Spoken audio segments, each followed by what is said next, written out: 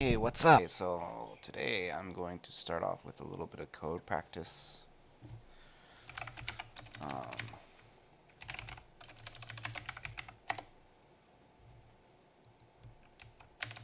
what is today? Is it the 10th? No, okay.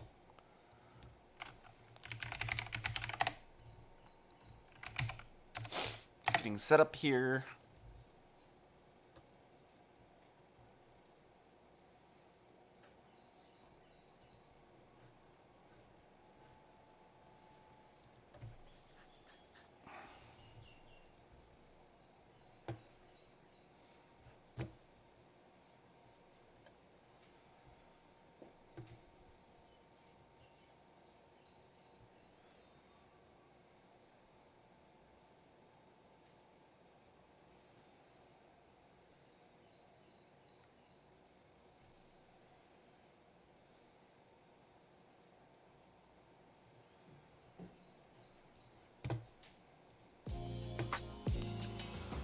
Yeah, some tunes, yeah.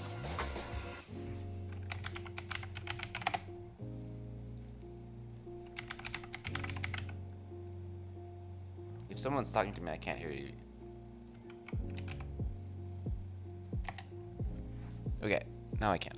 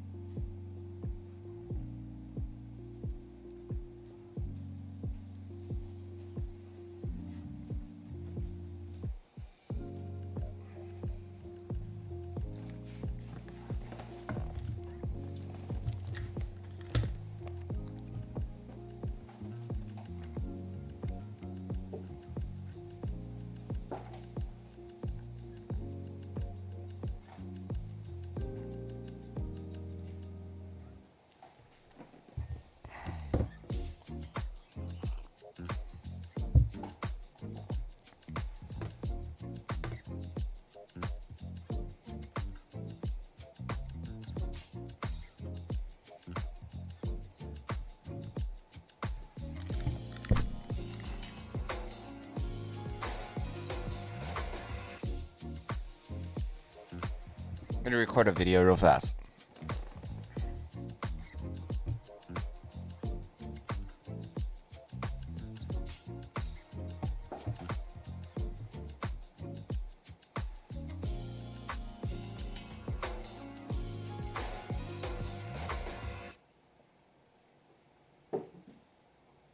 I did it. I bought a car. Really? You got the Mustang? I was fixing.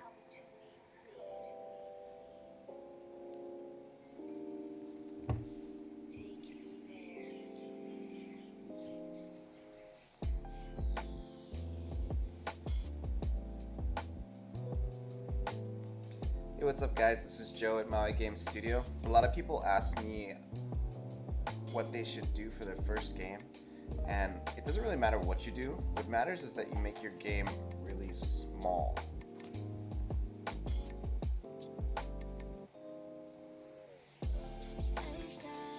$60, yeah. Hey guys, what's up? Fuck.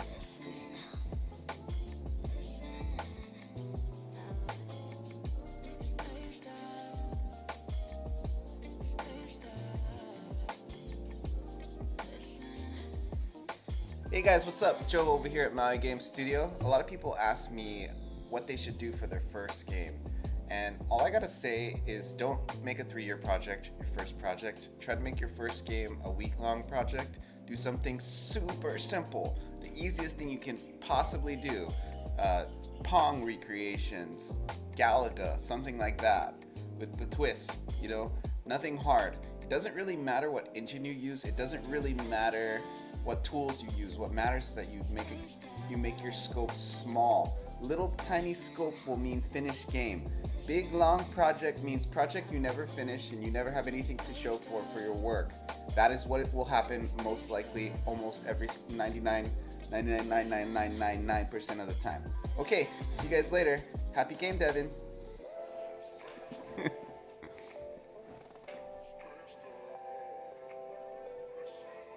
Hey guys, what's up? Joe over here at Maui Game Studio. A lot of people ask me what they should do for their first game. And all I gotta say is don't make a 3-year project your first project. Make your first game a week-long project. Do something super simple. The easiest thing you can possibly.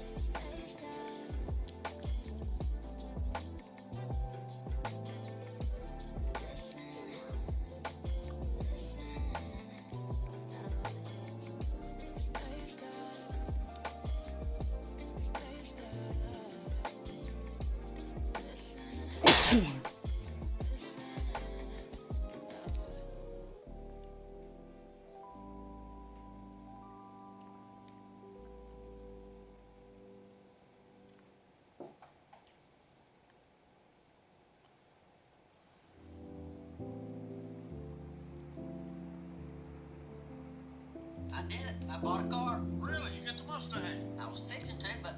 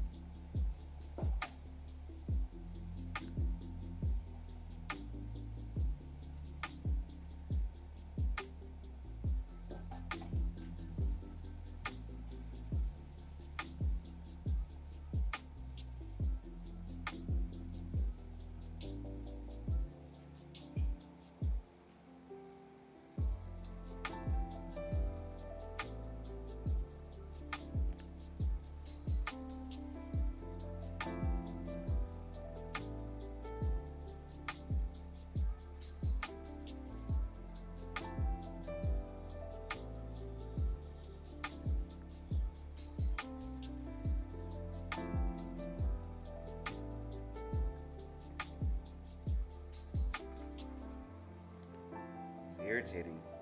It's like just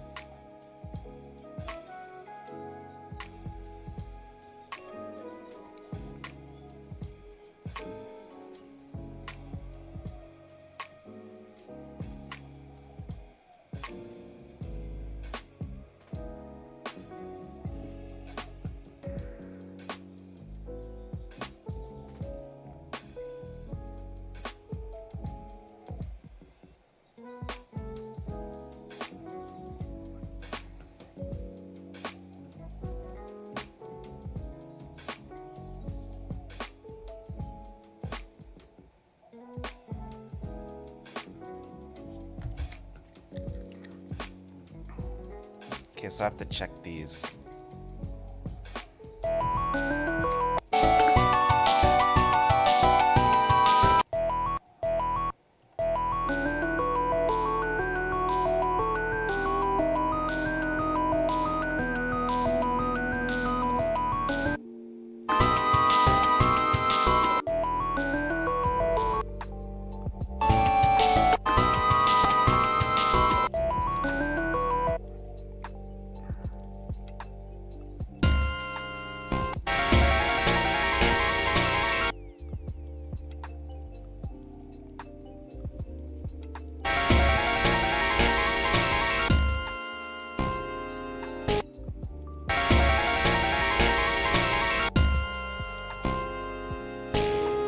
Beware is like pretty good.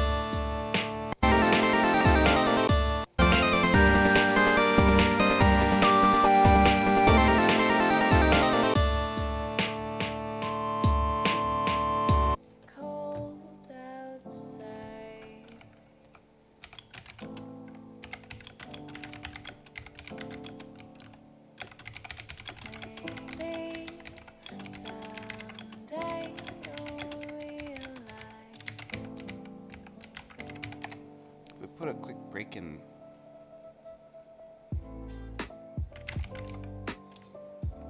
No.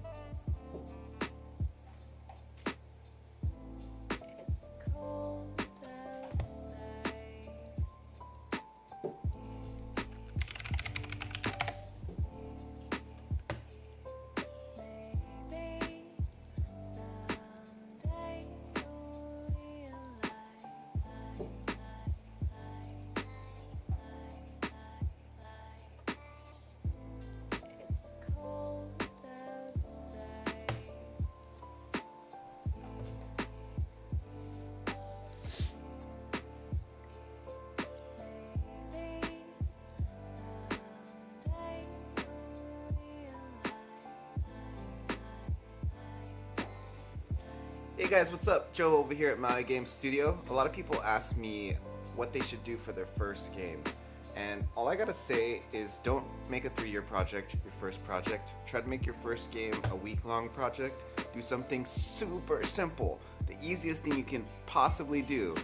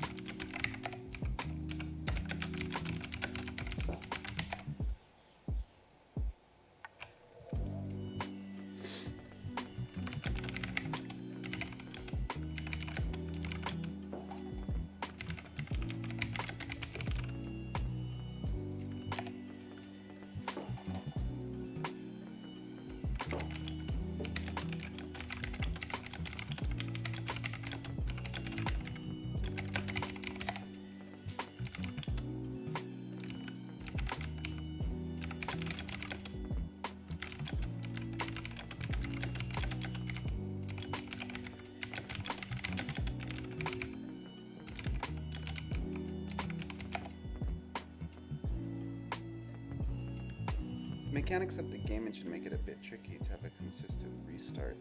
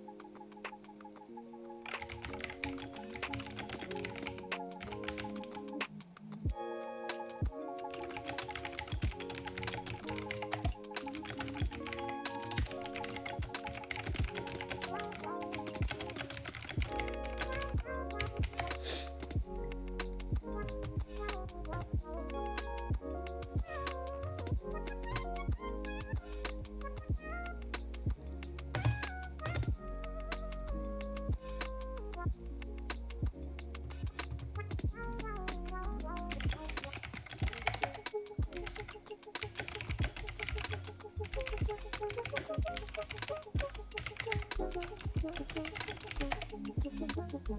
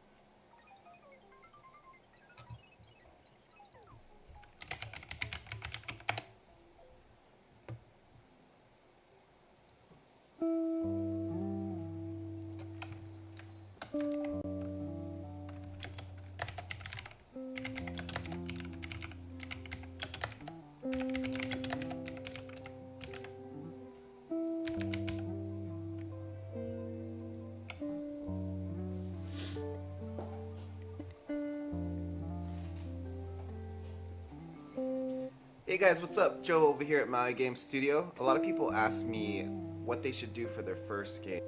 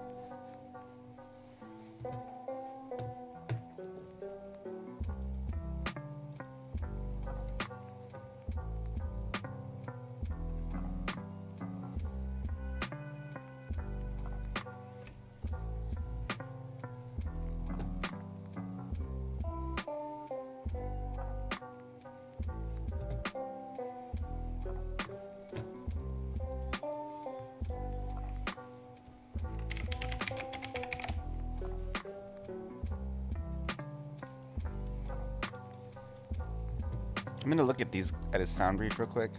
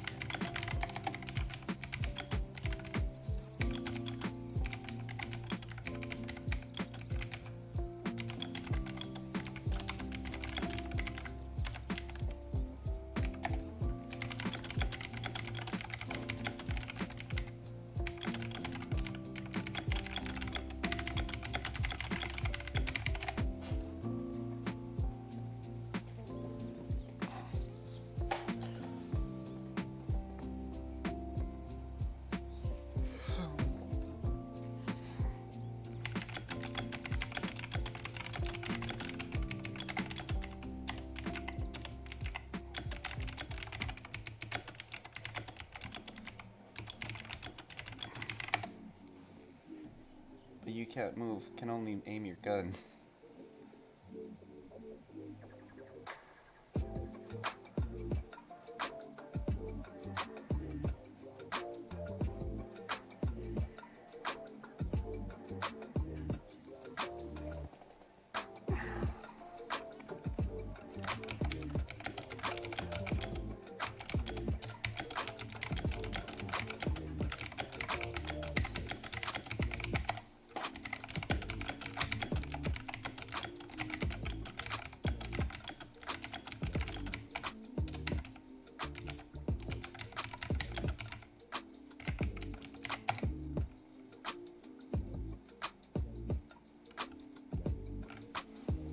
Than any other entertainment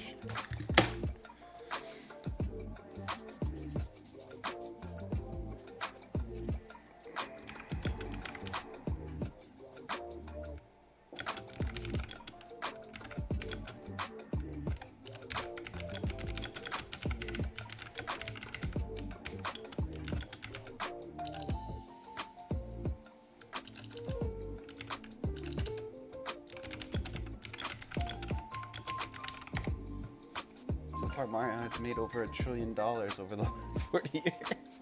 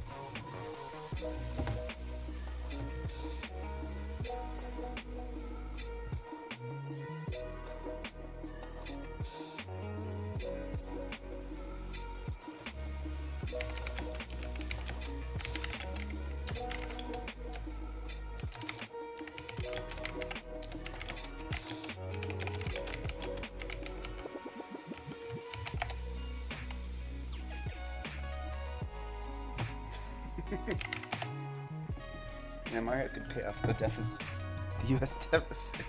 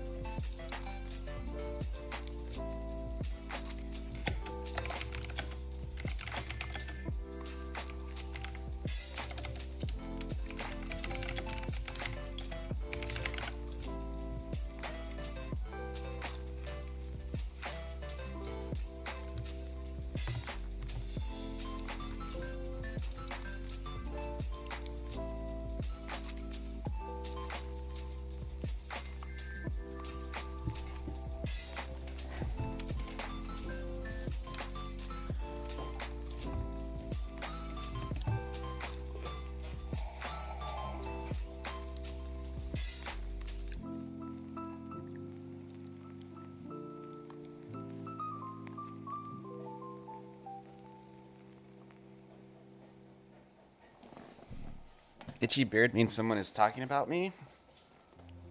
So apparently when I don't take baths, more people talk about me, huh?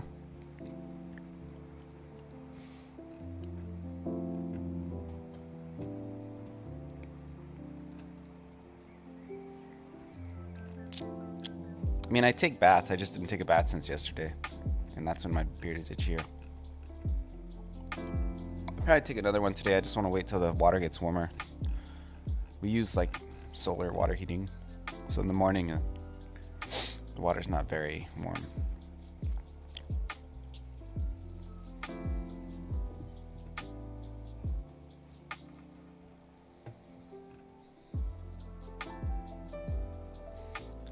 Hot tub stream?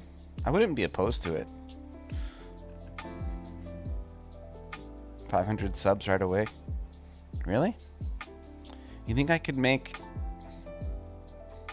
$1,200 from showing some skin for one day? I would have no problem with that. Although I don't think I have the pool. Works for Amaranth, bro. 500 subs for Amaranth would be like, she gets like 500 subs a minute.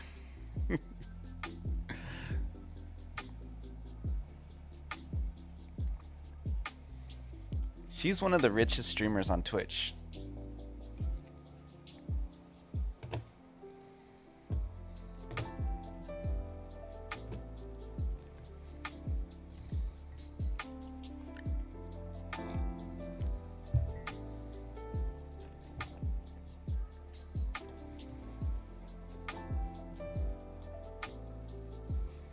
Also, the sluttiest sellout, but I digress.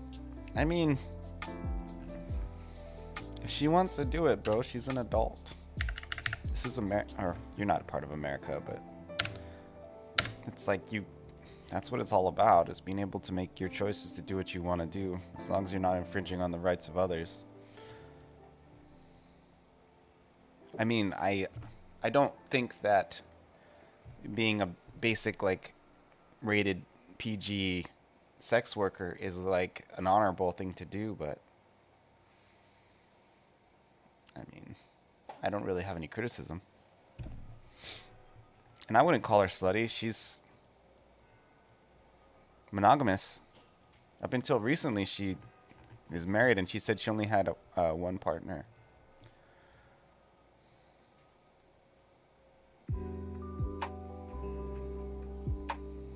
That's my right to do so. Pull myself up to 500 pounds and die of a heart attack. Yeah, I mean, yeah.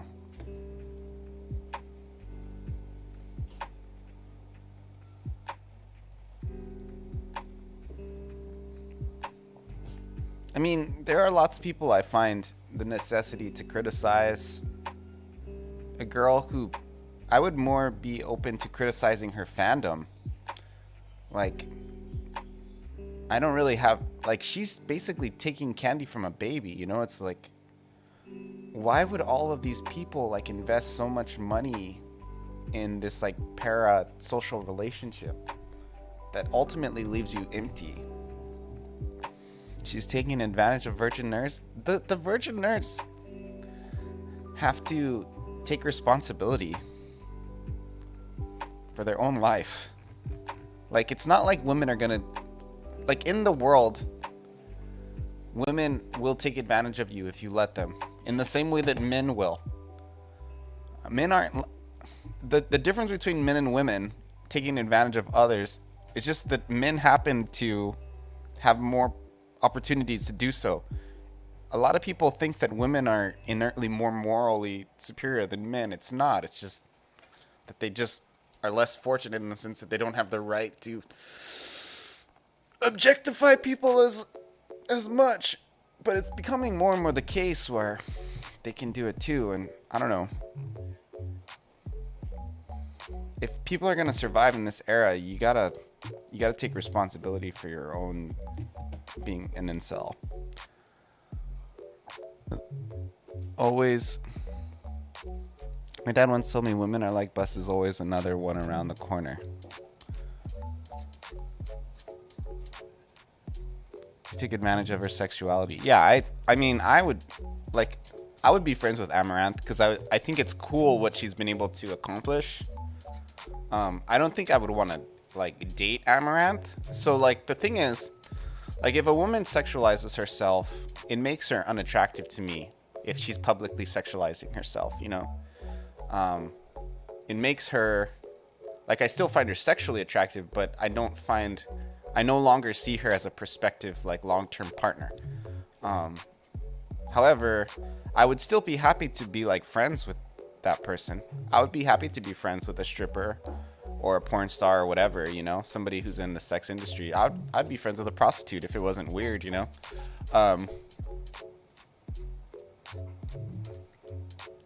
So it's like, no, Amaranth is not a prostitute. Somebody who has sex for a living with others it's not the same as somebody who licks the air of a microphone. Who licks a microphone for a living. Like that's not the same. Prostitution, engaging in an act of sex is not the same as licking a mic. Really? So if somebody licks your ear, that's the equivalent of having sex with you? That's intense. Like on a moral sense? Like I have sensitive ear.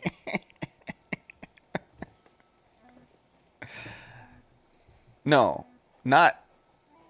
But she's not licking your ear. She's licking a microphone. So if someone licks a microphone, that's the equivalent of them having sex. Maybe it might be the equivalent of them like playing with a sex object. I don't know. But I think that's a false equivalency for sure. Like I don't think pornography is on the same tier as mic licking streams.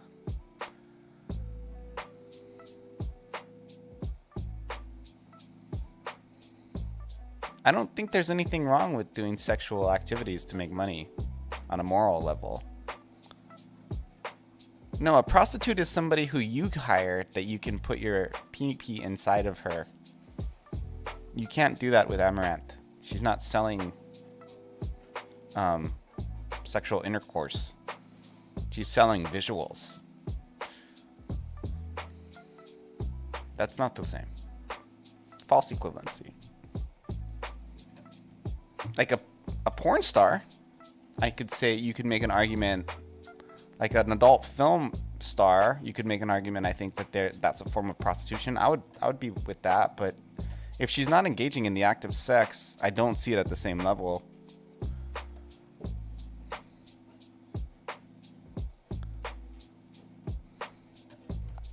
I do realize call girls make 5,000 just to talk to businessmen. Yes. Yes, no, I know a lot of prostitutes don't even engage in the act, but they have to be open to it.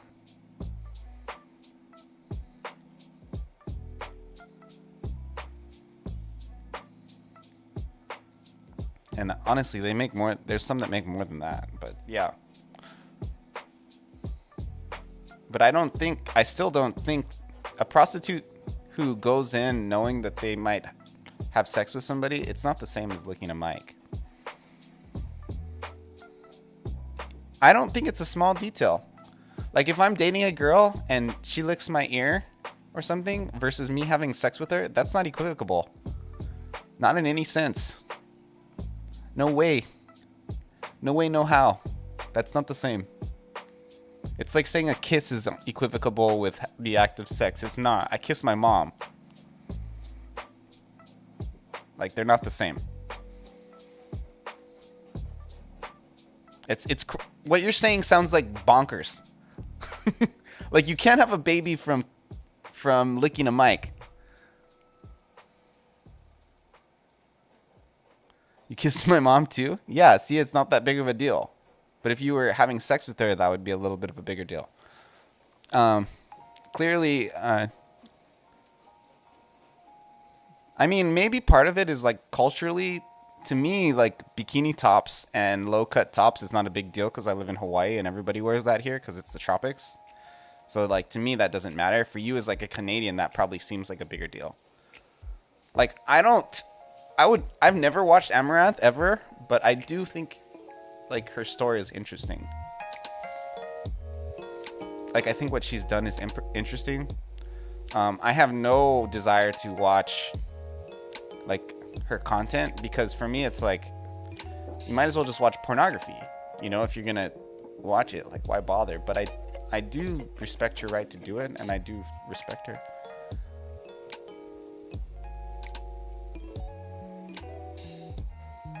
Like Pokemon? I actually like Pokemon though. I like Valkyrie and Pokemon. Those are like two of my favorite streamers. I watch them. So I mean, I don't. Now you're saying Pokemon is like Amaranth, and I don't agree with that either. Pokemon and Amaranth are both super wholesome, dude. Like they never even talk about sex or anything.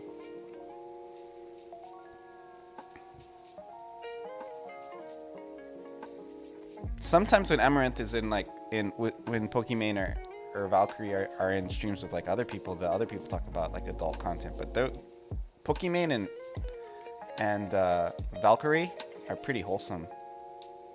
I said Amaranth. I don't mean Amaranth. I never watch Amaranth, but I watch Valkyrie and Pokemon sometimes. I like them.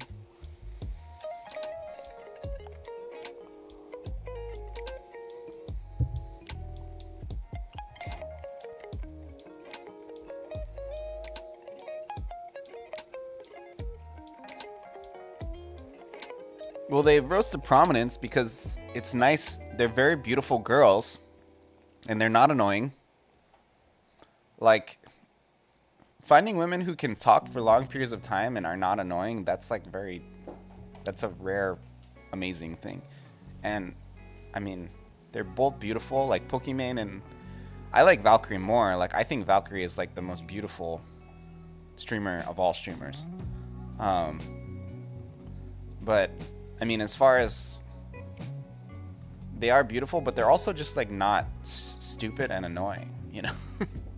Like they're pretty chill and fun. And you thought you were the most? Sorry, dude.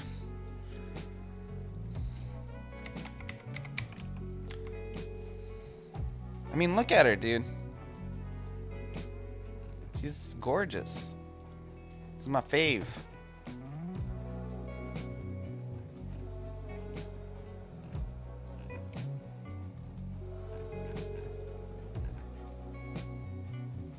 I love her. Yeah, sorry, Monkey King. If I had to choose between you or Valkyrie as a potential partner, I'd have to choose Valkyrie, unfortunately.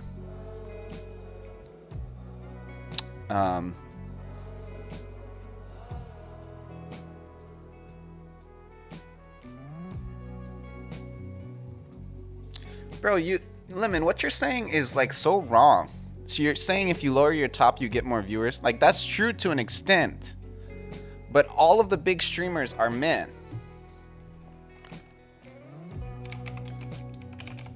Let's look at this. Other than Pokemon, we're just gonna go with Twitch because they're more public about their information than YouTube. Let's look at this. Kings League, XQC, ALS Dota, these are all men. Gauss, Evi, Tarek, men. LCK, men. FPS, Shaka, men. Loudcore, men. Where's the women? Hassan, men. Amaranth isn't even on here. Men.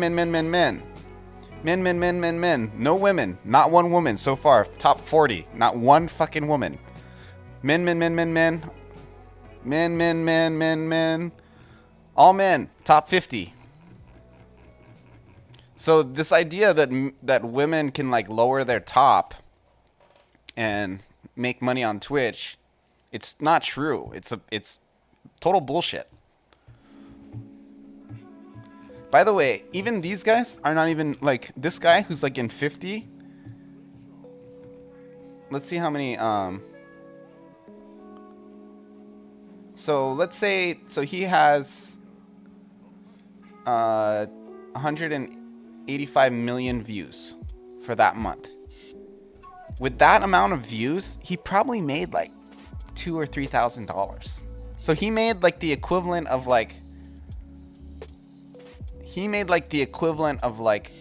somebody who works like a regular job for being like the 50th most viewed streamer on Twitch.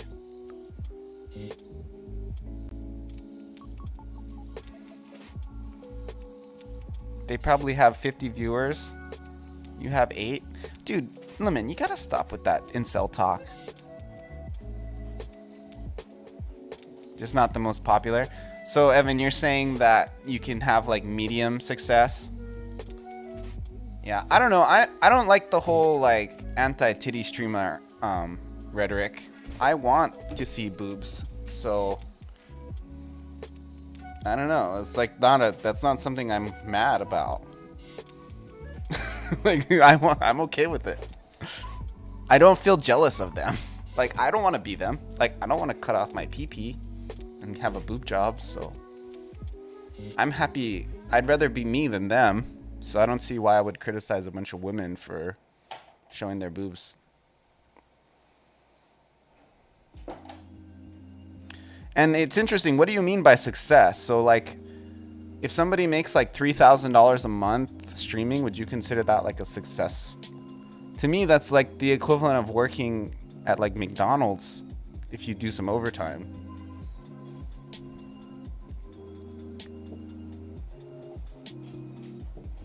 I don't need to see her tits to love her. I totally disagree with that. If I'm in a relationship, at least maybe if she wants to wait till marriage, that's a discussion we can have, but there has to be eventual seeing of the tits. But I want to be the only one who sees them.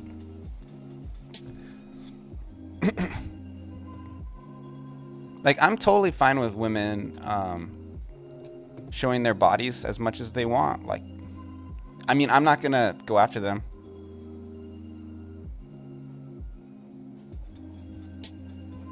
Yeah, but Evan, the thing is though, is you and I both know that even with 100 average viewers, that's like no money compared to like a real job. Like, if you consider that success, I don't consider that a form of success.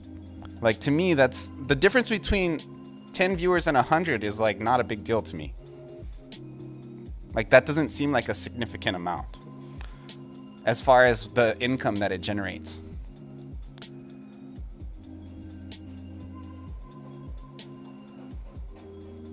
I can actually stand not just a sex doll. Yeah, 100 subs a month is just like $250 a month.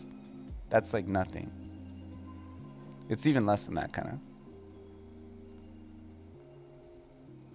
To other streamers, I guess. I mean, comparatively, I don't see a big difference between my like 10 average, because I have like about 10. Like I don't see a big difference in my brain. It's like not too different from 100.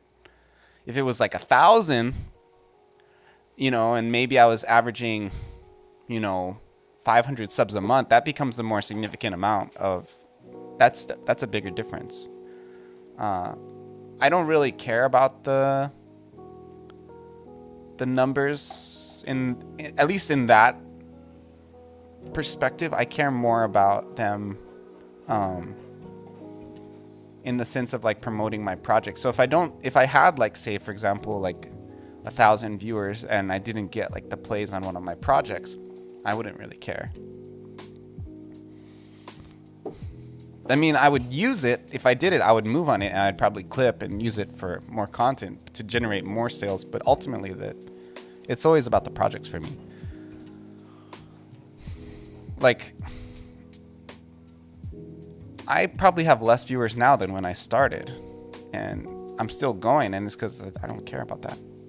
I just like being on and talking to you guys. I actually am enjoying this conversation, by the way.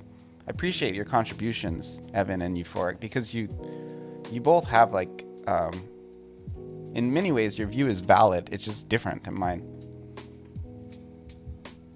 But yeah, I get what you mean by like a successful streamer, but like, I don't really think. I think a successful streamer is somebody who enjoys streaming and wants to do it and keeps doing it. you know? I don't think that means you're a big streamer, you know, because that's a different thing. And I don't think like that means you're like a financially successful streamer. But if your objective is just to go online and have fun and talk to people about things that you like, which is my objective, I think I'm very successful. Yeah. I think that I'm kind of unusual in the reason I stream too. Like the reason I stream, it's just like to hang out and talk to people. It's not even like I have like very zero ambition of growing. I actually do have ambition for growing on social platforms, but not Twitch. Like I don't care about growing on Twitch. I almost want like less people to come because sometimes people come in and say dumb stuff and I'm just like nowadays I ban people so fast. I don't even care, dude. If somebody just makes me feel a little bit annoyed, I ban them because it's like, and it's the right choice. Like it's one thing I've learned just with like kind of trying to put up with people who don't have like the same ideas for what like this stream should be like. I'm much less like nowadays I'll just ban them super fast.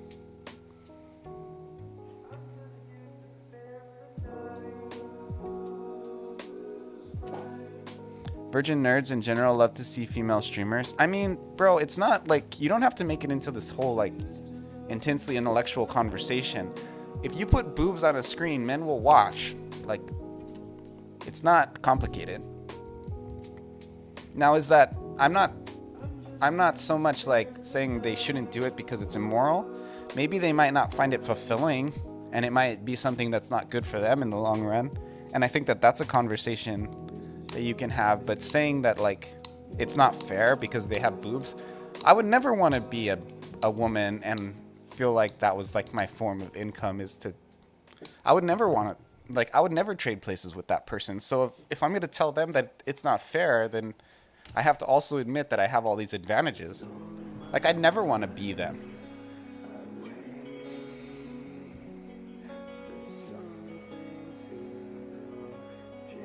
Are you playing Familia, Euphoric?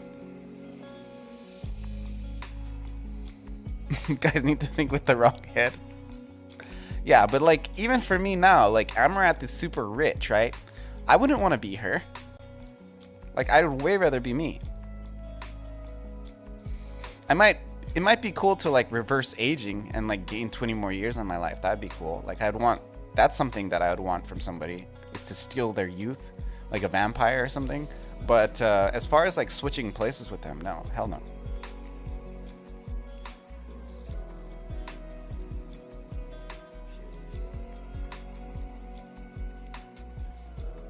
I would not get as many viewers in cleavage. I mean, I see what you're saying. I don't even know if that's like worth saying. I don't see why that's relevant. Like, I don't see why it's relevant that a woman can get more viewers by showing her butt than me.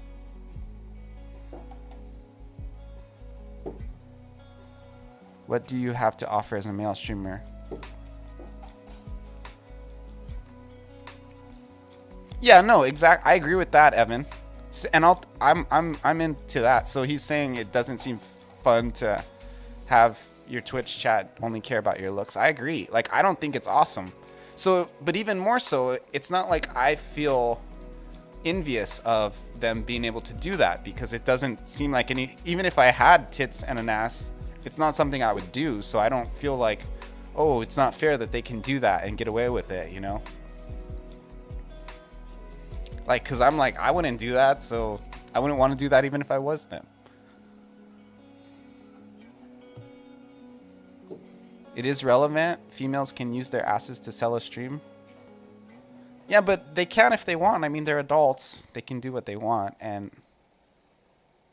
I don't know, like, if the criticism is like, oh, those women are bad, they shouldn't do that, I don't really want to jump on that train. But if the conversation is more like, oh, is this something that's good for them? And as somebody who cares about other human beings, let's talk about whether or not it benefits them. And then also, is it relevant to the extent that we can do something to help them if they are having a problem? Then we'll talk about it that way.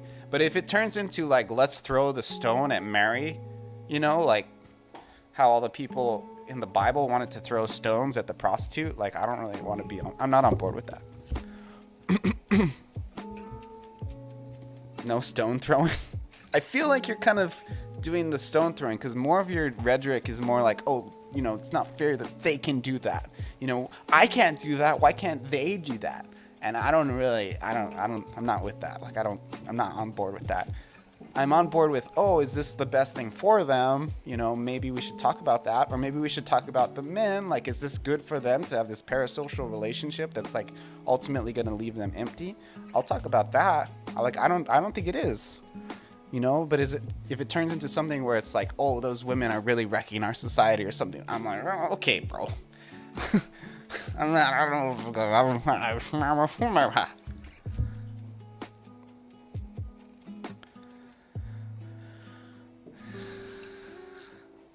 And thank my subs when I code best of both worlds. Evan, if maybe you can hire somebody. That sounds like a winning formula.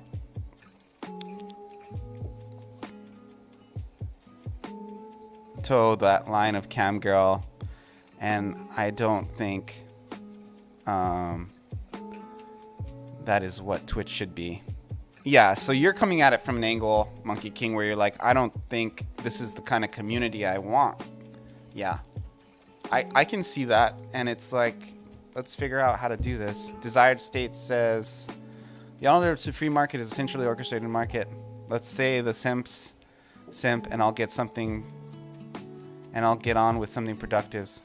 I agree with you, Desired State. I agree with you. That's 100% my view. Like, let people who want to simp. It's fucking America. Like, let them do what they want to do.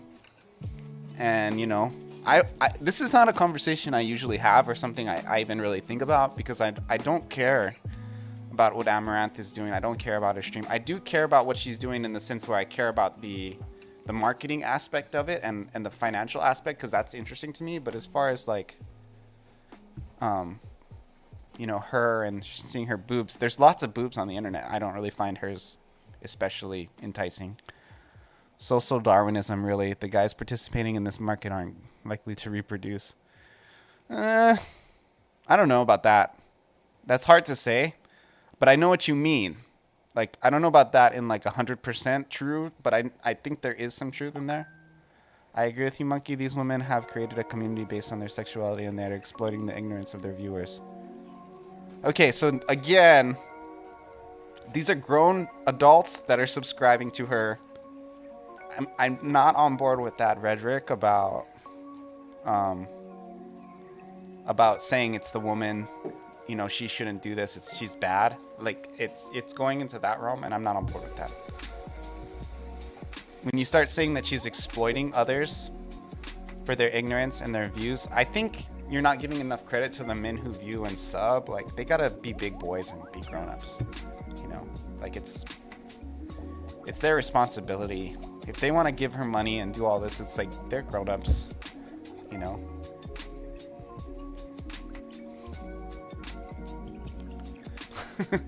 Go to the gym and do live readings of 50 Shades of Grey if you're so upset. I don't really know. That is a funny thing to say. I don't think you mean it seriously, but yeah. Yeah, like a lot of times people are like big corporations will do something and a lot of people will be like, oh, they're bad. And I'm like, I mean, people are still buying their shit. Like, don't say they're bad and then buy their shit, you know? Like, just don't buy their shit. If you really have a problem with what, you know, Microsoft is doing, then install Linux. Be a real man. Like, don't criticize them and then, you know? I mean, and that's an extreme view, but you can get the idea. Like, if women are selling yourself and you don't like it, just don't vote for them with your financial support. Bro, it is again a falsely. It is not correct to call Amaranth a whore. That is straight up women bashing. That is like not okay. Like, no more calling people whores in my chat, please, unless they actually are prostitutes. Like, they are not prostitutes. People who stream on Twitch, it's not equivocable with prostitution. Later, Lemon. I don't think Amaranth is a whore.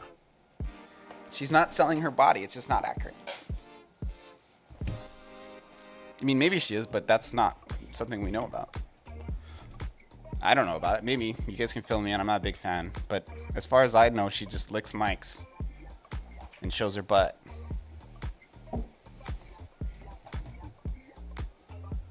Fire. I mean, if somebody's a whore, call them a whore. She just really likes pools.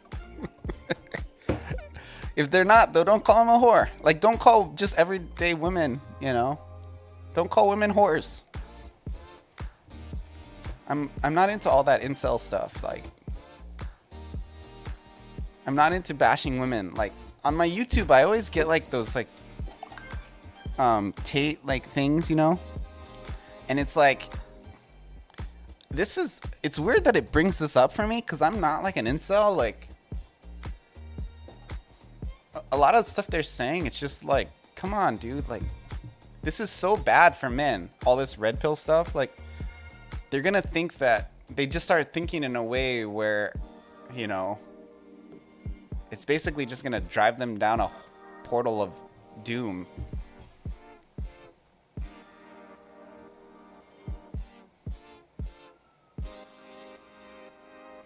It's basically remote whoring.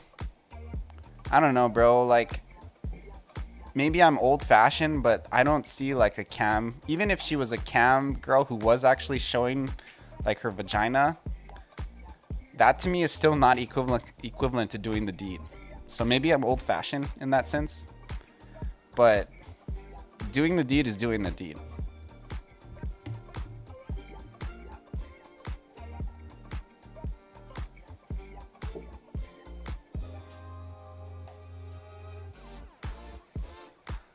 Like, I don't think somebody who,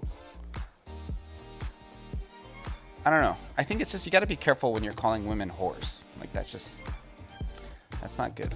Like, that should be done with the grain of, that should be something that's well thought out.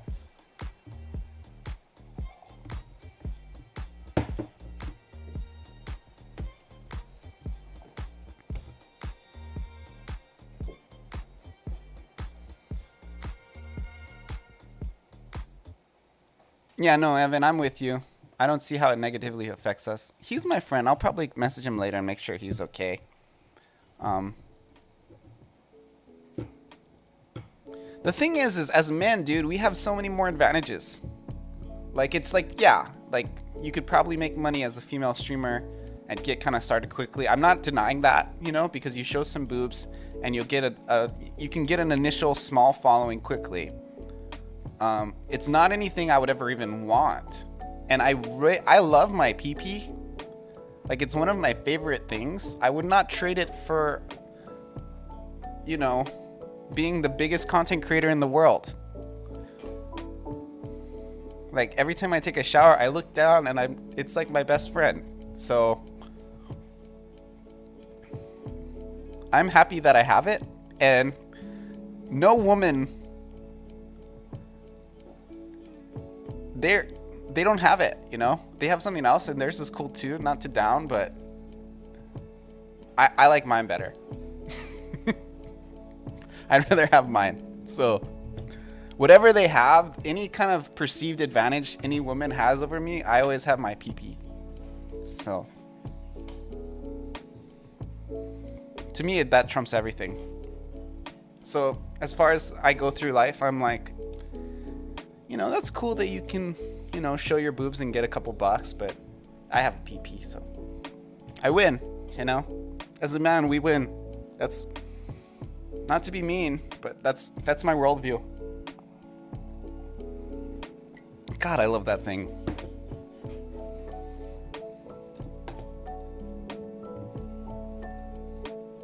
Am I gonna do game dev?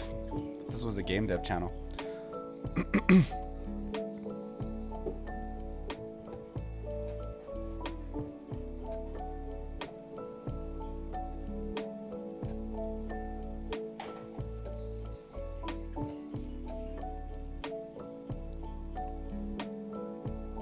Yeah.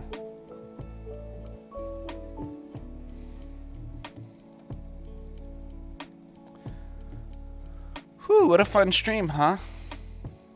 Okay, so back to the game developing.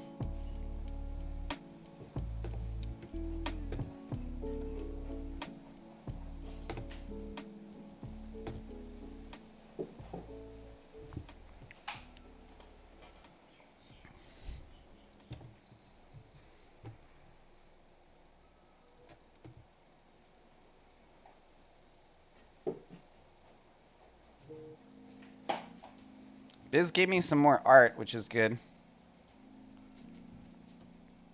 Gave me some bombs, which I think I'm going to implement now and see how they look. So this bomb is going to be like the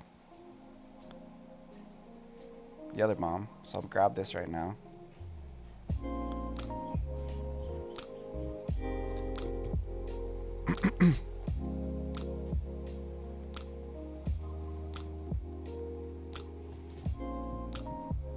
New brush.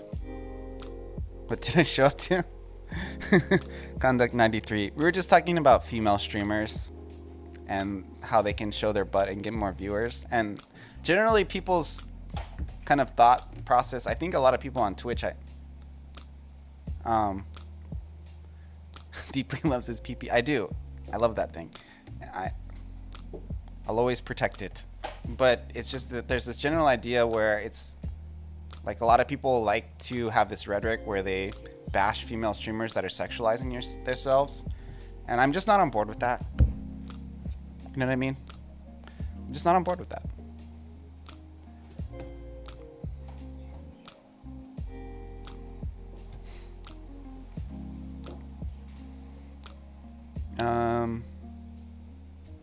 New project.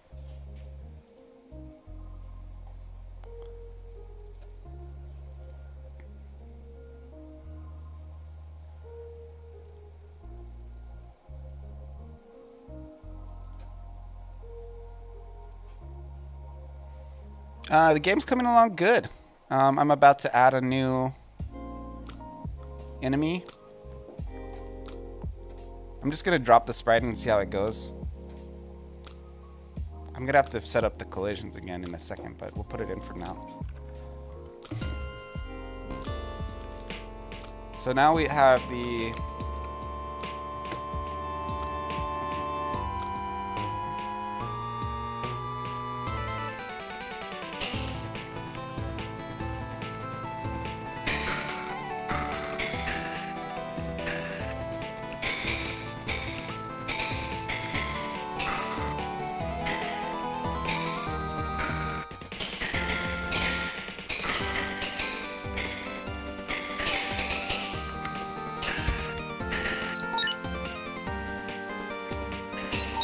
So I implemented Biz's new, oh there's, you see the new bomb? I just put that in there. It looks good. Looks cool, yeah?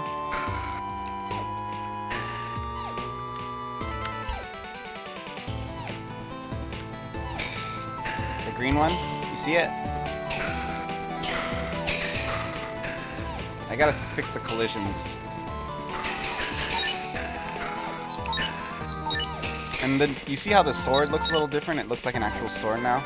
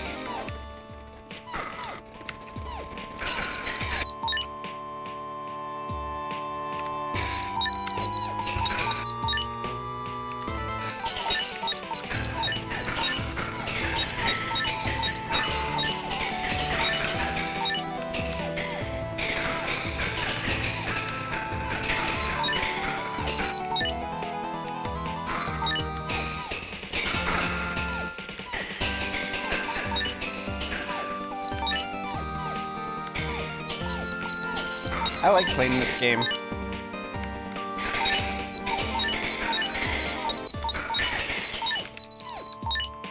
I died. Are there any other new assets I can add in there? There's this one, but I haven't come a long way. Yeah, thank you. Oh, and I gotta replace this one. I'm gonna put this one in for the default missile.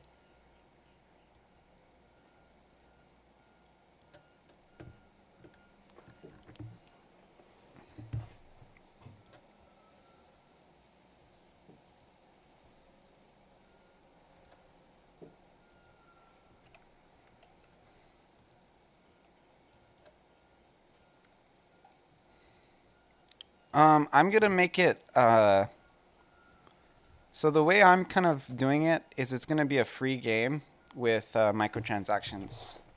And it's gonna be for browser and Android only. I'm not gonna actually like do like a Steam game or anything. That's at least my plan in my head right now. Those are my two focuses. So I just changed the missile to now.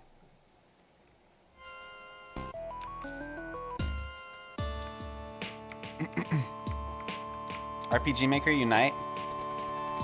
Bro, I watched Zed Craze use it for a bit, and then I watched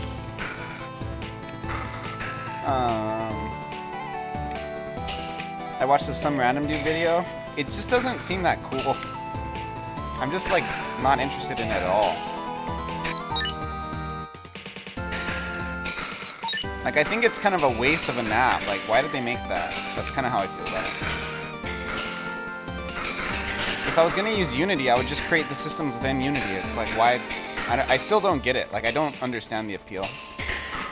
A lot of people like the idea of, like, being able to have some of Unity's features, but it's like, you always had Unity's features. Just use Unity. Like, I don't know, it just seems like a dumb product, I'll just be honest. That's how I feel about it.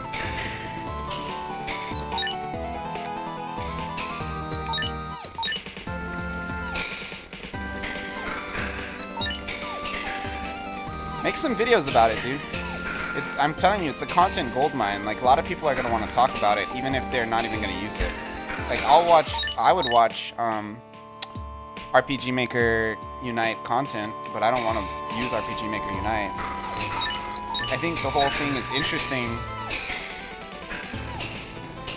So there's an issue with the collisions I gotta fix, by the way. Let's make the collisions visible. Yeah, get some content out, bro. If you want me to guest star on your channel, let me know. Maui guest appearance. Hey, Monkey King, I'm here with Maui Game Studio. He's really famous. He has a channel with 500 YouTube subscribers. It's kind of a big deal. So here's the collisions. You can see the, oh, I didn't want, oh, another thing I gotta do for the player.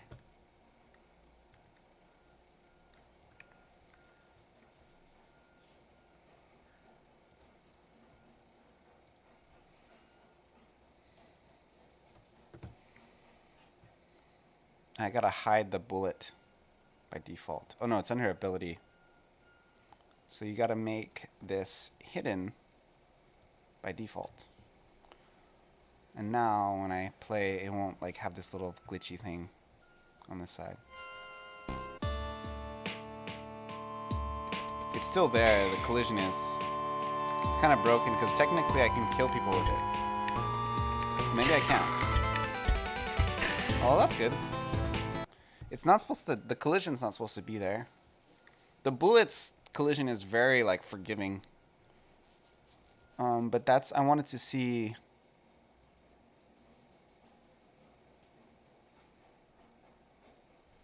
It's weird. I want to see the missile's collision paths.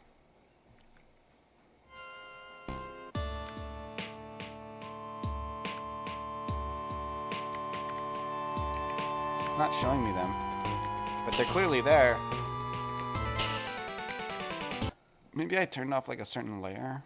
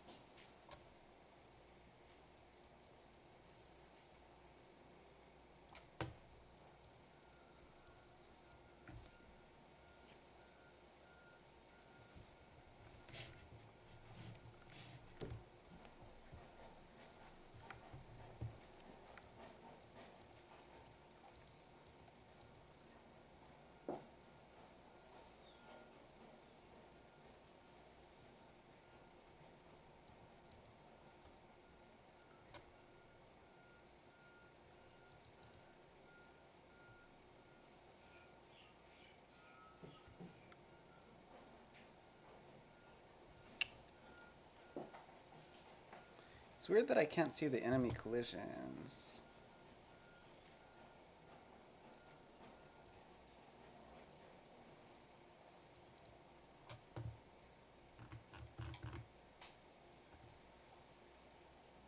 Oh, I have it. Yeah.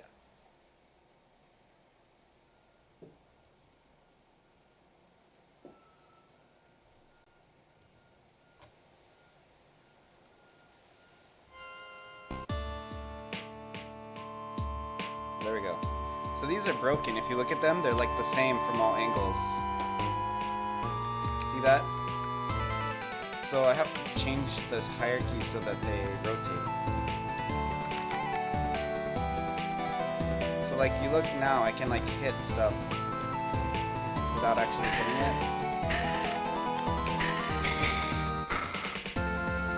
See that?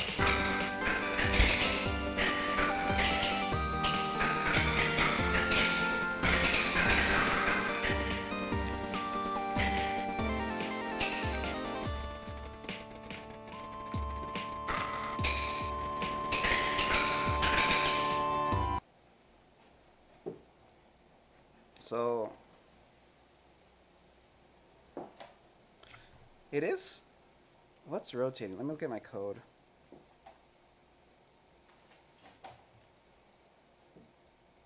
I don't remember how I rotate. I think I just rotate the sprite maybe.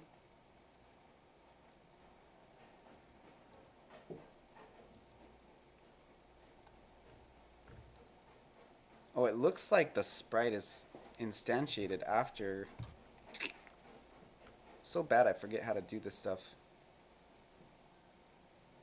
Where's my player? No, it'd be in main actually. No, it'd be in basic enemy.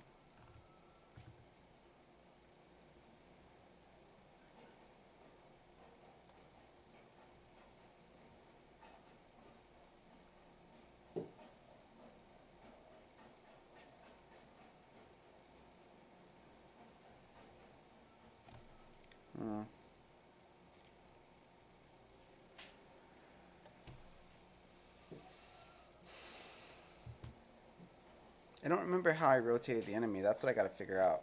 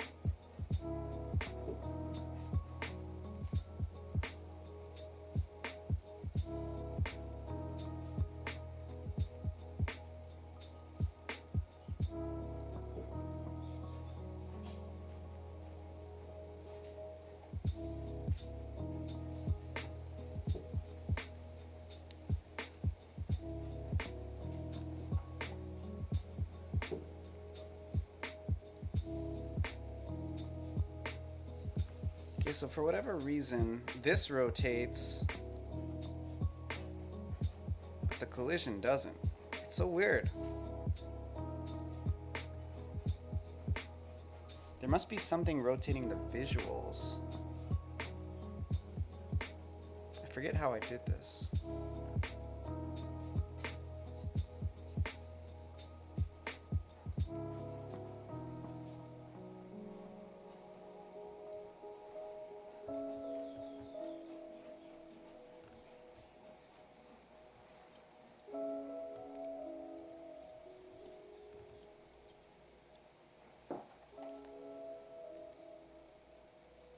I don't even remember where I made it so that they face the...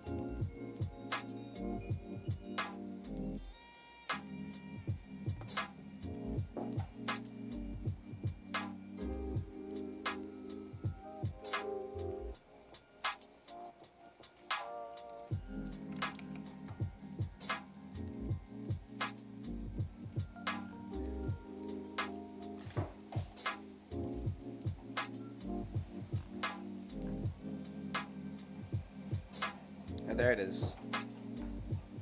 Oh. But this is... Okay. So I can just change... Where am I? I'm in death component. What?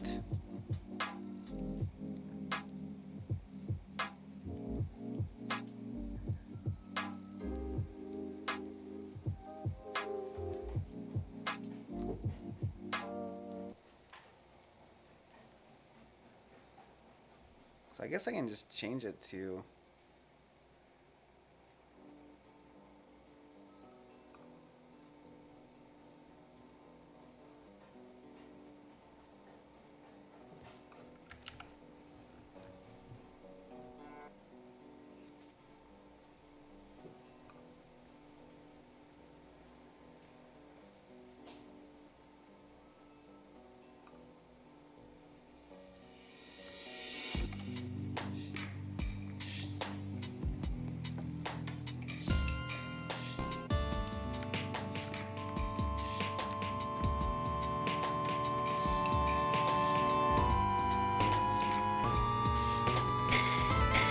Okay, so that's just the end.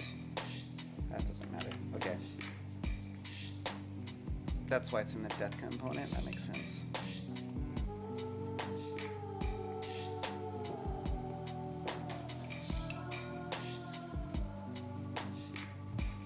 I forgot where I put the thing that makes people look at the enemy. Like, makes the enemy look at you.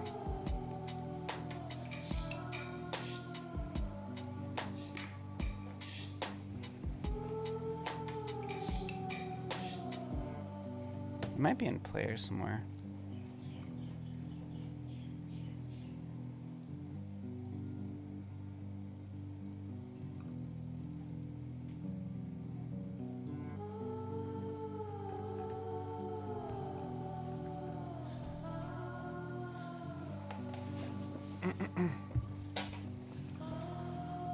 This is where I was trying to do the analog looking stuff that doesn't really work that well.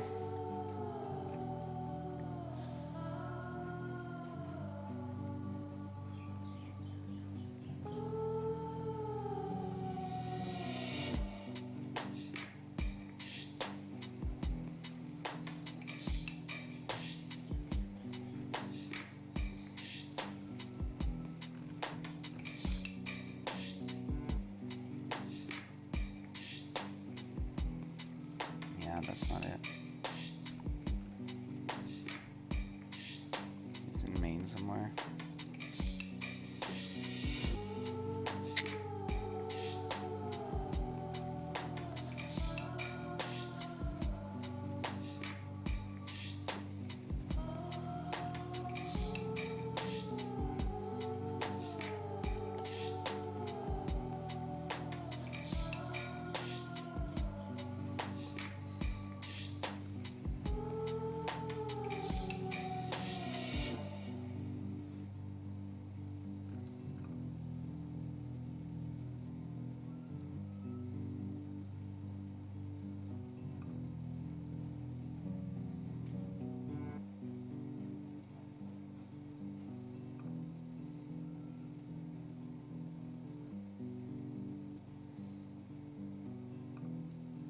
Brought levity to each other's lives. But there's a lot more to life than that, and I realized that in these last few years. And we just became very different people. And so we had nothing in common overnight. It's very strange, but that happens.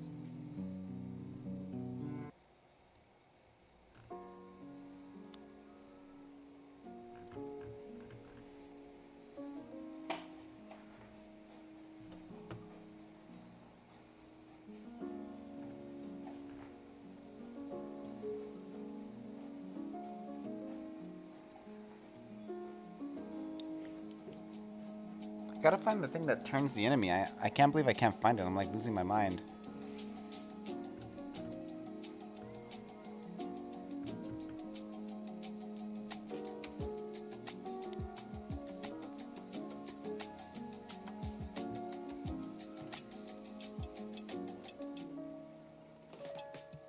Oh. Wait.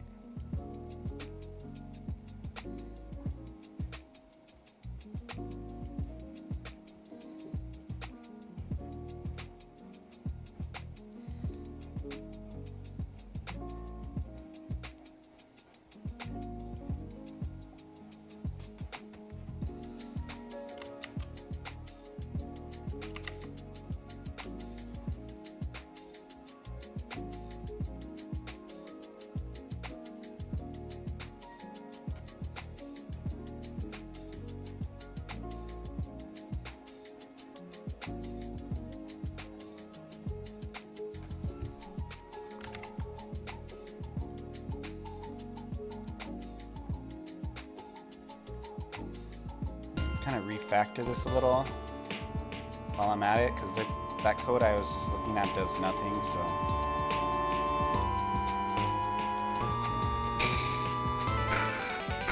I'll leave it in there for a little bit in case I figure out later it did something, but I'll delete it eventually. Same here. There's some hurt box collision code that doesn't do anything. Actually, no, I don't have it here. Yeah, we don't need this. And the visuals, need that. Because I'm doing this somewhere else, and I don't remember where, but let's take it out for now.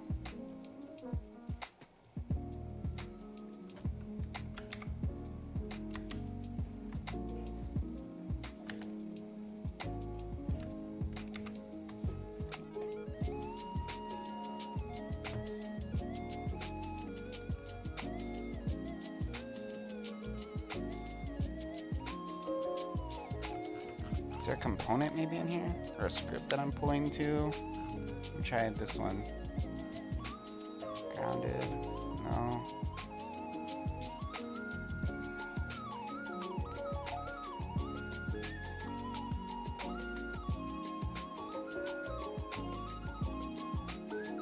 Oh. Oh wait. I didn't check, but does the bigger bomb work with my system? I think it does, but let me just check. I didn't think it would be hard to turn these collisions, but I forgot how I turned basically I forgot how to turn the sprites. I assumed I just did a look at in the sprite, which is a function in Godot. It's like a global, but that's not how I did it, I don't think.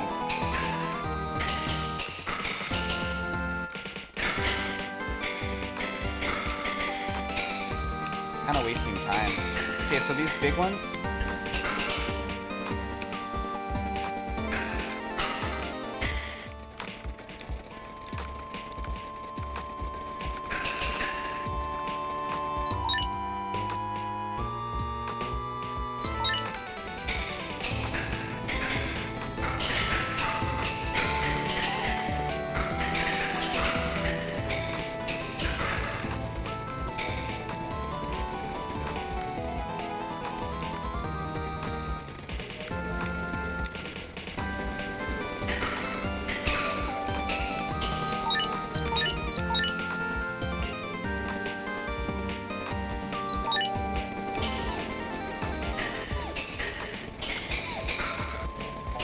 I don't see them turning.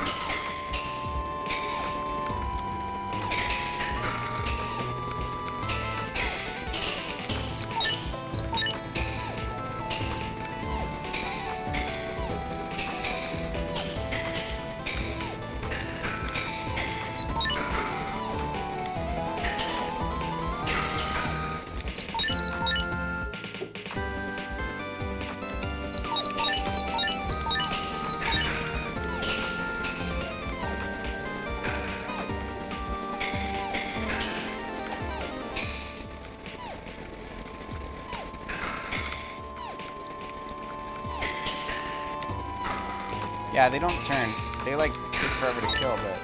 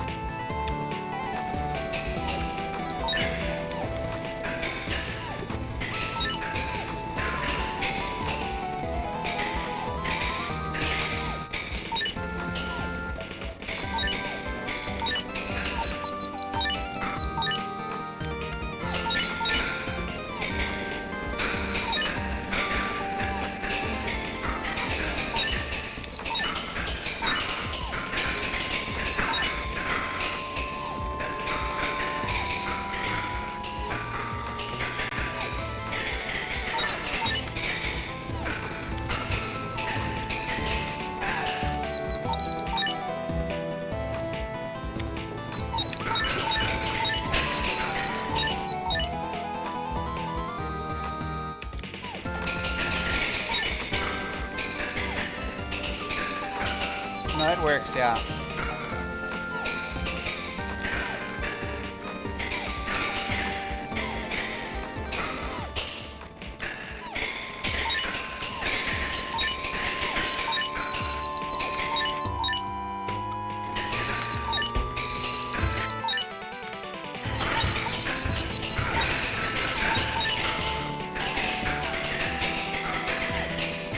Oh no, it doesn't work. It doesn't work.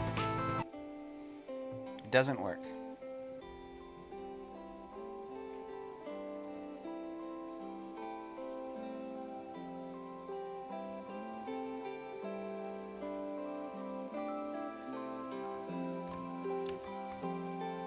But I just changed it, so now maybe it'll work.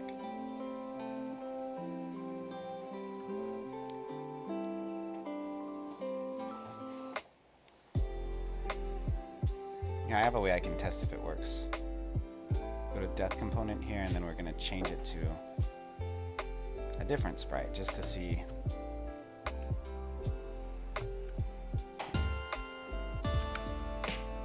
So what was happening is when it died, it would quickly turn into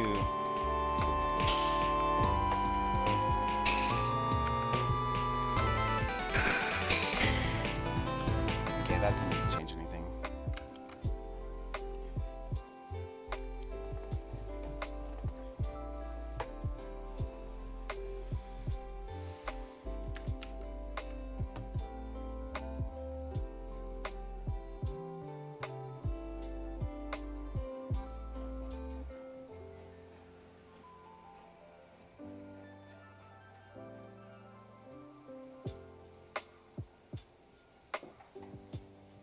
So I'd have to instantiate the sprite. Well, let me write that down.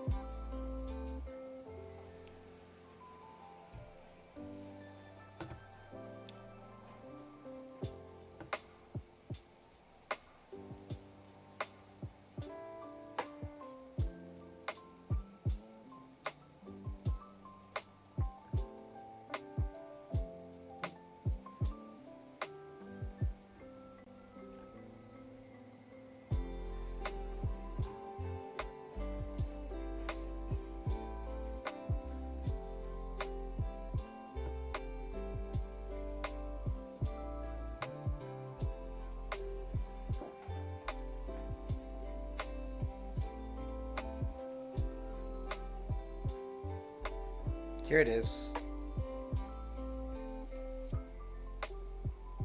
It's in the velocity component. I found it. That makes sense, actually. Okay, so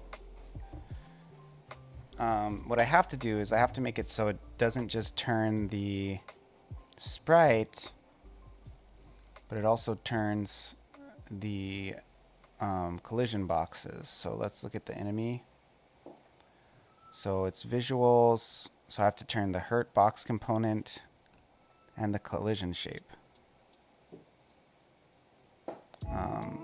And it's in the velocity component.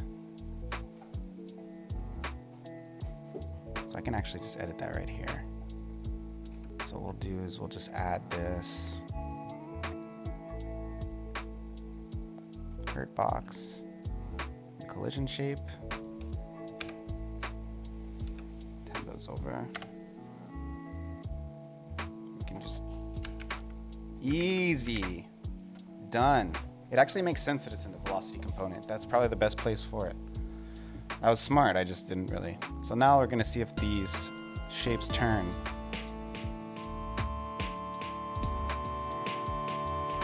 Okay, so one of them is turning and one of them isn't. You see that? Well, one of them actually turns, but it's like making a cross. Okay, so let's look at that real quick. So for the basic enemy 2D view, let's turn them on. Something is hiding.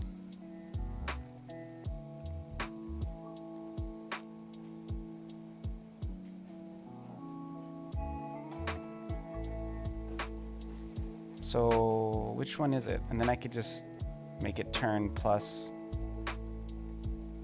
90 degrees. Where is he?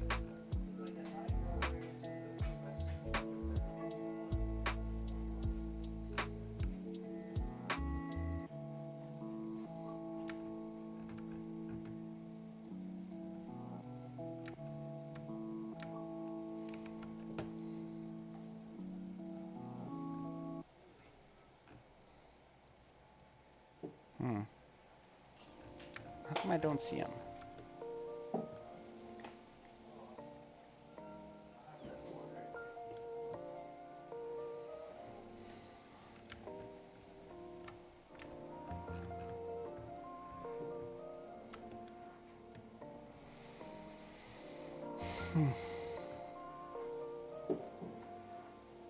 Where's my sprite? This is weird. How come I don't see the sprite? You should be here. Player's here.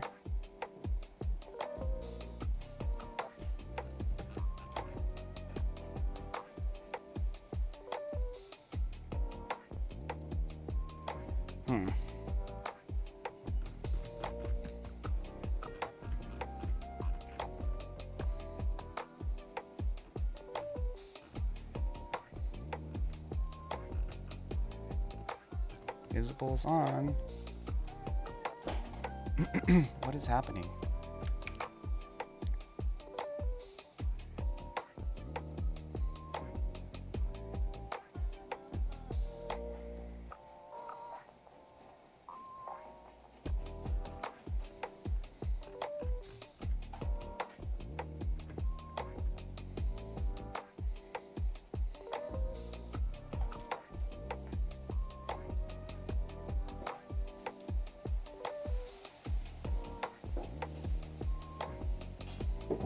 Well, that will fix it, what I just did, but it doesn't fix the fact that...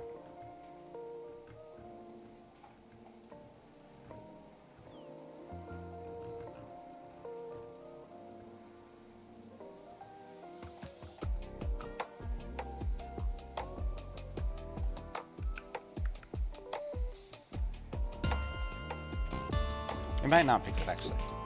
It didn't fix it.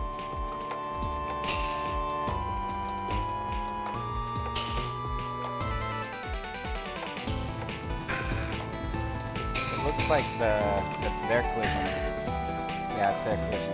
So I have to hit that.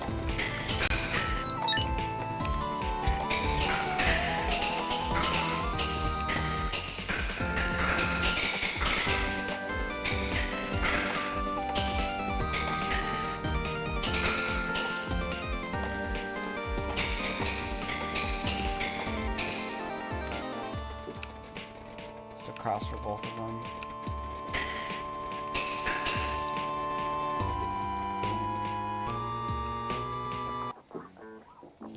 Why isn't it showing? Let me restart, Godot. I feel like something is wrong.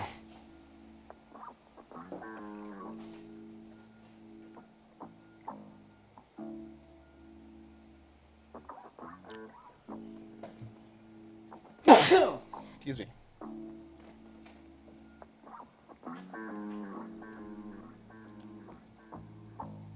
Where the hell is it?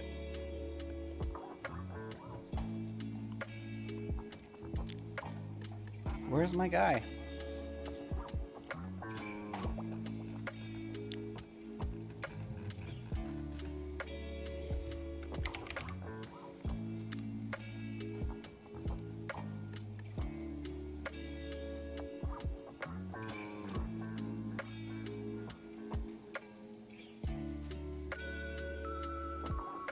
Everything's on.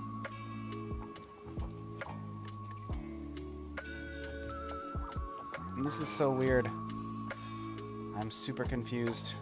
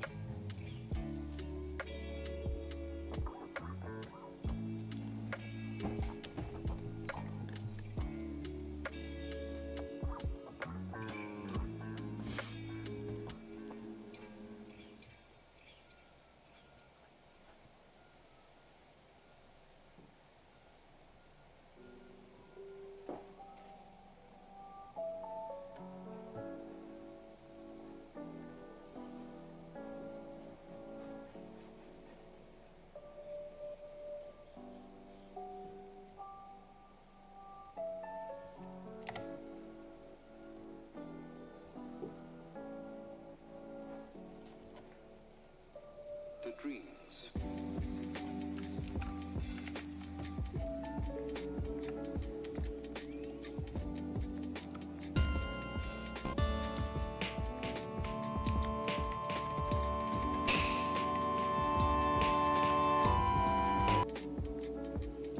You know, honestly, we should just move the whole basic enemy.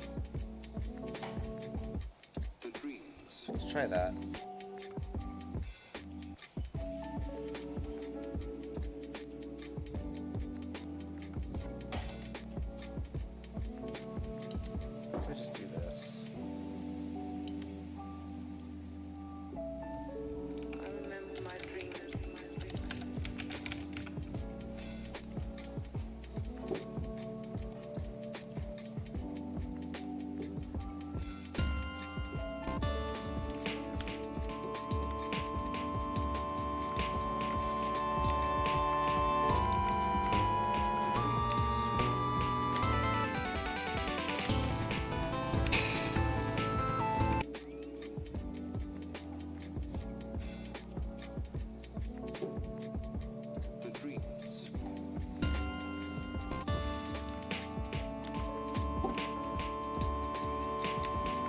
So the one that works is this one, and then this one.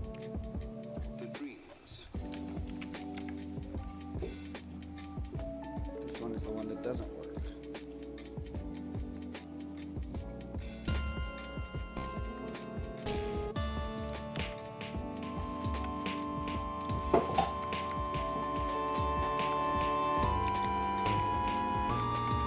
They don't hurt me. They do. That collision is so that they can stack on each other now, right? fighting with each other.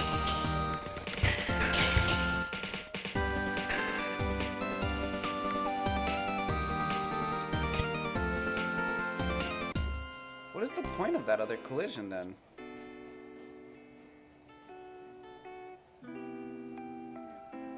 Does it not do anything?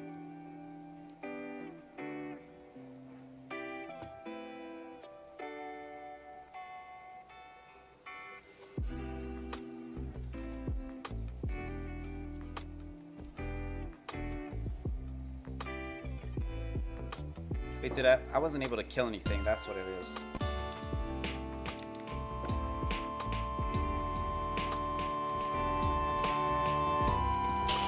No, I am.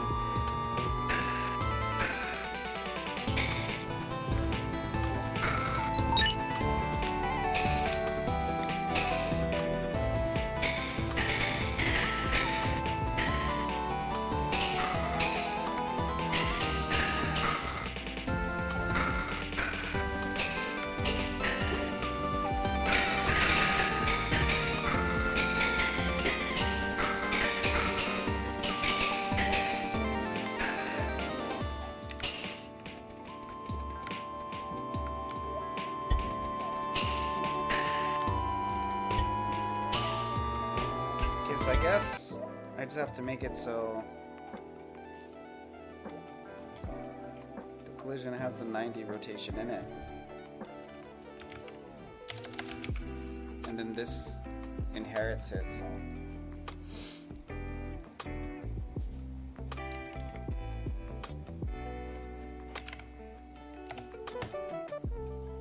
That actually works, because then if I just rotate the owner,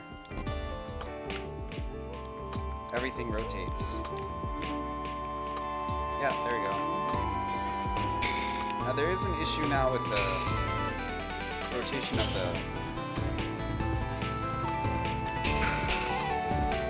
the death sprite and the death component.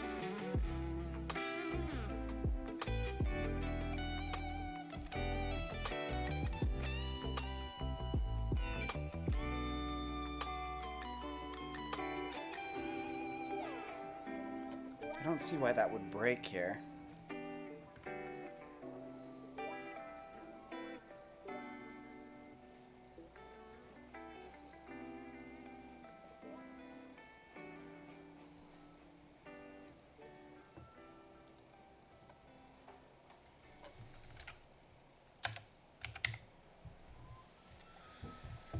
Whew.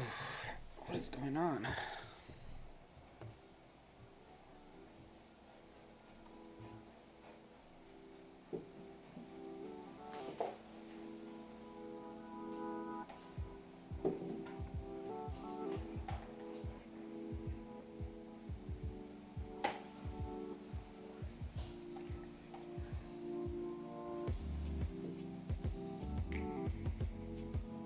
I might not need this now that I'm rotating the whole thing.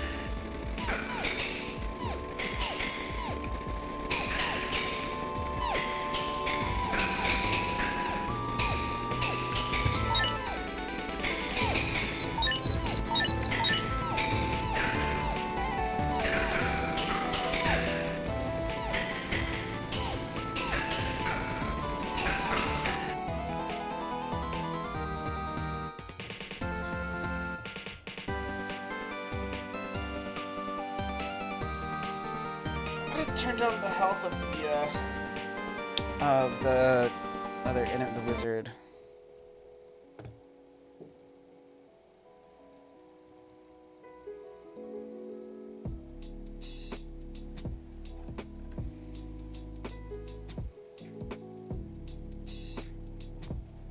Like 33. I just want to see when they die. Like the death sequence, I can't tell.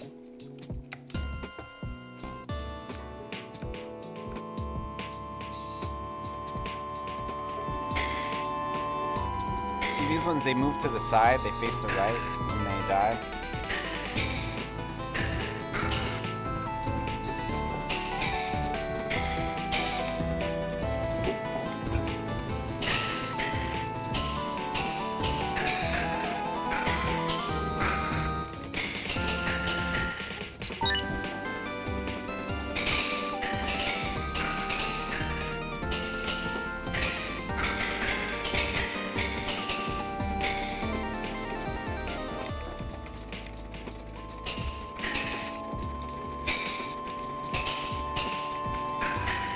These ones work.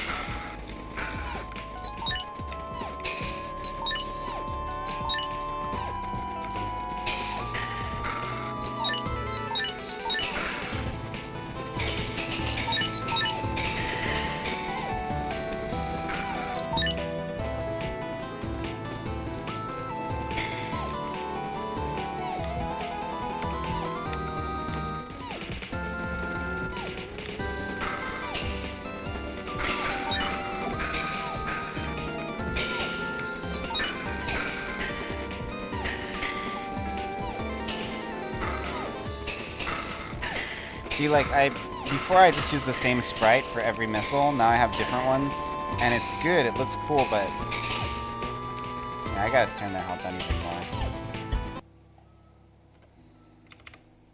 more. They're not dying enough to where I can tell. I think they work correctly, which is very strange. You always know you're a good dev when you accidentally do it right. That's how you know you're a pro.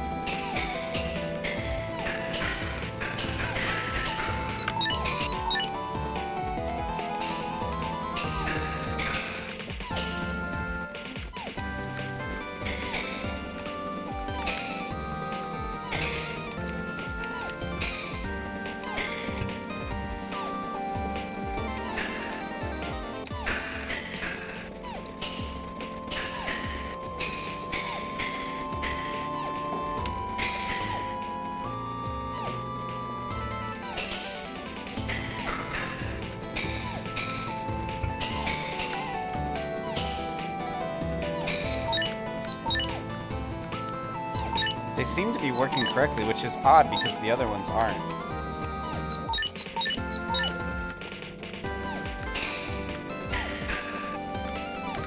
They just vanished? Oh no, they're not. They're not working correctly. Okay. Well, now I know. I just couldn't tell.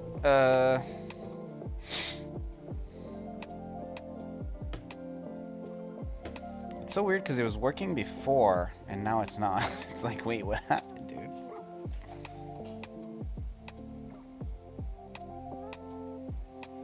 I didn't change nothing.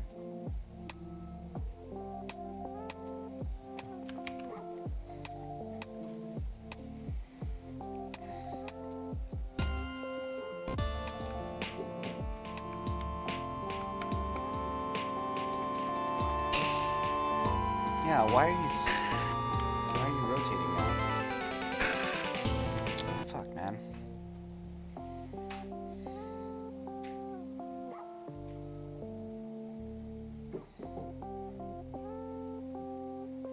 You know what it might be? There's a rotate in here, isn't there? And I think it's overriding my code.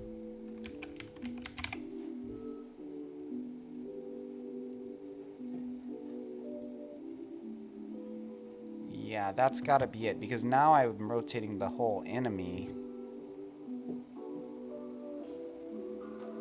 plus 90 degrees.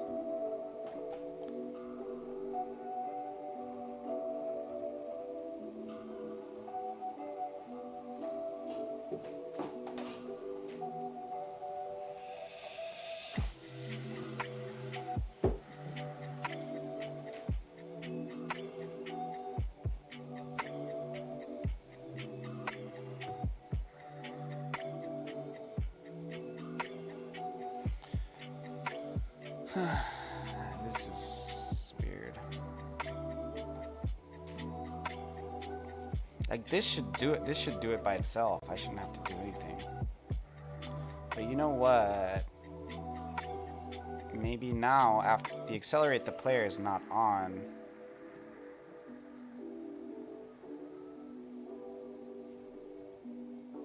You know what? I could have moved this, actually, and that might fix it if I just put this in ready.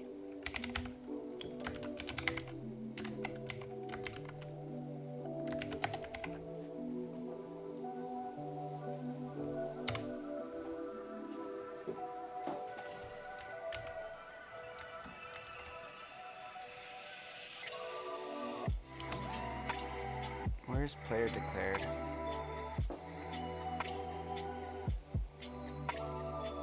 This doesn't have to be here, it can be here.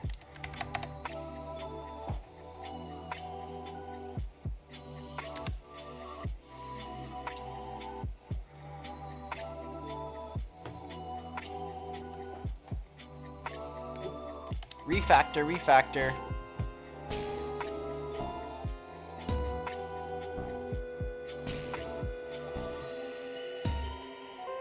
I can put this in ready too.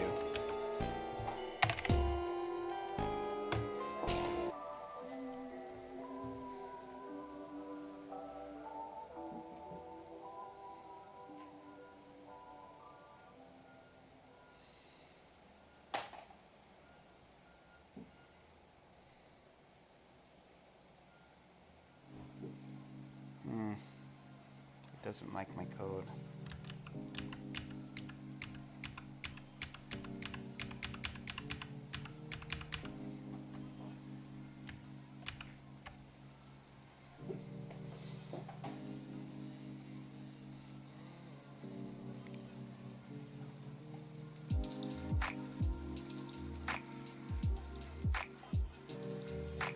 So in the death component,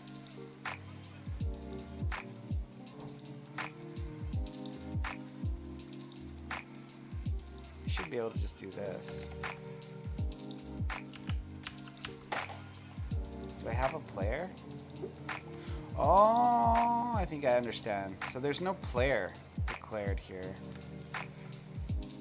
Maybe there is.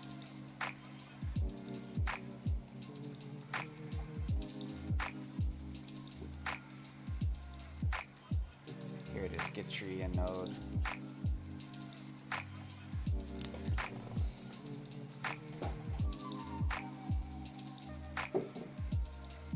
Wait, what? Why is this wrapped in a conditional? If owner equals null.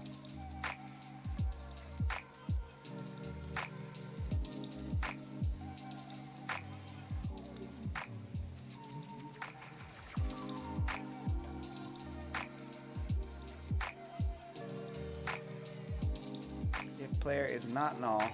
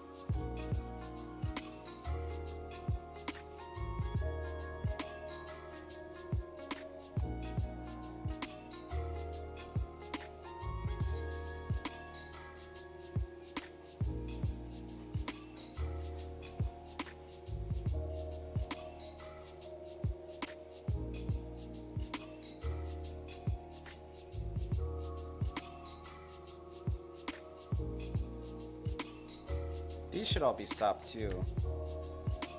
These should all be wrapped in this.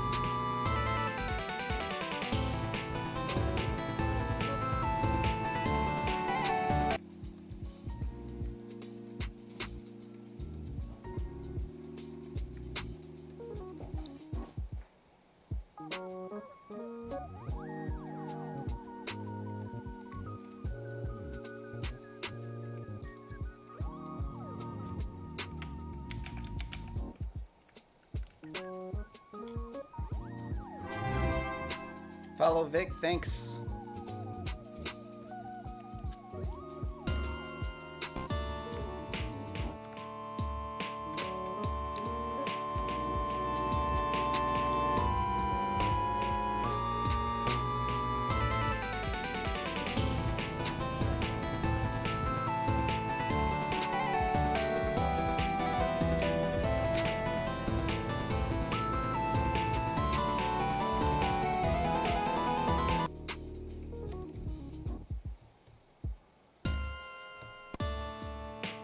It's going good. I'm just trying to set up my sprites correctly.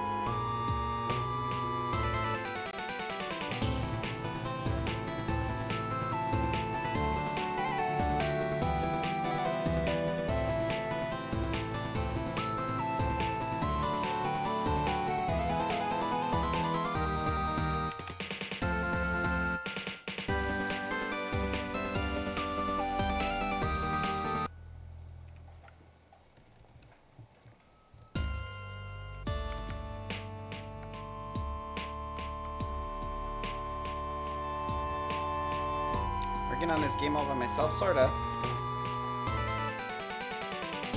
Compress texture too.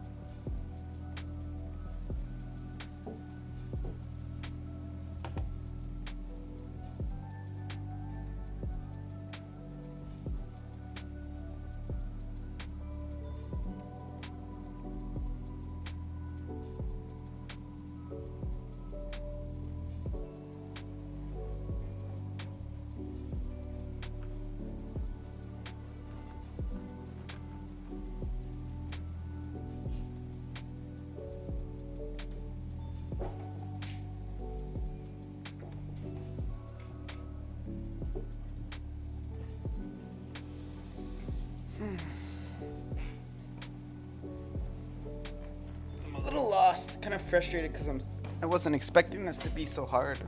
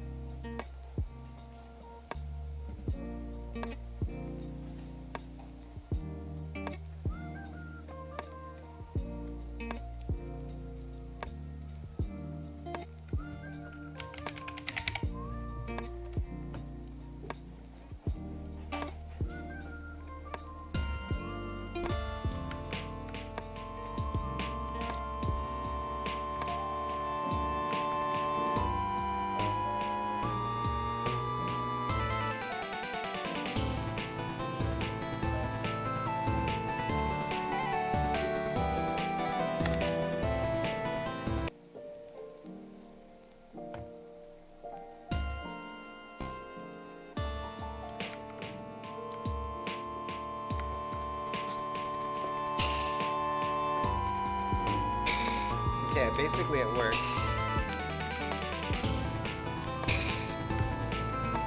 And I just gotta get it fixed the other way. Hold on, let me change the wizard enemy health.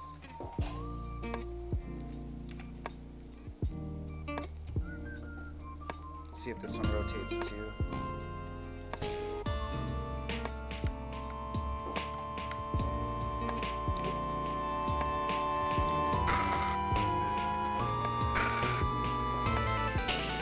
See how it lasts too long? Just gotta delete it. And also make it face the right direction.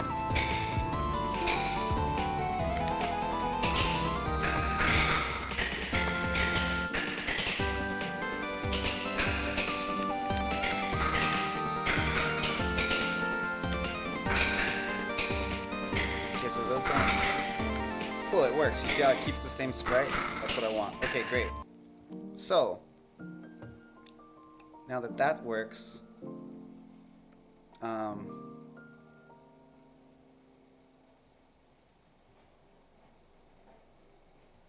let's try to see if this works.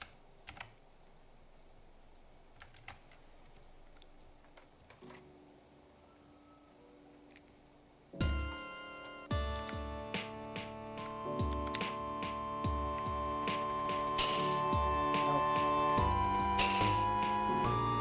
There's something overriding it to where it's overriding my look at.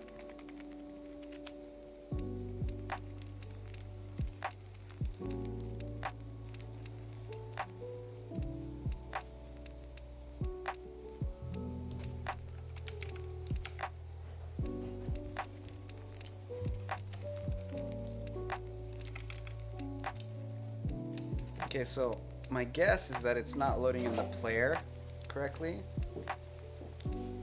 So it doesn't have the player global position.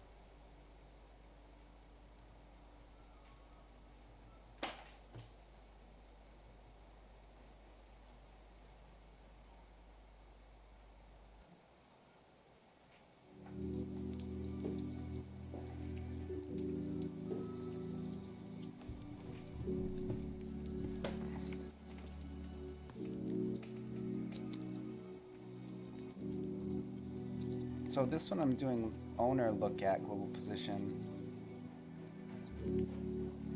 This one I'm doing sprite look at global position. Both should work, but my suspicion is that the owner global position is overriding the look at. So what I have to do here is switch it to owner look at.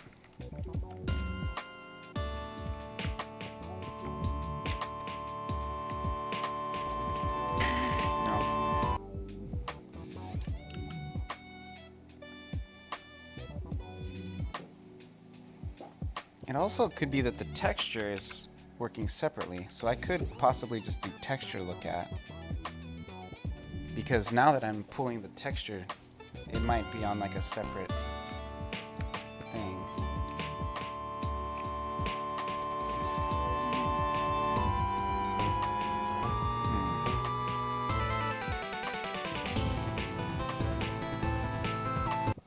That's not it. So texture rotate. Is there anything with rotation in here? No.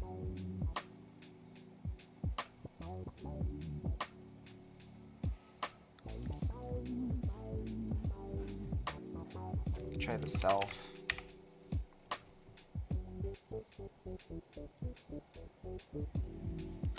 Why not?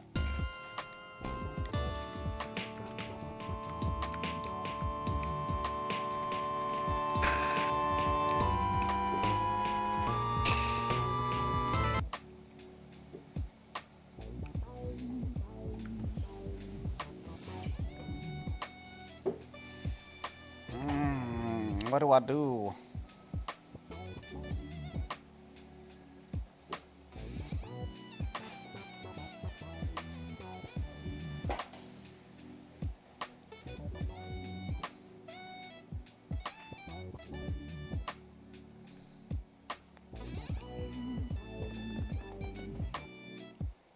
Ah.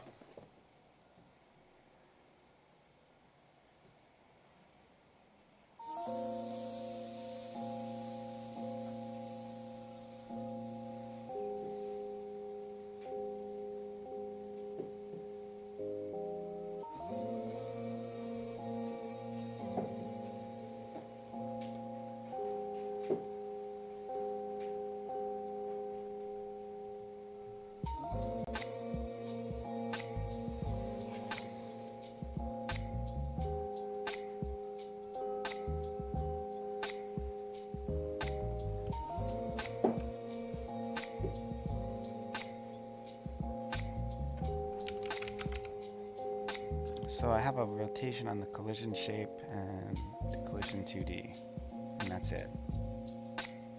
No other rotation. So these, none of this should be affected by that. Since it's in the death component. Okay.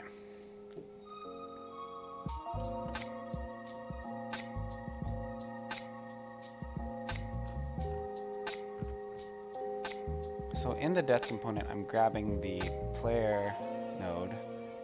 And if the player doesn't exist, then it doesn't look at the player.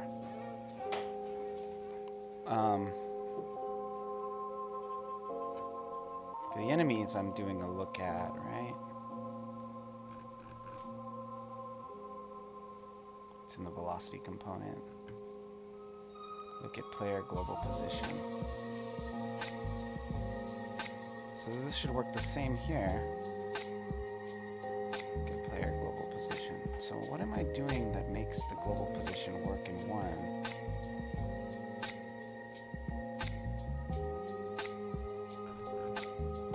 Velocity component. Pull up this velocity component.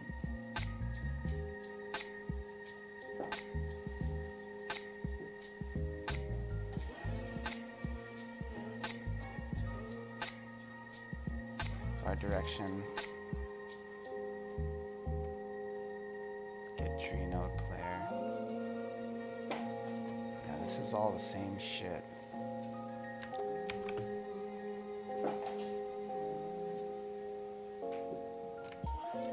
It's exactly the same. Okay.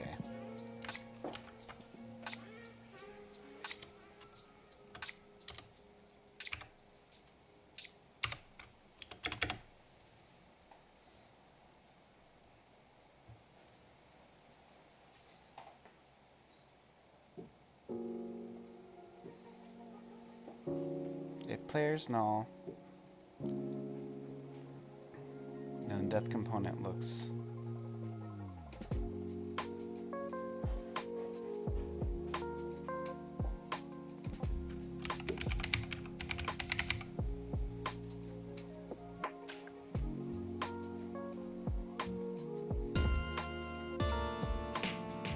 that's not gonna work. It's gotta be sprite 2D. Maybe I have to grab the texture, actually, that makes sense. That would be possible. Since I am changing the texture, it's getting overridden.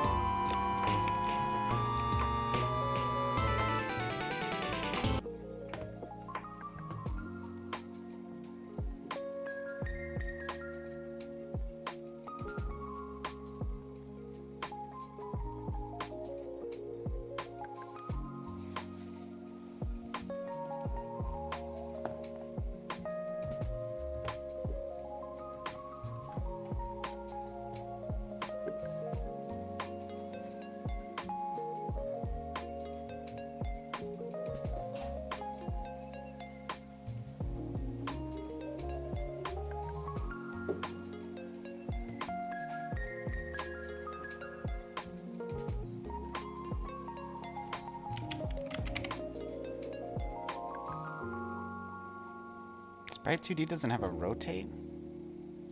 What? Do you have a rotate?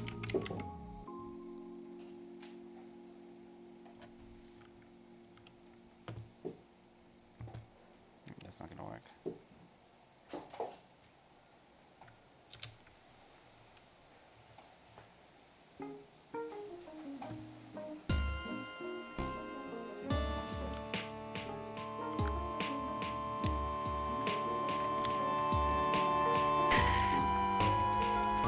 Okay, that rotate doesn't work. That's telling, actually, because the death component is not allowing me to turn anything.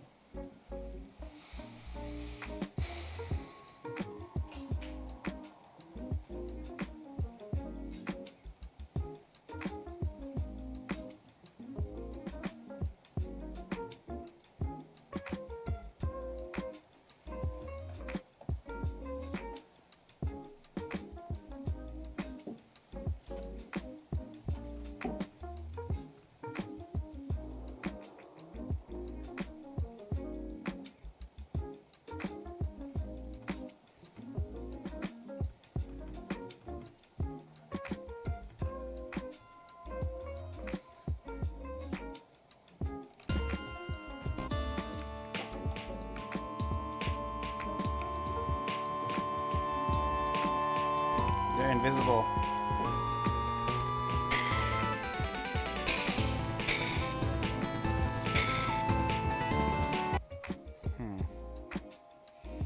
Why doesn't the lookout work anymore?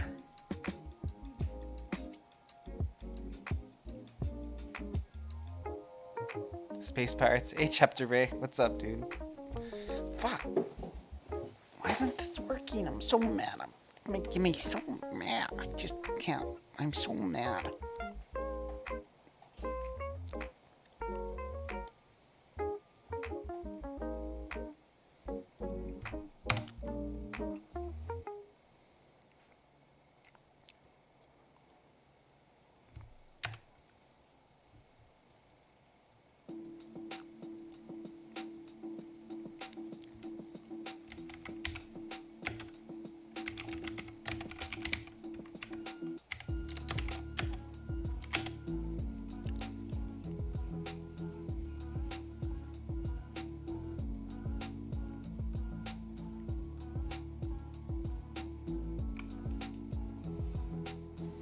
Going to Hawaii in August? Cool. Where are you going in Hawaii?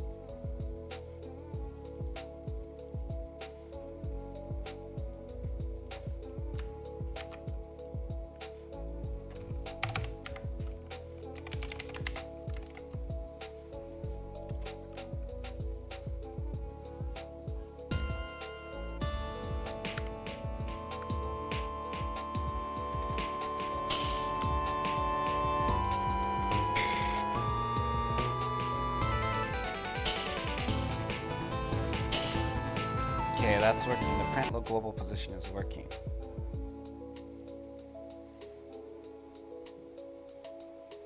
How come the look at's not working? If player is not null, change the texture and you look at it.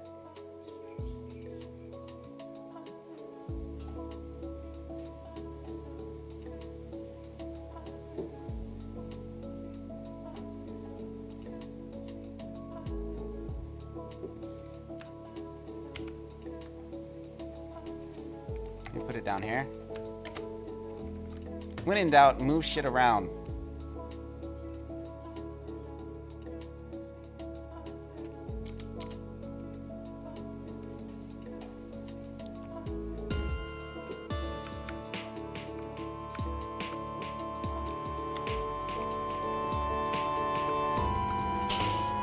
Hey, that worked. So stupid. You See now that they face the right direction when they blow up? I don't even understand why, but we'll just roll with it. The next thing I have to do is I have to make the sprite disappear when it hits like 0.04 seconds. So I can do that here. Death component.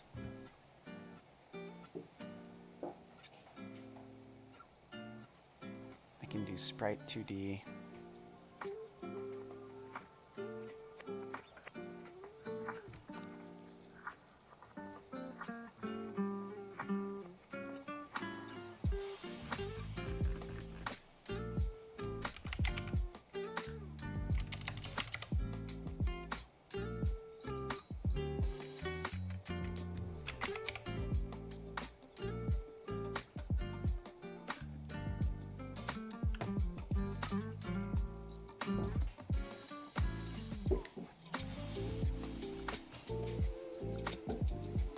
Kihei, it's in Maui. Oh, cool. We'll go grab a drink. Hit me up on Discord. I'll send you my phone number.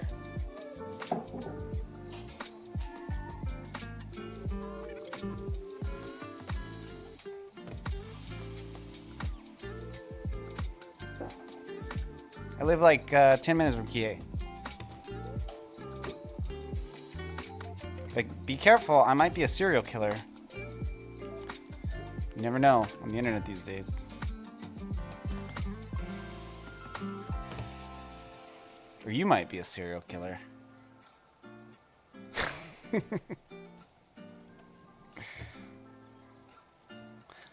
Shit.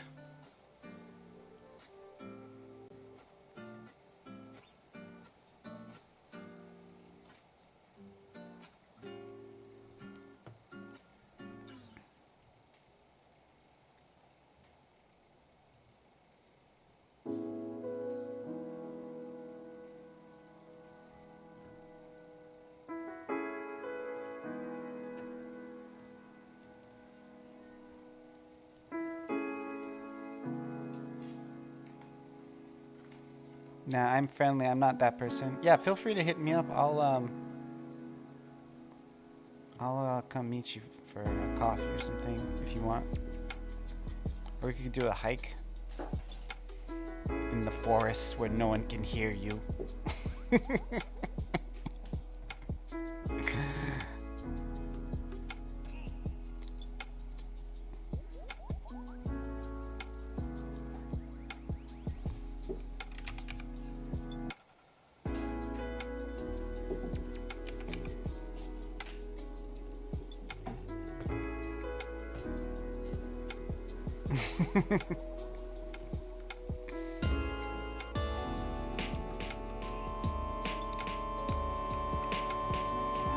Okay, I think I got it.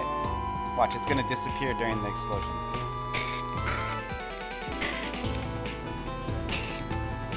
It's disappearing a little bit too early though. The Q free is working a little bit too good. It's deleting stuff I didn't mean it to delete. I think I have to make this longer.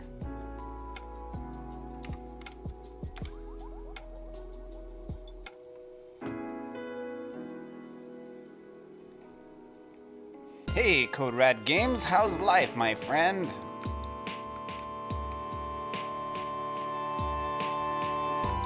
Just refactoring.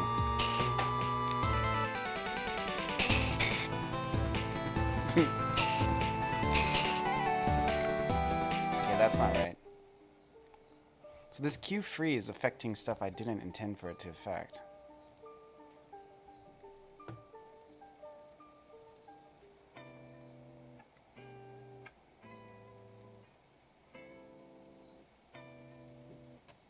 What the hell is this?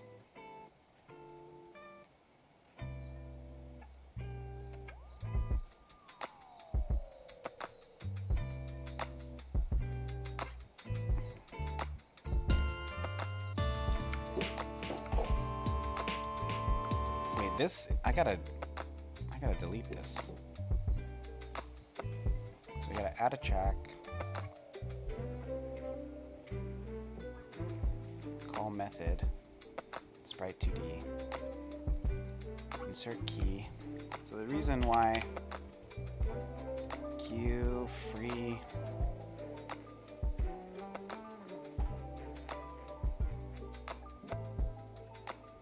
Is there a void queue free?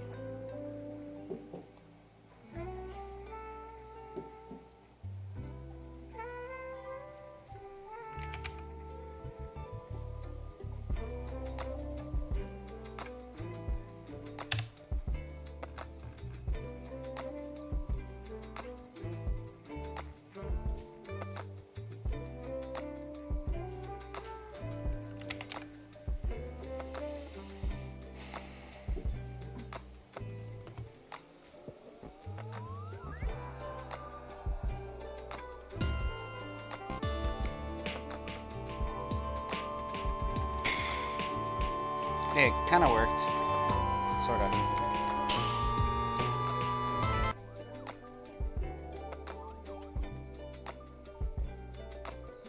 Move that a little earlier.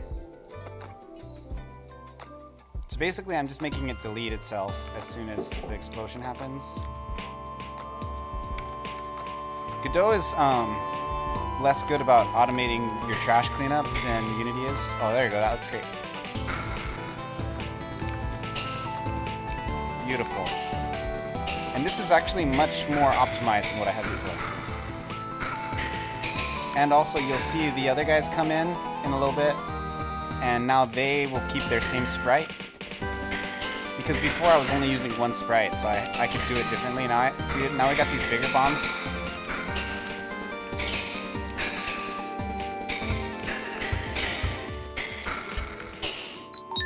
Works perfectly. Beautiful. Pro gamer.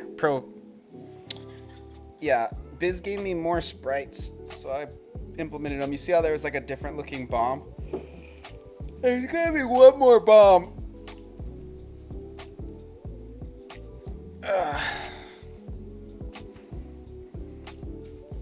Let me look at my Google Doc.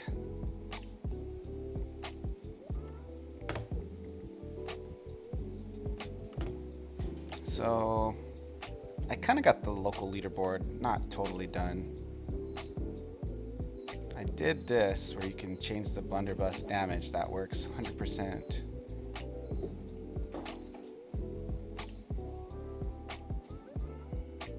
Okay, I'm gonna just put in some stuff here that I did just so I can keep track.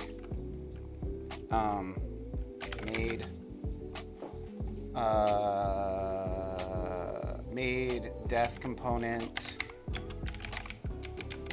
work for multiple sprites.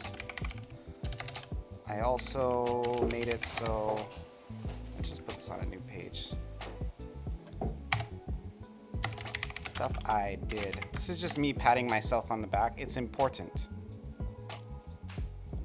Made component work for multiple sprites. I also, what else did I do this morning? I think that might be it. I mean, it was a lot. There was something to do with the velocity component I did.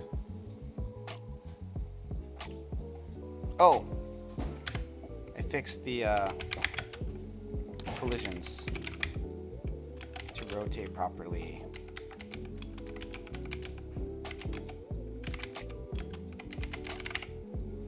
That was important.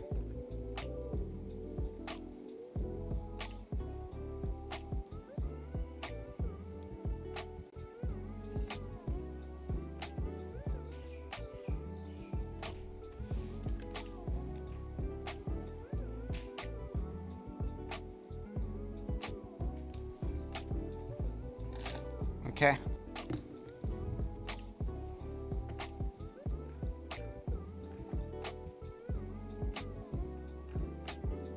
So basically I did the collisions and this, but all that stuff is working really great now. It's working freaking fantastic.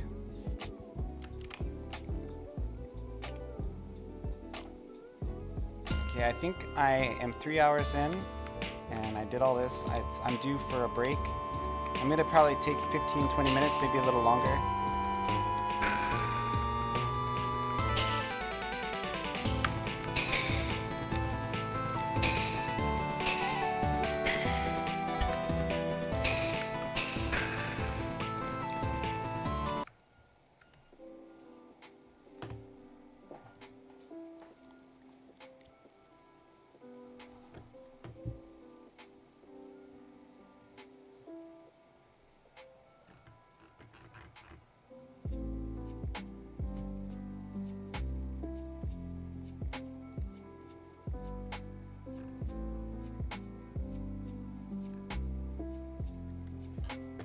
Alrighty, I'll be back in a little bit, guys. Let me just put my away screen on.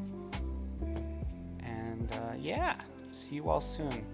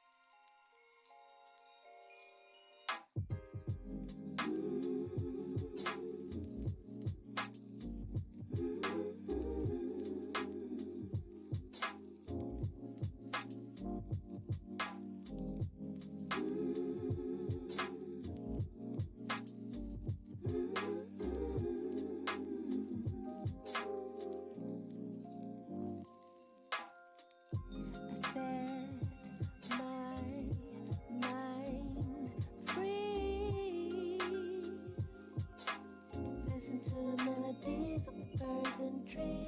Slow down my thoughts. All I need is right here, right here. Know I have some shit to do, a few things I don't have to go through.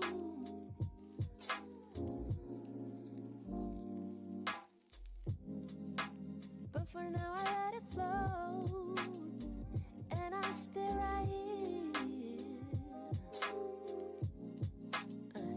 on a silent sea. Nah, I'm floating. Nah, on a silent sea. Nah, I'm floating. Nah,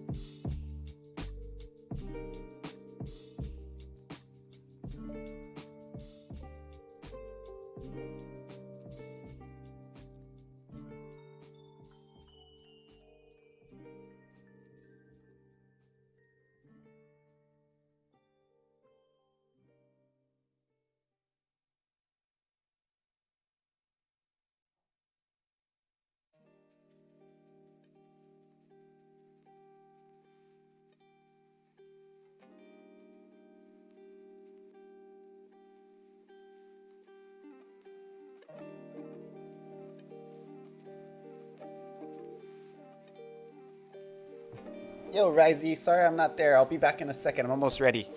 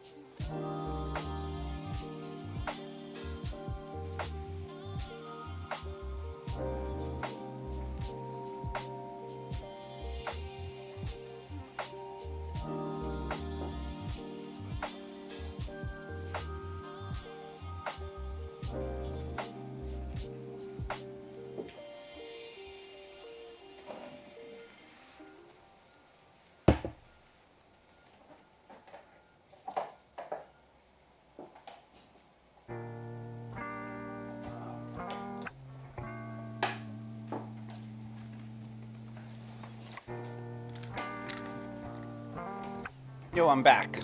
Let me change the view.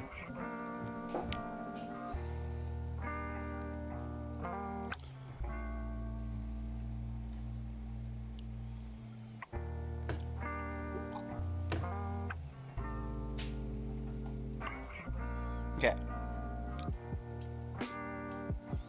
Let's get my to-do list.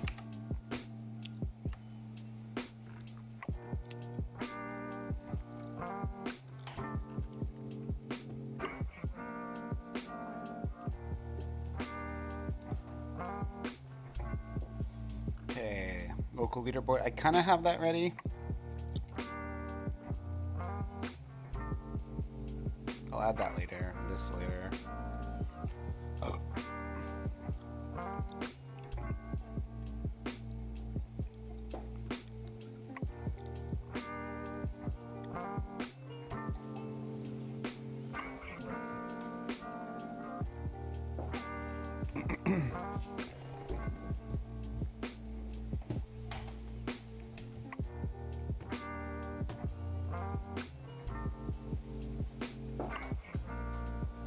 So I think I'm just gonna do some of the tutorial, like finish it up for a while. Hope you guys don't mind. Let me pull it up. Remember once Evan was making fun of someone else, not me. He's usually nice to me from what I hear, which I appreciate. But I remember one time he was making fun of another streamer for doing Udemy on stream. And I do that shit all the time. So hopefully he'll still talk to me sometimes, you know, when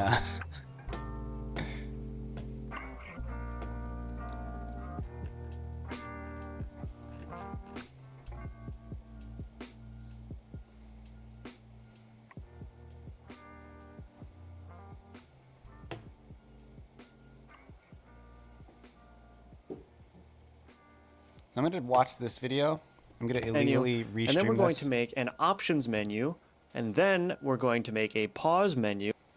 I don't think I'm going to use his main menu, but I'm just going to watch it so I know what he did. Where you can pause the game at any point and go into the options or quit to the main menu and all of that good stuff. So what we're going to start with is the main menu, and let's get into it. So I'm going to create a new scene with Control N or by going to the scene button at the top here. And I'm going to create the root node as a type of canvas layer. All right, let's call Unity this is main lit. menu. Thanks, Evan. Yeah, I restream guys paid Unity stuff. And then I'm going to add a margin. Do you ever do any classes on Unity? Like, have you done anything recently? This Godot one, super good. Like it got me going really fast on Godot. Margin container as a child, and then set that to full rectangle by going. Also, GD script is pretty easy, but there's like a lot of nuance to it when you're coming from another language, and it's like I have gotten hung up on like little syntax things that I just kind of assumed, and then I figured out later it was wrong. And this tutorial like showed me like throughout doing, because it's like 60 minutes of it's like 60 hours of instruction or something, and I do it, it probably takes me like 4 or 5 times that to get through it. So because I have to stop it and look in and debug when I make a mistake. And I've been like editing my game as I go, which I think is fine as long as you don't get to the point where you stop. But I've been like editing it, so I'll like forget that I changed something. Or Going to this toolbar button and then setting the anchor preset to full rectangle, like so. I'm not gonna make this menu Let's again. save that in Scenes I'm just UI. watching what he does. Okay, perfect. Now what I'm going to do is I'm going to give. Actually, you know what? I'm gonna do it. I did it. I'm realizing now that I'm watching it that I started it. So we'll just this screen a little bit of a background by going to my main scene here, and I'm going to copy this tile map node with Control C. I remember now. This is where I bring stopped it back over to the listening. main menu and paste it here. It's a waste of time. And then I'm going to put this as the first child so that all of the control elements render on top of it. Now, if your tile map grid is getting a little bit stuck and it's adding a little bit too much busyness for you, you can just go ahead and toggle off the visibility of the tile map for now while we work on the rest of the UI. So the first thing that I'm going to do is I'm going to add a VBox container to the margin container, and then I'm going to set this VBox container sizing in the inspector I've actually watched this. to shrink I'm not going to center. do this, so let's just go straight to the options. Here is I'm going to add another VBox container under this VBox container here. I'm going to put that in the middle between the label and the back button. Then I'm going Oh, here we or go. let's just call it looks a little bit nicer. First option, the SFX volume.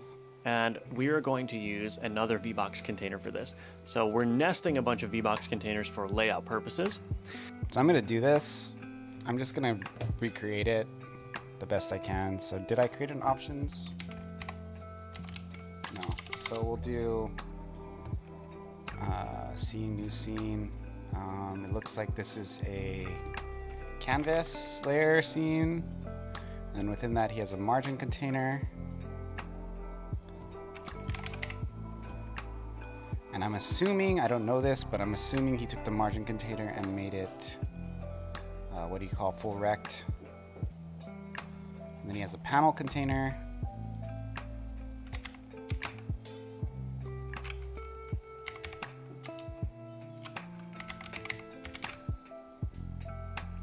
And then he has a margin container in the panel container. Oh, why is that full rect? Let's just make this in the center. And we'll do a custom minimum size of like 222. Sure. For now. Just so that I can follow along on his instruction. Did I just say follow along? Okay, I did. A VBox container.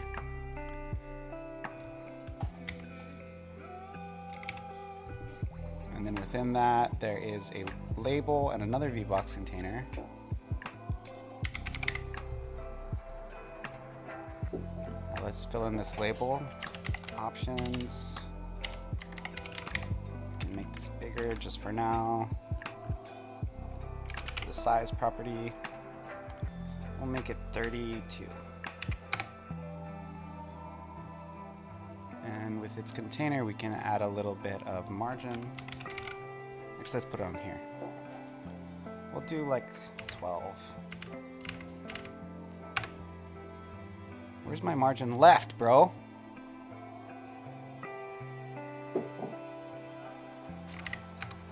Oh, it's not in the thing. That's weird. We'll cancel this. Put it in the panel container. Oh, there is no margin there. There's no margin there either. You did a margin container in the panel container. Okay, add child node. Margin container, and then we'll put it on here, and then I'll make this the parent of that. Bam. Margin top's kind of unnecessary. And he centered it. I'm not going to do that yet. And if you... And he has a back button. So let me add that. He put it in the VBox container. Add child node. So button. He has a global back button.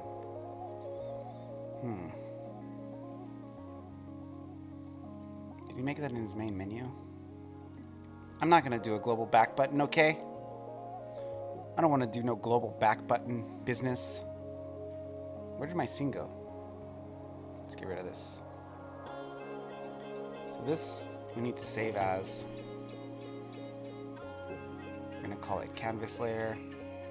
Wait, no. Options menu. Save. I didn't see where he put it. It looks like he put it under UI, so we'll do that.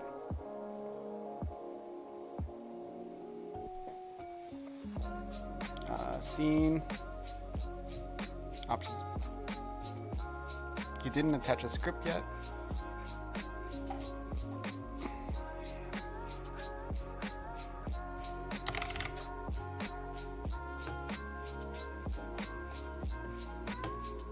You want to make...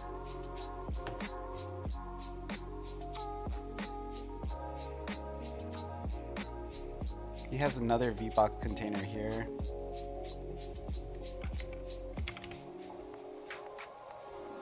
Puts it there. Okay. Make this a little bit clearer, we can call this the SFX option container, like so. And then let's add a child node under there. Let's say label, and then we'll give the label the text of SFX volume, like so. And then let's add underneath the VBox container again a H slider. Okay, so that's our SFX volume. Let's duplicate the SFX volume container here by hitting Control D, and we're going to call this a music option container. Just like so. Okay, and before I go any further, I'm going to change the minimum size of this VBox container here. Label. So this VBox container under the margin container, I'm going to go to the custom minimum size, which is at the top, and I'm going to give it a minimum X size of 200, just because that gives us a little bit more room. It looks a little bit nicer. And this back button here, I'm going to select it and scroll down. And this container sizing, I'm going to change the horizontal to shrink begin. And I think that that looks great. So that will be our back button. And then I'm just going to give the back button also a custom minimum size here, which is a little bit down toward the control heading. And I'm going to give it a minimum size of 50, just so that it looks a little bit bigger. Okay, and for this VBox container underneath the margin container, I'm going to slightly increase the separation. So scroll all the way down, or nearly all the way down here to the theme overrides constants, and change this to 24 instead. Okay, and then for the options label, I'm going to change this text to have a center horizontal alignment. All right, so we're in good shape now. And then there's one more option we want to add, which is the window mode. So I'm going to duplicate the music option container with Control D. I'm going to change the label here to window mode. And I'm going to rename this container to window mode container. Or let's just call it window option container. So we'll call it window option container. And then instead of a slider here, let's instantiate a child scene of sound button. And we're going to change this sound button here. Scroll all the way down. We're going to change the container sizing to shrink begin. And then let's give it a custom minimum size as well. So scroll to the custom minimum size section and give it a minimum size in the X of 100. And that looks a little bit nicer. All right, now for this VBox container that contains all of the child options, let's increase the container spacing or the separation to 8. Or you could use something like 12. So again, that's the VBox container that wraps all of the options. We'll change the constant separation to 12 here. All right, so now we've got an options menu that is looking pretty decent. Now, you do want to make sure that you're not making it so big that it leaves the screen. And the screen region is sort of denoted by this very faint blue line. I don't know if you can see that, but that's the blue line that represents the screen size. And so as long as your options menu is staying within that bound, you're good to go. And you can also verify it by running the scene with F6 or by clicking this button. And there you go. Okay. So you'll notice that the sliders aren't doing anything and they don't look that great either. We'll tackle the theming in the next lesson, but for now, let's get these sliders to work. So let's create a script for the options menu here and click create. And let's do the following. Let's expand our SFX option container and let's rename this to SFX slider, like so. Right click, access as unique name. Okay, let's do the same for the H slider under the music option container and call it the music slider. Mark it as a unique name. And then this sound button under the window option container, we're going to call this window button.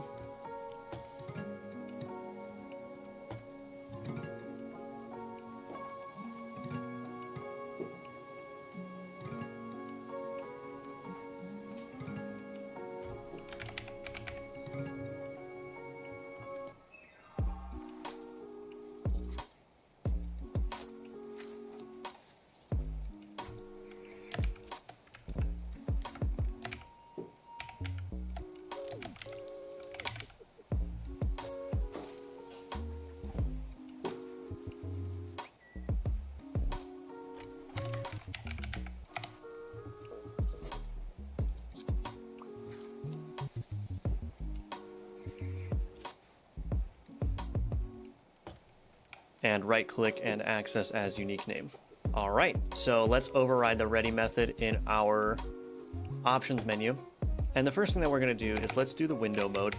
So we're gonna say $% window button dot pressed dot connect on window button pressed. I'm not going to do the window button because I'm making it for mobile. Okay, let's create that function on window button pressed.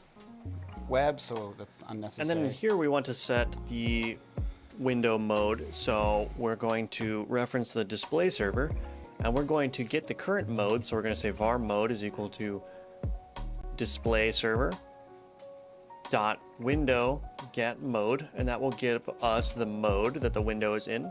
Once we have the mode, we can check it. So we can say if mode is not equal to display server dot window mode full screen.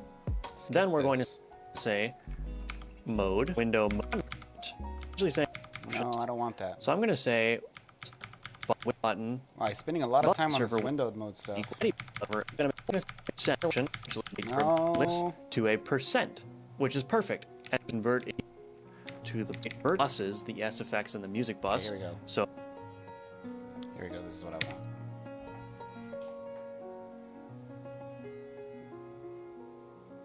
So he adds another function. We'll put a pass here for now.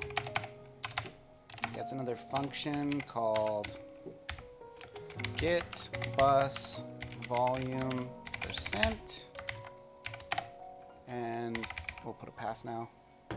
get the current volume percentage of the buses, the SFX and the music bus.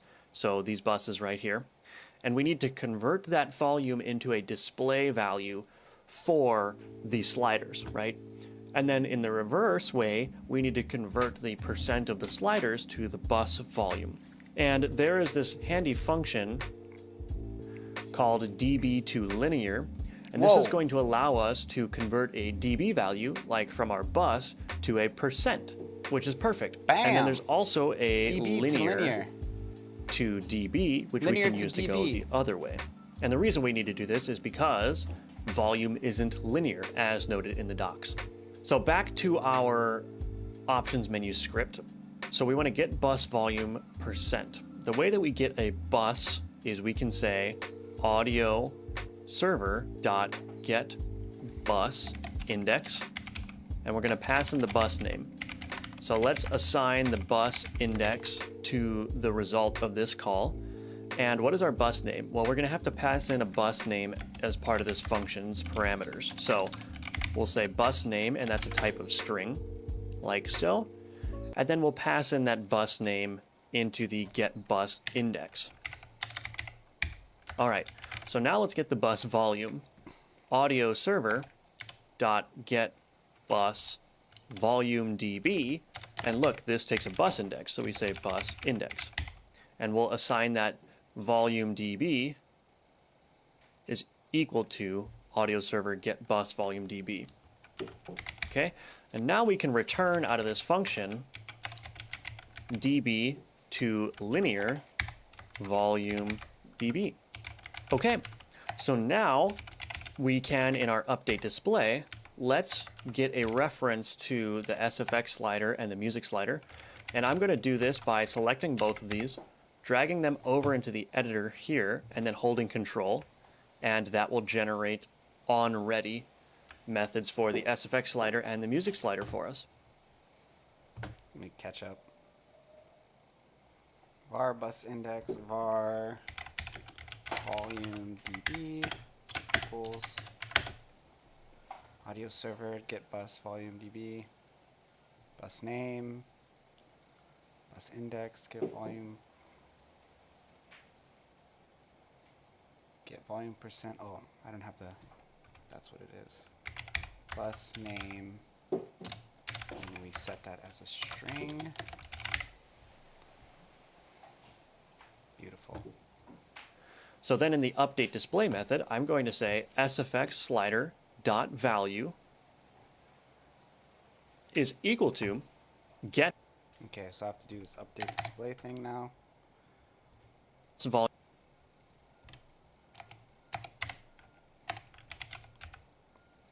Func update display. Freaking typing. And I don't need window button text. I just need SFX slider dot value equals get bus volume percent.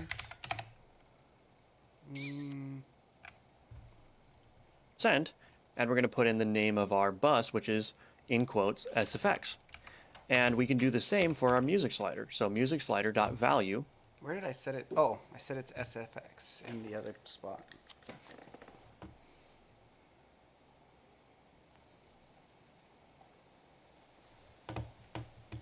Is equal to get bus. So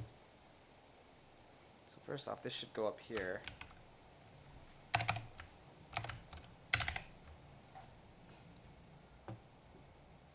Get bus, not but. Okay. Volume percent. In We can do the same with the music slider. Music slider dot value equals get bus percent, and then we can say music. Beautiful. music. So now we should have, every time that we call update display, the sliders are going to be set to the current volume percent This is actually like of each crazy easy. bus. So now let's go ahead and run this scene, just this scene here. And your sliders should be at max value here. Run the scene. Mine aren't at max value.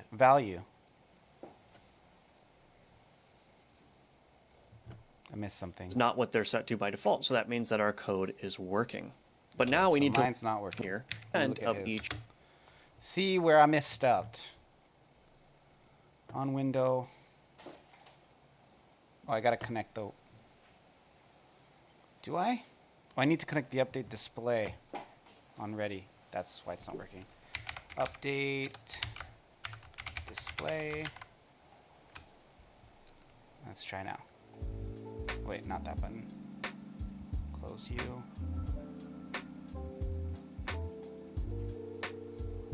What? Still not working.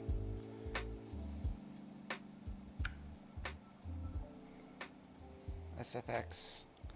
Let me look at the music. I forget how to get there. Audio.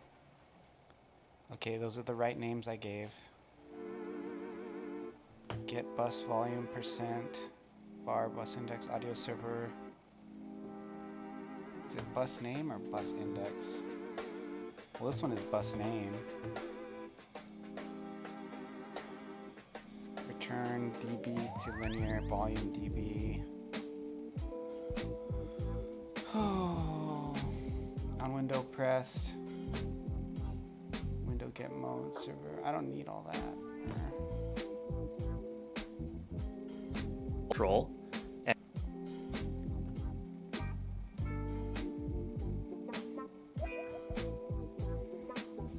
And that will generate on ready methods for the SFX slider and the music slider for us.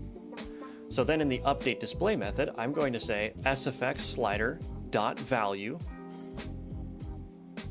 is equal to get bus volume percent, and we're going to put in the name of our bus, which is in quotes SFX. And we can do the same for our music slider. So music slider dot value is equal to get bus volume percent in quotes music. So now we should have, every time that we call update display, the sliders are going to be set to the current volume percent of each bus. So now let's go ahead and run this scene, just this scene here, and your sliders should be at max value here, which is not what they're set to by default, so that means that our code is working. But now we need to listen for the bus volumes. There's something at the bottom and I can't see it. He just showed it in like a frame there. That means that our code is working. But now we need to listen for the bus.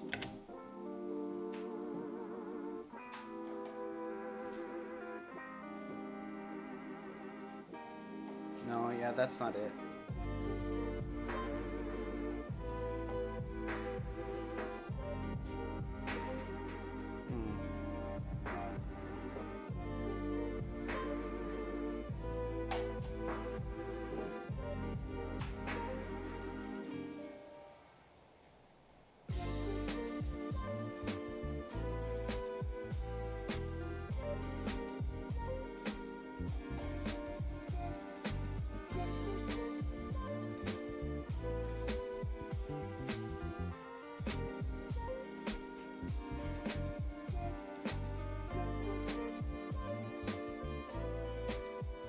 DB, bus index, audio server get bus index, bus name, audio server get bus volume DB,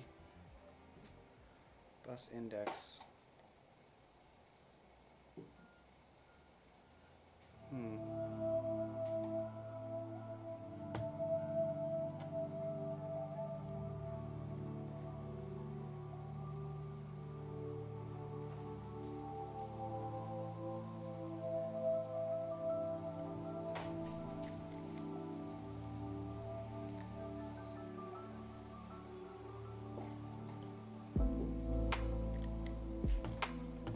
Volumes changing.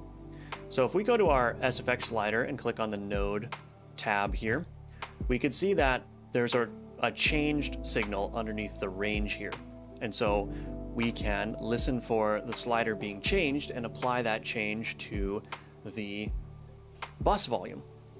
So let's go below the window button pressed connection here, and we're going to say sfx slider dot changed dot connect, and we're going to do on, let's say audio slider changed, and we're going to do something different. We're going to do dot bind, and we're going to bind sfx. And we're not just going to bind sfx, we're also going to bind the slider. Okay, now what does this do? Well, first let's define this function. So down here, func on audio slider changed, and then let's just write pass in here. So we did bind once before. Bind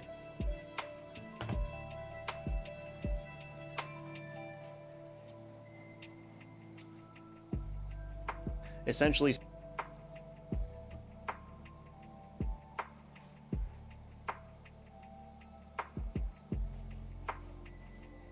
says, in addition to whatever arguments the changed signal sends, also send these arguments, right?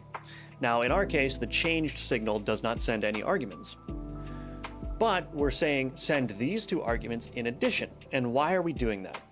Because we're going to use this function handler for both the SFX and the music slider, and these arguments are going to be used to determine which bus we need to change and which slider we need to change, or rather which slider we need to pull the value from.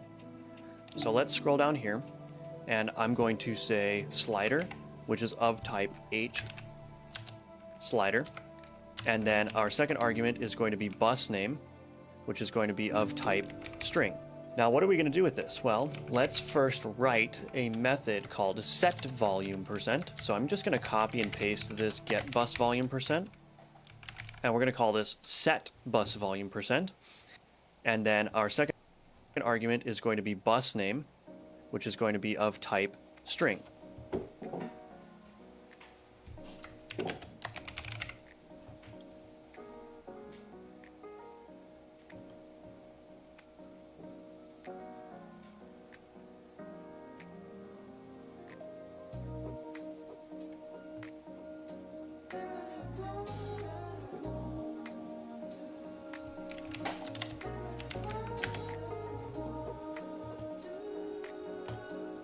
Now, what are we going to do with this? Well, let's first write a method called setVolume%. So I'm just going to copy and paste this getBusVolume%, and we're going to call this setBusVolume%. And we are going to, instead of just returning dB to linear here, what we're going to do instead is we are going to pass in a percent. So let's pass in a percent here, which is of type float. And then let's do var volume dB is equal to, and we're going to do linear 2 dB percent.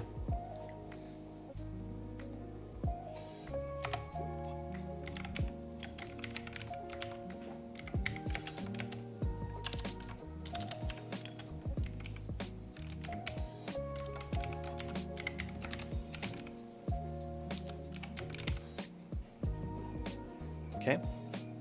Now, instead of this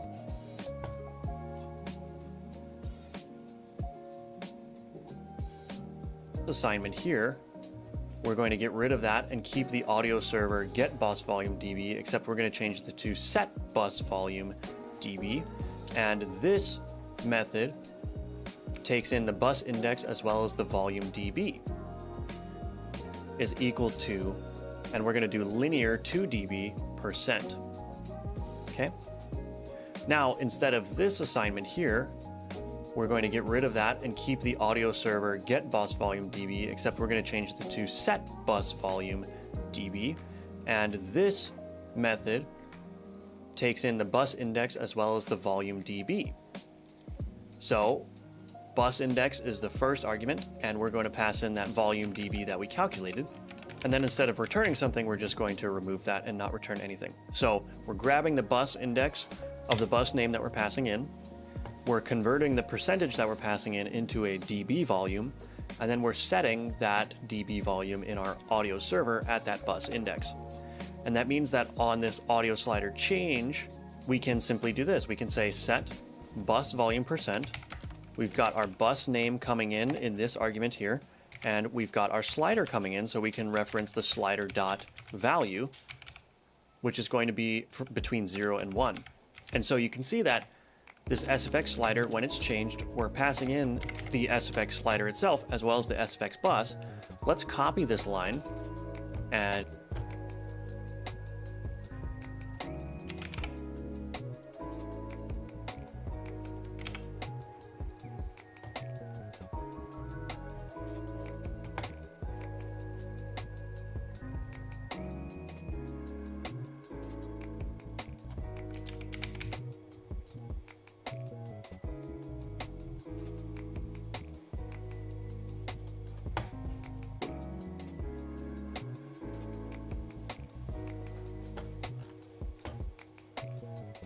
set bus volume percent.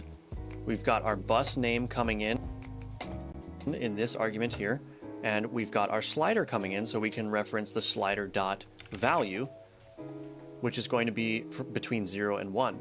And so you can see that this SFX slider, when it's changed, we're passing in the SFX slider itself as well as the SFX bus. Let's copy this line.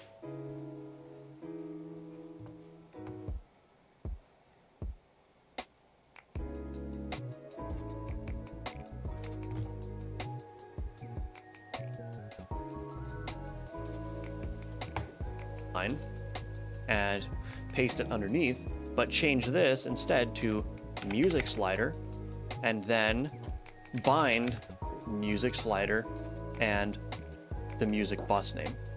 So you can see how we can use the same handler for both cases by simply using the bind to determine which slider is actually being changed. So now if you go ahead and run this scene with F6,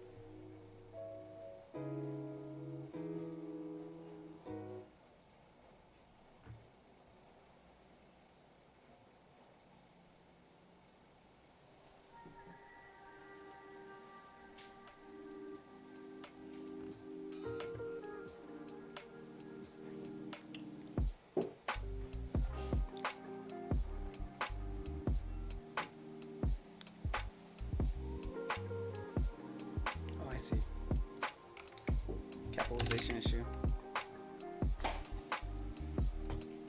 slider is actually being changed. So now if you go ahead and run this scene with F6 or by clicking the Run Current Scene button, it looks like I used the wrong signal here, which is actually good. So changed does not emit when you're actually sliding the slider. So we simply just need to change this. Instead of dot changed, we need to do dot value changed, dot value changed.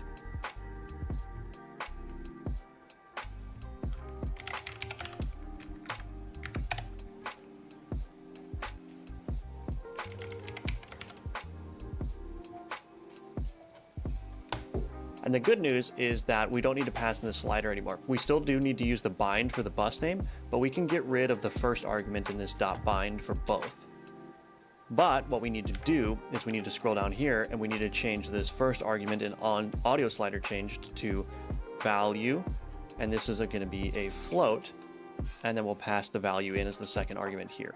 Okay, so that was my mistake. I did not notice that this changed signal only emits when min value.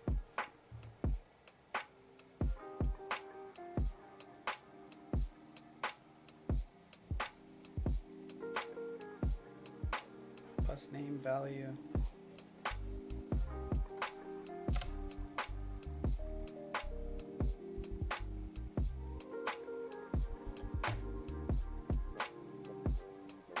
Max value, page, or step is changed. We wanted value changed. So this is why it's important to read the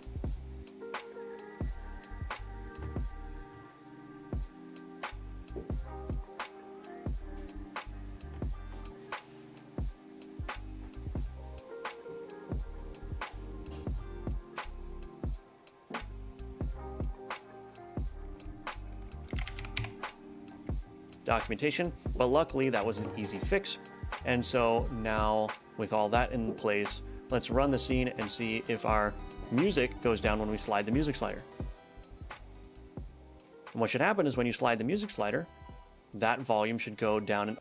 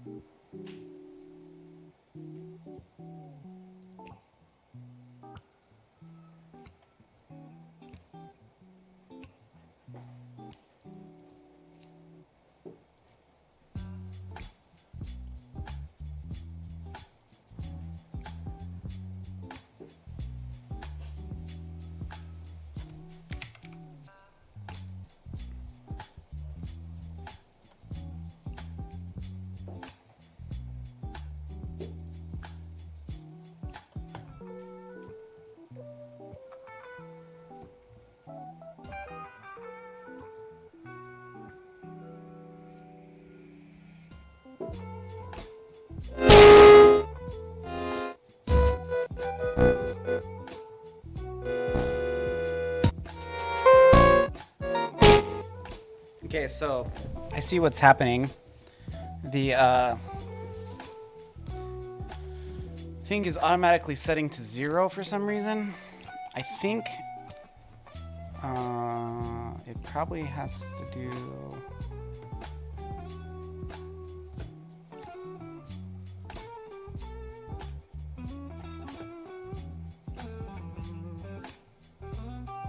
There's got to be like a default value.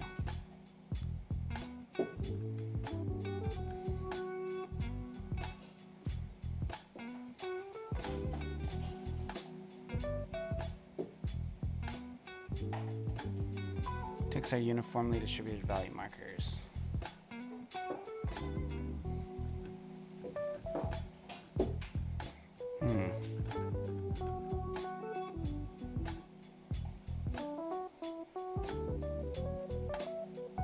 Steps, page, value, here we go. So we just set this to 100 by default. Same with this one. I think maybe this might have happened after he, so now if I go to play the scene, no, the value is not holding for some reason. Maybe I have to set it in the, no.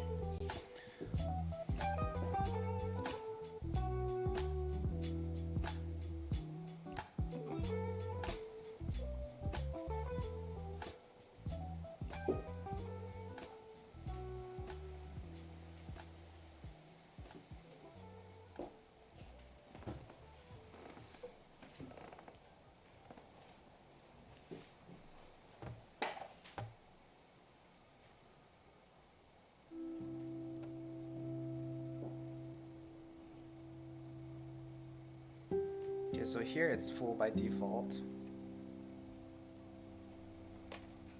Very interesting. What am I doing that's making it default to 0?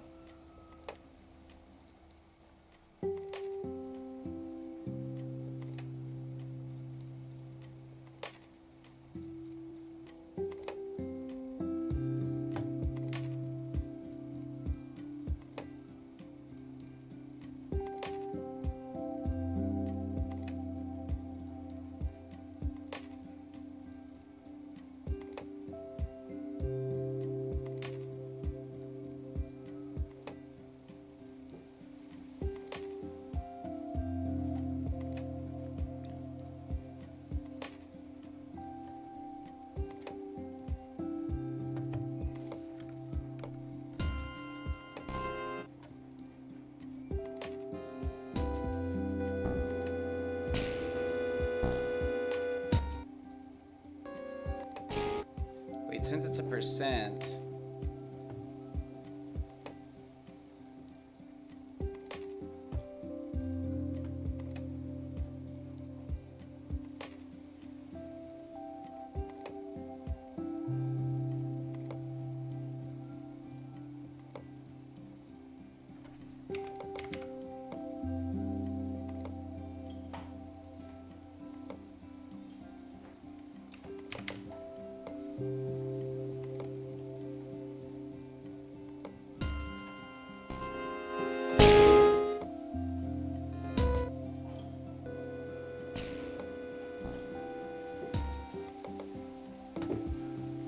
we're at minute 1856. There's something I missed in the beginning when he was E first to doing this. linear, and this is going to look good to go. And you can also verify it by running the scene with F6 or by clicking this button, and there you go. Okay, so you'll notice that the sliders aren't doing anything, and they don't look that great either. We'll tackle the theming in the next lesson, but for now, let's get these sliders to work. So let's create a script for the options menu here, and click create, and let's do the following. Let's expand our SFX option container, and let's rename this to SFX slider, like so. Right click, access as unique name. Okay, let's do the same for the H slider under the music option container and call Trying it to see the if I music missed slider. something.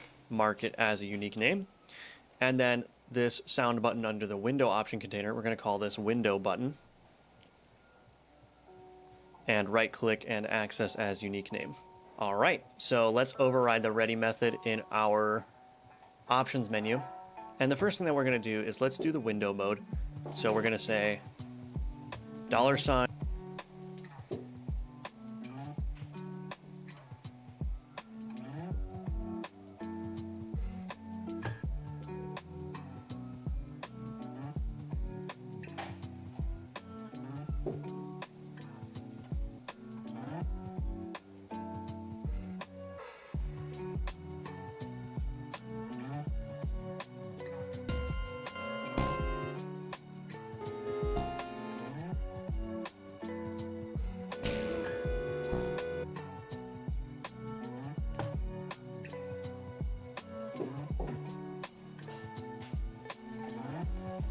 So we're nesting a bunch of VBox can be a bit clearer here.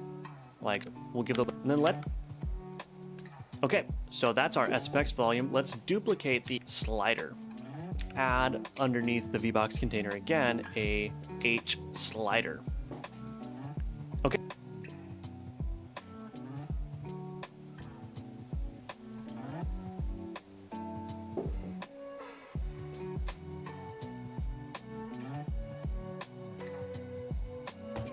Okay, so that's our SFX volume. Let's duplicate the SFX volume container here by hitting Control D, and we're going to call this a music option container. Just like so. Okay, and before I go any further, I'm going to change the minimum size of this VBox container here. So this VBox container under the margin container, I'm going to go to the custom minimum size, which is at the top, and I'm going to give it just a little bit to select horizontal to our back button. We'll give it a and the separate. Okay, and then for the options label, I'm going to change which with add container. So we'll call it window container as well. X of 100 that contains or you can use the option so big that it denoted by, and you can also verify it by run. Okay, so you'll notice that the sliders aren't doing anything, and they don't look that great either. We'll tackle the work. Right? Our SFX do the same as a unique name button. All right, and the first sign connect. We're going load is equal load in set it, and in here we're going to need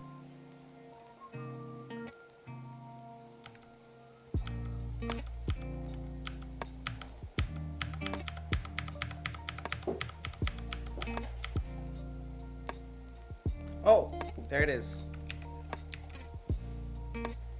The step should be set to 0. That's what I range missed. here, and we're going to set the min value and the max value to 0 and 1, and we're going to set the step to 0.01. Okay, and again we're doing this so that the slider now represents a percent, and the percent value is going That's to what it was. represent a volume between silent and full volume.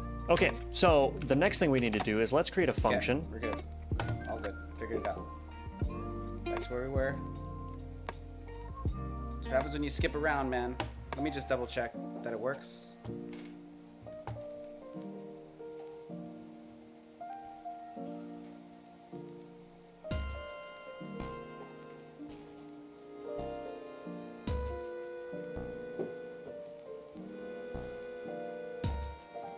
I think my settings in my audio. Is there like a way to just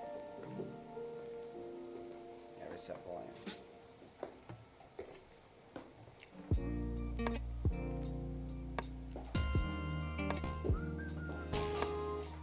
Yeah, baby.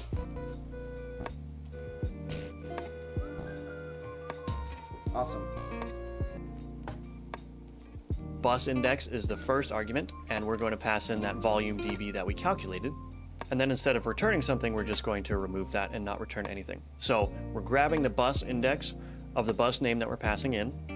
We're converting the percentage that we're passing in into a dB volume, and then we're setting that dB volume in our audio server at that bus index. And that means that on this audio slider change, we can simply do this. We can say set bus, and we do this. See how we can find used the range changed for the bus, but slider changed, and then that document volume should go full screen.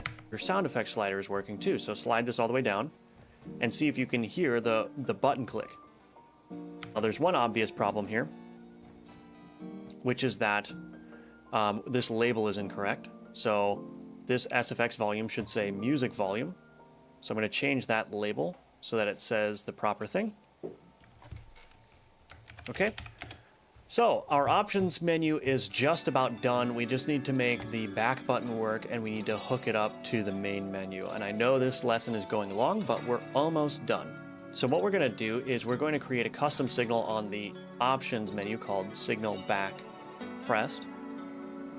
And the reason that we're going to do this is because the options menu is going to be special in that it can be displayed from the main menu, but also from the game. And so we're going to need to be able to manually control the behavior of the back. That sounds good. So we got to do signal back pressed.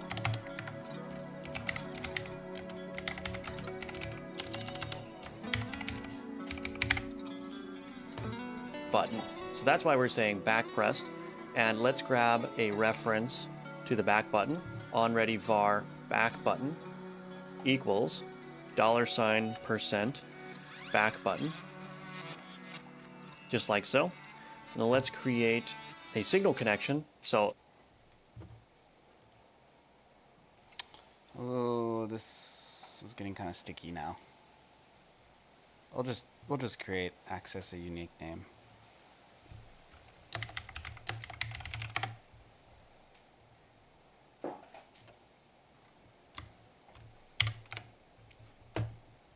at the top of the ready method, back button dot pressed dot connect on back pressed. And then down here, we'll do func on back.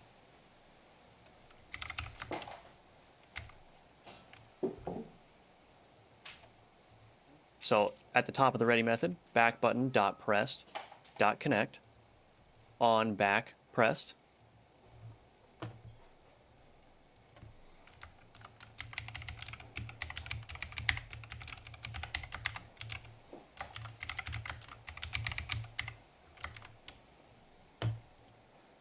And then down here, we'll do func on back pressed. And we're going to do that back pressed dot emit. So we're going to emit that signal. All right, so one final thing to do, let's go to our main menu. And in the on options pressed, let's do the following. First, let's preload. So I'm not going to use his menu. Option scene, so we're going to say var options underscore scene is equal to preload, and then look for the options menu .tscn. Make sure it's .tscn and not .gd. And in our on options pressed, what we're going to do is we're going to say var options scene is equal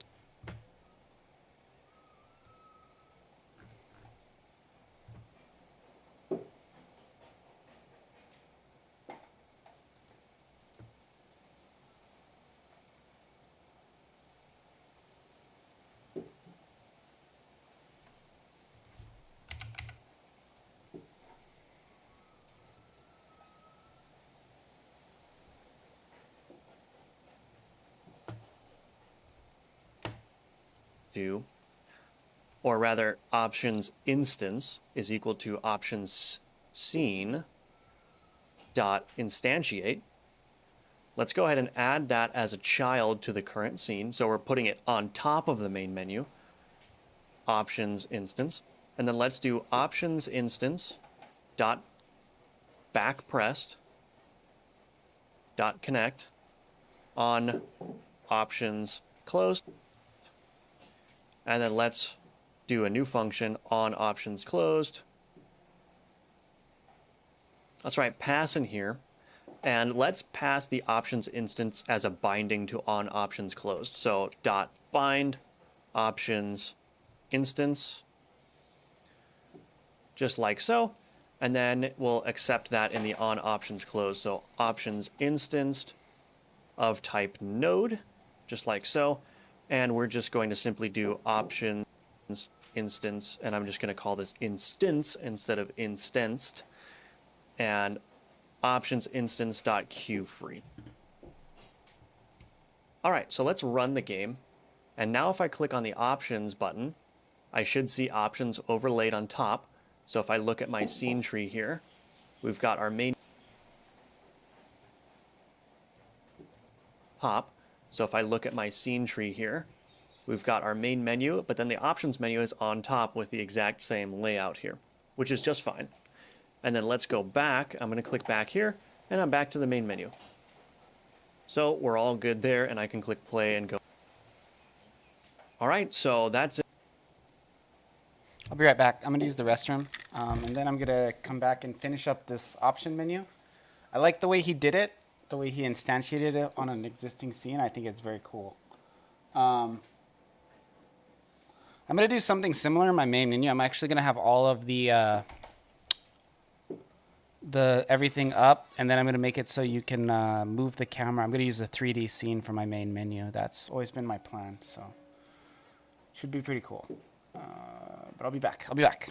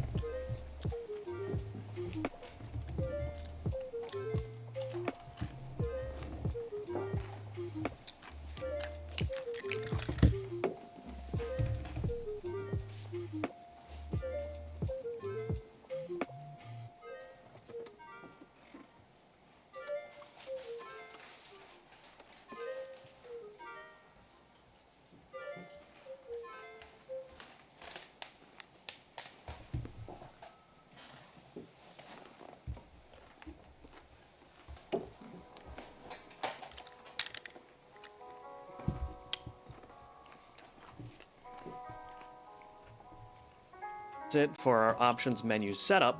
And the next step, we're going to do some theming of the sliders and relate.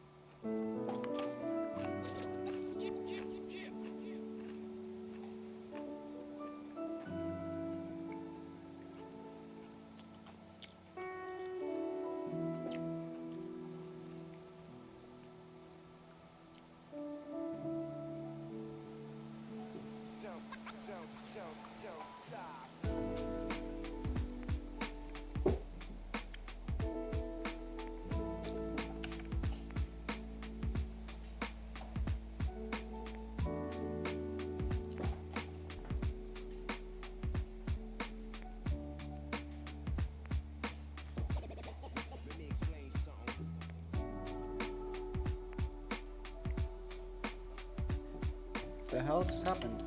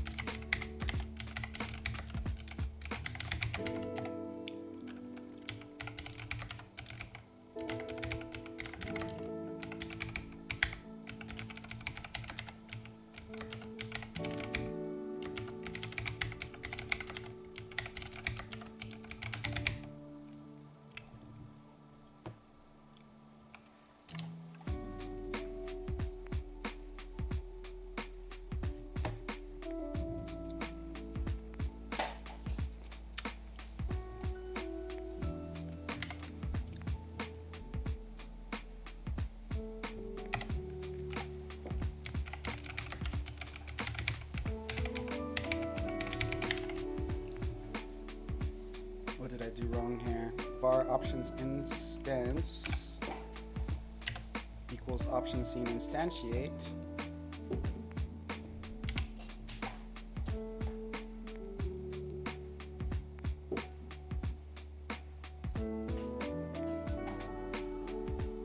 Options scene. Add child options instance. Options instance. Yo, did I spell it correct? Didn't.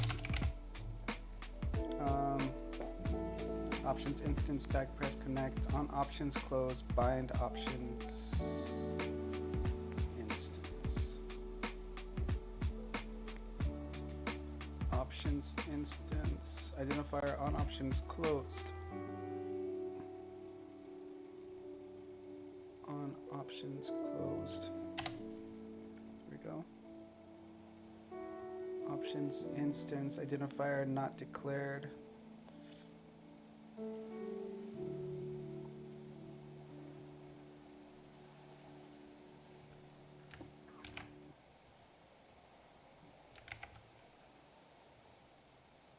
This is interesting. So the way I did it, it's a little different, but my way works, but it doesn't work with this. Oh no, I can do it like this. Options, instance, node. There we go. Let's try this bad boy out. Not declared in current scope.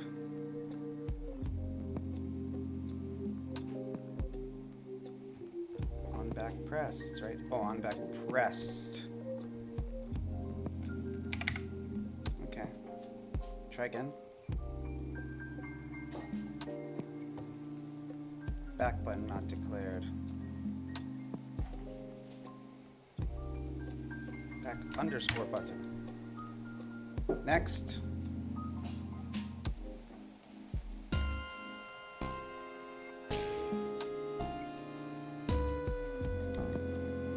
What happened? Var options instance.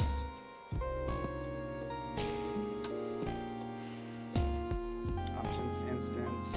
Initiate. Instantiate. Spelling strikes again.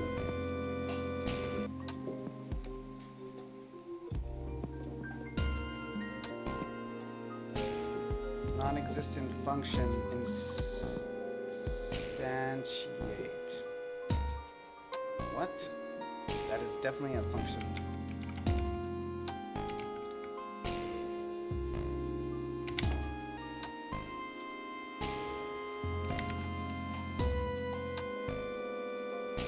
Options scene. Options instance. Very weird.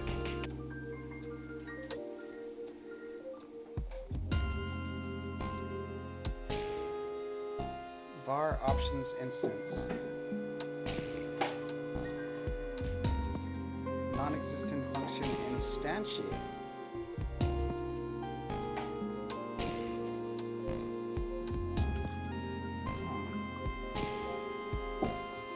Related. I wonder why.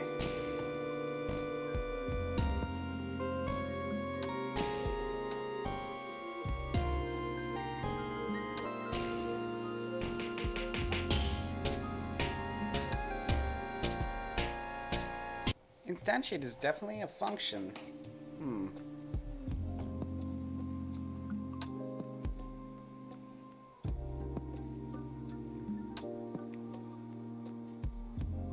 Options scene. Options instance.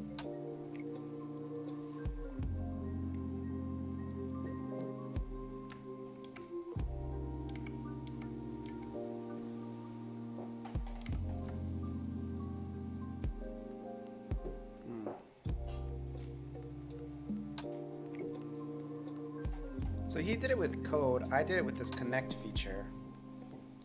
Which basically all this does is it puts it in the ready function. What we're gonna do is we're gonna disconnect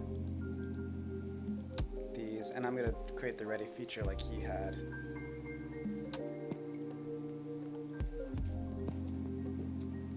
So we'll go disconnect.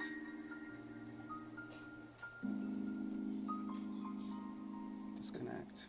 Why is it still keeping that green thing? I don't like it. Oh, whoa. There was something in there that wasn't supposed to be there. That might have been it. Instantiate.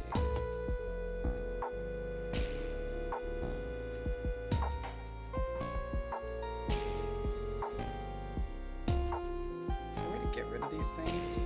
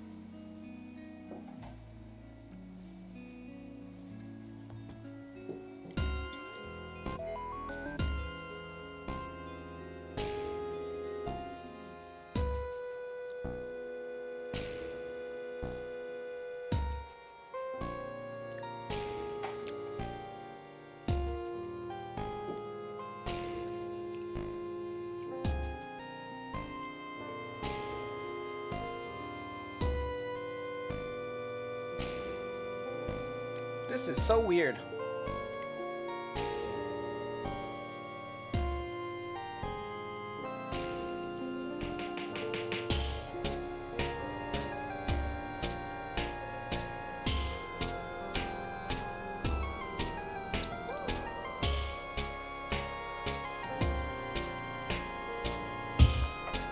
It's telling me that there's no instantiate. It's like, what are you talking about?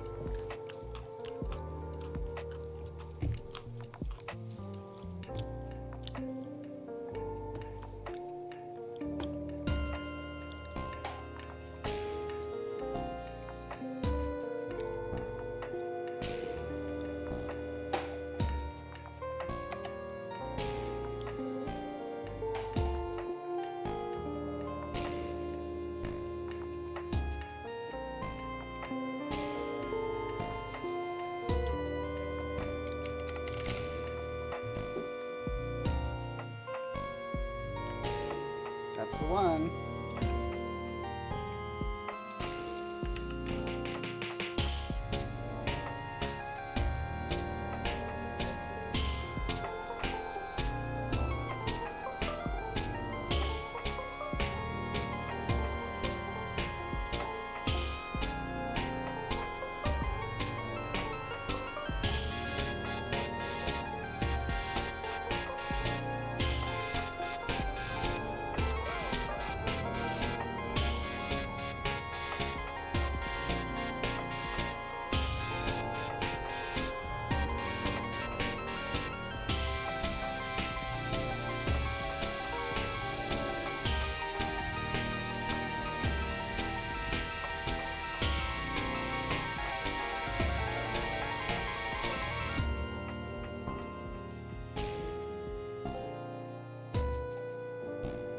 Option instance is null at this point?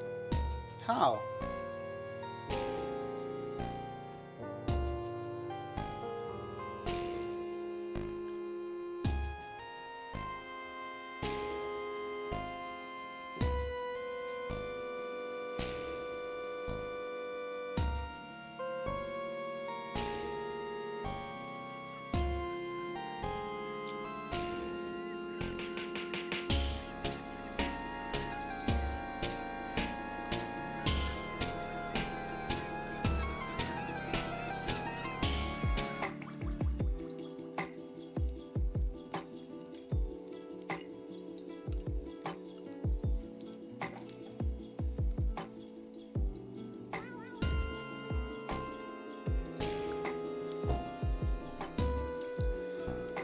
Oh, why?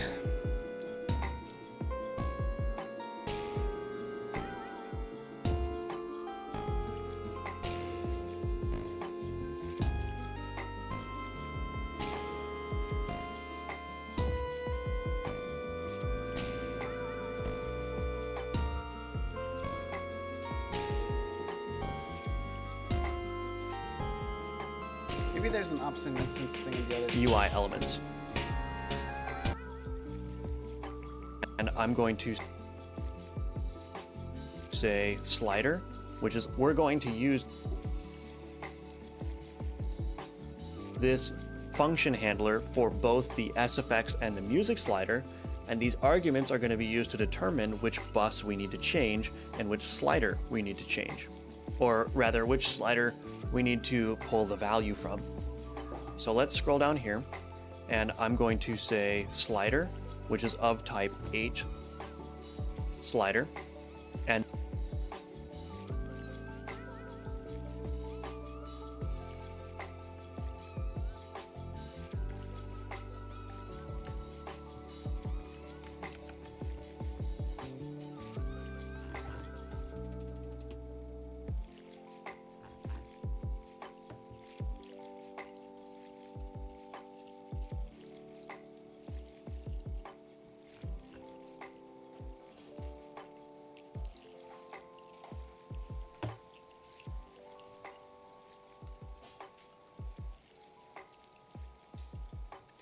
and accept that in the on options closed. So options instanced of type node, just like so.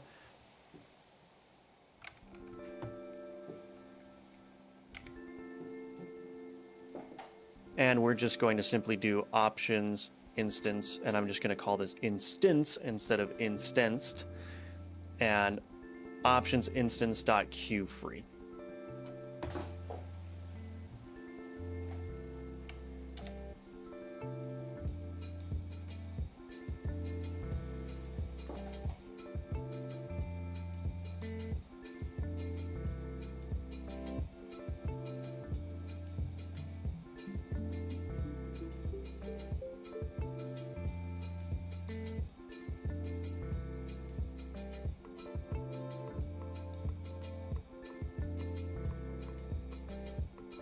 All right, so let's run the game. And now if I click on the options button, I should see options overlaid on top. So if I look at my scene tree here, we've got our main menu, but then the options menu is on top with the exact same layout here.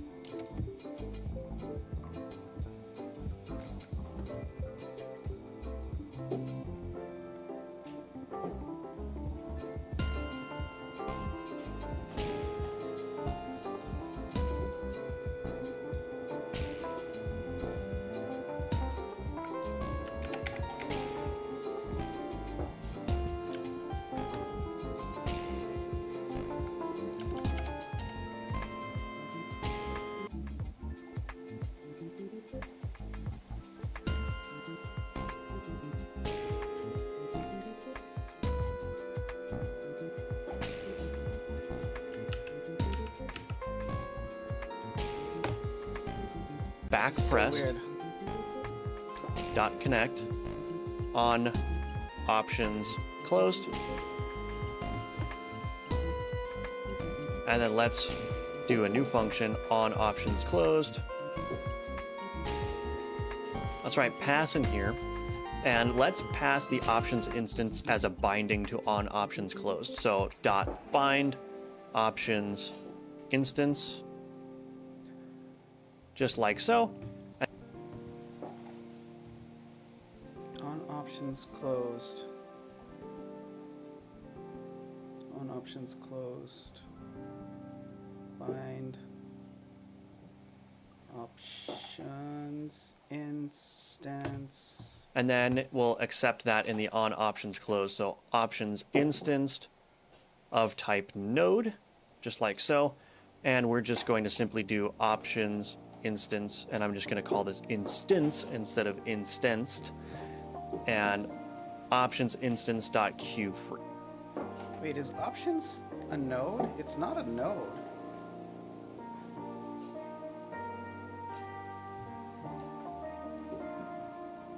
Take that out of there. That's weird that he was able to get that through. Instantiate. Is it possible maybe that instantiate is no longer Reference available to the on the options? Let me switch it to node 2D.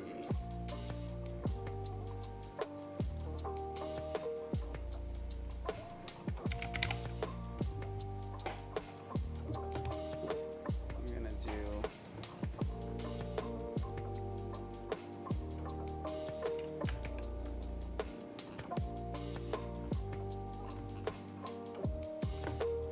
SFX slider and the music.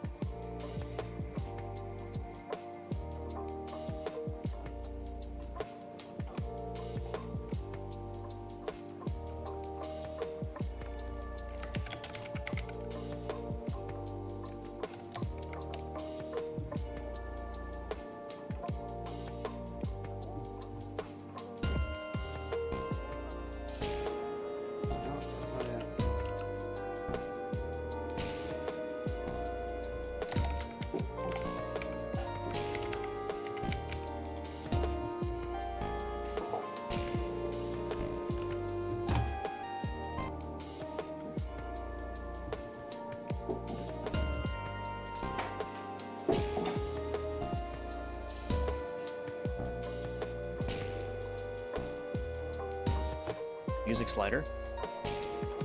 Why isn't this instantiate wanting to work? On options pressed.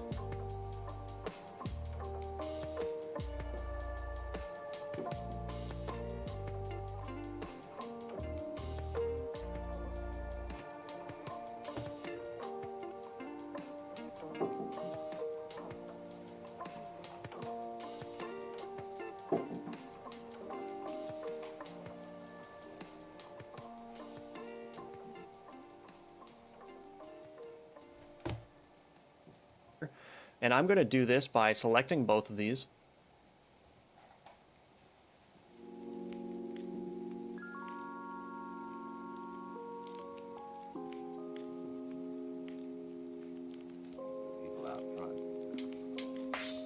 Let's go ahead and add that as a child to the current scene. So we're putting it on top of the main menu. Options instance. And then let's do options instance dot back pressed dot connect.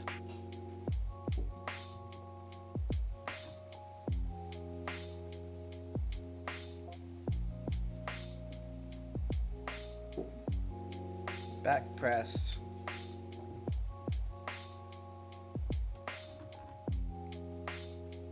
Yes, that's right. On options closed. And then let's do a new function on options closed. That's right, pass in here. And let's pass the options instance as a binding to on options closed. So dot bind options instance, just like so. And then we'll accept that in the on options closed. So options instanced of type node, just like so. And we're just going to simply do options instance, and I'm just going to call this instance instead of instanced, and options instance dot queue free. Bro, this is weird.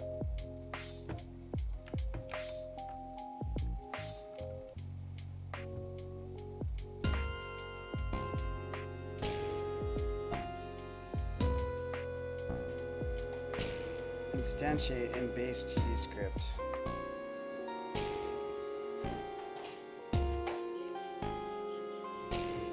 Am I spelling it wrong?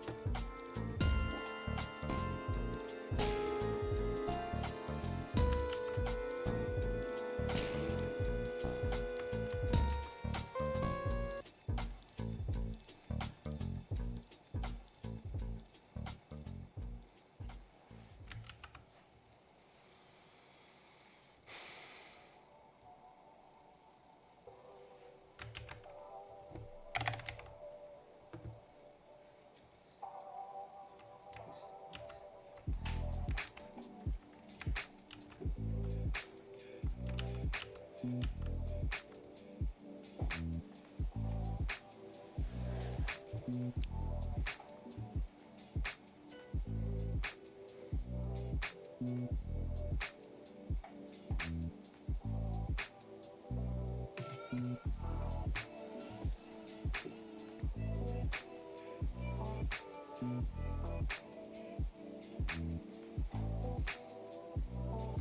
is going on here?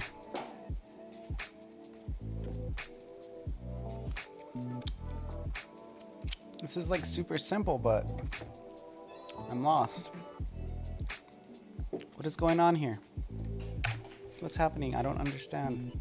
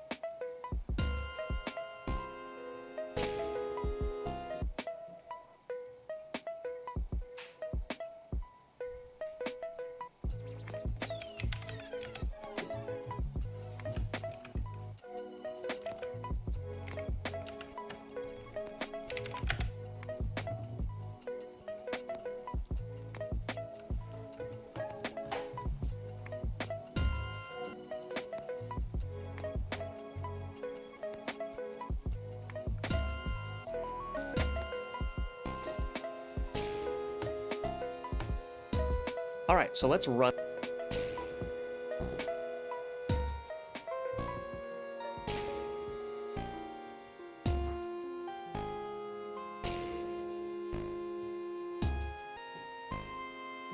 Oh. Oh, that's it.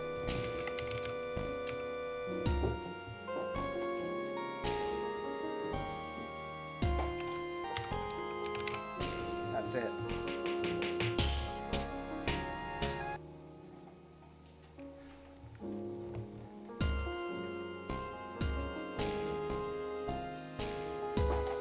Okay, I just have to remove the... Got it. Figured it out.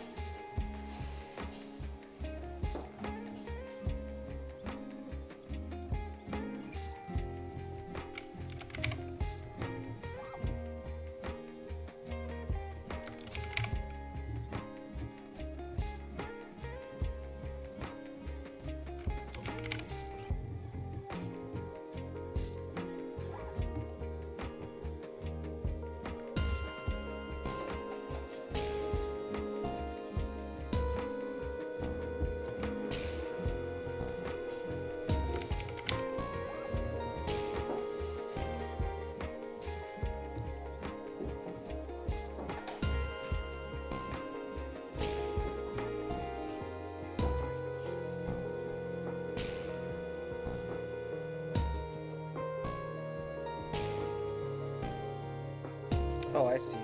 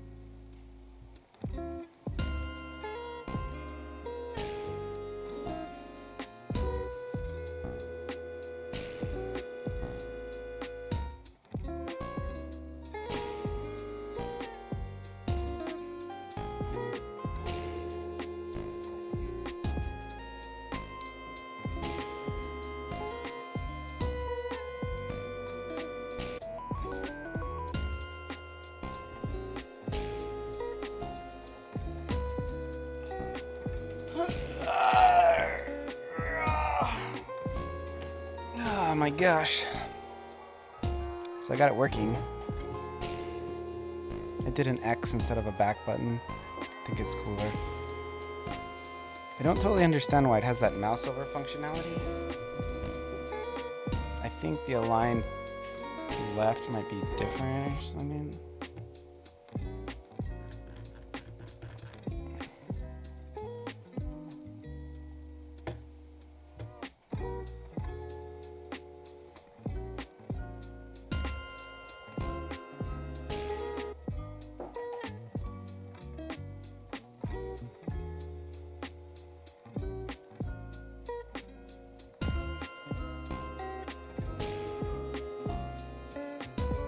Must be that it changes the margin. For this one, you know what I mean? I wish I could just erase all of the properties. Like just reset everything. This one I need.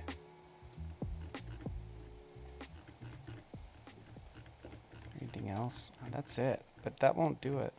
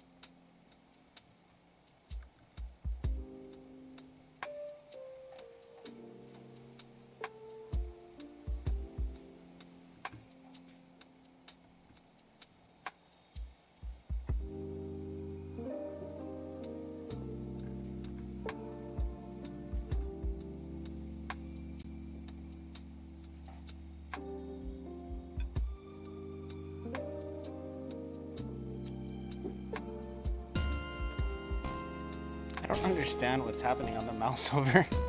Like, I don't get it.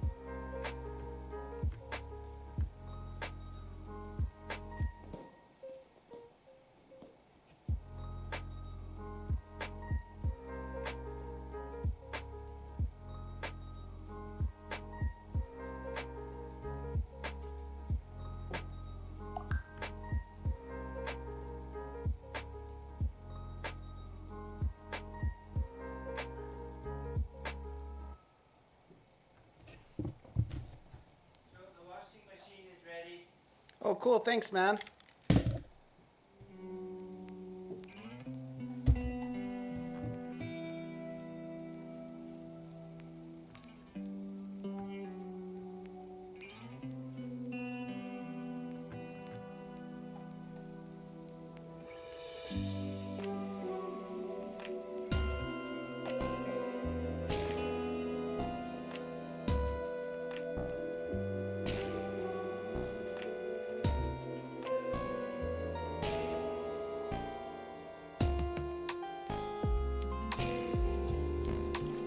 I'll be right back.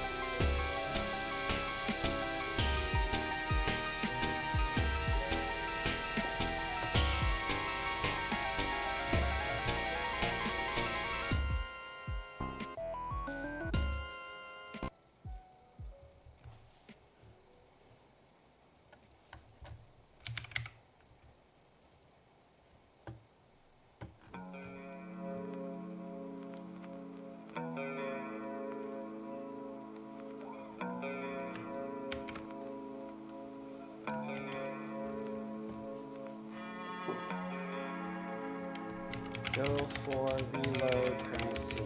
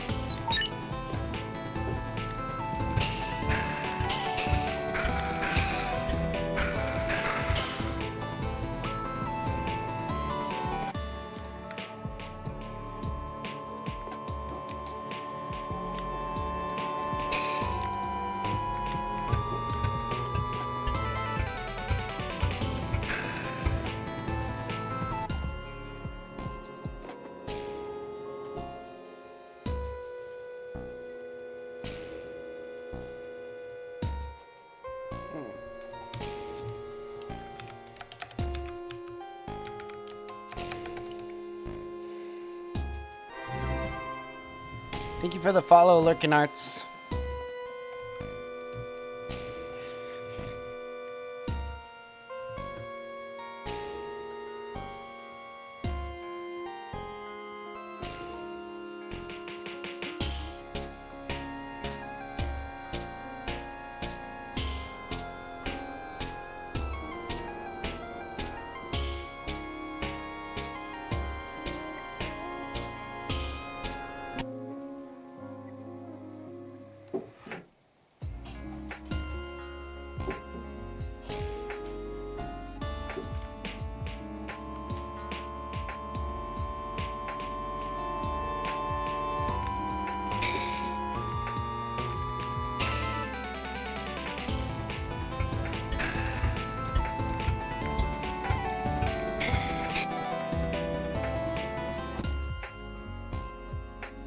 How come it doesn't work now?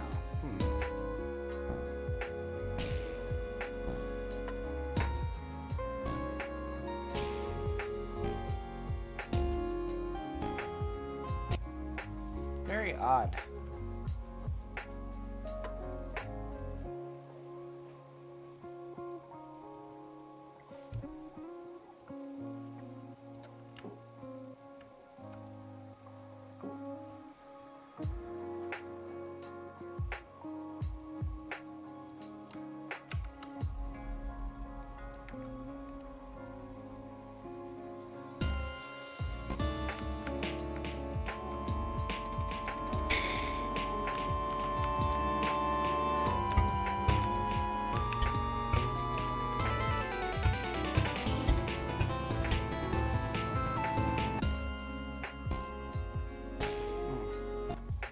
Very strange.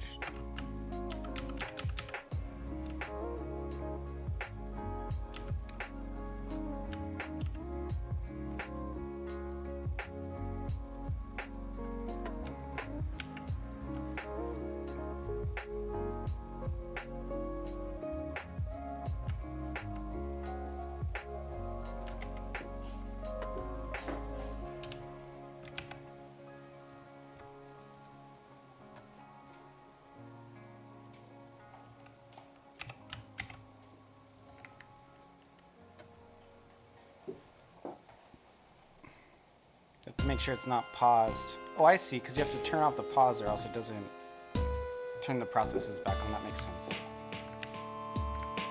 set pause to false.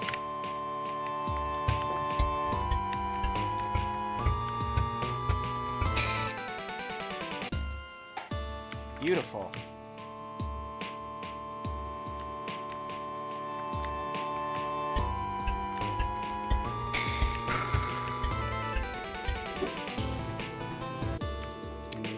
Oh. No, so for this one, I also have to set pause to false. Interesting. So you have to unpause it.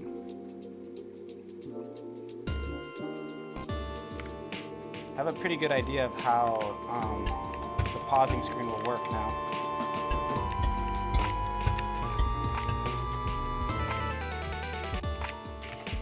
Cool.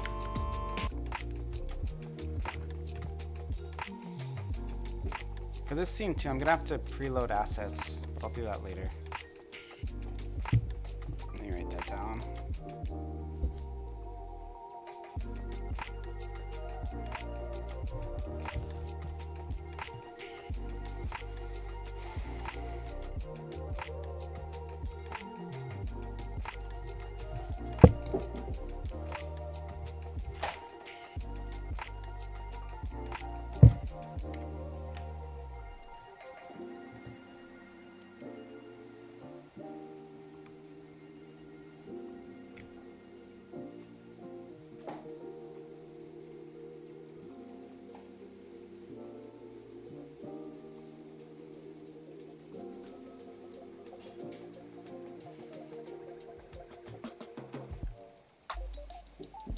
Yo, look, Monkey King, I got my menus all working. I have a quit button, I have an option button. Turn the volume down. Got a leaderboard that doesn't actually work yet. Now, the way these look is just preliminary. I'm just trying to get the functionality working, and then I'll do the design after.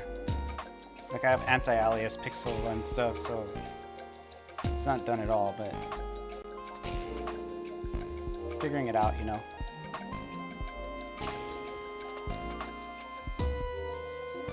We get in there.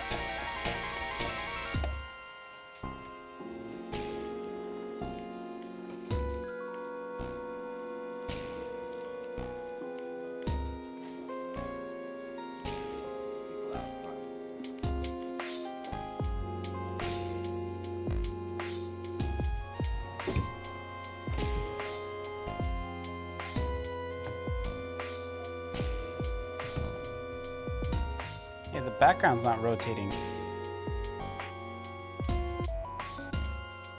Now it's rotating. Was it rotating before? It rotates so slow I can't tell.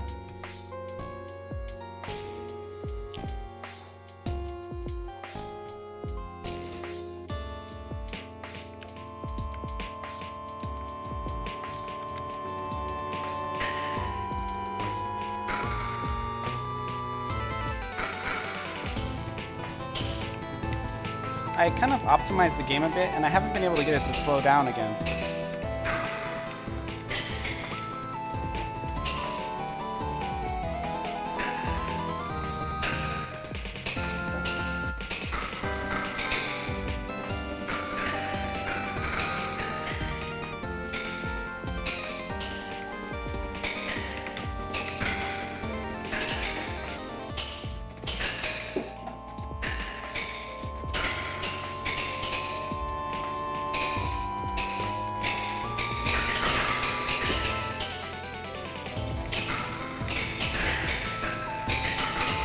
made the game too easy.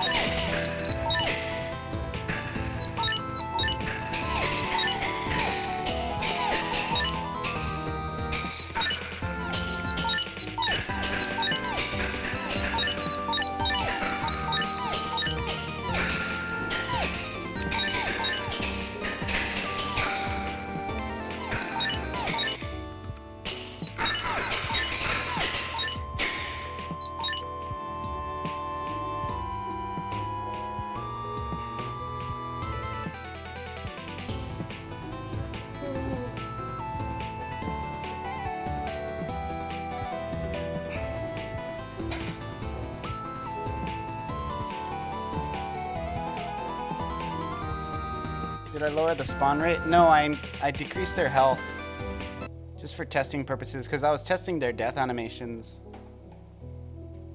And because when I implemented Biz's new rocket, I had to make it so that I changed the way I did the death animations because we had like 2 different sprites all of a sudden, right? So I had to make it so that you pull from so that you use the primary sprite. Because the way I did it basically is you cube free the enemy and then like in the death component, you create a new sprite. So you don't have to have all that stuff, all the stuff for the explosion and everything loaded in. It's much more, I think it's more optimized. At least that's the attempt. Because like the explosion and all the other death animation stuff, it'll just load when you die versus like be open the whole time, right?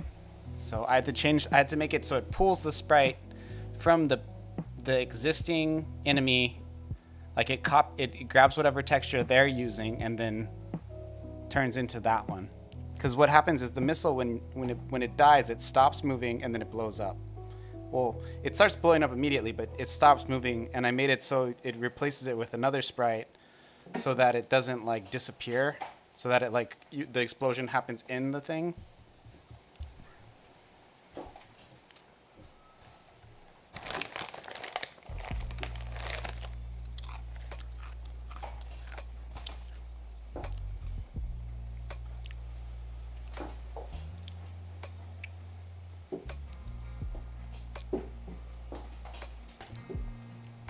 But yeah, it's going good. So I implemented more menu stuff. I have an options menu now. And I'm gonna set up the pause button next, I think. Options menu, quit button.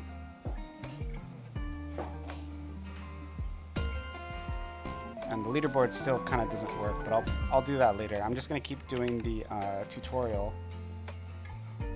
Now that I'm done with this one, so we can check. All right, let's tighten up our options menu and some other UI elements in our menus so that our game looks a little bit more presentable. I'm probably not going to do First thing that we're this, going to do is we're going to watch it. change the styling of the H sliders. Now, I'm actually going to do this through the theme, so I'm going to Actually, go I'll to be my right back. I'm going to grab resources. some water.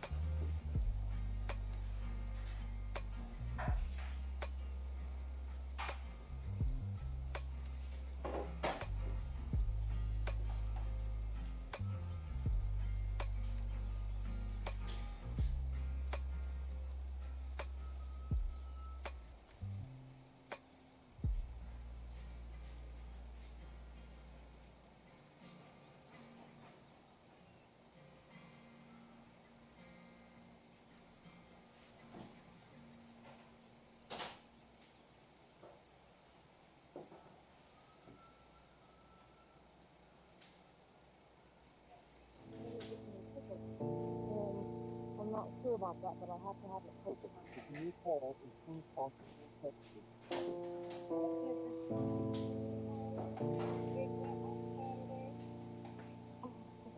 I'm not gonna check. Anyway, give me that.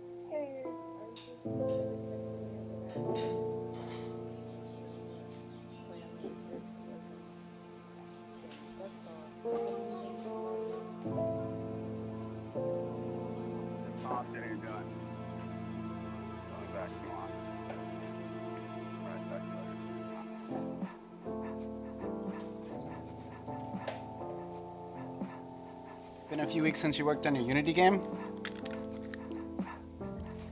Dude, it's been a few weeks. I worked on Familia today. I had to fix a bug where it was like a game breaker.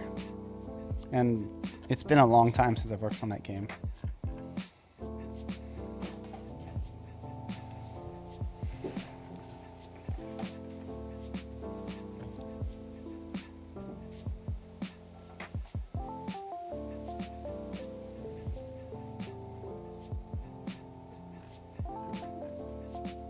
And then theme, open up that theme to bring up the theme panel here. And I'm going to click on this button here, this add type button, and I'm going to select H slider, double click that. And the things that we're interested in are the styles here under the styles tab. And here's how I'm going to style these things. So we have an H slider right here. It's very small in the window, but you can see that we have the H slider here. And that's going to tell us what that looks like. And so I'm going to do something similar to the progress bar. And I might actually copy some progress bar styles over. So I'm going to select from my type here, progress bar. And so now I've got the type progress bar selected. I'm going to copy this background style here by clicking the drop down and then clicking copy. And then I'll go back to my H slider and I will override the slider item and then paste that in. Okay, now our slider area has disappeared. Before we go any further, let's make this slider area unique. I'm going to click make unique from the drop down, so that way any changes we make won't inadvertently change the progress bar. And then I'm going to change the grabber area highlight. I'm going to override that, create a new style box flat, then click into that, and the color that we're going to use, let's use one of our swatches here. Let's go ahead and use the light blue for that slider color. So I'm going to select the light blue color for my swatches, which is 75E3FF. And so that's the background color. Okay, now if we go back to our theme by clicking this back button here, we can see here our slider still has no styles really. And that's because we need to give our slider background a little bit of dimension. So let's go into the slider style box here. So we're going to click right there. And what we can do to give it some dimension is we can scroll down to content margins down here in the style box. And I'm going to do 2 in the left and 2 in the right, and then 4 for top and 4 for bottom. And so now if we go back to our theme, we should start seeing now that we have an actual background here, which is perfect, right? Let's go ahead and go into the grabber area highlight here. And we're going to give it a border of 2 all around, and then we're going to change the border color to have an in our options menu. And let's change the music when it's not that is it in it. Be the now you can hear you can grab and drop down for other but holder the size and duck posture is weak to the place top slide here. And I'm gonna go back to the style area, and for the slider I'm gonna keep that. All right, so our slide, we're using that blue very open. Go to this tool, select icon, the font, watch it to font in menu, which outlines uncheck, which is a braid card, color and scroll again is animation. The vignette for our initiate that not taking place. That is not that you should now see that vignette around the main menu, and then do the same for the options menu, move the vignette to the bottom. So in addition to leaving it as the last child here, we can change it to the canvas. We should see that if your vignette is preserved. So if the vignettes aren't working, now you can play with the layers a little bit and see if you can make them render on time and stylistically coherent. So now our game, the final step for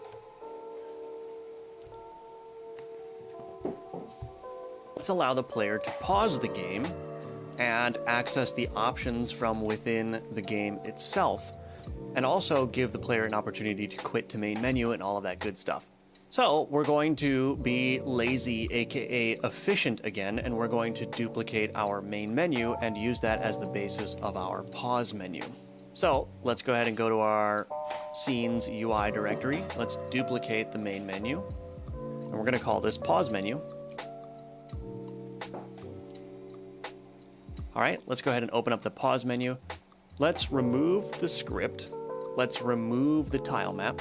Let's rename the root node to pause menu. And let's remove the vignette. Okay, so now we're left with this.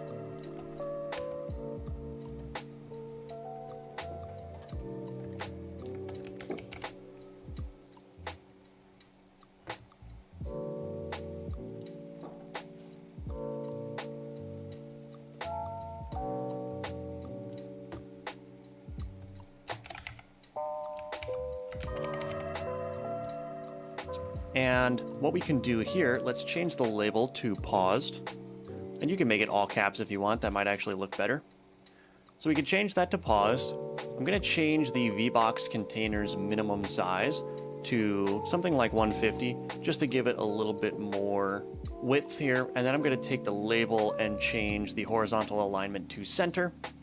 And I'm actually going to add another VBox container and move all of the buttons into there. And the reason that I'm doing this is because now I'm going to change this VBox container. Instead of horizontal in the fill, for the container sizing, I'm going to change this to shrink center. And then I'm going to give it a minimum width of something like 75 in the X. So I think that looks a lot nicer. We've got a panel that has some width to it, but then the buttons aren't super large. And I'm even going to change the VBox container custom minimum size to 100 because I like the way that that looks better. All right, so we've got all of those in place, and we need to change these options. So we've got the play button. We want to change this to resume. So we'll call it resume button, and let's call the text resume. And then we'll leave the options in there, and then let's change the quit button to quit to menu so that the player knows what's happening there.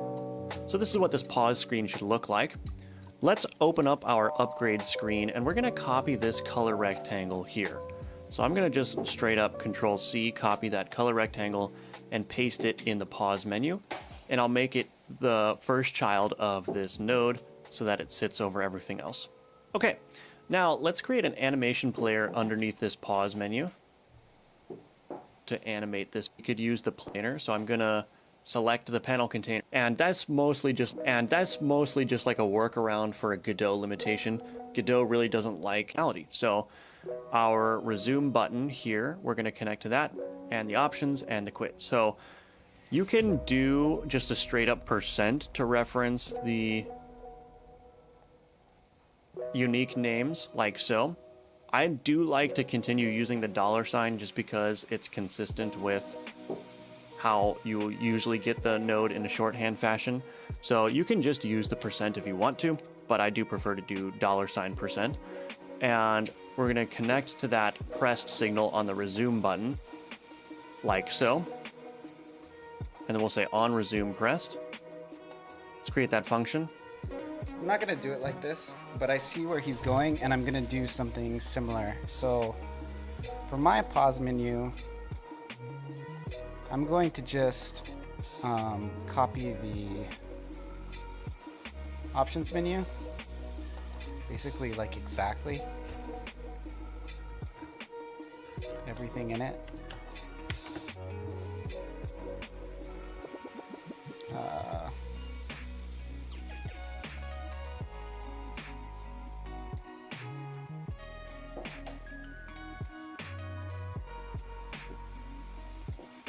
So we'll just paste right here.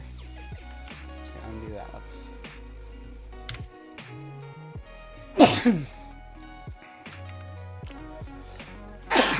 okay, so when you click the X,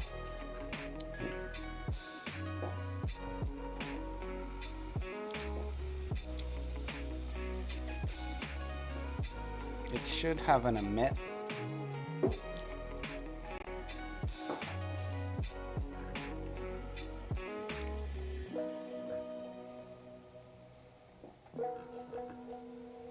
I basically don't need all of this, but I'm going to grab some of it. So we're going to just go pull back.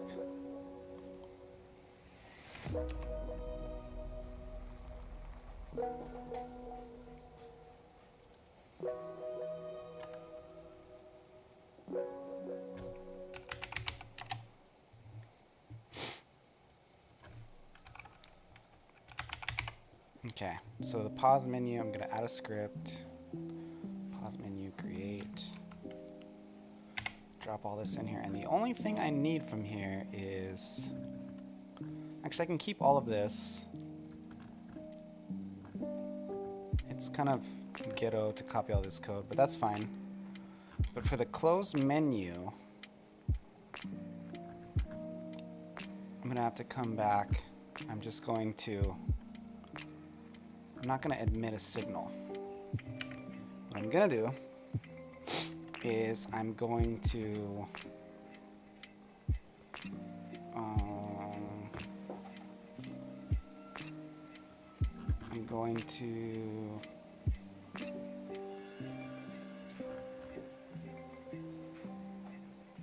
get tree pause false. So we're going to do that to unpause it. And then we are going to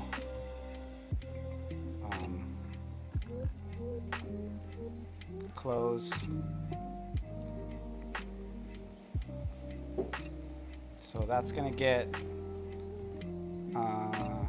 turn the pause off, and we have to get rid of this. So for that we will queue free.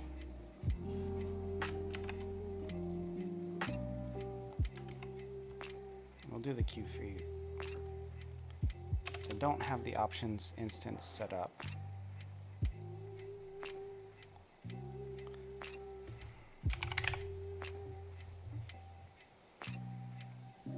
Do it on self. So now it'll close it. It'll have all the options. I don't need this onReady var anymore because I just go direct to the on back press. Actually,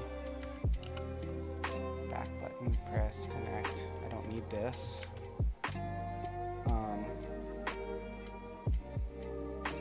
I do, however, need to grab the close menu here and say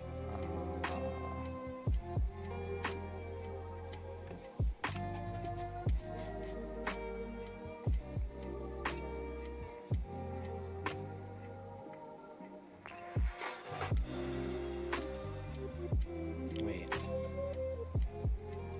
I'm a little closed. I'm a little confused right now. So on back pressed.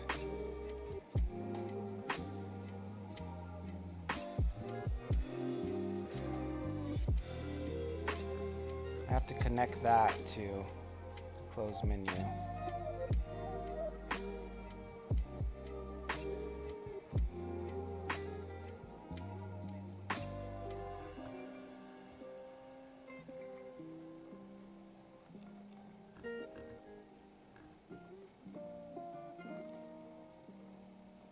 Press connect. I can just do it like this. Yeah, we'll do it like that. So we won't do quit button, it's close menu. Dot pressed. On quit pressed. On, and we're gonna call this resume pressed. And we'll go grab this function down here. On resume pressed. Pause is off and you free this. So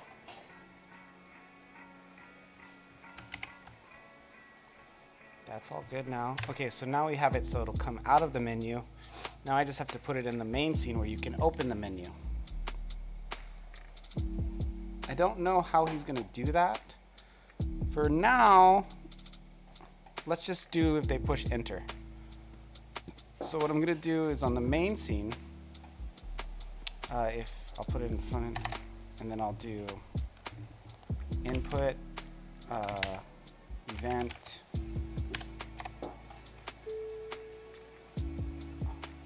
I don't know how to do it. All right, so in this method, we need to play the animation player default animation backwards so that it starts purple and fades out, right? So we're gonna say, okay, now the thing about this, when the escape button is pressed through the tree until it is handled. And so when you override the unhandled input event, essentially what this is gonna do is this is going to be past any input events that have happened that have not yet been handled by anything else in the game. And so with this unhandled input, what we can do is we can listen for the pause action.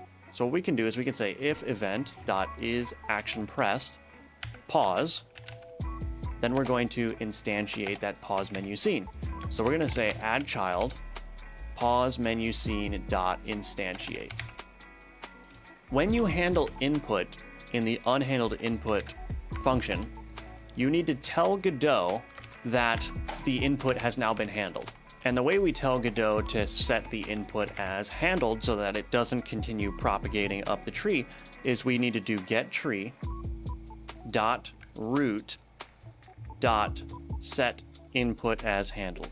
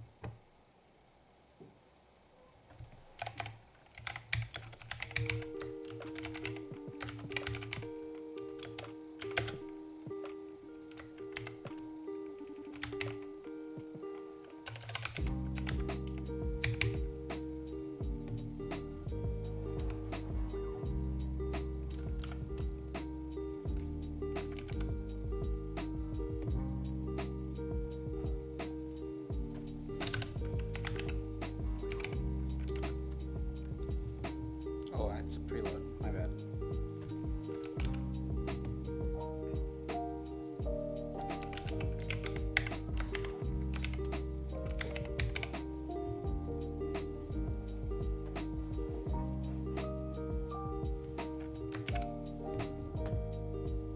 And that just means that whatever the current input event that is being sent through the tree is, we're going to mark that one as handled and stop its propagation.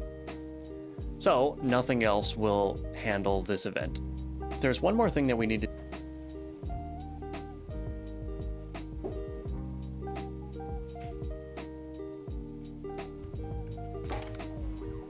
do with regards to input handling, and I'm going to copy this function with Control C, so that entire unhandled input, and then I'm going to paste that in the pause menu as well. And what this is going to do is we are going to remove the scene when input is pressed. So I'm going to get rid of this add child line. We'll keep that get tree set input as handled. And what I'm going to do is I'm going to Okay, I'm gonna just see if this works.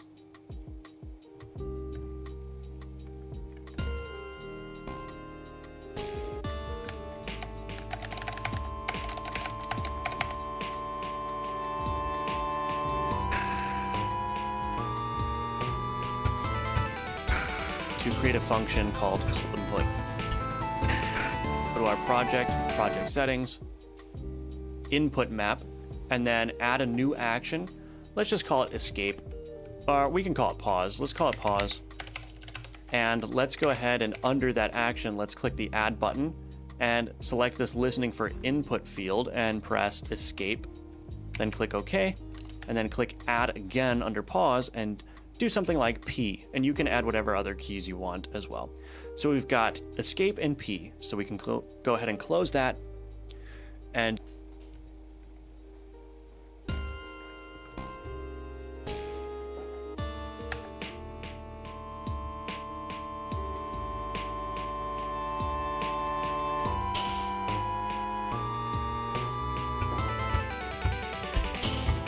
works, but it doesn't actually pause it. So I have to do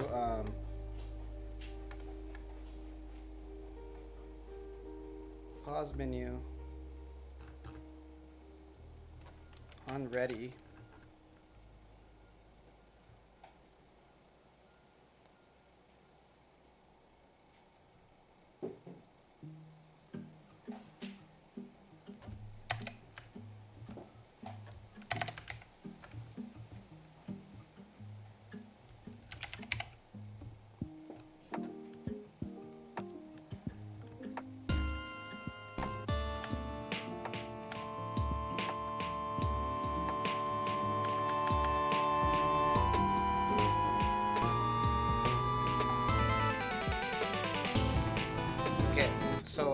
works well.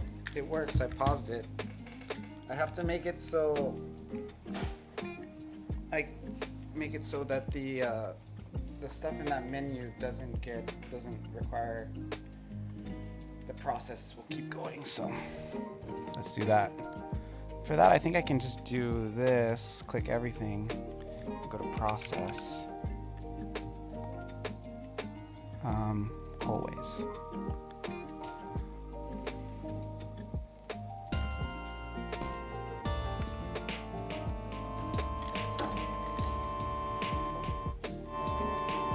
Turn off the sound effects. No sound effects. Turn them back on.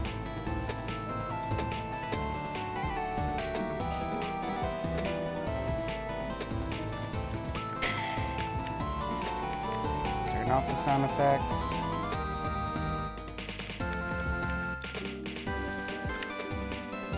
Very cool. Turn off the music if you get sick of the music. Fucking awesome, bro. Okay. Now I want to make it so you can jump back in from the pause menu. So I'm just gonna grab from the main. I'm gonna grab this guy. Go back to the pause menu. I'll pop it in here, I guess. And what this will do is, instead of instantiating, we're just going to do on resume pressed. It's kind of hacky, but I don't care.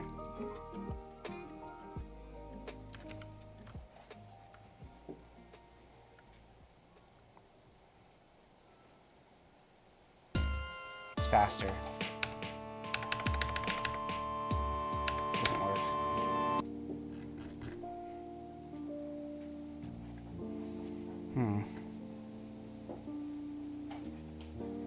Oh, I'm sorry, I forgot to do get tree. So here we have to, and then we can do on resume pressed. Like that. Let's try it again.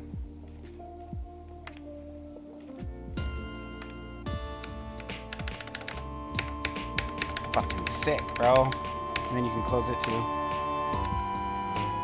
And then I also just want to change the label for the pause screen just to say paused.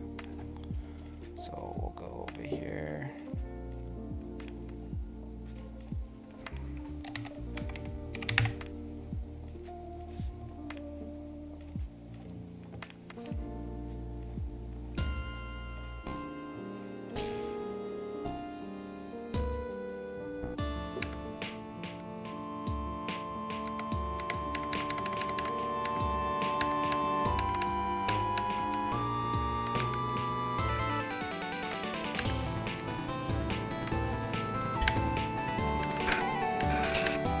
Look at that, I pause it mid-explosion, bro. Oh, that guy's gonna blow up.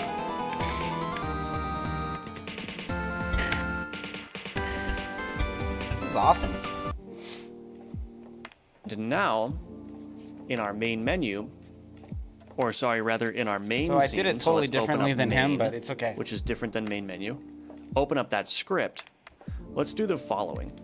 Let's preload our pause menu. So we're gonna say pause menu scene. Should I do a quit is to- equal to preload, Yeah, let's do a quit to menu while I'm in here. and then you can just do res. So we'll just grab that from the end screen and we'll just say on quit pressed, grab this, bring it into the pause menu, and I just have to connect a freaking button to it. So we'll do, we'll add another menu here.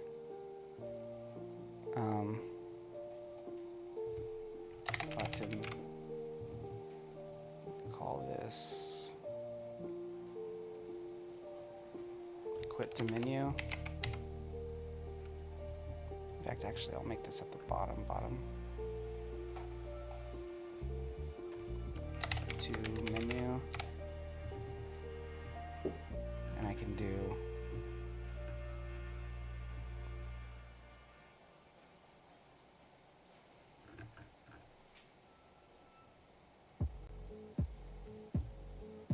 I'll give it its own unique name.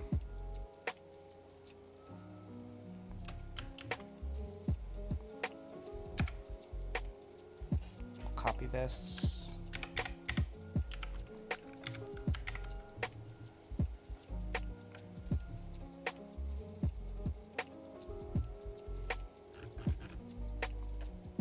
I'll do on quit to menu pressed. There we go.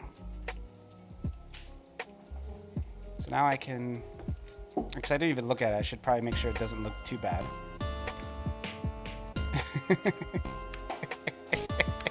Look at the quit to menu button.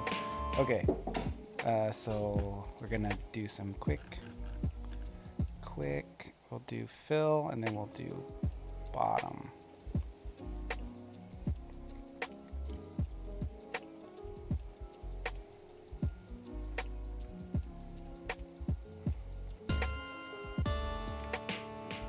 That looks nice. Not. Quit to menu. 2D view.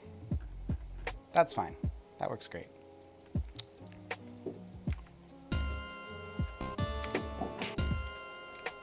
So if you're like doing bad and you just want to stop and try again.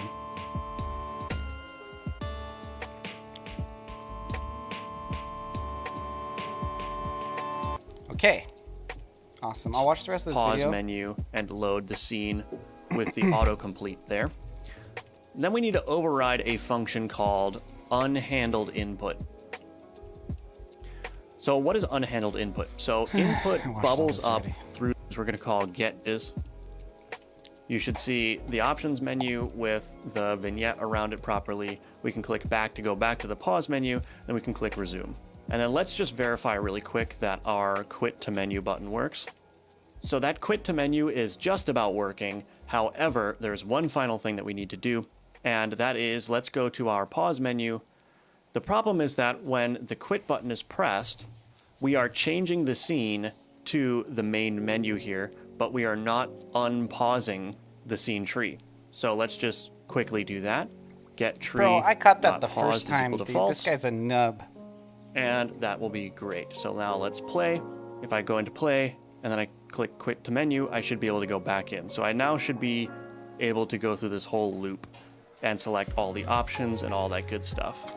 All right, and our pause menu is finished. Scene transition effect. While we're navigating through our UI, there are some abrupt changes between scenes that we want to resolve. And the way that we're going to do this is we're going to use a screen transition. And the screen transition is essentially what you see in a lot of games where there will be like a screen wipe that comes over the screen, and then that will transition into a new scene. And that's what we're going to do because that will mask the abrupt changes between our different scenes and just generally make the game feel a lot more solid. So I've attached a texture to this lesson as a resource. It's called screentransition.png. So go ahead and grab that, download it, and bring it on in to your file system in Godot. And you can drag that screen transition into the assets UI directory. All right, let's create a new scene with a root type of canvas layer. Let's add a color rectangle as our root node or as our first child node. Let's rename this to screen transition. And let's make the color rectangle the full size by changing the anchor preset to full rect from this button up here in the toolbar. All right, let's save this in scenes UI, and screen transition is fine. Actually, we don't want to save it here. We want to save it in auto load because this is going to be something that's available to us all the time. So let's go ahead and save that in auto load. All right, so we've got our screen transition. Now we're going to write a shader that will do the transition effect. So select the color rectangle, come on down to the material section, which is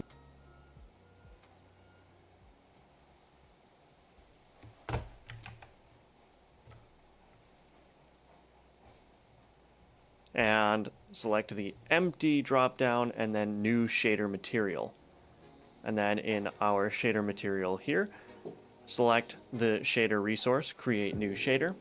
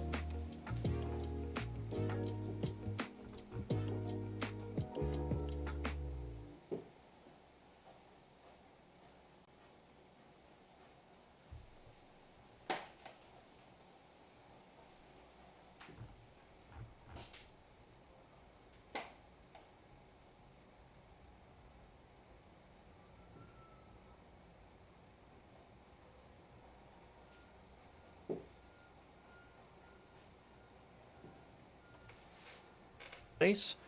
Actually, let's try the death screen. So when we click restart from the victory screen, or from the end screen here, we need to also do a transition there.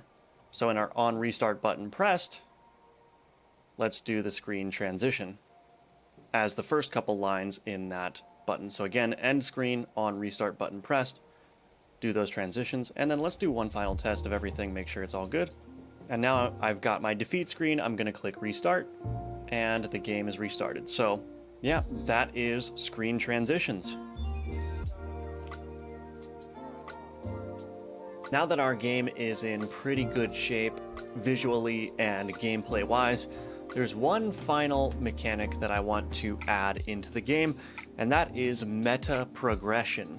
Most games in this genre have some way to collect permanent upgrades based on what you're accomplishing in the game, and those permanent upgrades can affect every subsequent run.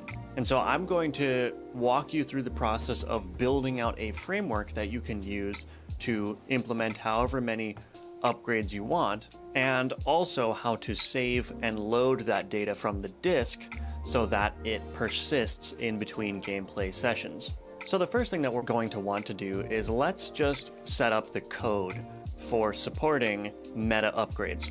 So the best place to put this is going to be in a singleton, and that means that we can reference that data from anywhere in the code, but also it's going to allow us to save and load the files at any point during the game, whether we're in the game or in the options menu or at the main menu, whatever is necessary. So once we've got the code in place, we'll go through the process of saving the data and loading it from the disk, and then we'll build a UI so that the player can actually put points into that progression. So let's go ahead and create a new node, and we're going to create a root node of type node, and then let's call it meta manager, or let's call it meta progression, like I was describing it. And then let's do scenes, and then auto load, we'll save it in there. Let's go ahead and add a script to this meta progression. And what is our data going to look like? Well, I think we're going to pretty much use the same strategy as what we have.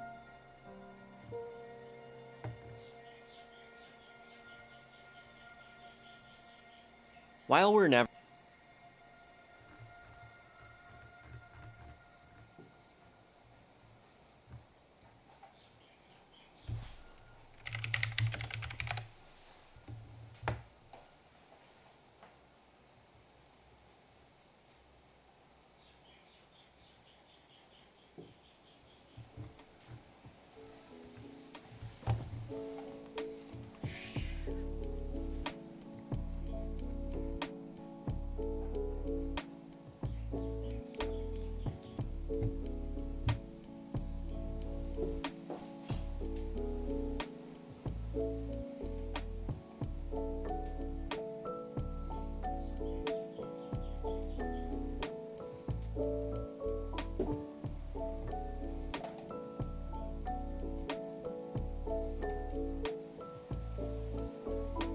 Here, I'll be right back. I'm gonna use the restroom.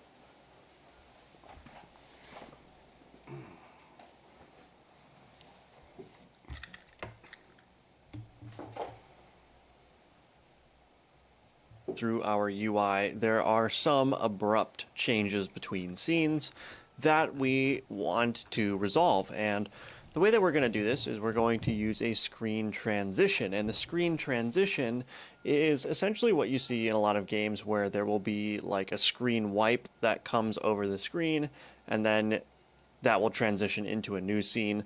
And that's what we're going to do, because that will mask the abrupt changes between our different scenes and just generally make the game feel a lot more solid. So I've attached a texture to this lesson as a resource. It's called screentransition.png. So go ahead and grab that, download it, and bring it on in to your file system in Godot. And you can drag that screen transition into the assets UI directory. All right, let's create a new scene with a root type of canvas layer. Let's add a color rectangle as our root node, or as our first child node. Let's rename this to screen transition. And let's make the color rectangle the full size by changing the anchor preset to full rect from this button up here in the toolbar.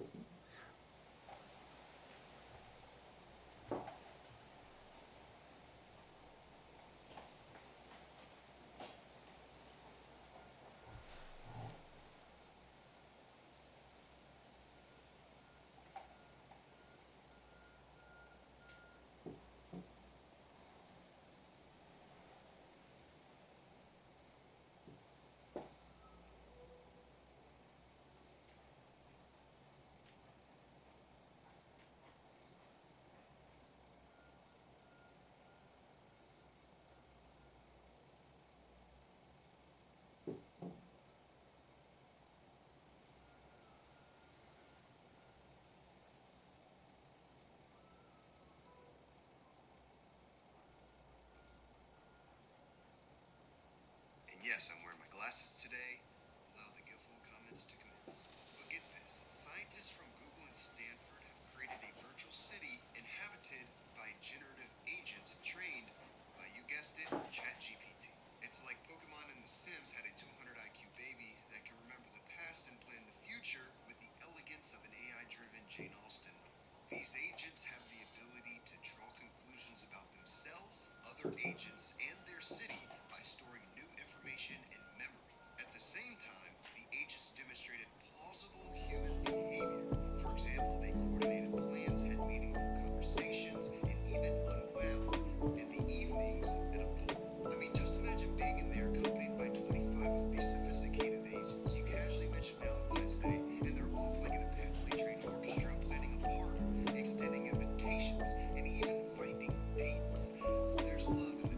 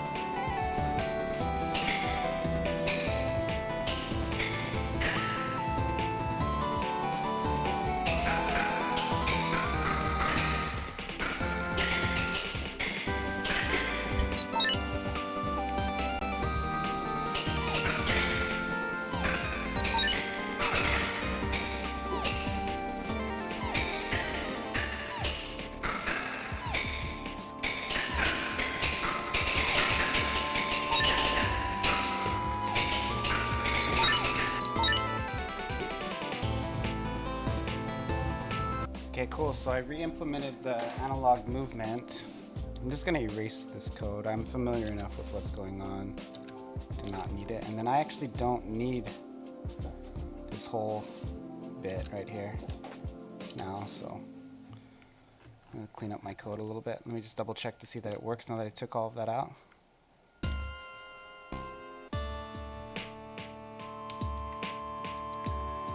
Now I can turn, but the gun direction doesn't turn.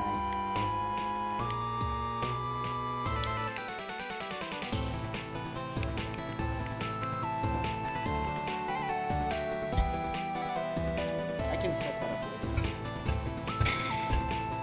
So, I basically just have to save this player look as like a singleton. But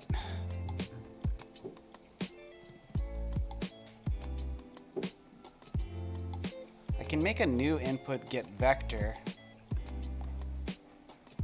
Oh, we should try that. And just instead of doing player look,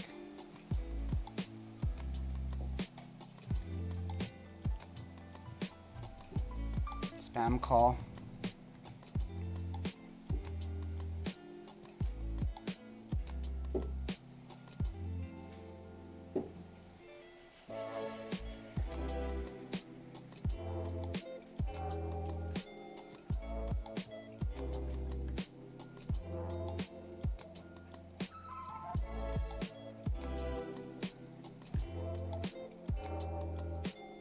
Input get vector, and then I could make a shoot right, shoot left, shoot up.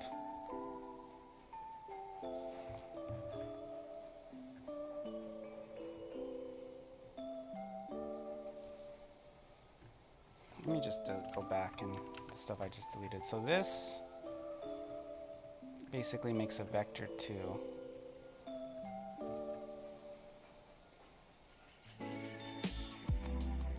So here I do either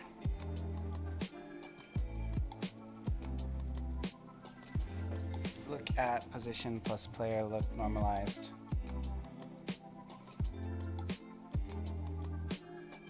So player look.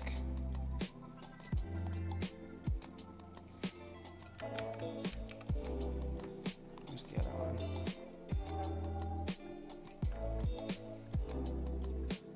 So I just put this in process.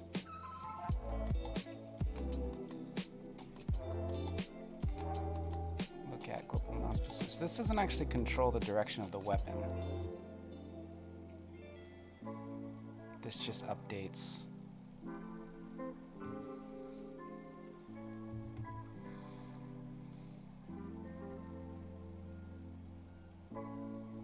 Get position plus player look. So something I can do here.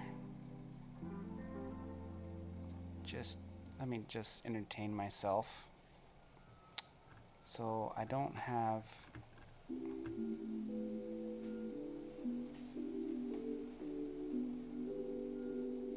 joystick right.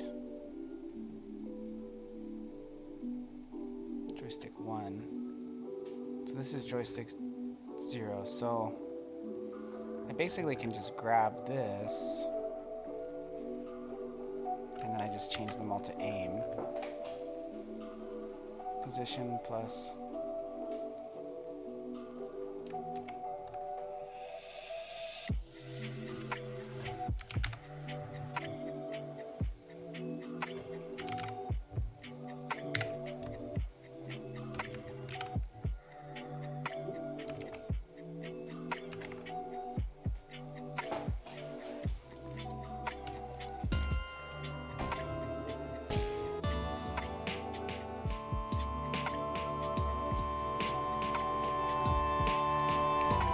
Oh, this works so good.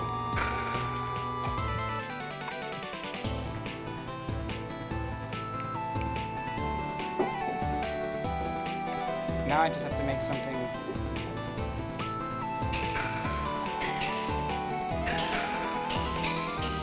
Okay. Yeah. I'm making leaps and bounds here. Okay, so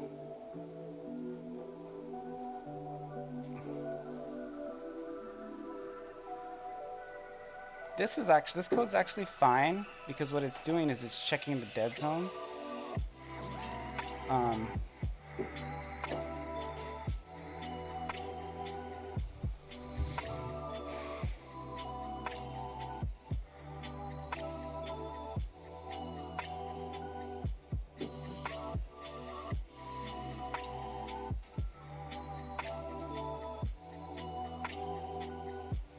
I would like it to be less code.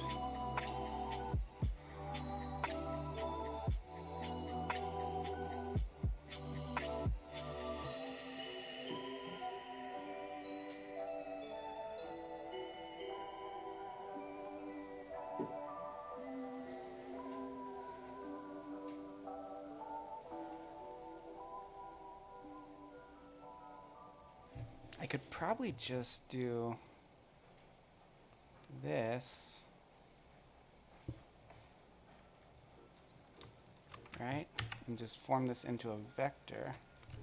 So do bar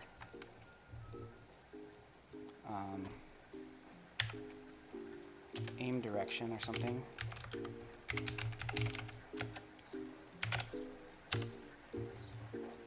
And I could do if aim direction length is greater than aim direction length, and then aim direction, and I would have to have the absolute. What's wrong with that? Oh, I have to switch this to aim direction. Input plus aim direction.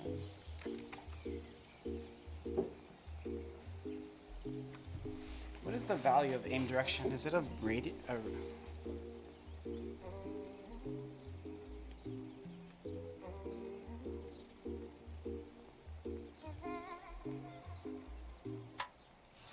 For now, let's just do if aim direction is not null.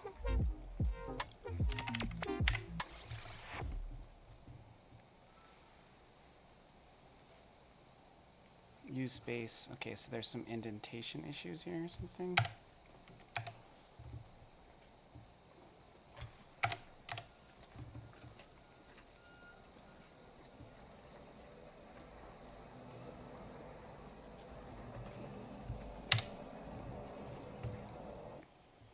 Okay, so just for now, we'll do it if it's not null. Start.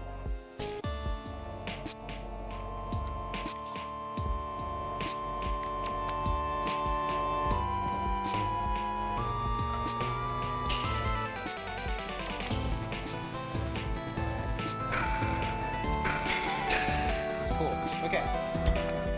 So.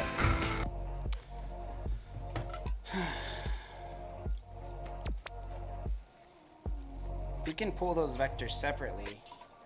It's not going to be a big deal.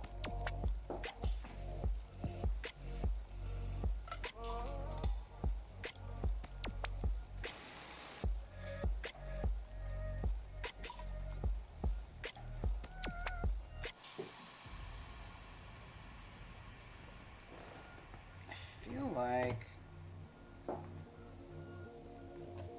should go back.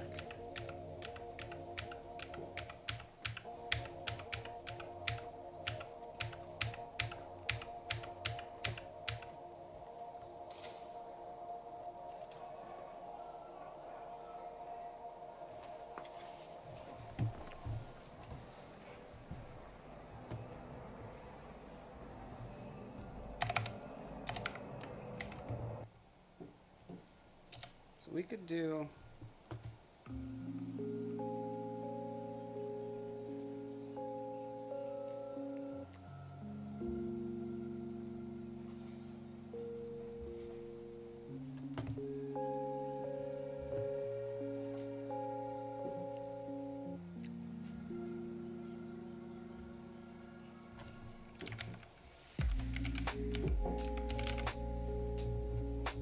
So what I'm going to do is I'm going to print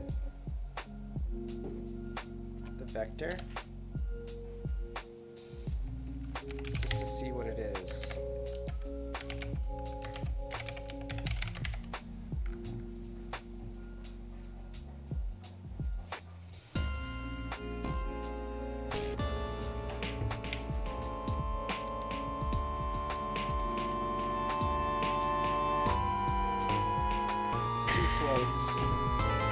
From 1 to 0. Okay. So I can do if the absolute wait, let me check one more time. Is it negative and positive? I think it is. Yes. So if it's two floats, that's easy. Okay. Aim direction. So basically I have to check if aim direction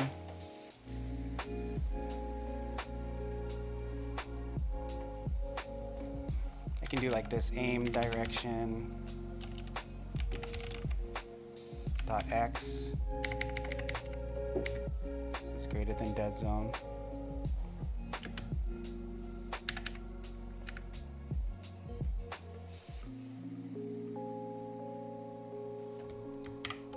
Or I can just do or. Use the Python direction. Y is greater than or equal to dead zone. I can actually do this.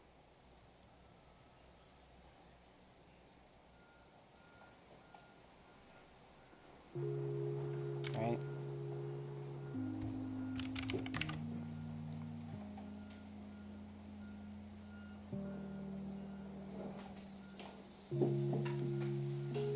I don't need this player look anymore. Let's comment that out. Not ready to delete it in case.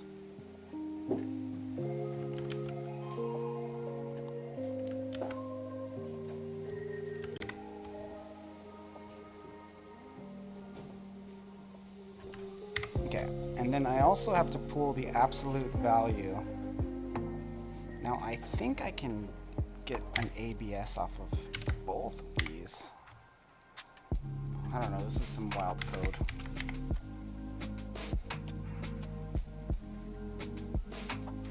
And just to see that it's working correctly,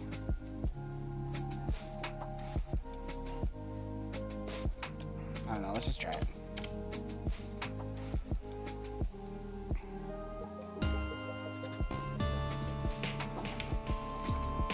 Okay, so ABS, let me look up Godot's absolute value method.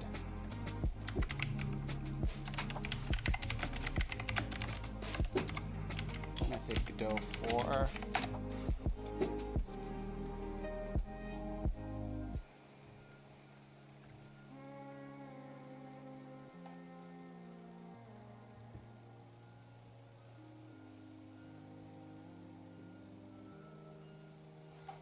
Okay, it just doesn't work. So I was doing it correctly.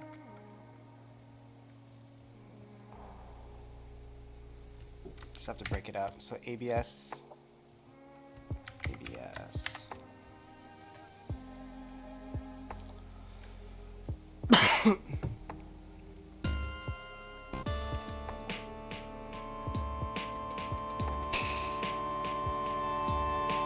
Cool. There's a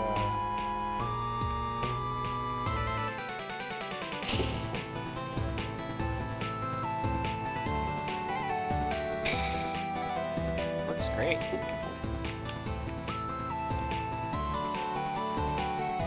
Love it. Okay, this is awesome. So we can kill all this bad code I made earlier when I didn't know what I was doing. You know, like right now. Okay, so that's much simpler. So here I'm checking to see if I'm going more than 0.2. That way.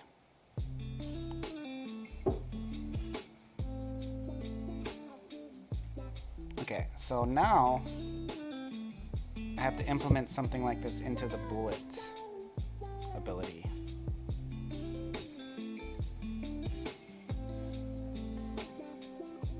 I didn't think I was gonna do this right now, but it's good that I am. It's cool. Okay, so we're gonna go over to, let's close all this for now.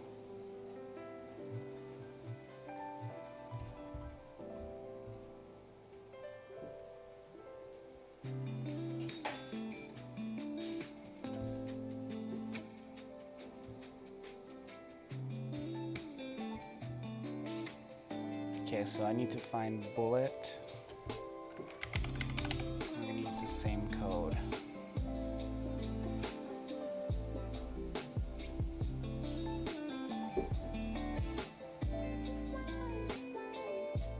If look at direction is set,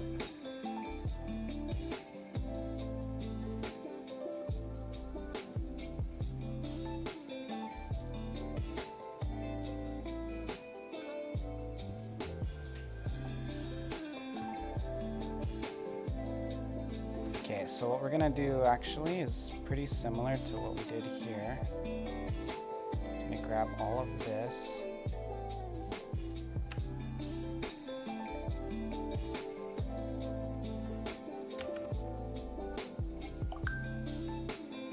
I'm gonna just post this in here right now. And then instead of, we'll make this an elif.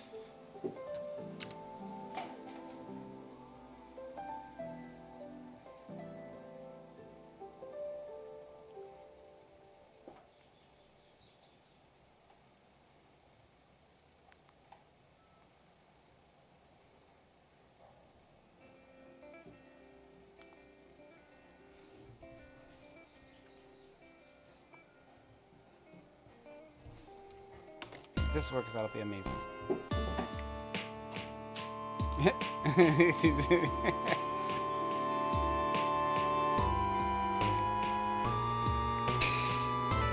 Dude, OP. I'm not changing the direction. I'm changing the position.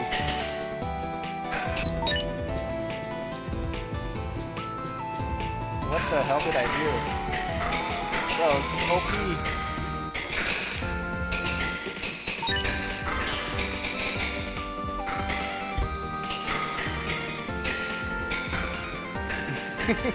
What did I do? It's kind of fun. It's like a fun, interesting mechanic for a future game.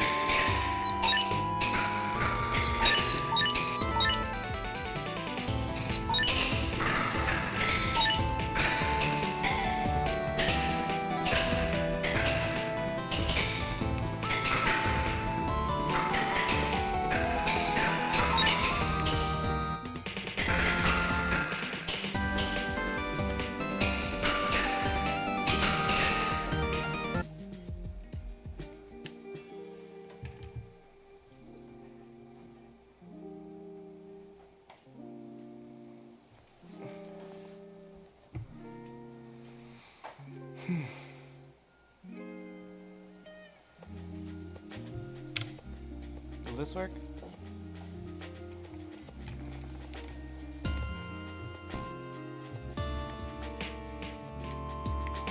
You can like charge up.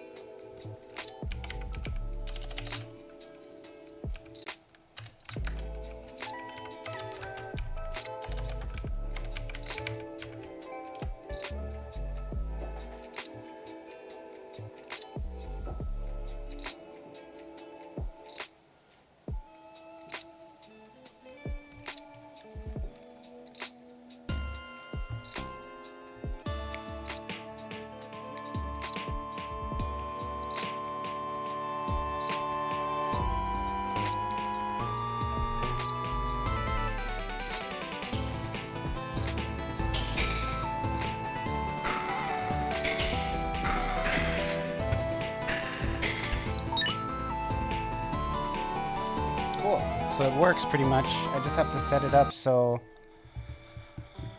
Oh. Control pad! Yeah, baby! Whew. Fucking awesome, man. Okay. So...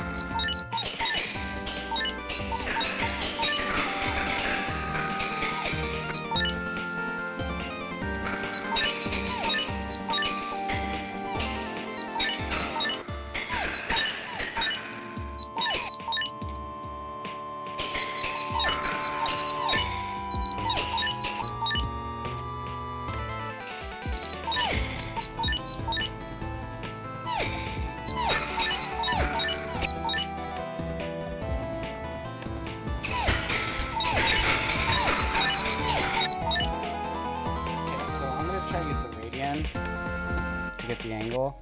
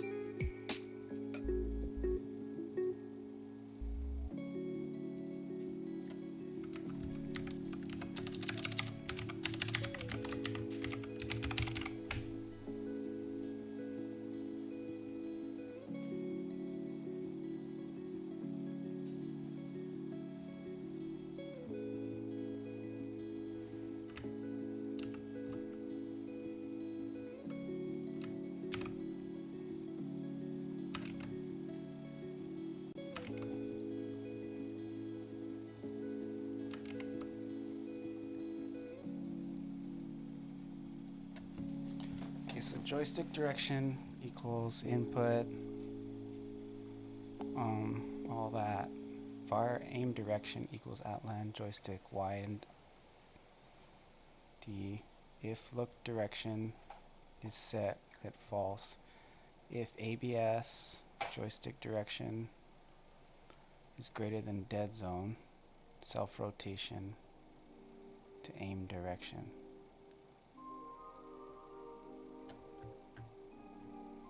Var aim direction. Oh, it's supposed to be a var.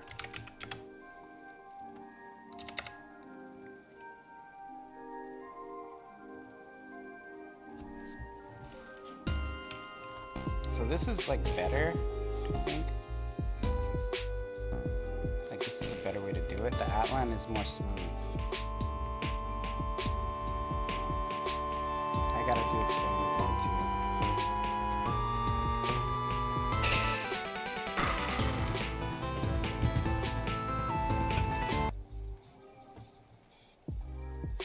So I can basically just grab all of this. Actually, I can grab all of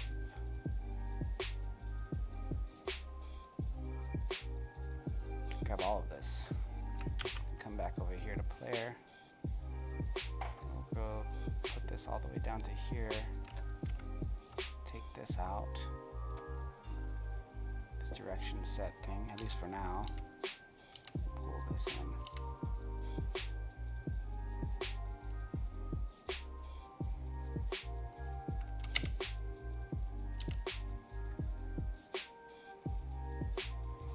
This should make it a smoother rotation. I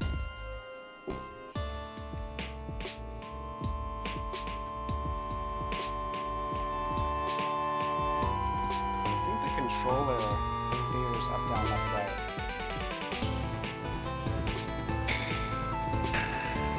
So now I just need to set something up to where it has to detect mouse movement.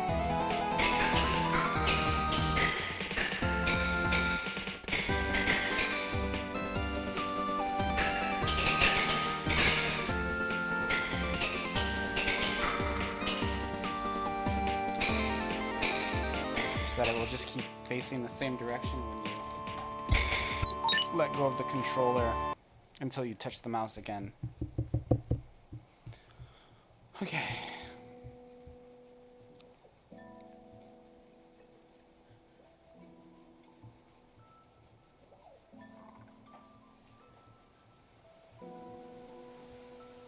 So it's going to be something to the extent. And actually, I want to make this a little bit more clear. So we're going to say right joystick direction here, just so there's nothing left to debate. Because I think left is more the assumed direction, so let's just be more thorough. And we're going to do the same thing here. Eventually, I'll probably consolidate these somehow. I don't know if I need to, because it's an input detection, so it's like one is totally visible, one is gameplay related, but the other one is like just changes the way you look, the display related. So it's not super key that they both run in synchronization. So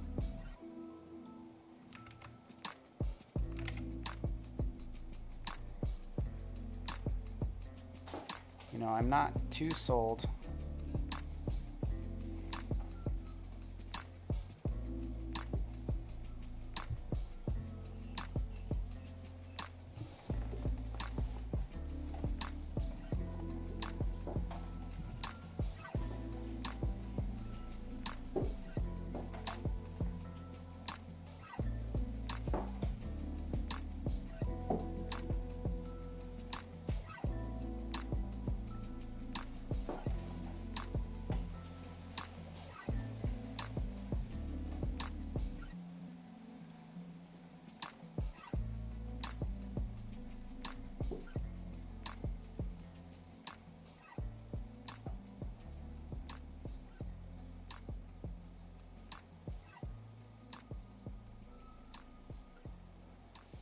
There's a debug issue. Let's check that out.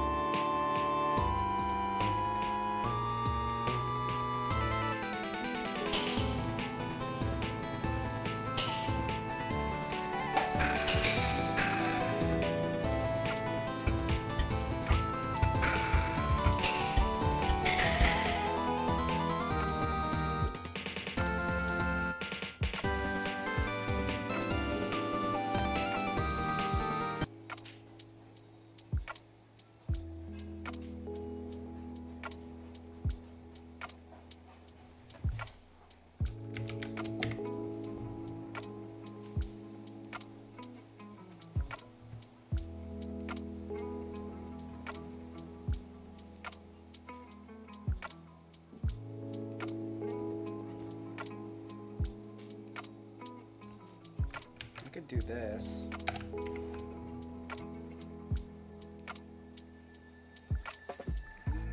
Could also do this.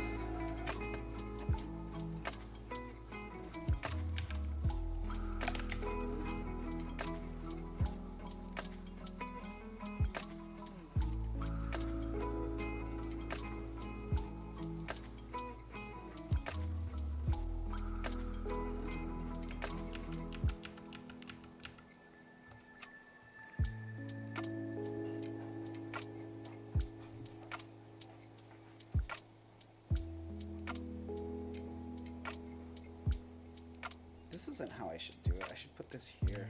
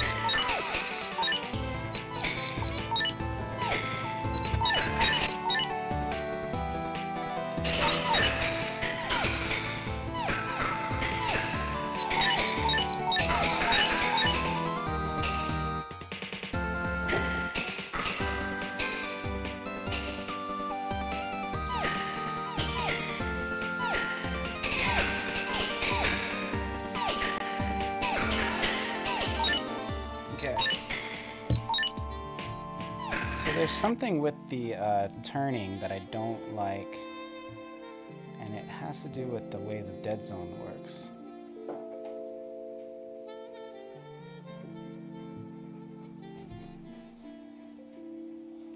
So, because there's a dead zone,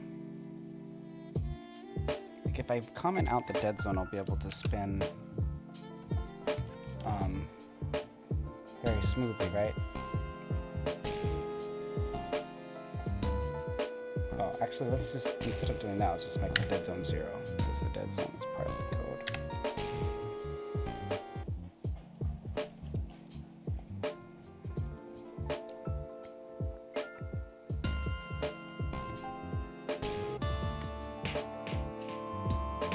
No, it still kind of favors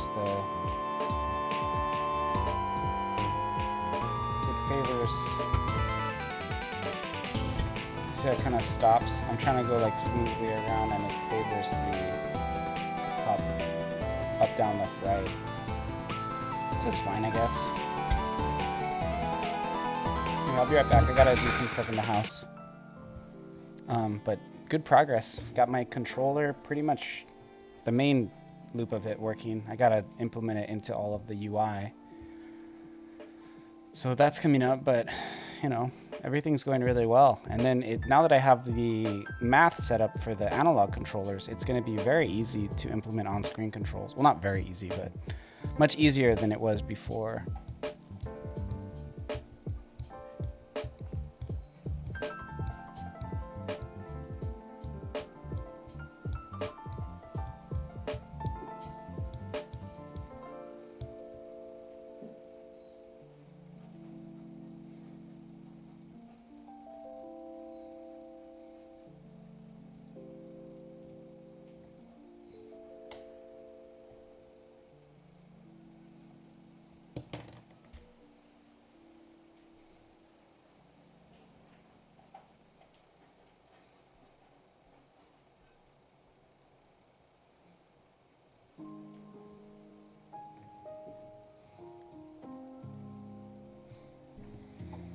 I have to figure out how I'm gonna control like when it shuts on and off. That's like the thing I gotta figure out. I think I might, yeah, I'll be back in a bit.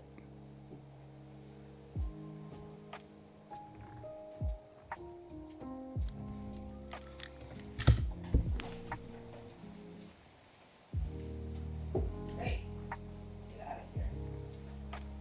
Get out of here. Kitties don't belong in my house.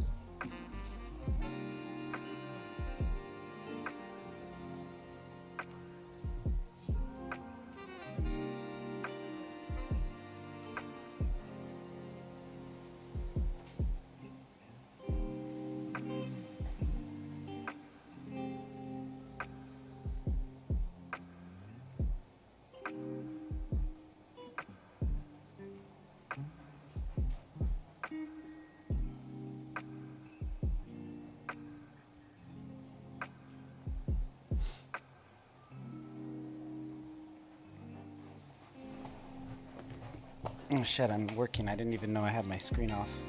Damn it. I'm so dumb sometimes. Oh, I forgot to grab something. Got to take my laundry out of the laundry machine.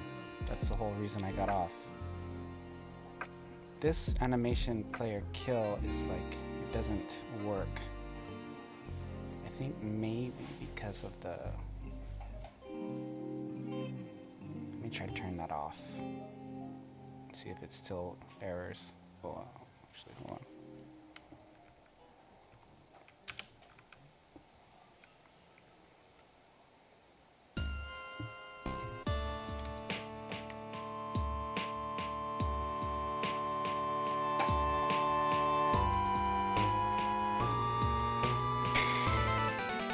Yeah, it still errors.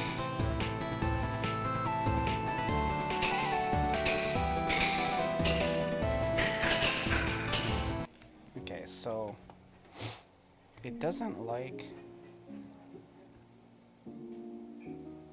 the node's not found. I think I know what's happening. I'm deleting it too quickly.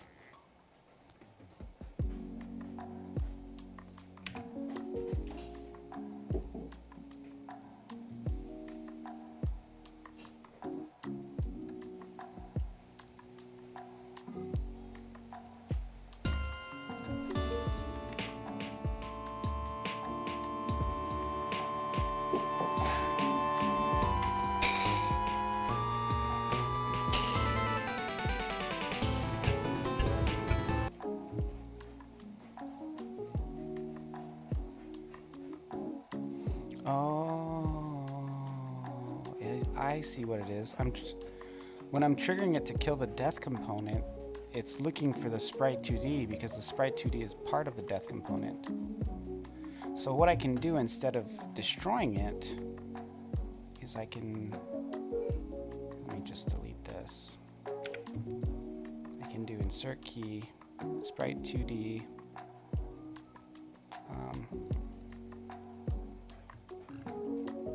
hidden.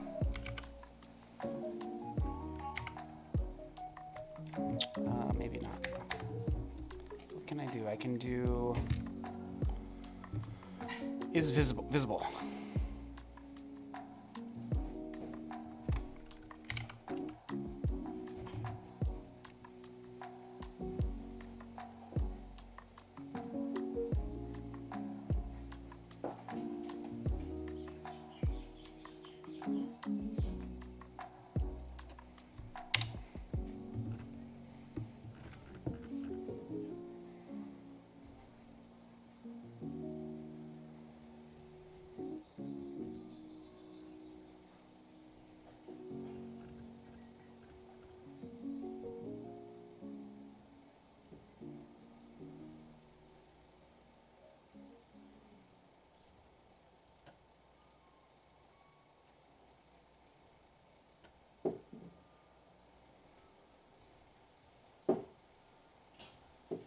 There, this won't have a bug.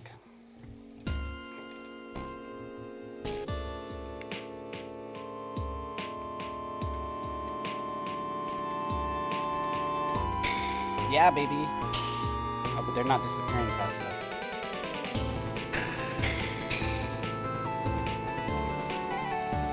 Okay, well, it's not working, but...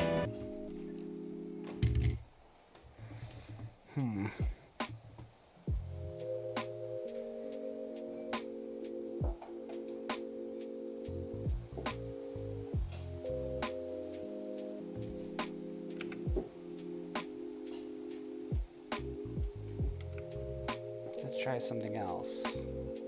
So I can't do visible.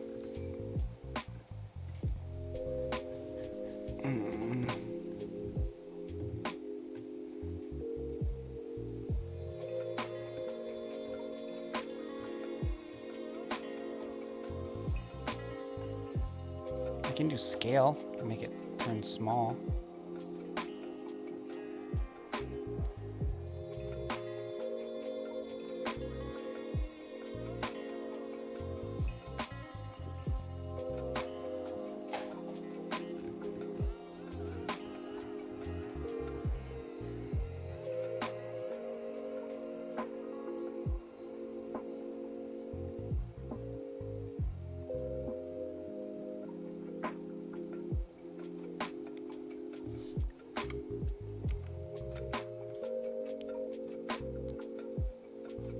This is such a hack.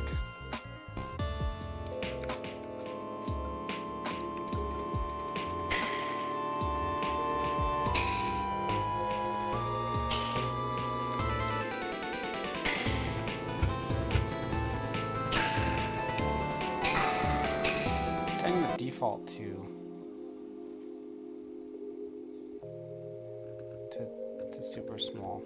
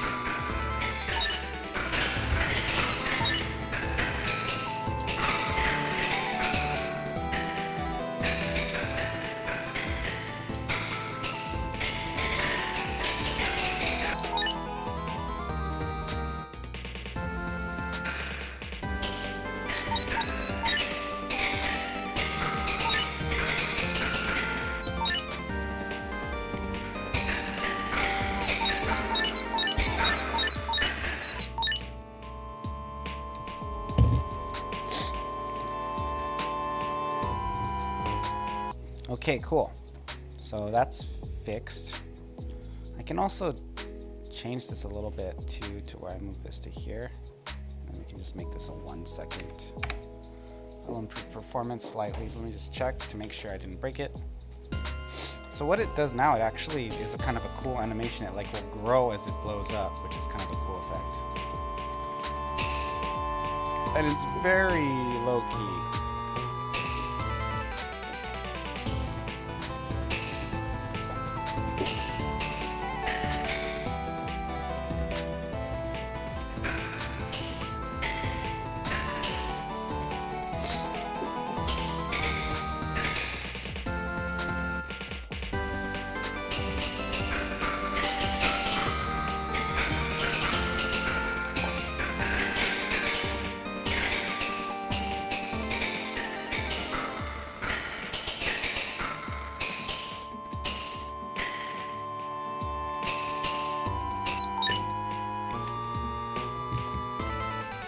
Okay.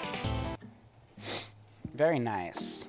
Okay, so the last thing I want to do with the controls is to make it so it detects mouse input and then it'll like point when you have the mouse input detected.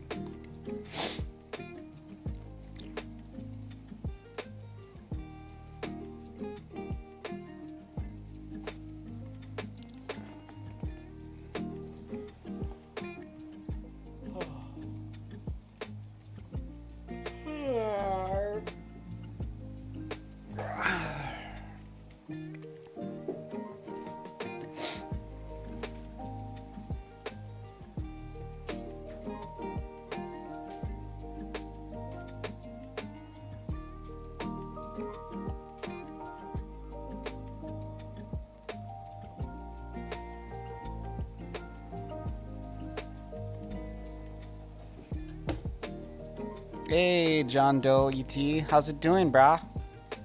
How's it doing, brah? I sound like such a howly. How's it going, brah? Okay. Space Pirate. Art.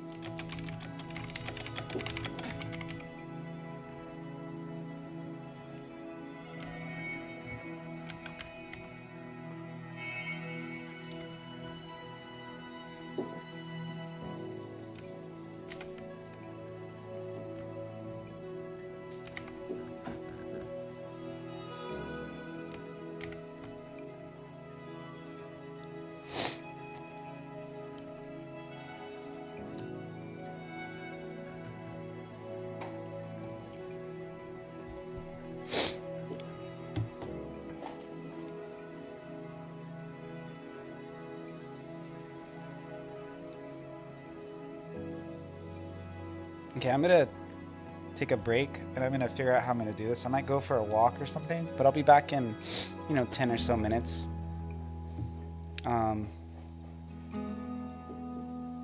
Yeah, I just gotta use my brain and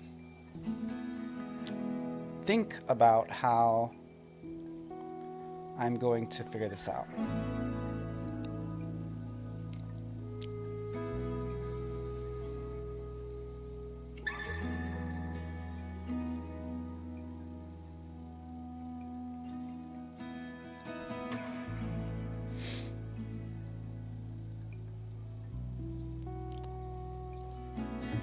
But yeah, we've been getting a lot done today.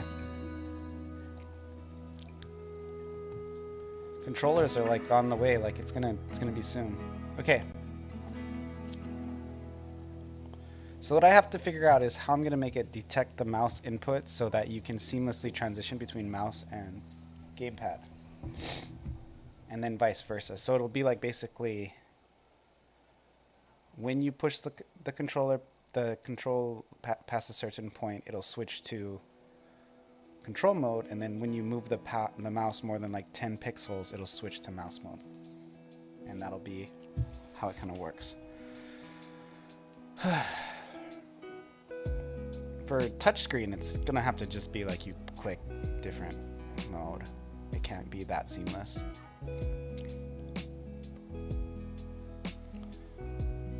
I'll be back in a little bit.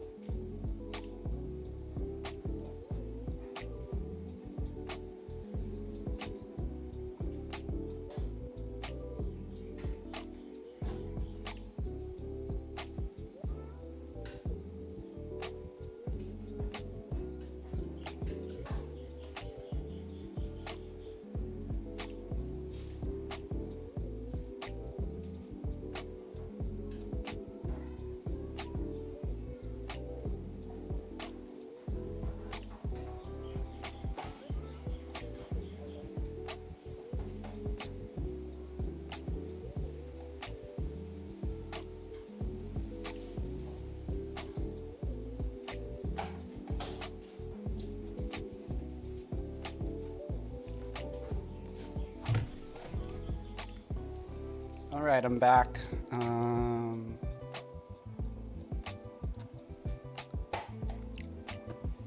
Okay. So, first thing I need to find if is Godot has a native way to detect.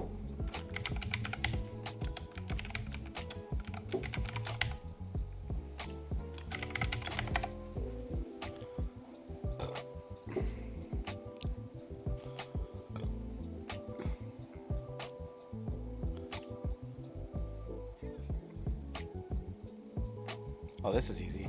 Okay, so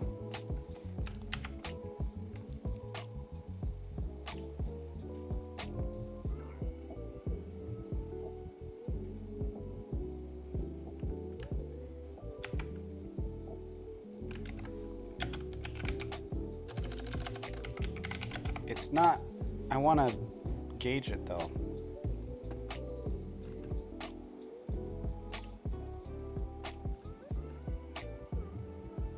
Okay, here we go.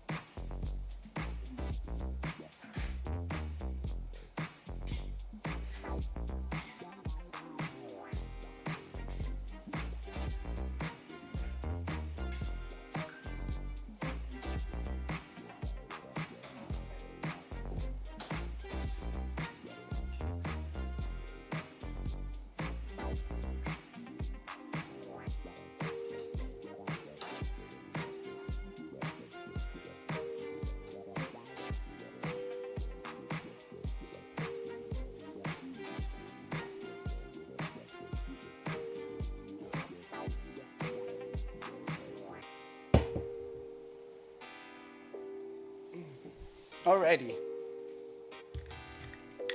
Okay, so we're gonna do this mouse detection thing.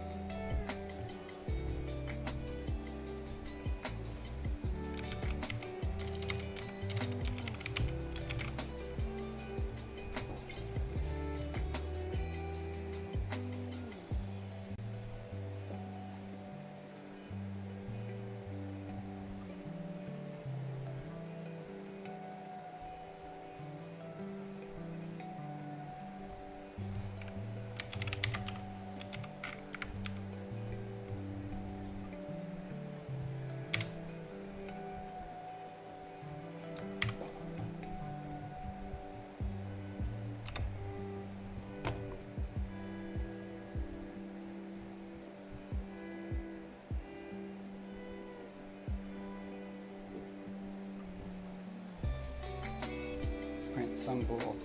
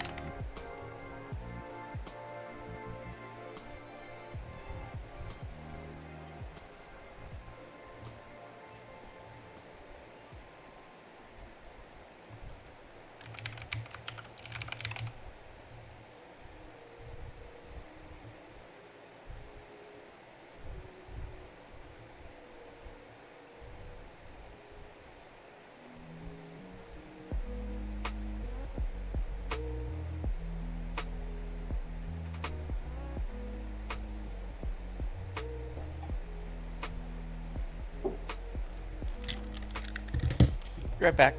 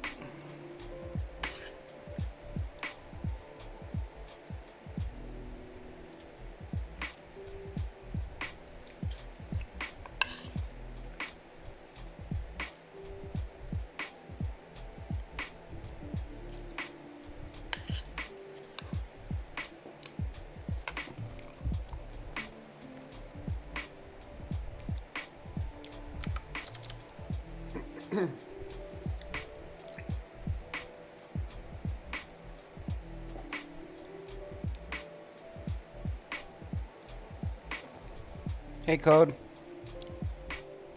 How you doing, buddy? I'm just setting it up to detect mouse. I got it working pretty well with the gamepad, but I'm setting it up to detect mouse movement.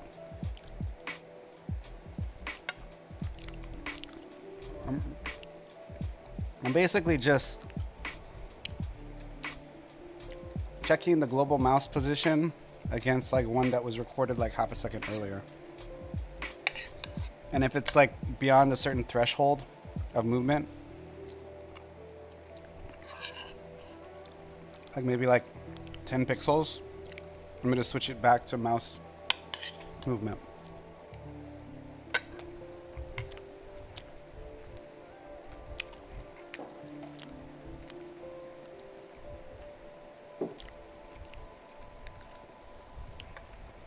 I don't know, I'm trying to figure out the logic.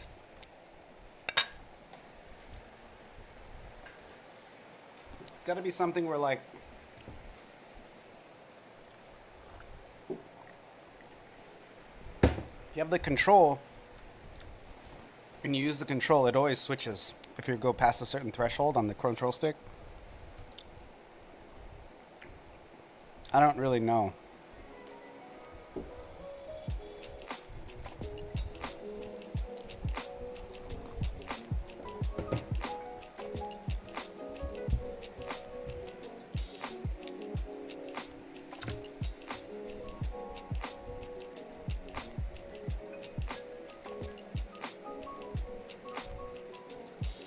Previous mouse position. I'm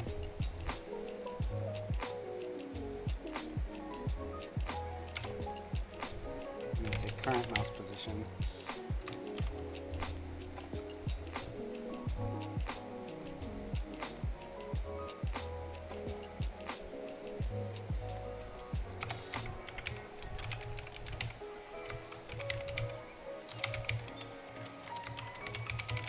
Previous mouse position, current mouse position. So set current mouse position, and then I say if, this is just really rough, if current mouse position equals previous mouse position, then I don't know what I'm going to do, but I'll just say pass for now.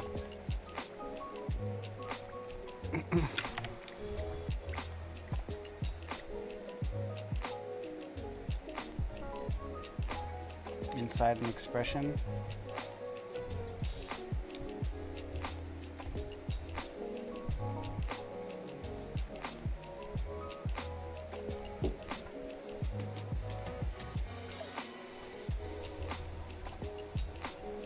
I can actually set the previous here.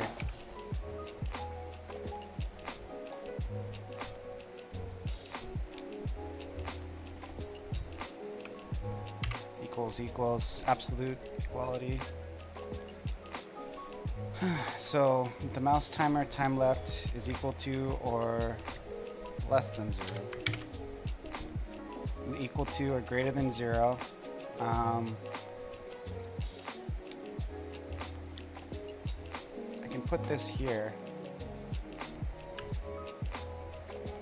I can put this. Put this outside of the var. Current mouse position equals global mouse position. If mouse timer is less than 1, previous is less than 0 or equal to 0, previous mouse position, you get so you shouldn't be setting this here, you should be setting this after the code. Right, so if current mouse position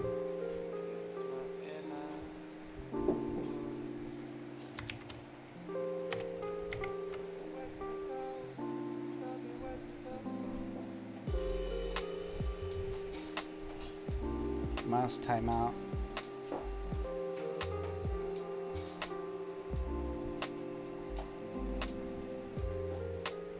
I think you can just say if mouse timer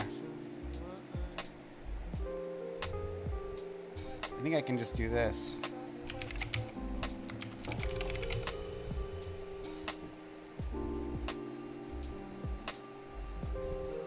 Oh.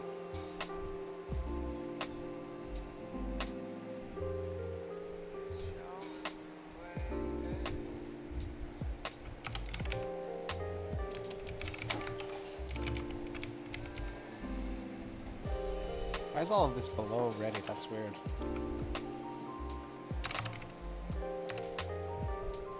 Okay, so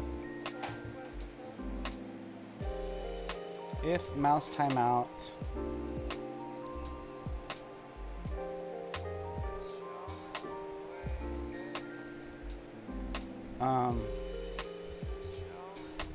dang, this is super complicated. Var mouse active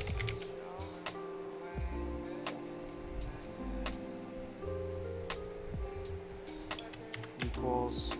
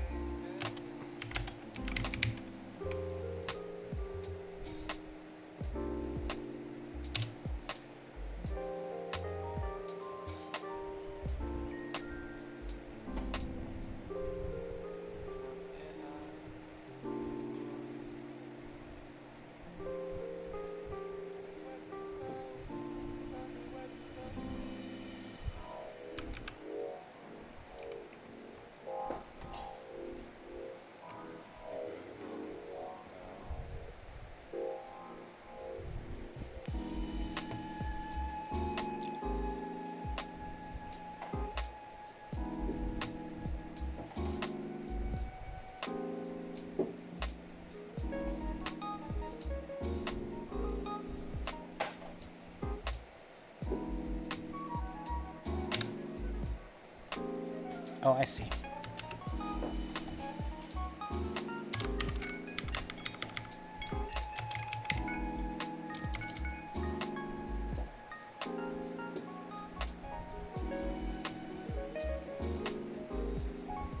Okay, so if mouse timeout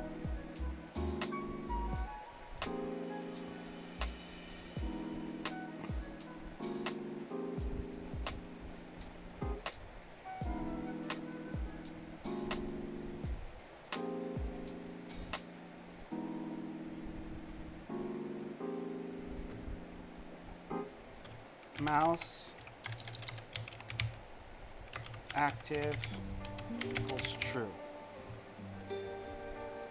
So if the mouse position mouse active is false,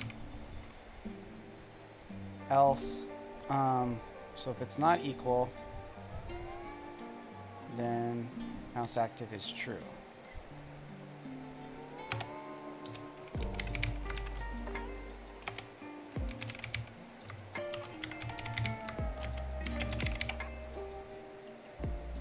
Okay. So here we have detection without a timer attached to it. I'm gonna do it this way because I don't like this connect stuff. So we don't need that because it's all running locally. I'm gonna go mouse timer dot, what is it, time?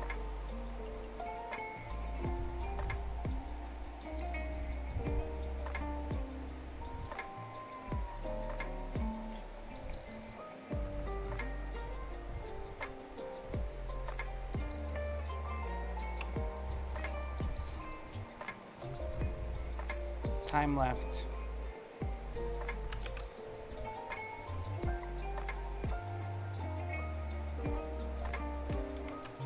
Dot time left. Okay, there we go.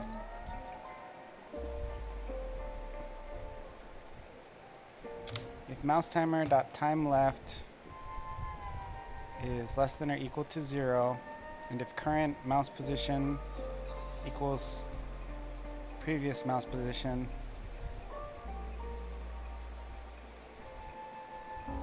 if current mouse position equal to previous mouse position, you don't have to do anything. If mouse active is true, then we have to set previous mouse position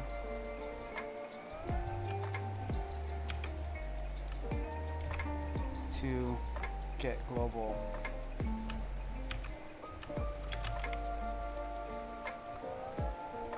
We have to start the timer again.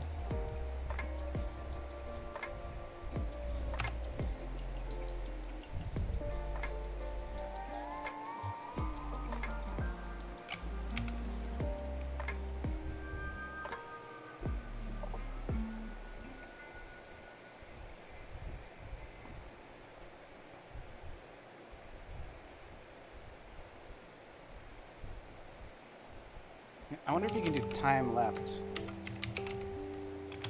equals 1. So now I use all of this just to get a freaking boolean that'll tell me if the mouse is active.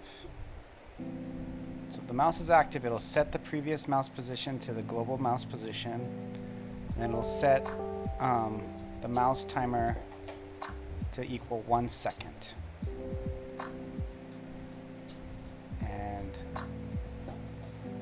If mouse timer is equal to 0, I don't need this else. I can just take that out. So what this will do, kind of as its own little component, we'll check the time, and if the time is less than 0, I can set this as auto start, and I can set it to 1 second. And it's not going to be a one shot.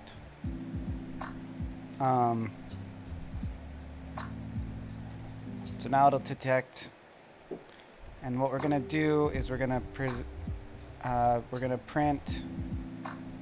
mouse active to test this. Okay, let's go.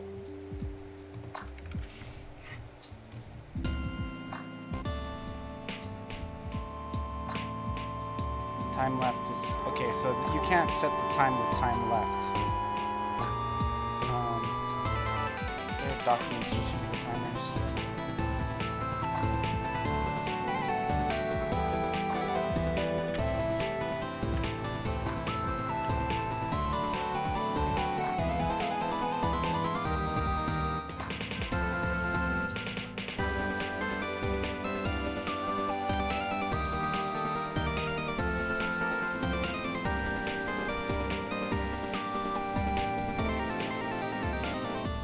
Set wait time.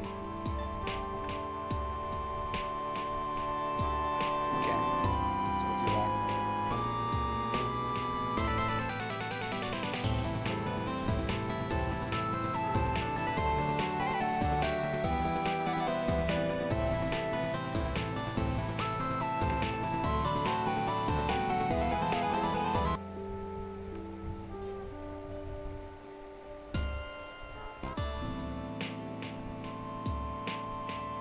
Fucker works, dude.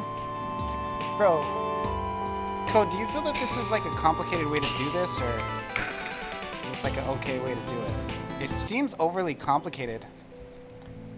And in addition to this, I have to build some threshold into it.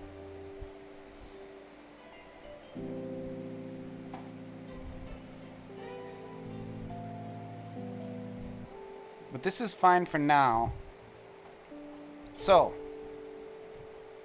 now that I have this variable, mouse active, I was just saying, does this seem like overly complicated for just detecting, like, basically the idea is if you don't touch your mouse and you're using the control, here, let me just show you.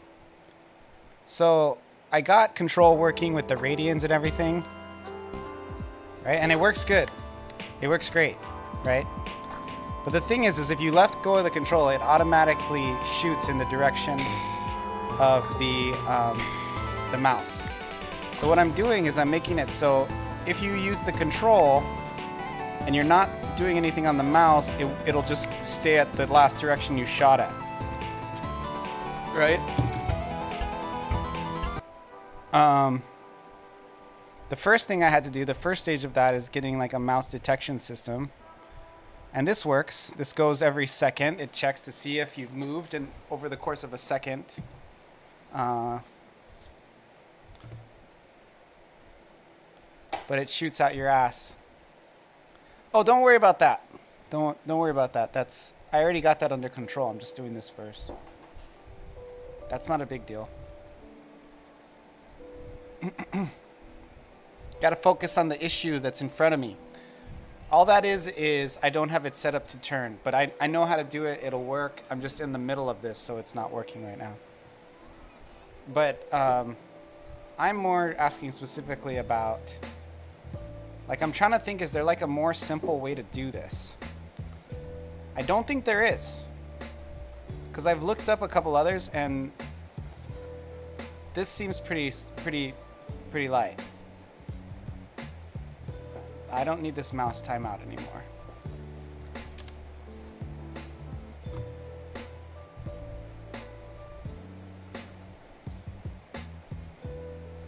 So I'm also doing the bullets and the look direction on different scenes, right? The bullet is on the bullet scene, and then the direction your ship faces is on the sprite on the player scene. The bullet does get instantiated into it, but they're taking in the input from the control separately. I think that's fine, personally, because the way input works on Godot 4 is so light, and they're going to be synced just by them both entering at the same time. But I don't know if you have any ideas about why that might be bad. To create another component, like a control stick component, is like a discussion. Like, I could make a component that I can put in both the bullet and the controller that'll feed it but then that seems like it's much more complicated at that point than doing this, so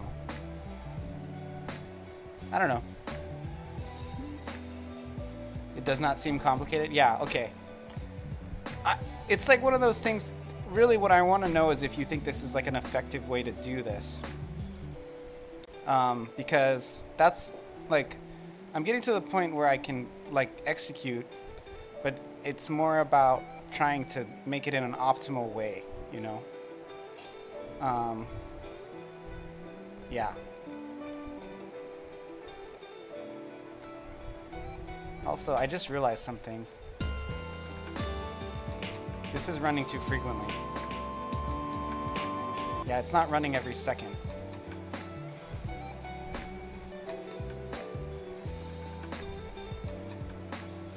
I gotta put this actually here.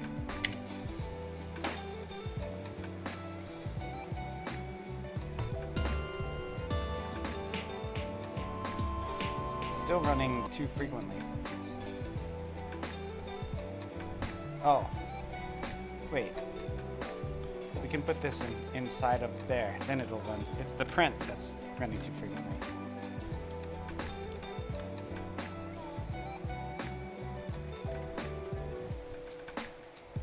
This way it'll just go every second.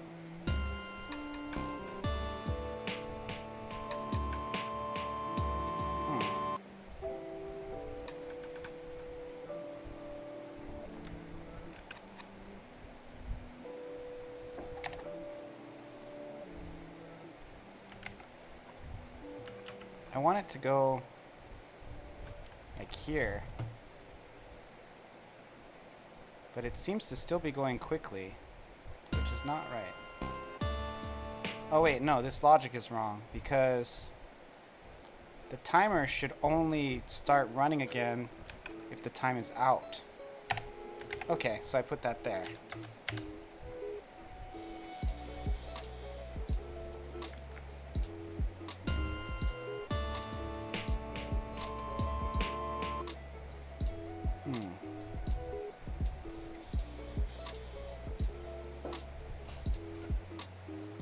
No, this should be here. Like that. So if it's set to 0... Oh, maybe it's per frame. That's probably what it is. The wait time is probably frame-based.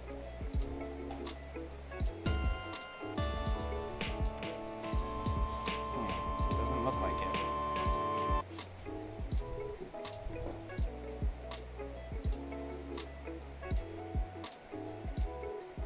it. If time left is less than 0, set wait time to 60. Let me look up this function.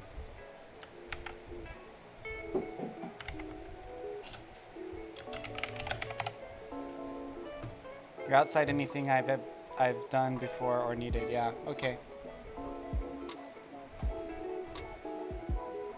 Yes, Sensei Maui.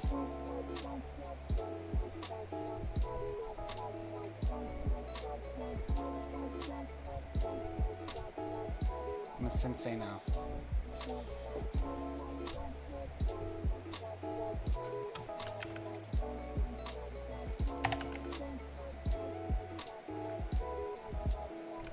Don't worry, I learned that. Oh, the smack talk. I'm just joking. I know you learn fast. I do too, but I feel like I don't remember what I learned.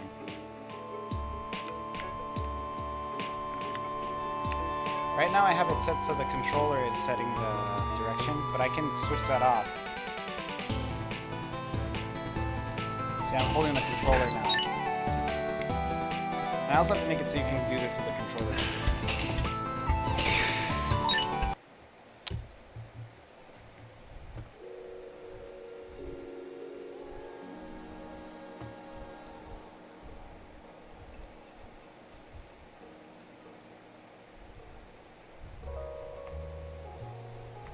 It doesn't say what the unit of measurement is.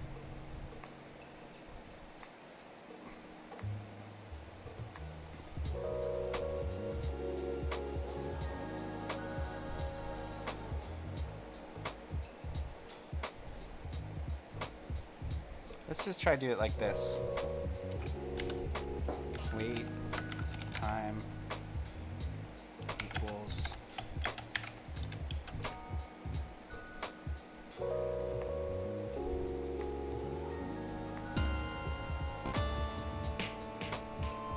shouldn't be running that quickly.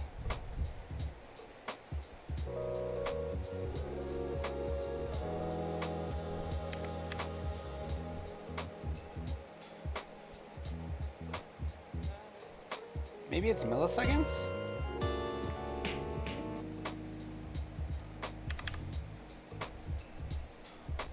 It's possible, I guess. No, it still runs all the time. If it's less than 0, and then I set it to 6,000, and then it... I'm really confused.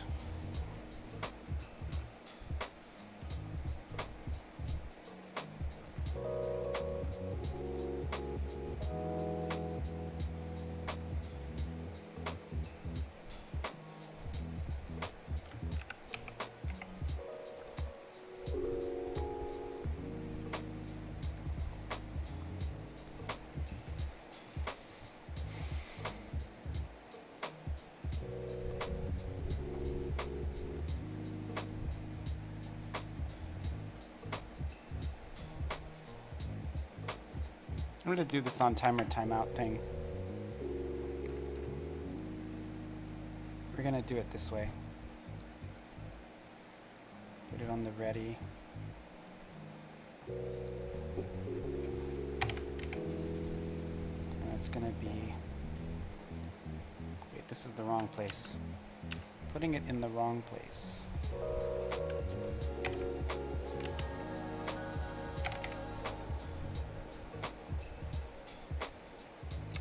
Mouse timer.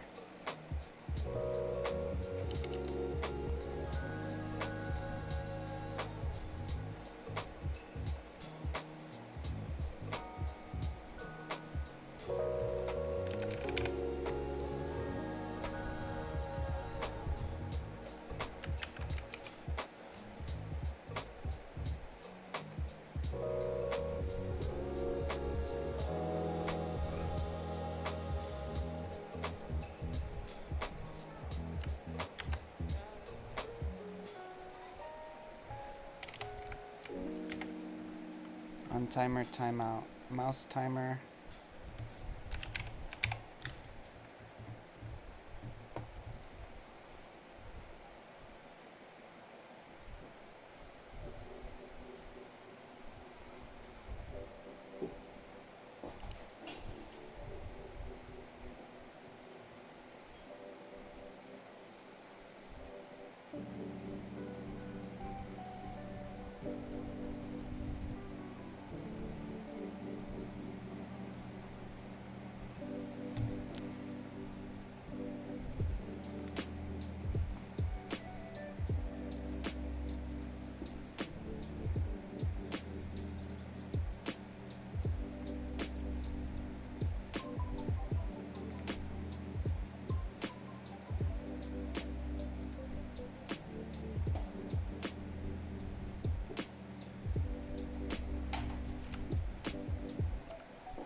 don't need this. Oh, this is a better way to do it. This is way better.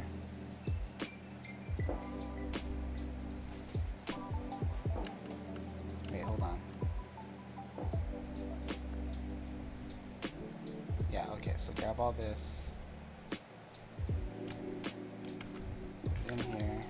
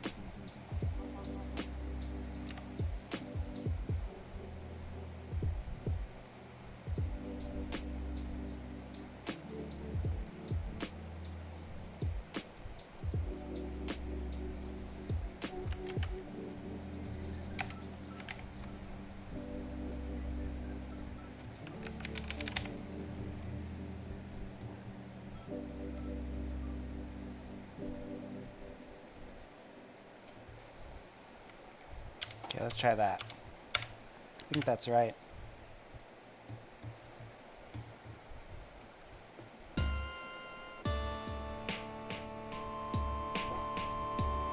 It's not printing.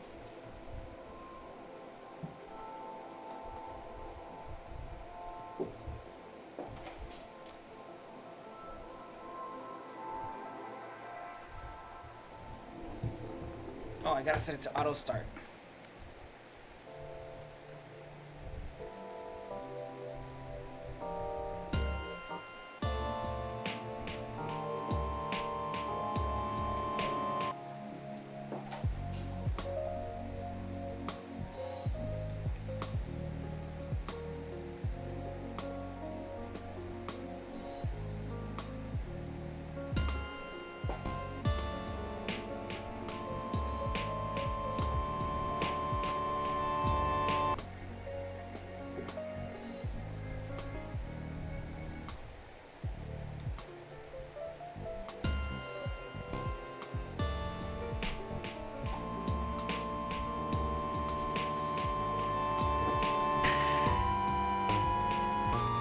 That's weird. I turned it up and now it doesn't do anything. Oh, it just took a while. Okay.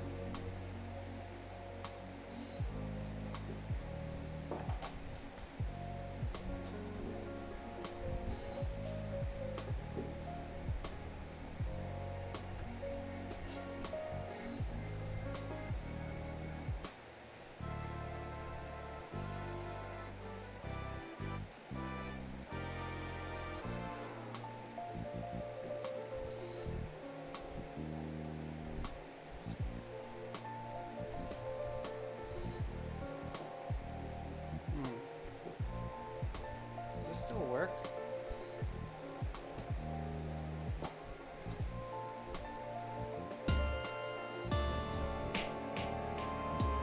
It does, okay.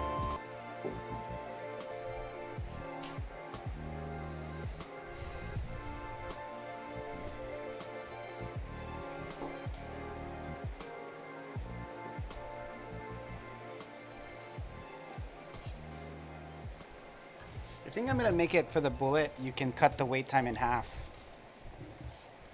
But it's like, eventually it just will do like such a little difference, you know? It doesn't really matter. I don't know though. If you cut the wait time in half every single time, you essentially double the amount of bullets you shoot. So that gets pretty nutty.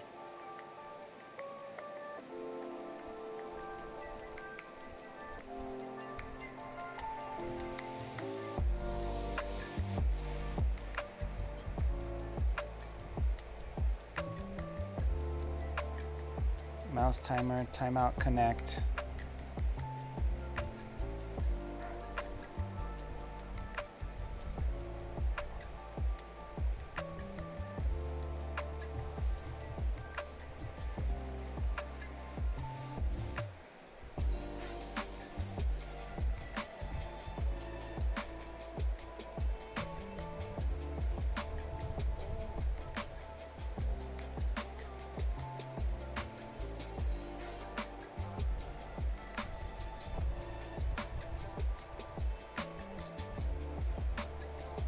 don't know how I did this. One shot, auto start.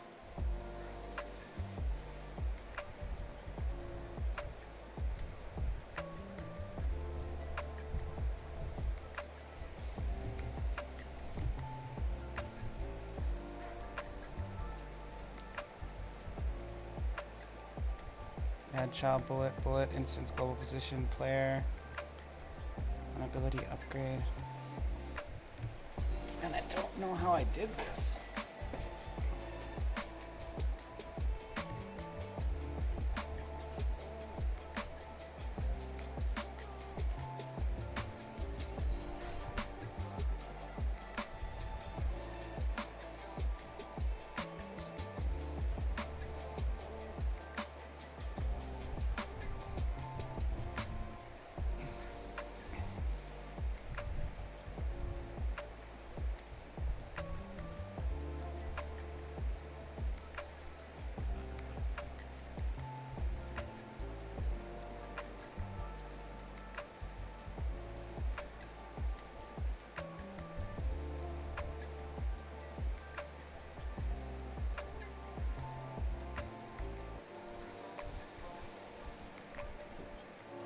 Oh, I have a bullet timer start.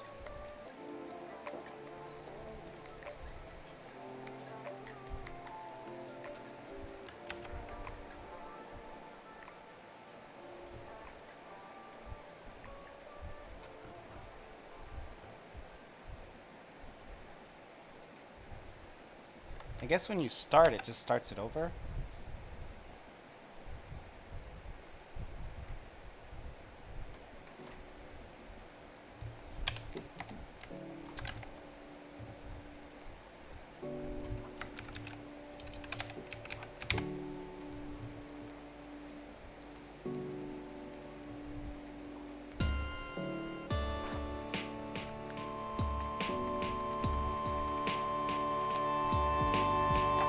Okay, it like runs for a little bit.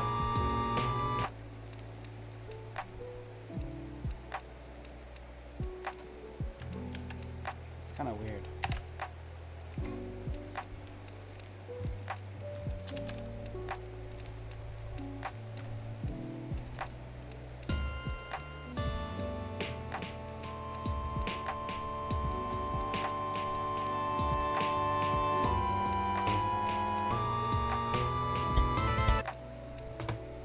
What is my mouse timer at? Let's set it to 2 seconds.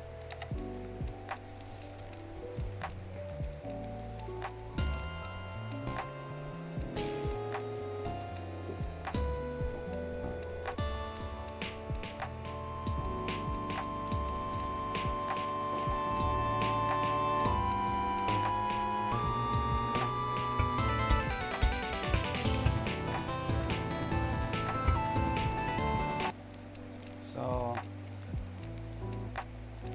mouse active is true. I mean, this kind of works, but it's like kind of ghetto.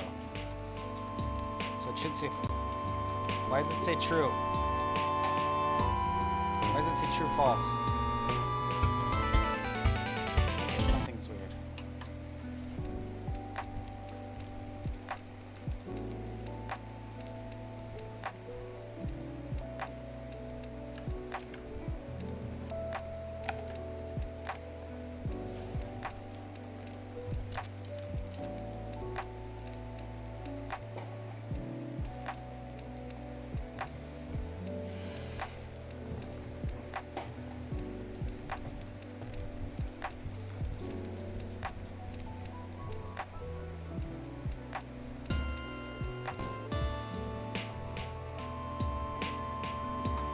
True. Double true, triple true, triple true. So now it's detecting correctly, but it's like adding extra ones in.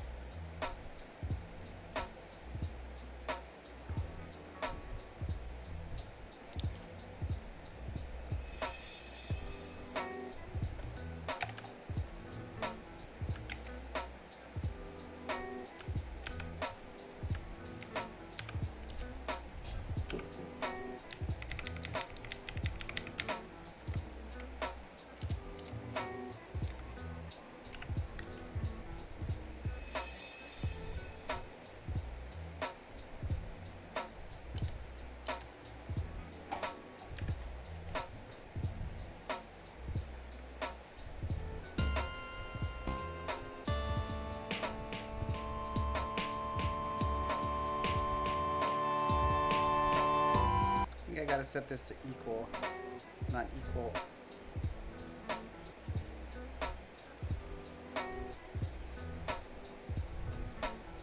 I don't know why it's doing this thing where it's like sequentially doing it more and more. I don't understand.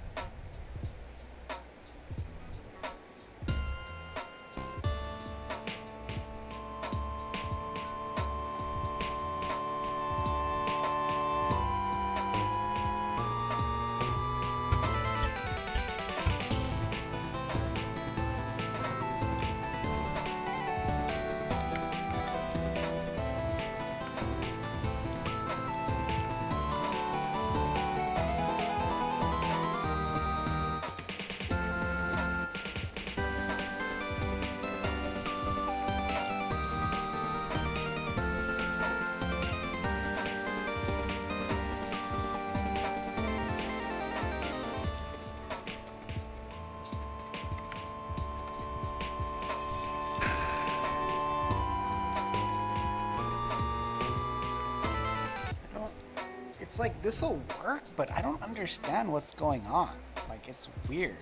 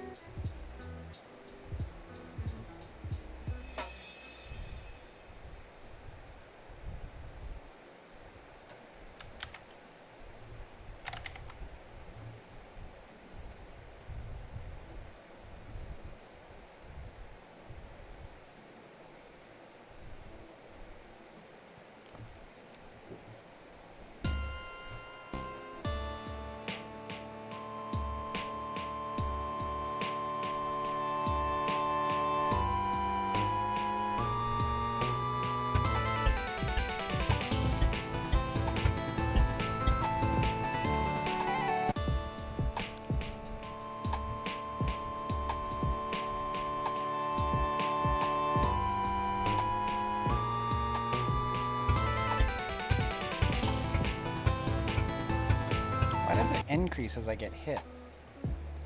It's so weird. I don't understand it.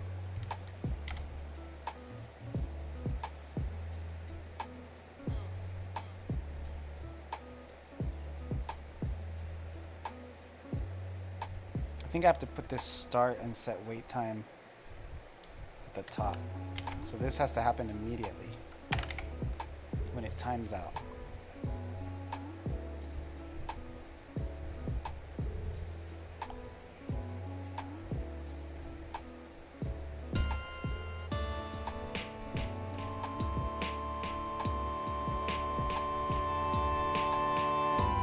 This is better.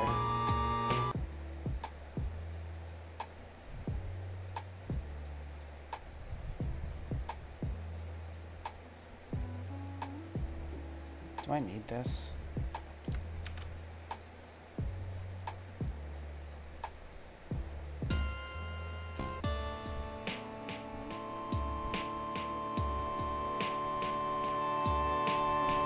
Why does it do that? Why does it like increase the amounts? When I get hit, it like increases even more. Oh no, it increases because I'm getting other stuff.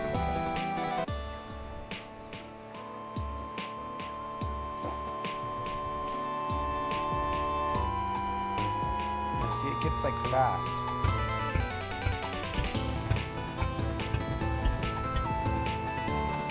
Why does it do multiples? I don't understand. Why are you doing that?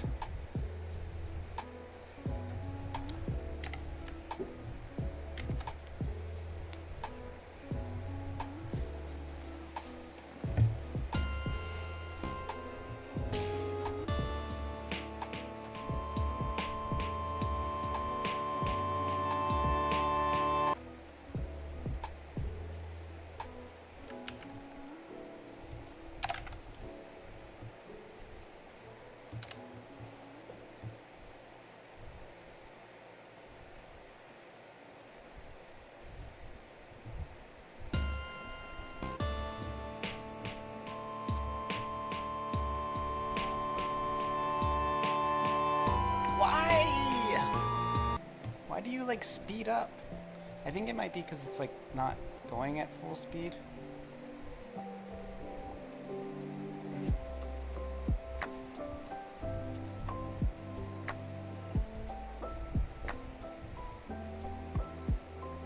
Oh, I know why.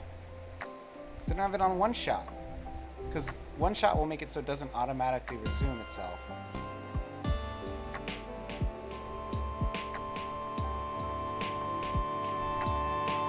Never mind.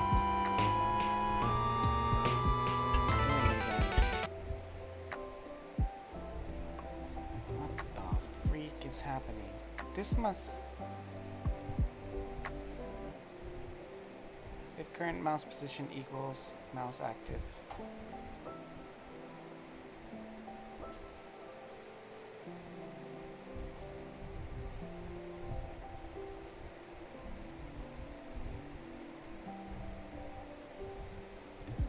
So the problem is that this is running too frequently. I only want it to go once.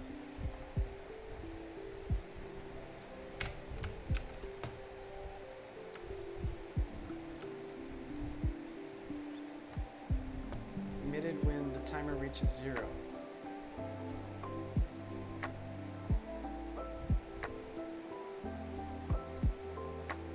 Oh, it's a signal.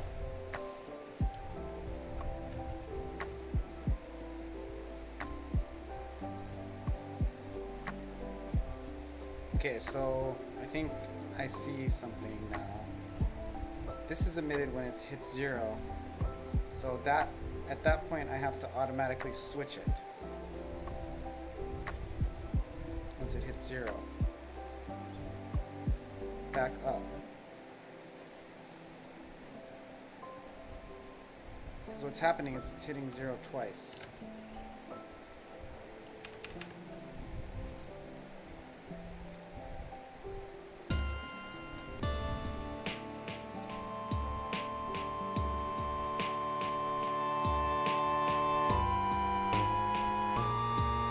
That's good.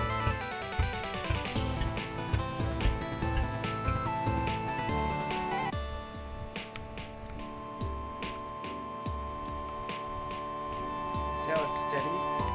What did I even do to fix it?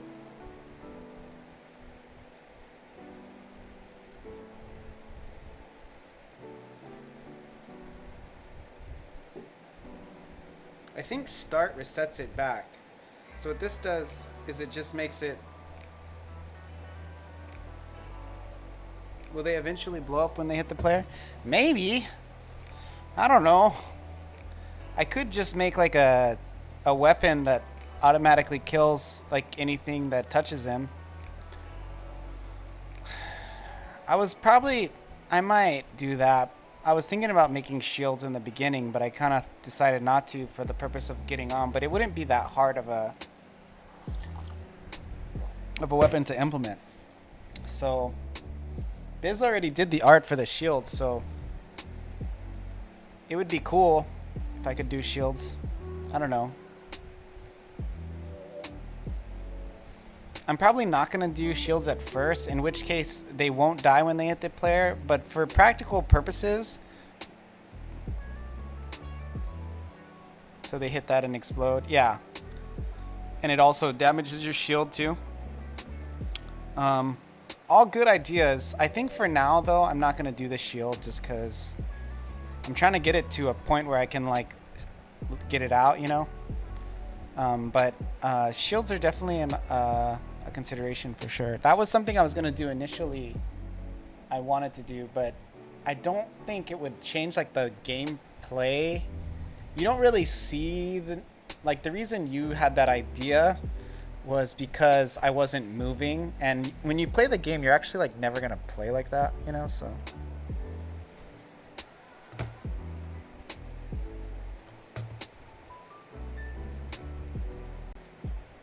well, actually I can set it to stop. Let's do that.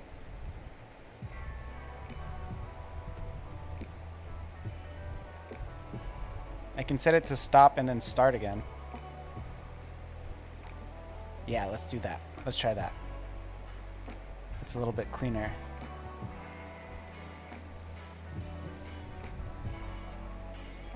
Yeah, that's true. I'm trying to do that by Thursday. Wait, you're trying to get something out by Thursday? That's amazing.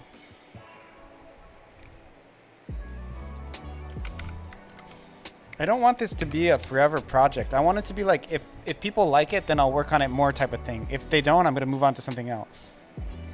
You know?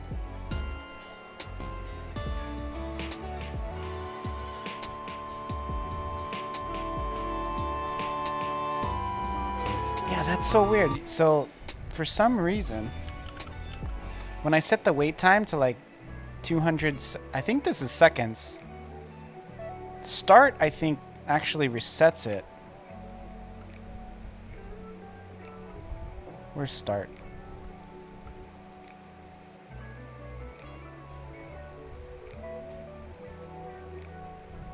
Yeah, so it does. It sets the wait time and it sets the time secs.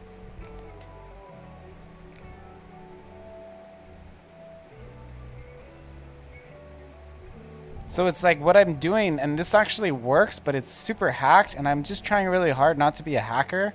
But, you know, Godot just kind of makes me have to be.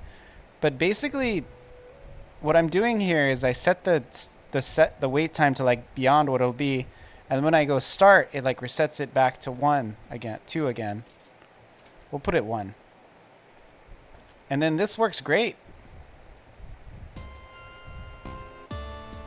If you look, it's emitting every 2 seconds. 1, 2, 1, 2, 1, 2, 1, 2, 1, 2, 1, 2. It's more like 1 second.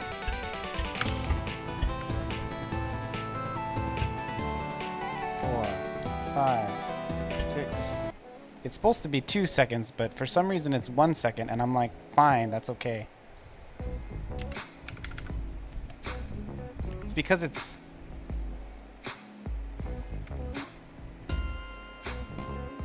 But that's a good amount of time. Like, this is a good tick rate. But now it's not detecting me moving. It's not detecting my movement. It's just always false. That sucks.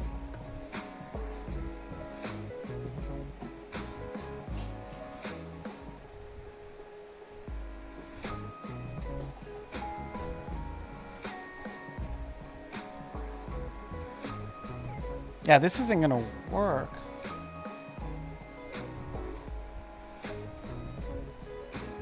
Maybe I can put this down here.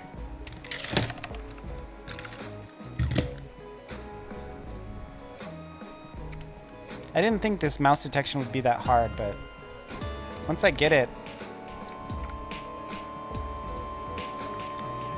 Okay, yeah, it's clearly not working.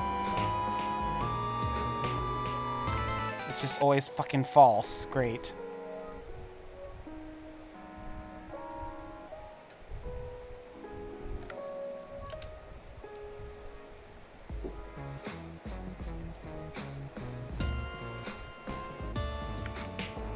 You know what? I have to set a signal. Don't I? No, I don't. Not if it's local. It's weird because it's a signal, and signals like don't... They're like... Emits are like weird. Timing on them is weird.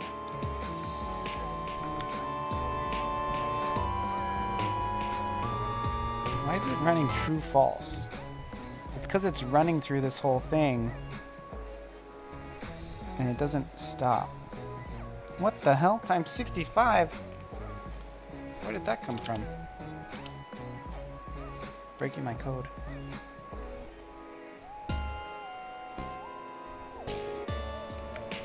Code, did you see that I did all the options and stuff? Yeah, this doesn't work.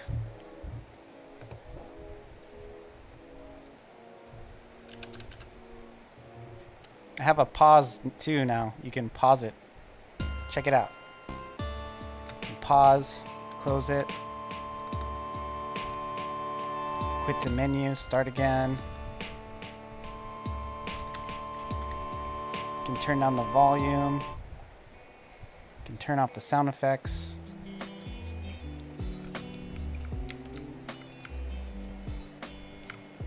You can pause and click X.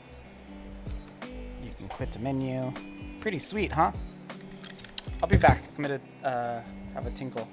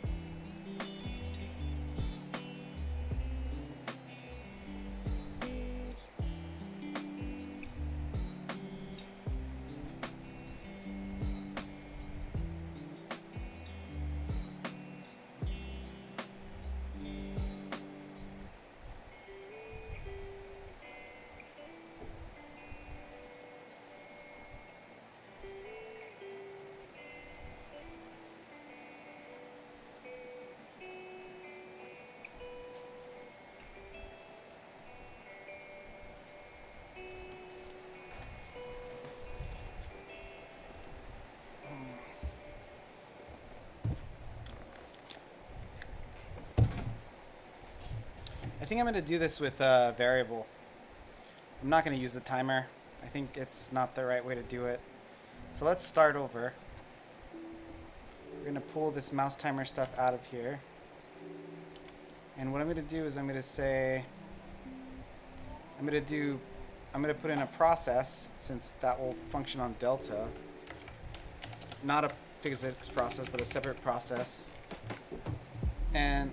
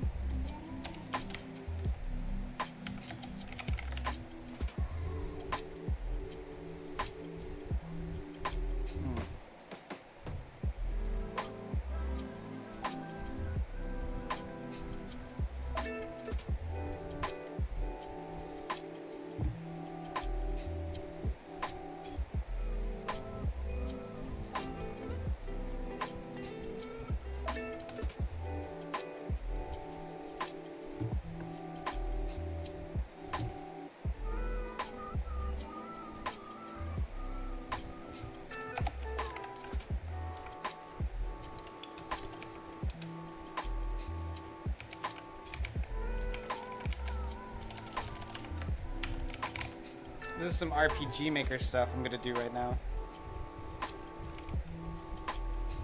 So we're going to do, on this process, we're going to do mouse timer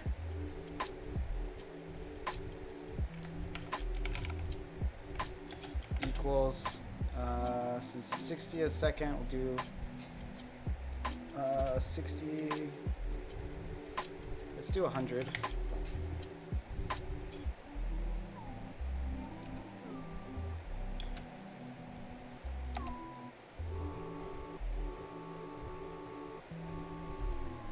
Then I'm going to say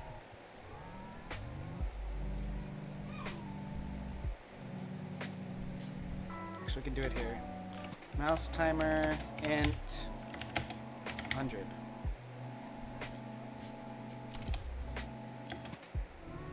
Chad the Alpha Male, hey man. Morning, Drill Sergeant. How's your push-ups going? Did you do 2,000 today?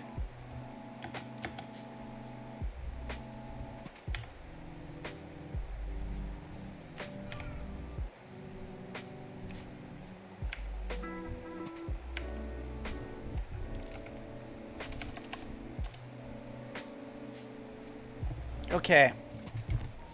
So we're going to set the default to int, and then I'm going to say on process, if mouse timer is less than or equal to 0, then we're gonna do a bunch of stuff. Warmed up first. Current count 0.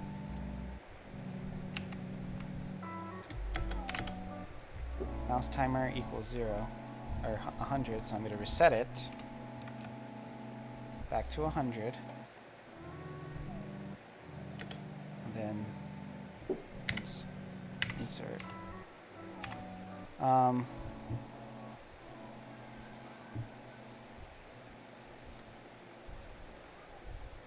First thing we're going to do is then we can take all this code that I made earlier,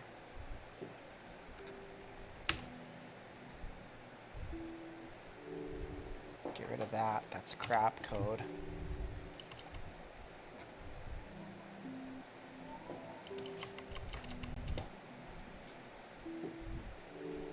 Why doesn't it like my physics process?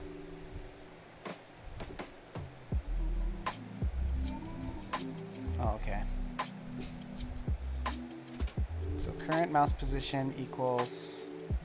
Here, we'll take this out for now. So mouse timer, if mouse timer is less than 100, you set it to 100. And then you set your current mouse position to get global mouse position. Then you check it against your previous mouse position. If it's the same, your mouse is not moving. If it's different, then your mouse is moving. Then you set, and then we're gonna print here. This is way better. Oh, another thing I have to do. If mouse timer is at the beginning of this, mouse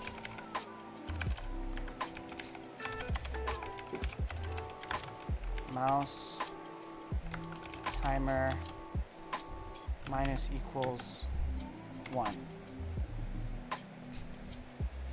Now, it would be amazing if this works.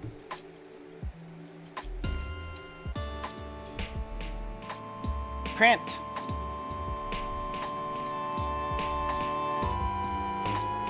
Print.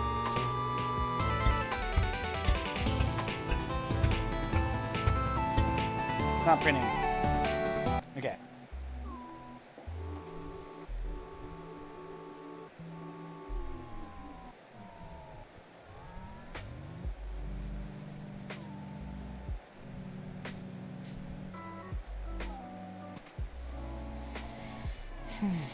Is it equals minus? Code, does this look right?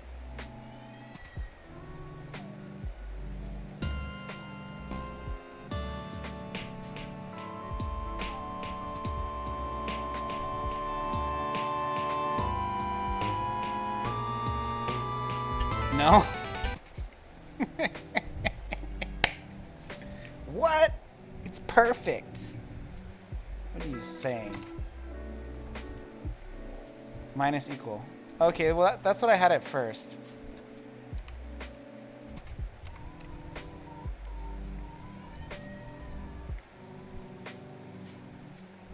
So this should run it down every frame on delta-ish. I can set this to delta. Right? It should run it down 1. And then once it's less than or equal to 0, you set it back up to 100. And then you run all this logic. You set the current one, and then you check the current against the previous.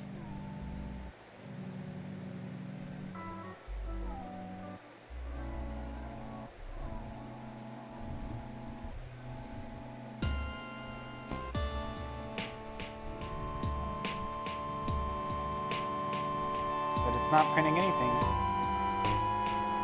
Because I'm a failure as a programmer.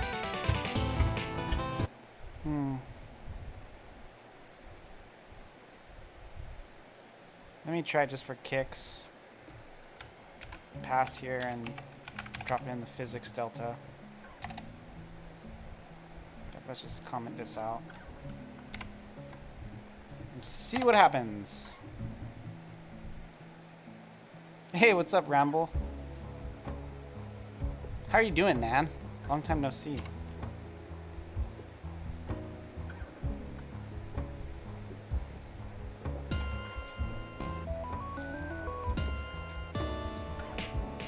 Okay, now it works, but it's pumping like a million times a second.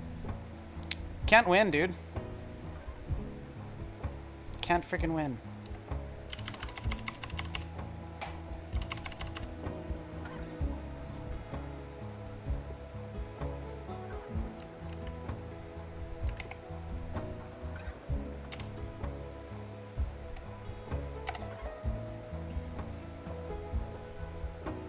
You bought a house? Holy guacamole. What city do you live in again? I forgot.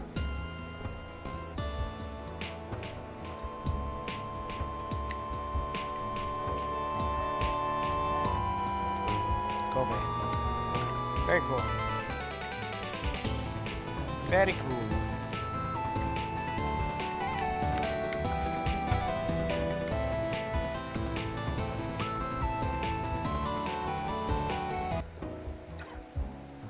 Does this look right, guys? It's set to 100 here. And then I -1 every frame. And then once it's less than or equal to 0, I put it back to 100. And then I check, I set a current position, and I check that if the current position equals the previous position. Func name is wrong. Process delta. Are you sure? I mean, I'll change it. Are you sure it's process delta for Godot 4? I think that might be a Godot 3 thing. But we'll see in a second.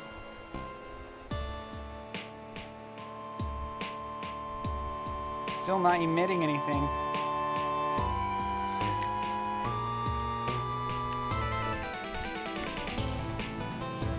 Are you laughing because it's a Godot 3 thing? Or are you laughing because it's not working? This is like super, something that should be easy.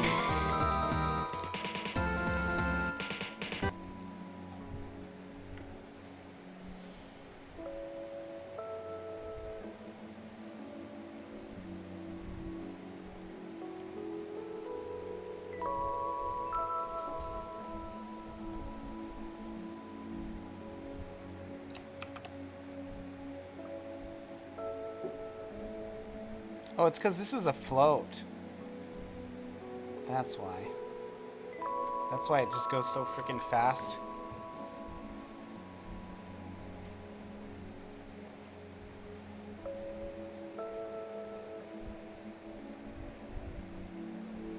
Process is a core function on every node.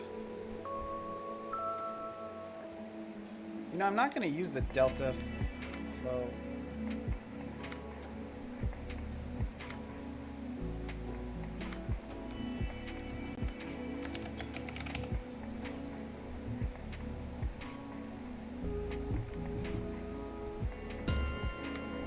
Can you run process and physics process?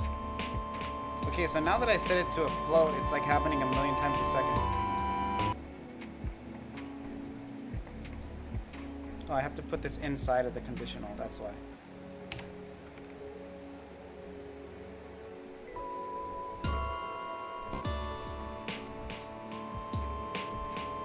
Hey, it's working! Oh no, it sped up. Why did it speed up? It works though. See, it's true now that I'm moving the mouse. I stop moving the mouse. It'll stay true. Okay.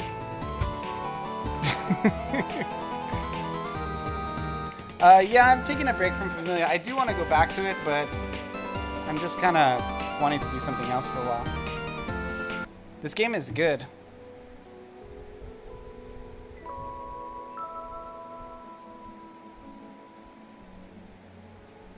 The mouse active That actually didn't work. It was deceitful. See, it's true because I'm moving, and then if I stop moving, it stays true. What the frickin' hell, man?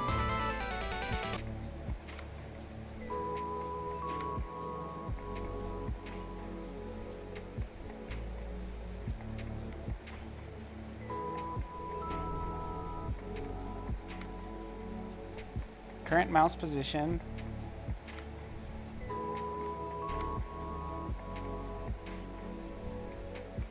Wait a minute, is that maybe why the fire rate is inconsistent? It's possible. Let me look up process. So process, there's delta flow. So delta time since the previous frame rate is not consistent. Called during the process steps in the main loop, processing happens every frame as fast as possible. So delta time since the previous frame is not constant in seconds. Is only called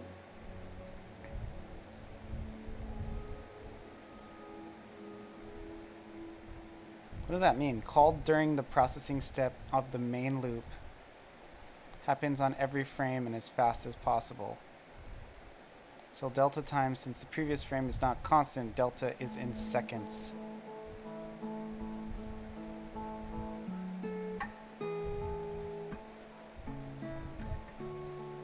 I don't know.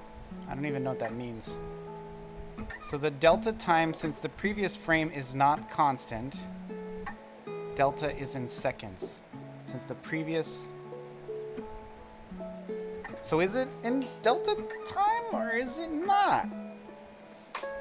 Based on that description, I feel no clarity on that issue. It sounds like it is in delta time.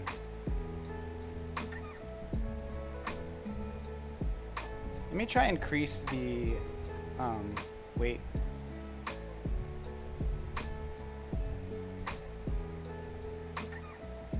To like 1,000. It might be milliseconds. That's possible.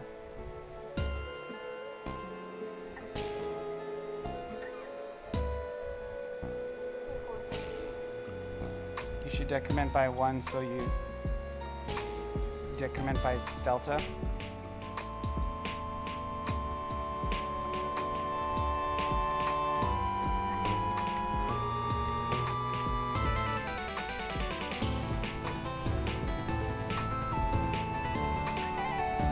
Bro, it's milliseconds for sure.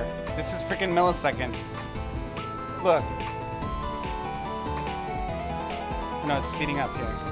No, it's not milliseconds. How do you decrement? So right now your code decrements the timer by 1 every frame, but that assumes that every time the frame is the same length of time, you should decrement by delta. Oh, okay. How do I set the 1 to delta?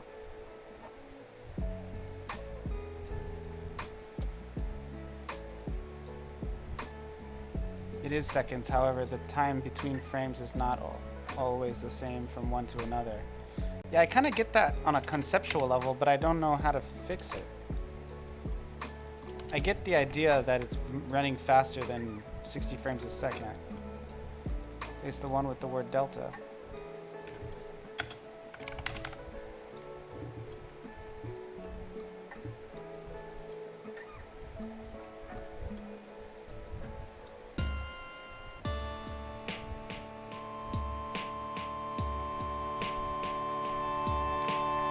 This looks pretty consistent. Although it's always true, whether I'm touching the mouse or not. So that's another issue. But the timing is good. Sometimes it speeds up. It's weird.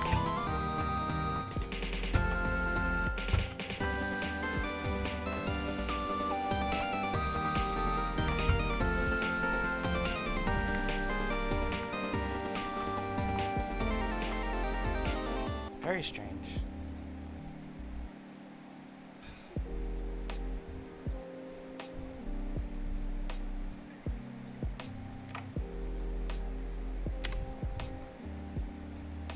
me not set it.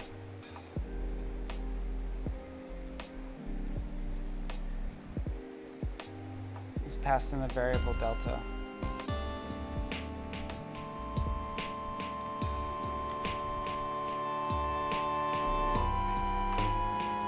So now I'm not seeing anything now that I changed that.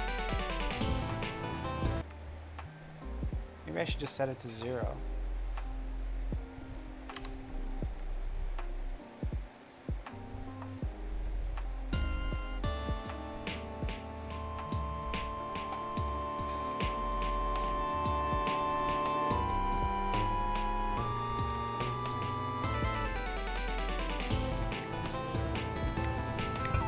Previous mouse position should be set before current mouse position. Did I do that wrong? I mean, current mouse position is set, and then you check for previous mouse position. So that's...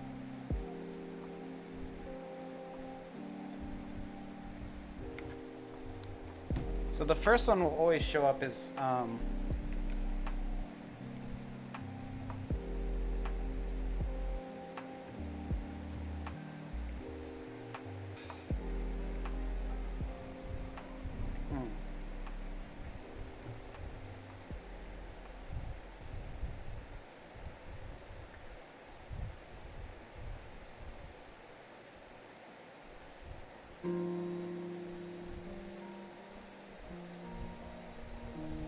It checks it on the way out of the loop.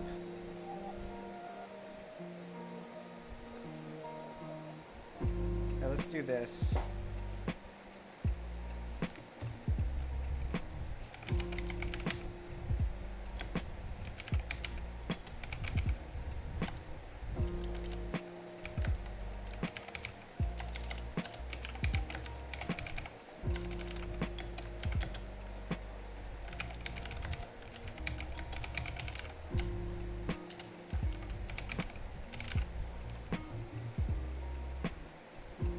Did you do Ludum Dare, Ramble?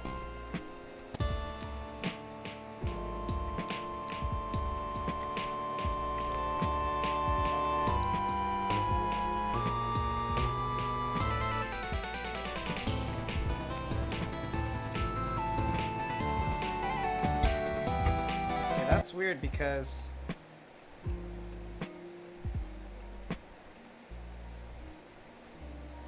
I need this to be a string.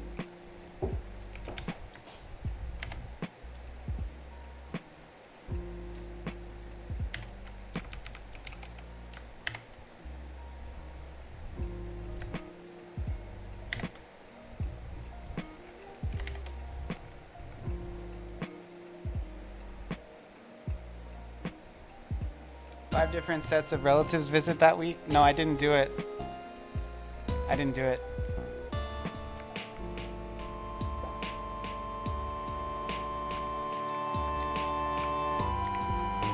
Do this, and then we can do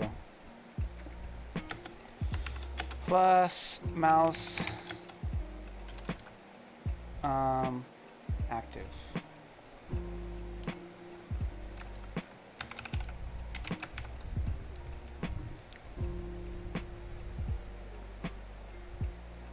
That's right. What is wrong there? Invalid operands for bool and string. Plus operator. What? So it should be more able to jam more consistently. That's cool. Mouse active is already a oh, it's a boolean. I have to change it to a string since we're using all these different variable types.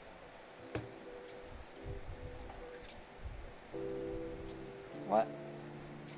Oh, one more.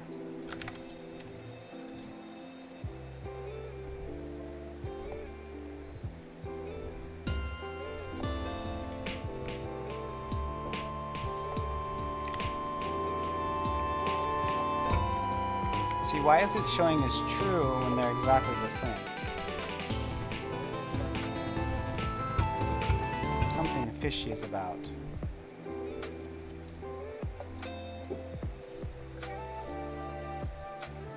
Wait, if mouse position equals mouse active is false.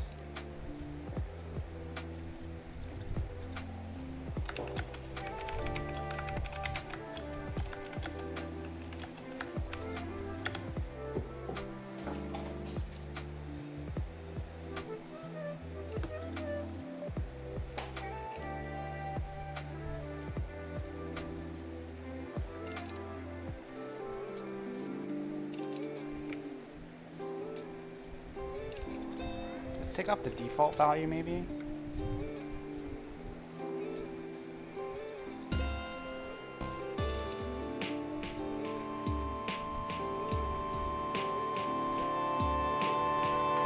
Why is it showing true?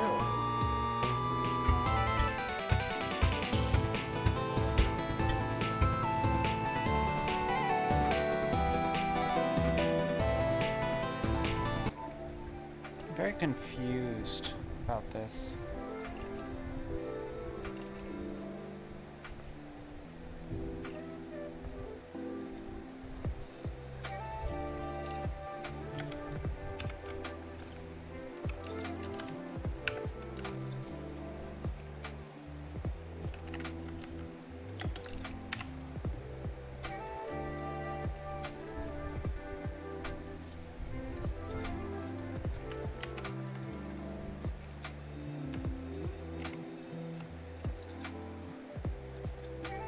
You're testing the floating, which you should never do.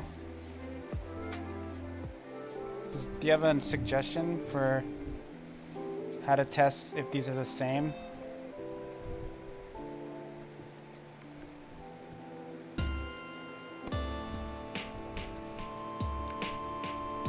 Mouse is vector 2.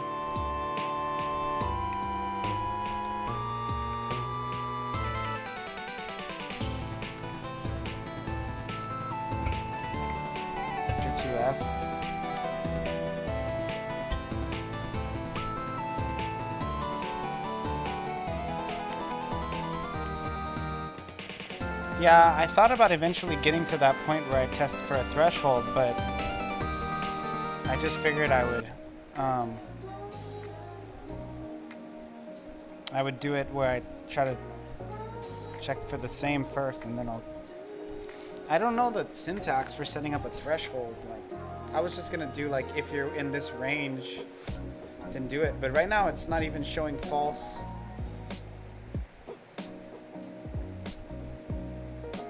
Here, I could do this. Let me try this.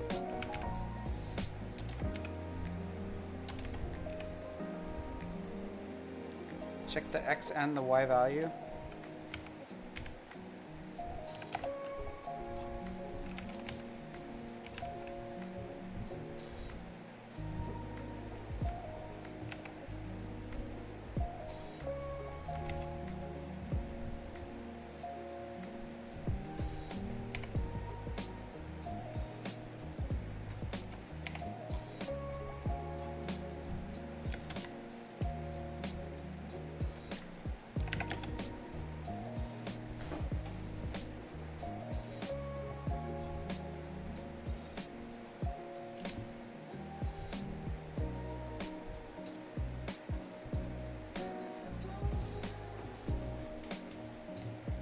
Distance between vectors. Yeah, so basically what I'm trying to set up, just so you have more of a context, is I'm trying to detect mouse movement, because the way this game works, right, your gun shoots in the direction your mouse is pointing.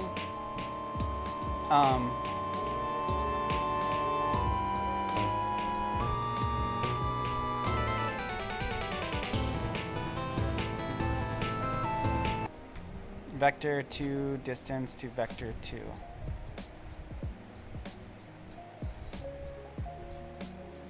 So what would I put in that vector?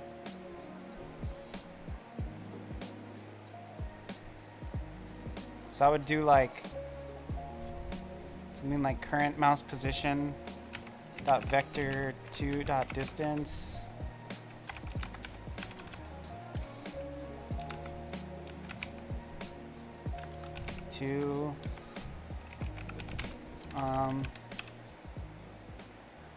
previous. Something like this.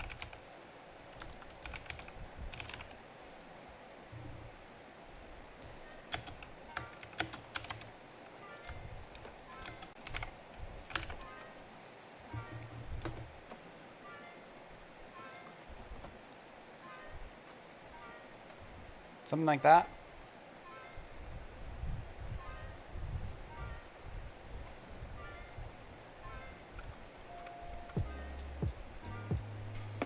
Well, I don't need vector 2 here, right? Because it's already a vector 2.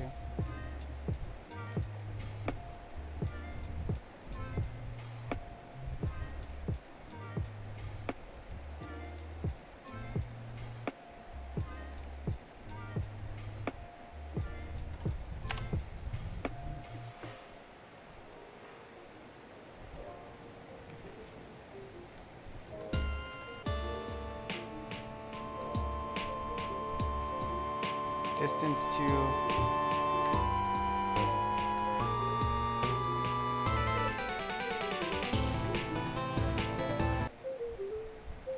returns the distance between the vector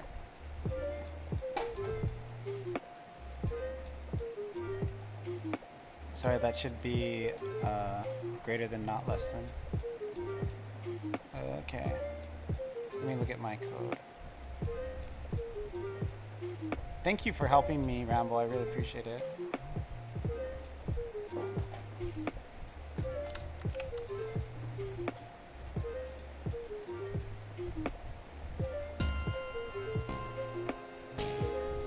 You're comparing previous position that has no value yet?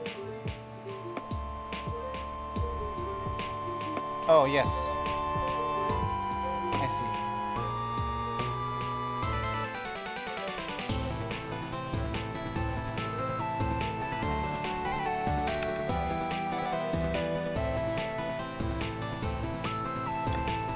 You can't do this, right? You can't put a function in like that.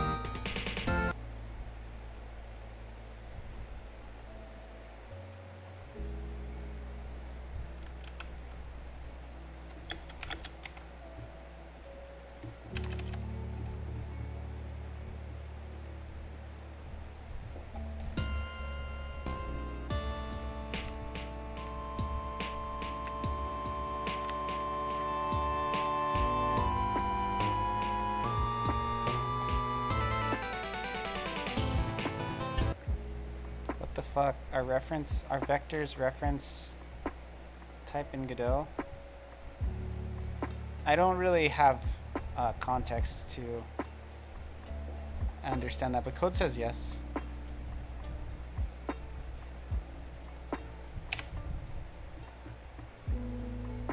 I can do, I can set it initially on the ready function. That's what we'll do. Let's just do the var here so it's less code.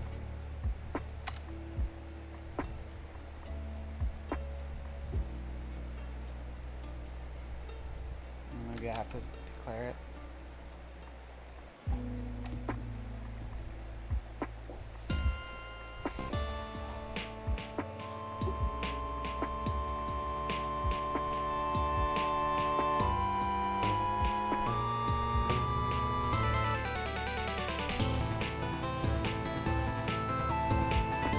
Oh, it's local?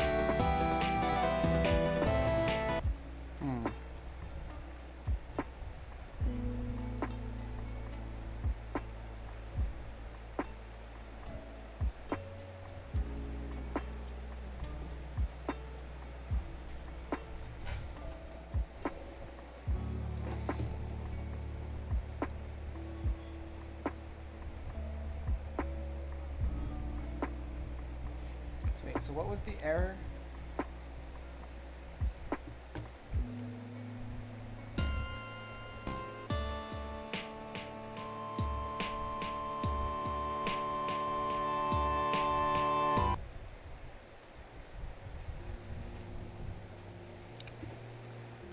Yeah, the reason why I have to do this is because I added analog control and I have to make a way to like cleanly detect mouse input so that it doesn't automatically make the mouse face the same way the whole time.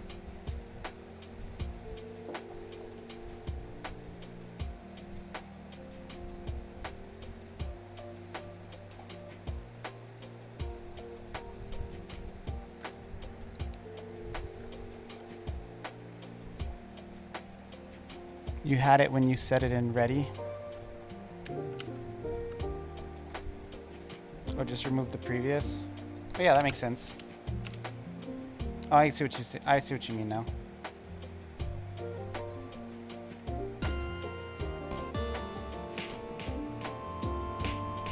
Okay, so mouse active is true now. Now let me lift up my keyboard.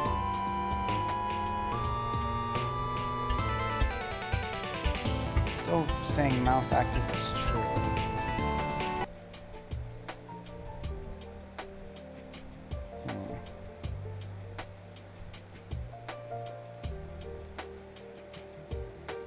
Mouse distance is greater than... Gotta do like something small.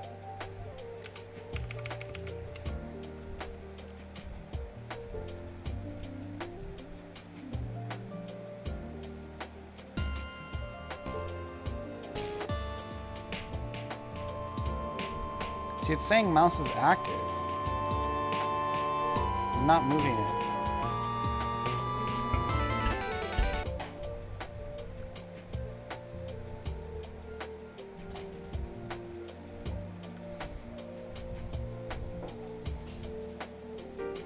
Wait, wouldn't the distance be a vect? So I'd have to convert it to an integer. You could use reduce.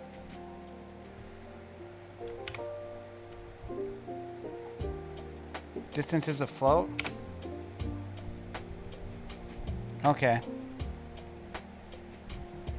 You got your booleans backwards.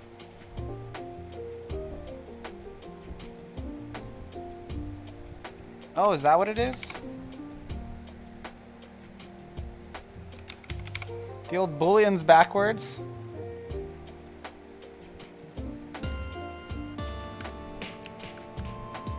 See, it's true now.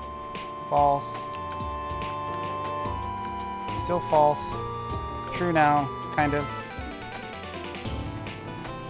True and false. Goes back and forth. What the frick? This is so much harder than I thought it would be. So it's active, and then I let go. False, but true sometimes. The threshold is too small? Okay, let's increase the threshold.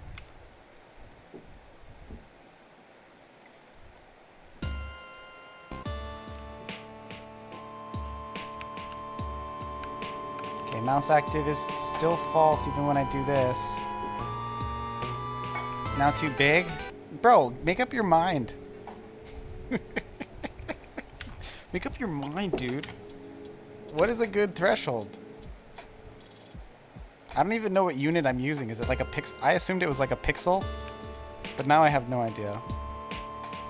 Mouse active is true.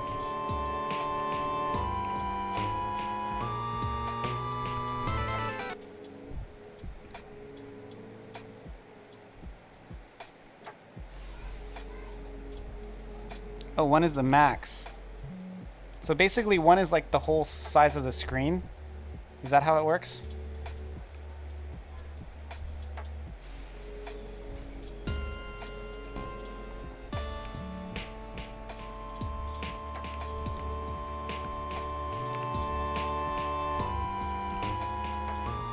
Code, what should I use?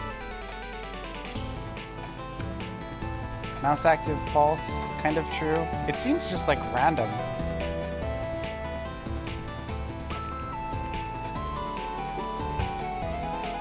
Wait, are you stupid? Ignore me.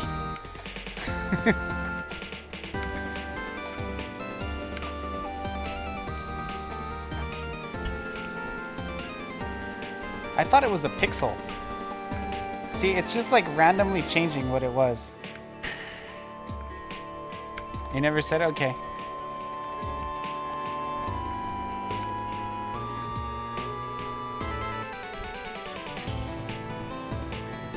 forgive you. You're forgiven? It will be a Godot unit. What is that?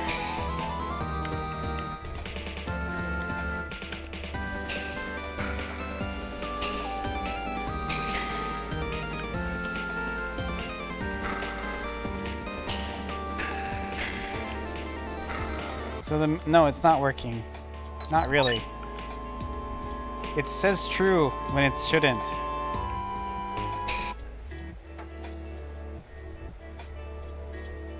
Maybe I should just take some out.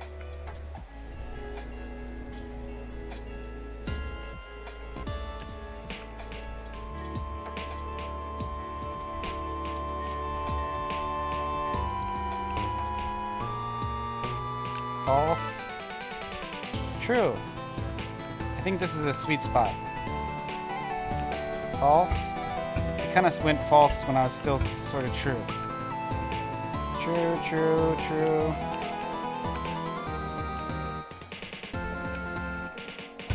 Staying true. I think this is a good. I think it's like 0.1 is the sweet spot.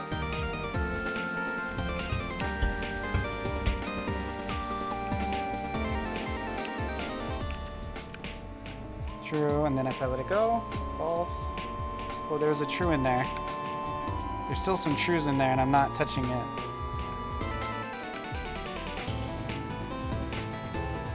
What's the problem?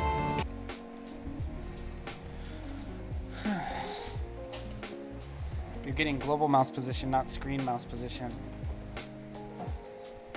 Oh. Is that a function?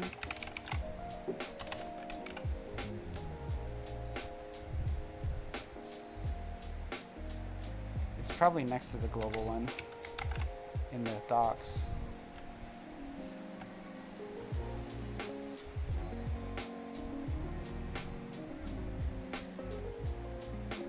Global get screen transform, that's the one, right?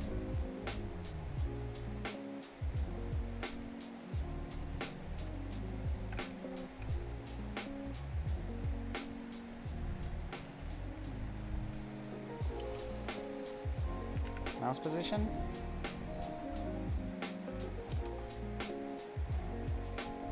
No, I think it's screen transform.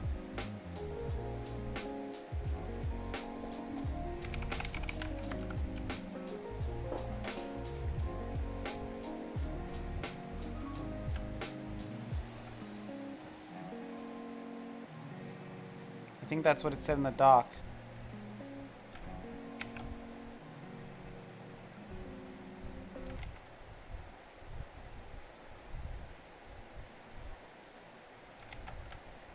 Screen transform is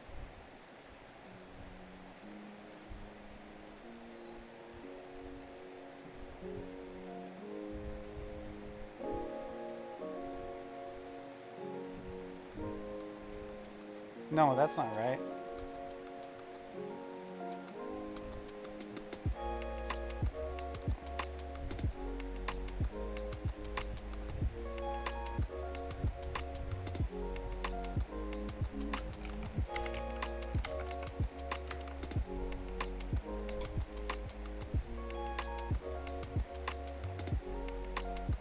Local mouse position. Local mouse position, that's it.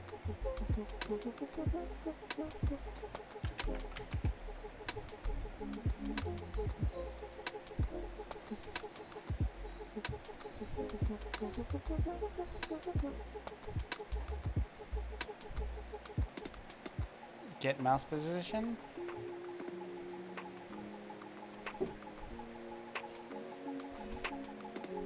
I don't know what the viewport stuff is about. I'm gonna just say, I'm gonna try this one. Local mouse position.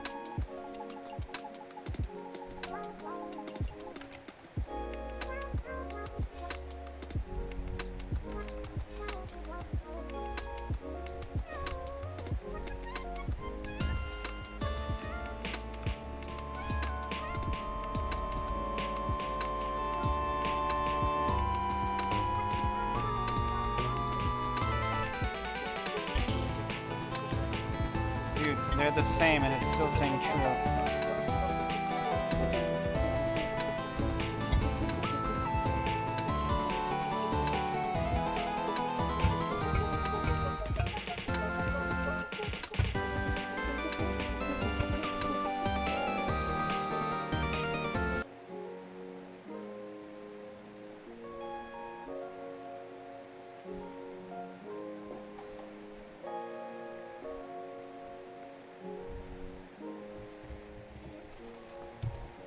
Or if you capture it on input. I tried to capture it on input, it was weird.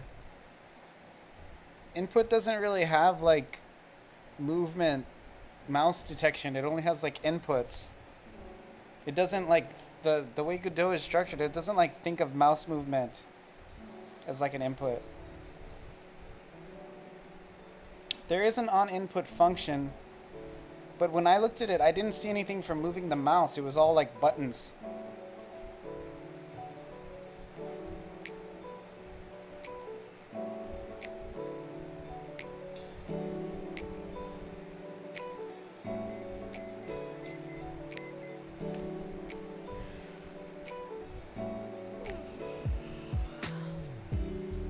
Event mouse motion.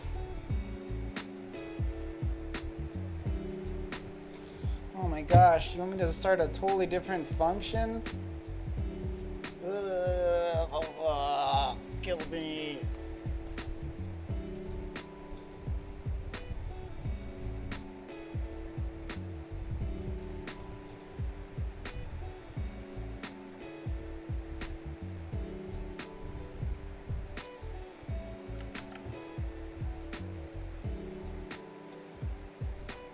You know, this is easier in RPG Maker. Doing something like this. Isn't that ironic?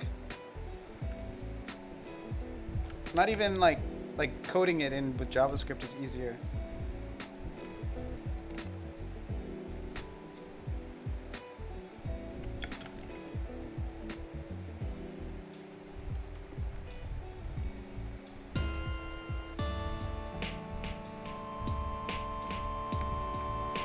Saying false.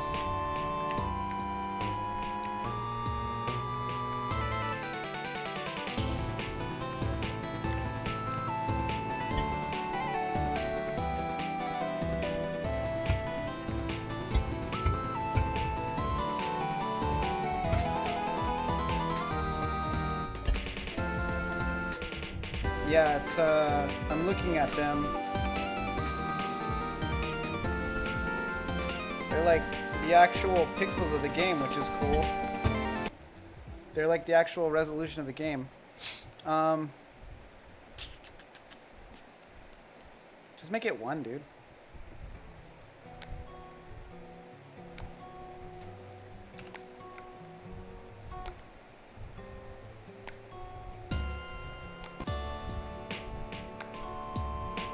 Mouse active false.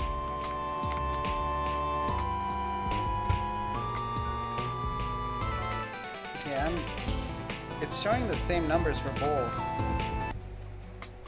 Hold on. I gotta put this before the change. So I can see it.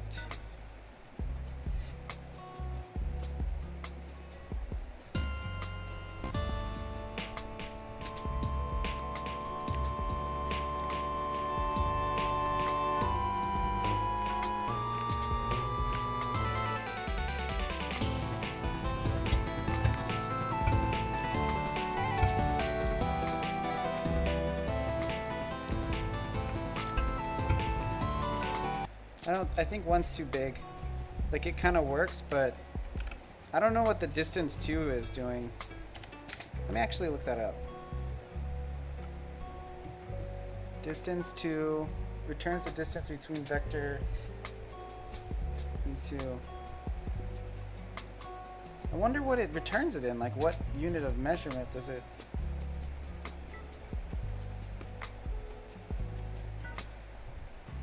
I think vector 2's are 1 to 0 or something like that.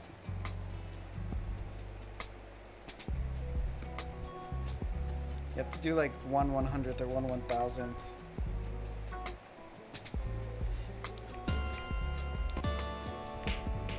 false. I move my mouse around. True, but also false.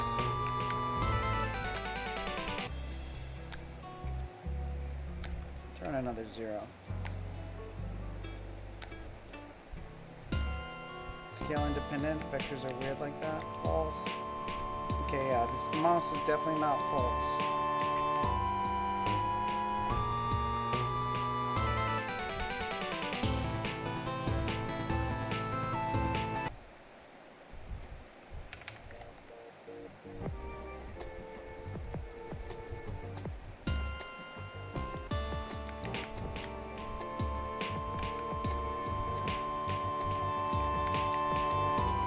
Why is it printing the same number?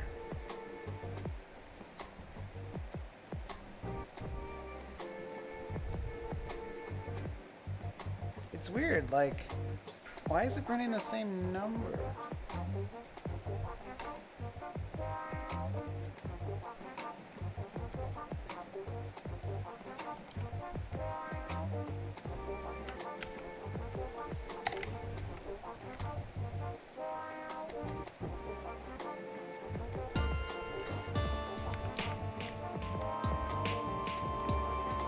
Why is it printing the same number?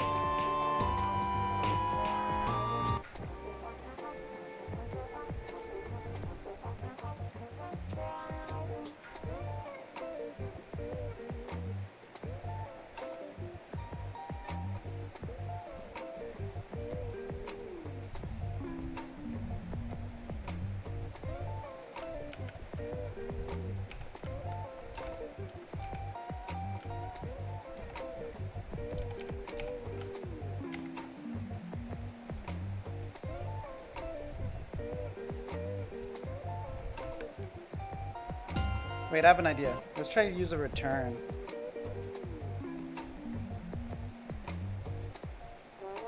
So I'm just gonna say if it's greater than, if mouse timer is greater than 0, return.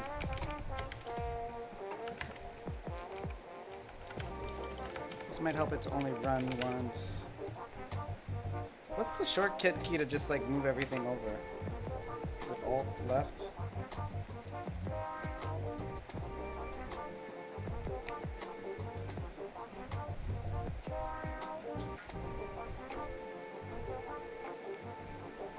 Shift tab.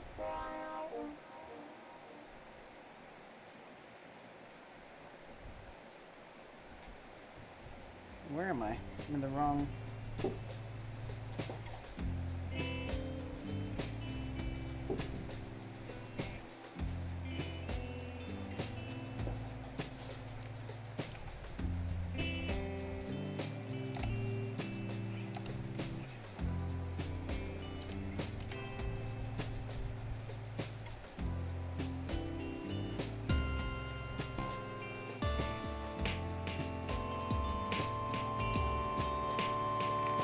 Still displaying the same number for both. How?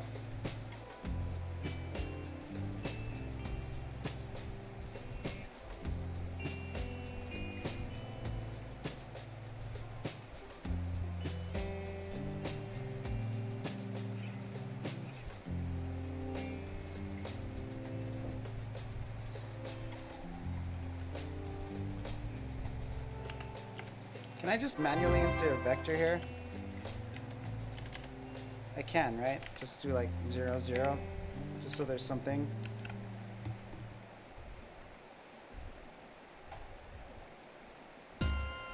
Thanks for the follow, Nerigold. What is the format for vector? Oh, it's parentheses, yeah? I can't remember.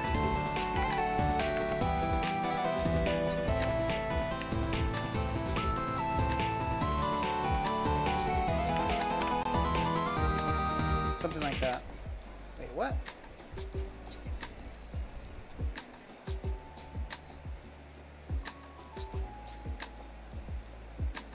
Expected closing. after grouping expression.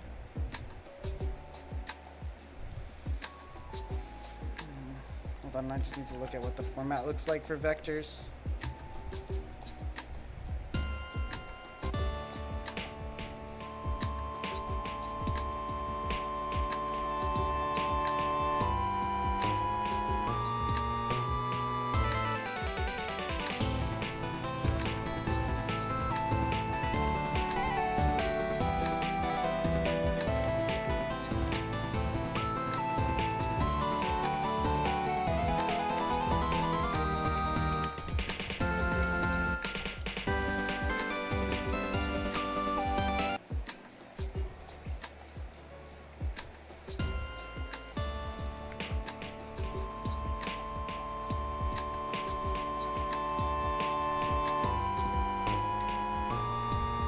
Now it's not showing shit. What the hell?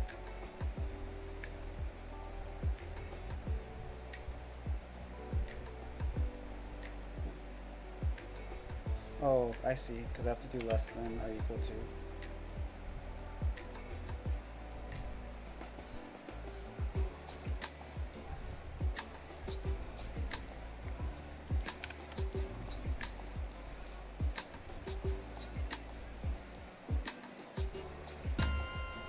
Vector 2.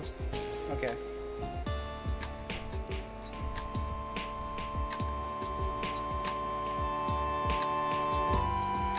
Well, that works.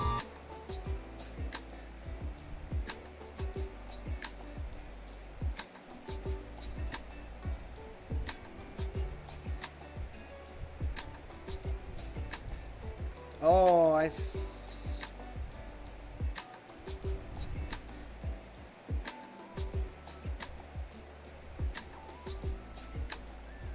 if mouse timer is less than or equal to 0. What am I doing? Mouse timer minus delta.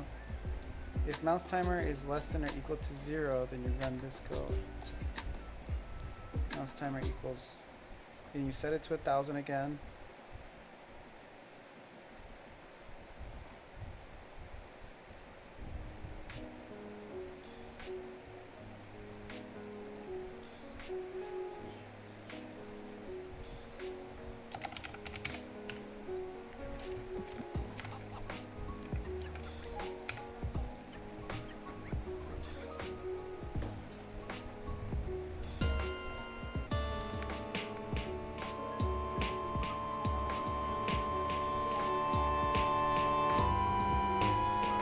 This actually works really good.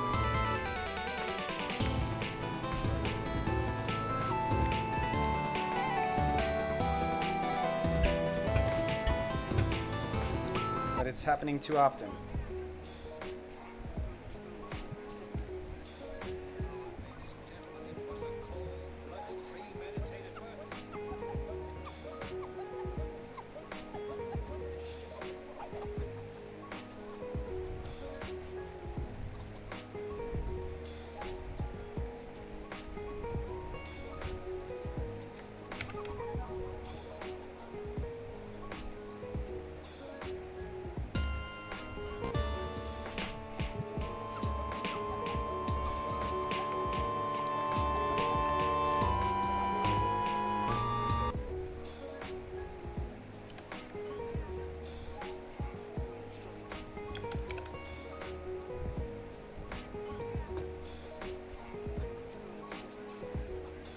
Mouse timer is greater than 0, return.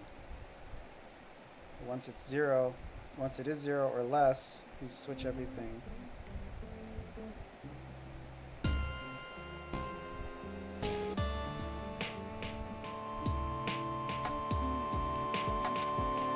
No messages.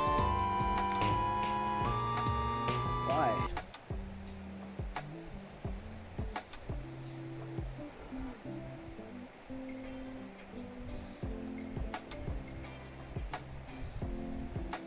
Wait, mouse timer is always greater than 0. It should be if mouse timer is less than 0.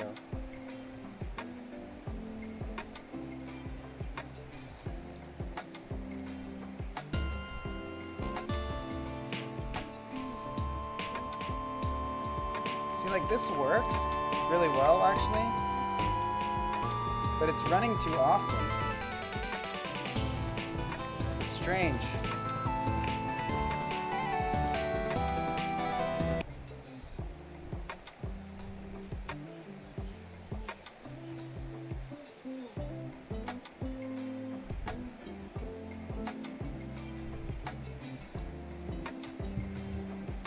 Because it'll be too sensitive.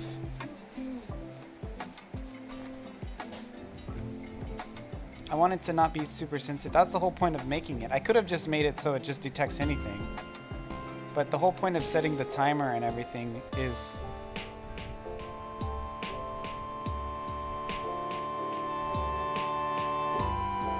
I needed a time frame. Like, I want it to be like, if it... I don't want it... Yeah. Because I don't want to go back... I don't know. I don't see why my delta's not working with my mouse timer. That's odd.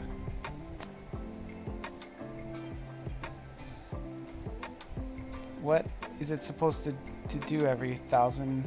I don't know. Actually, let me increase this time. That's an interesting idea. I want it to be like every second. So yeah, every 1,000 milliseconds. But it just runs like all the time for some reason. Even though I have a return here that should return if it's not 1,000. If it's more than...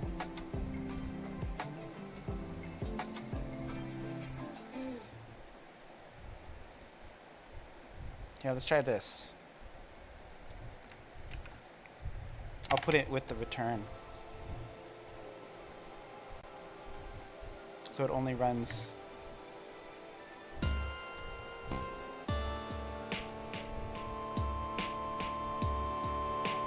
I mean, it works well.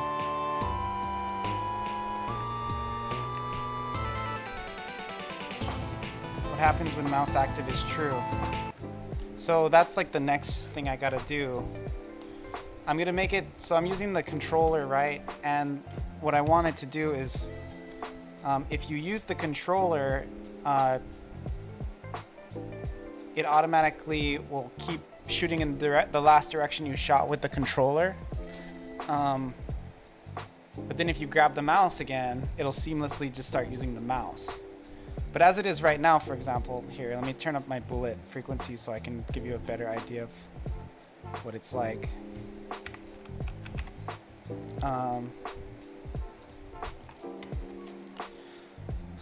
So like the way it is now, right? If I... What the hell? What did I do?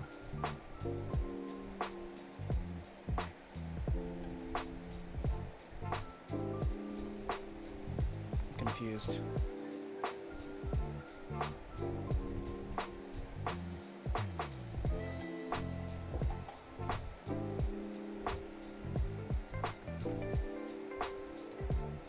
Oh, I gotta save it, I guess? Who would have thought? Okay, so like you see I can play with the controller and shoot whatever direction.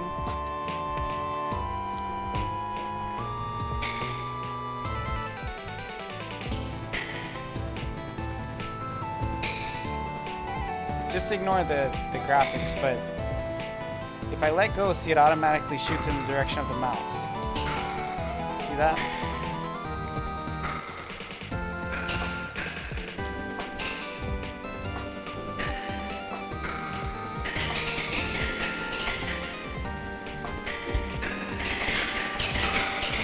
So I wanted to check to see if you're using the mouse. It'll basically be like when you push a threshold with the controller, it'll turn the mouse off. It'll turn off the directional shooting from your mouse, and then it'll turn it back on once you touch your mouse again. So that's the logic that I'm trying to set up, so that you can just seamlessly grab your mouse or your controller. Either way. And it'll just like work, like you don't even have to think about it, you know?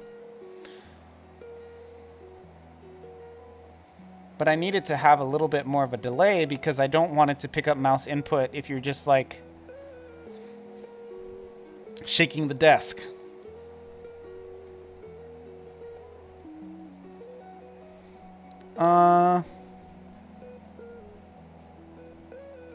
Like a second or a half second, something like that.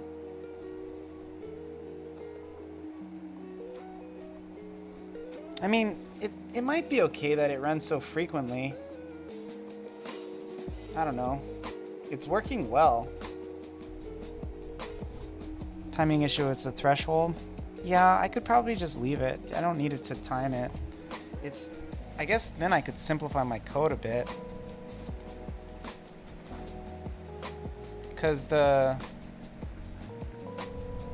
wouldn't need all this mouse timer crap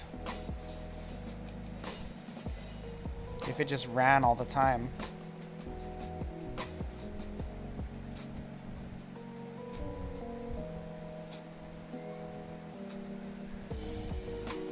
Let me try, just see if I can do that. And then just put this down here outside of the conditionals. I can do here, Shift Tab.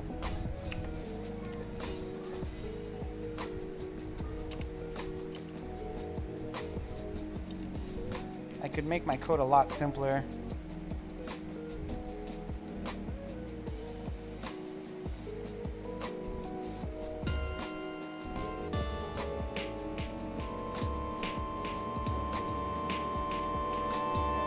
You sent me some code? Okay, let me look.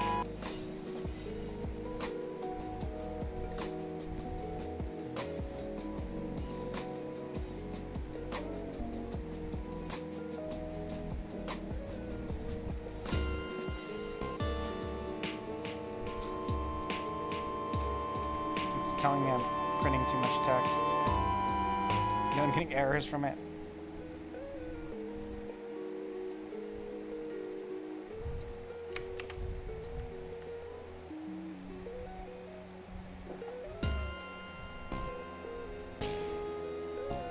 I say run the test and twist the threshold to be just a little bigger from your desk jiggle. Okay. I'm in.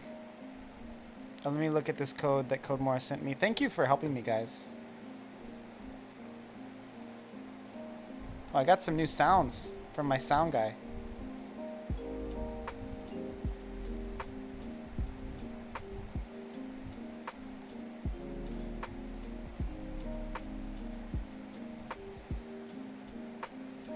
Function, process data, mouse active, false, function, if event, input, mouse motion.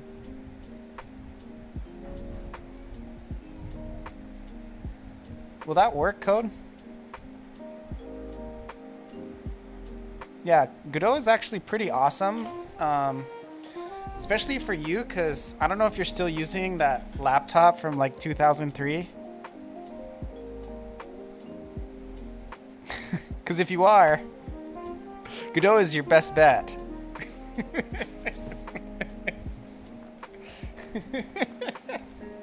Oh, that's funny. Because it really doesn't require like a nice computer. You know, it works on a very low performing computer. Which I like because I stream and I don't ever have to worry about resources and stuff. Good, Unity is a lot bigger. Even RPG Maker is not as gnarly as Unity, but it takes up more performance. Especially if you're making a game like this, which is very low res. And okay, so Code sent me some code. I'm going to try his code. We're going to comment out this code real quick.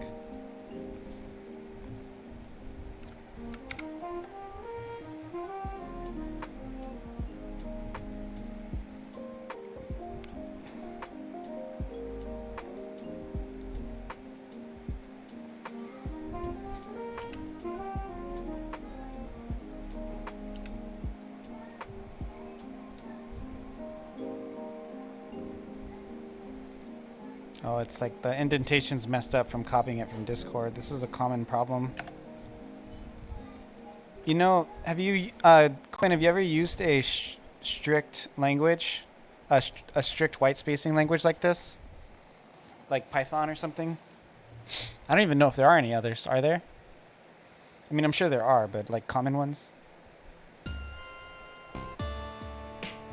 I have to check to see if it's...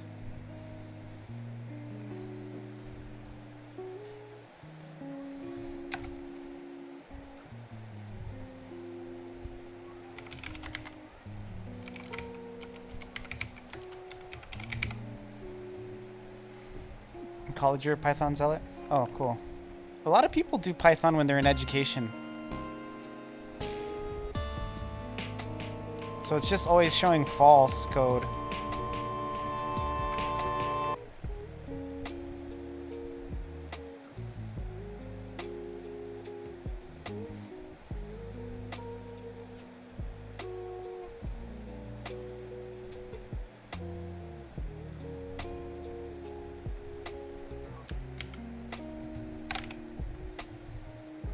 See if it even depicts the mouse movement. And now it's saying true. Wait, hold on. I have to put it outside of the...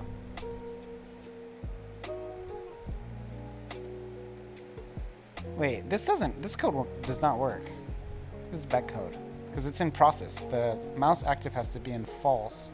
And then I need an else. Actually, I don't even need this. It's in the bool, so I just do... I don't need it in process. I can just do this, and then I can do an if, else, mouse, active, equals false. Then I can print on the input. This actually is... I could see this being really good.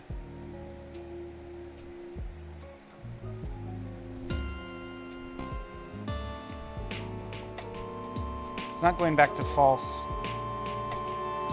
But I should just put the this in the process.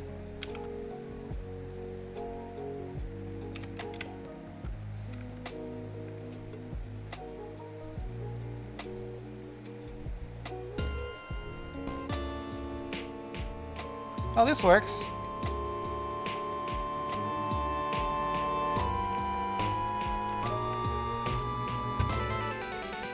I'm gonna do this. Okay, I'm just gonna delete all that code I made. This way I don't have to grab the process function. Whole problem in one time, in one line. Yeah, I mean, I could get this down to one line. Does this syntax work in this, it does, right? I could write it like this if I wanted.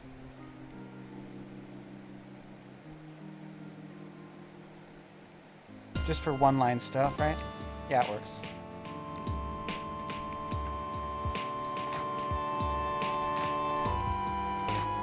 Okay.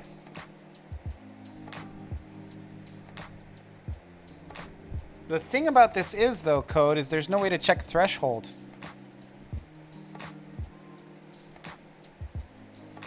So this might not work for that reason. You know what I mean? The other way we can check distance. So this one is not jiggle proof. So I don't know if this will work. Because it's going to be too sensitive. I need a jiggle proof solution.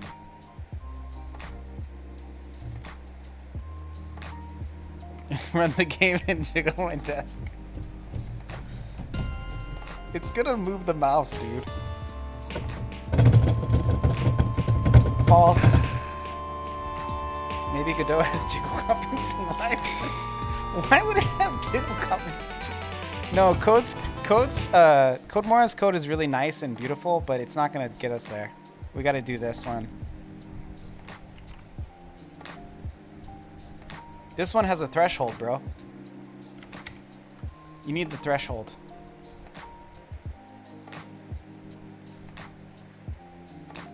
I think he's right to do it in input. But how can I use input event mouse motion to do jiggle checks?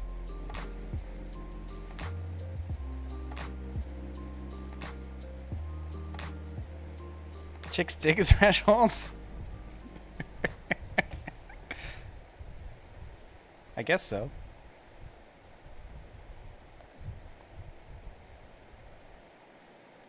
Because event position is the mouse position.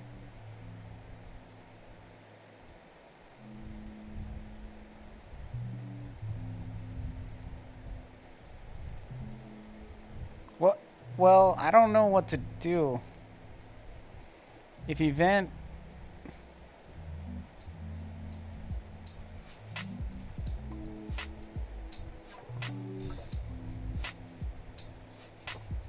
So can I check the event?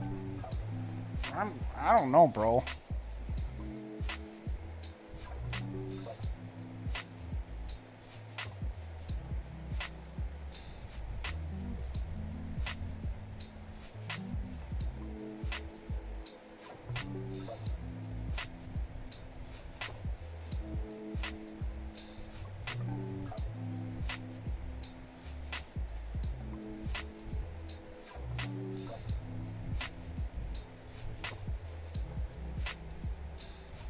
Replace those get mouse positions with AI Maker Lex. Thank you for the sub. Or just replace those get mouse position things with event position things.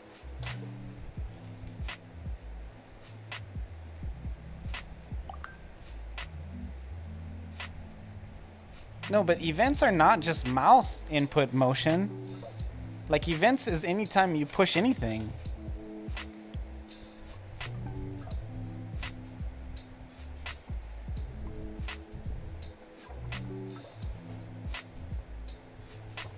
In this context, they are mouse position.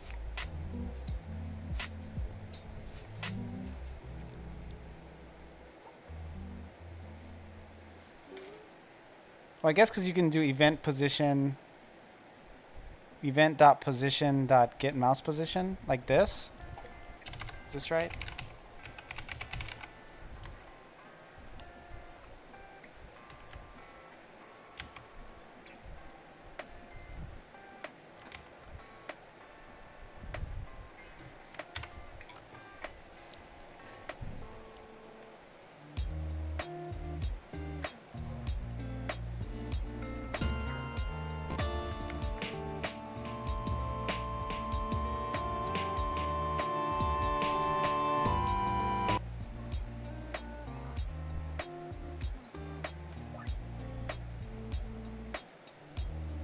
Input event mouse motion.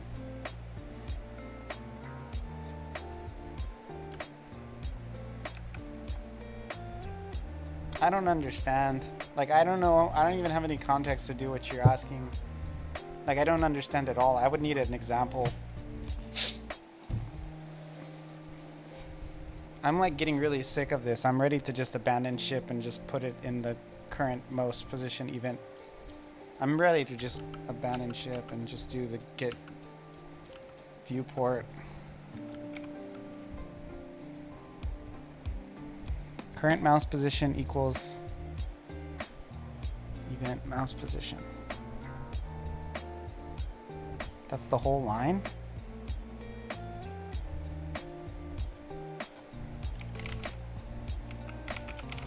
Bro, that seems too easy. That seems suspiciously easy. I'm very suspicious.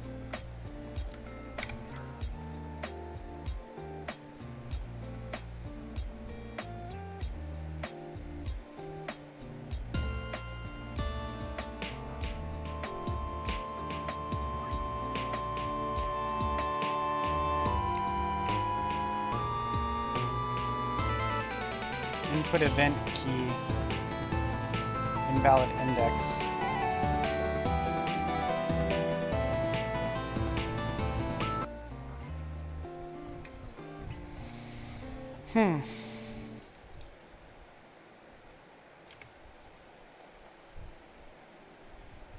It didn't work as well as the other one.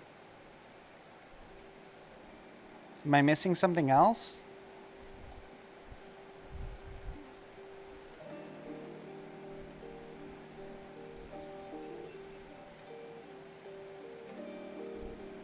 I have to wrap the whole thing in the if event is input motion.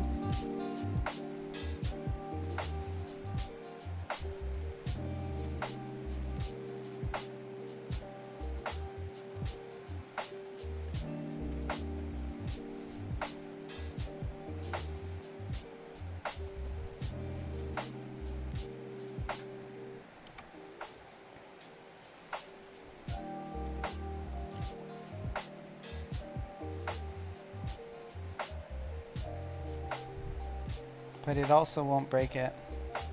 You don't understand the threshold?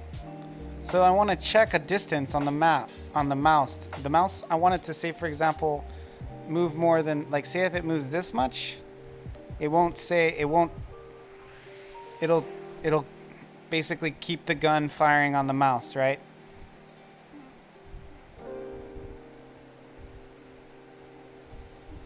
Yeah.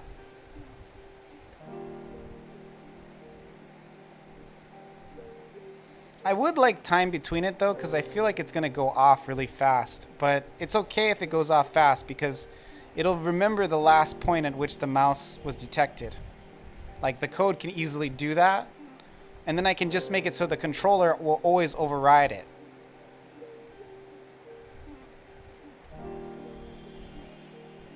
You want it fast? I mean, I'm not going to pull it from this same logic, though. That's the thing. I'm going to pull the direction on from like a different function in the code in Godot, because I'm already doing it. I just want it to turn off if you're both using the controller. Like if when you use the controller, it'll turn off your ability to use the mouse until you touch the mouse again. That's basically the only functionality I need. So if you're playing with your controller, the mouse will no longer direct what direction the bullets go until you touch the mouse again.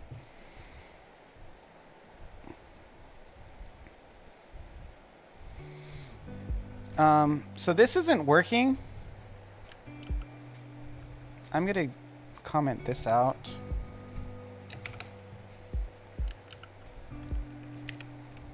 The event position thing is not working.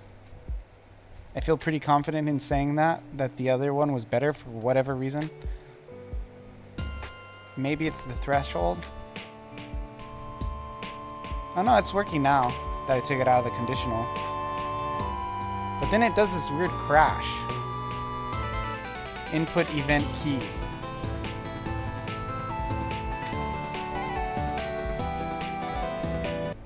So the input event key something, where it wasn't crashing when we were doing the other logic, the other methods.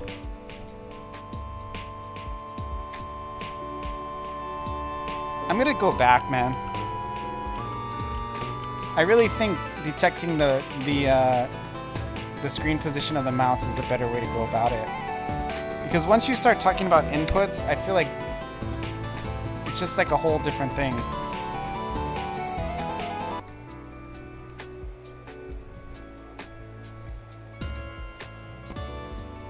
Like, this works great.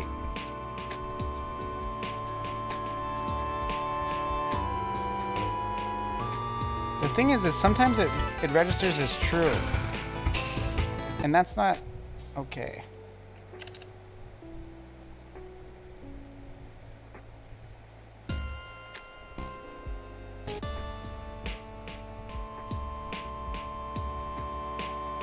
This is good.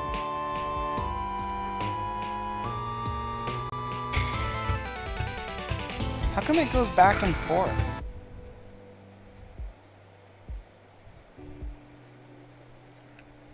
When I stop. Am I just gonna have to make it so you can't just grab both? Is that what we're gonna do? I don't know.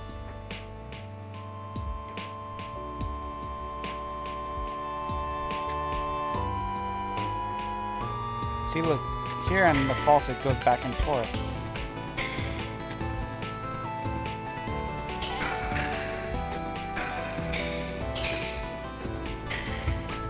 Staying false now. There's even a couple trues in there now, see? This is fucked.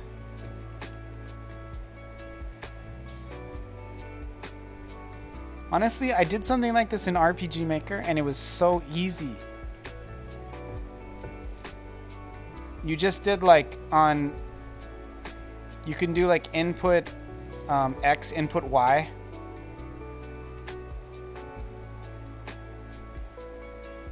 And you just compare like input X, input Y, and you could do something to like reduce it or whatever so that it made one number. Or you could multiply them by each other. And I miss RPG Maker right now.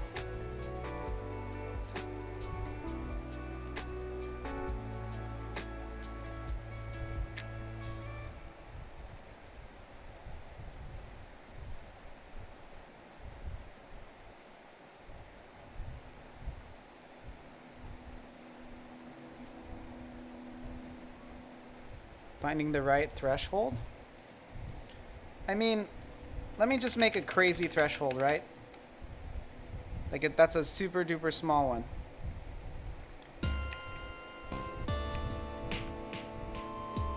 So it's always true. Right? It's not always true. There's still some falses in there. And that's like the most sensitive threshold you can possibly do. There's still falses popping up. I don't know if you can see them, but I can see them. And then here, if I leave it, there's still the occasional truths. Although this one leans towards false quite a bit more. You need a larger threshold?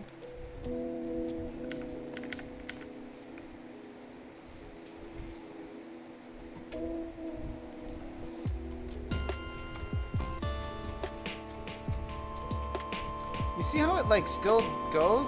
It doesn't.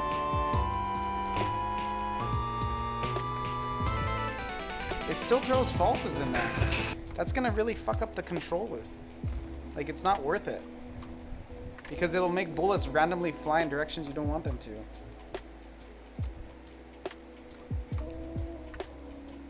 Like I thought this would be so easy.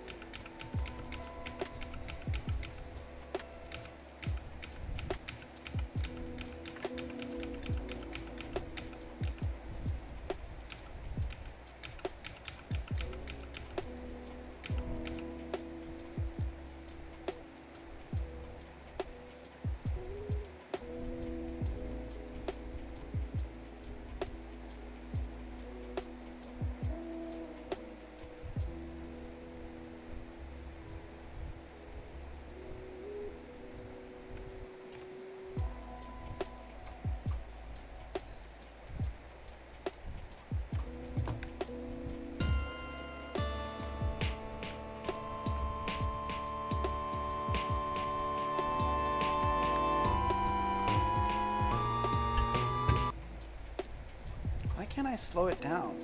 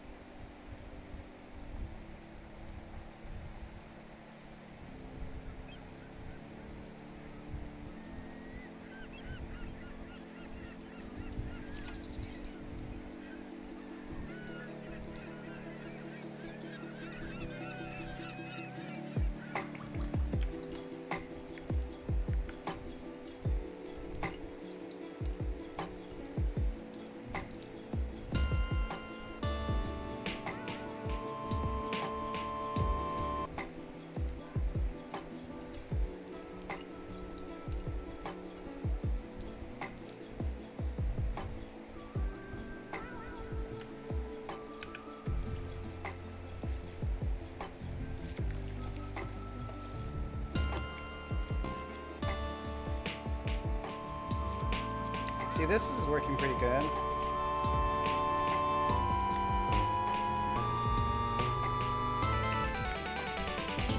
This was like the best rendition I had. But I still don't understand why I can't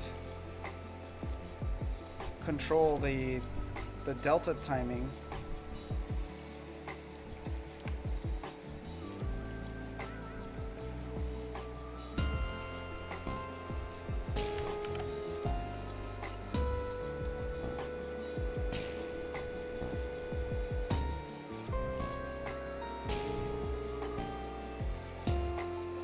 I'm trying to do the same thing. How dare you pee? But I mean, I just want the timer.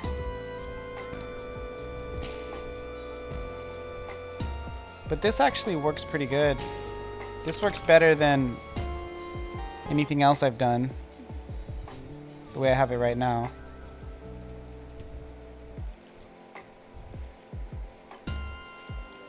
If you look at the bottom, see it's very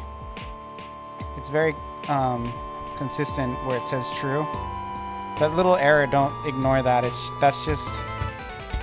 Oh, now it's saying true too much. I gotta undo some of that threshold.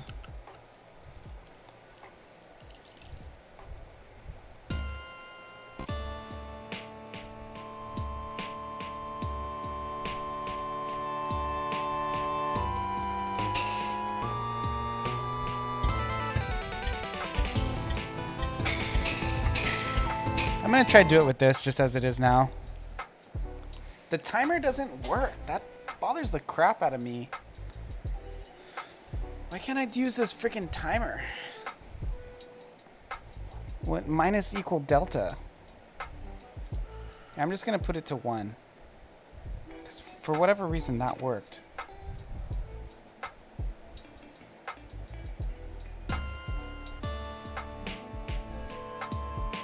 Oh, not 1, 1,000. I put it to...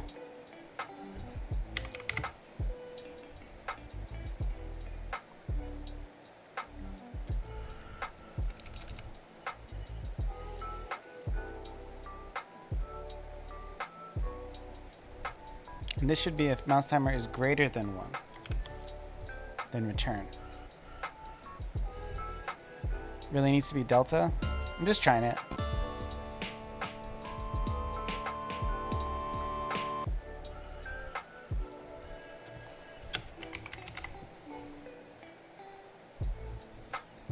I'm just trying to get it to work, man.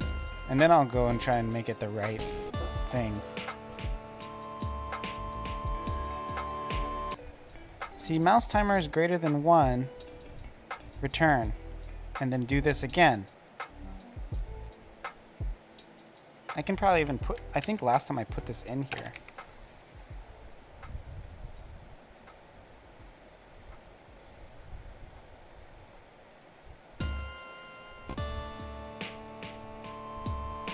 Nothing. It doesn't run any of this code down here ever. Let's reduce that.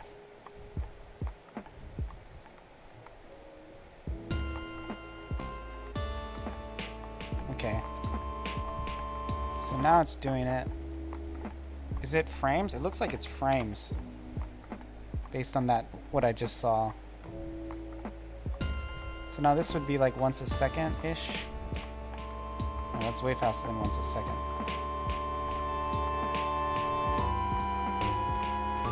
It's also not detecting my mouse activity as well, for some reason.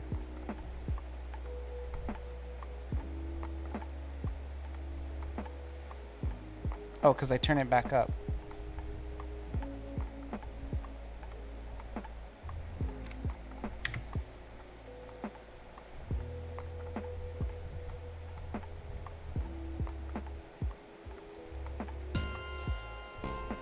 Seconds or milliseconds?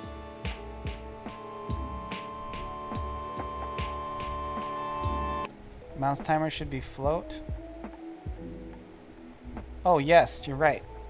Good catch.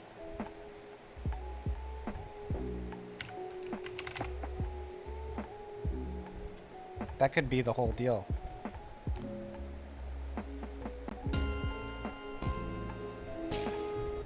Let's actually, sorry, excuse me, sorry for sneezing.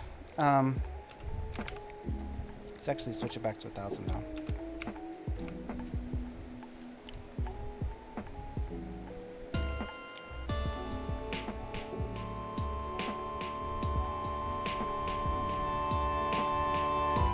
Okay, it's not running at all now.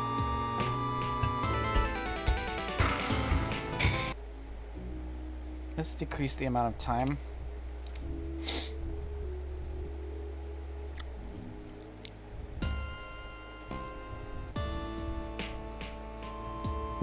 Nothing.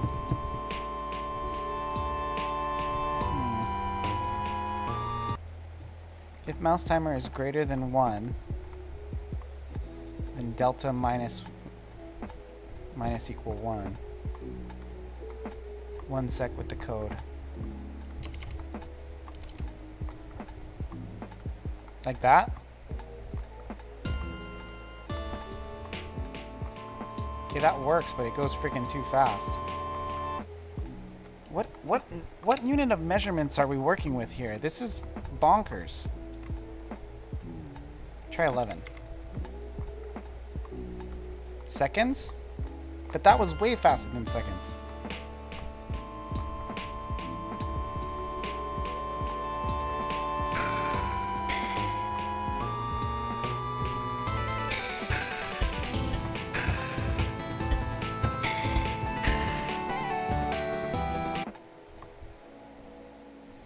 It like doesn't work for a while. So this, I think this one is seconds. Up here. I'm just gonna put 0. And this one is something else, man.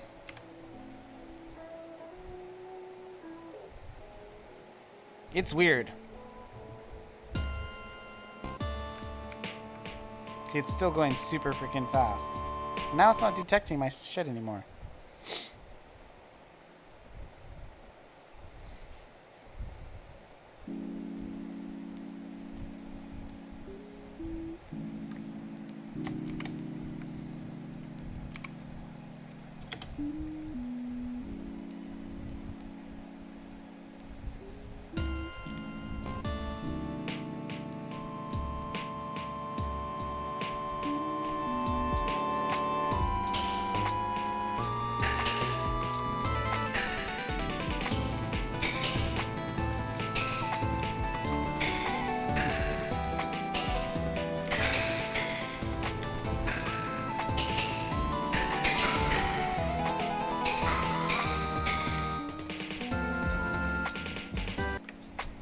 Did it always say mouse timer plus 100? I just changed it. Trying to make it like not go so fast. I'm just trying stuff. Mouse timer equals 100. Yeah, I'll change it right after this test.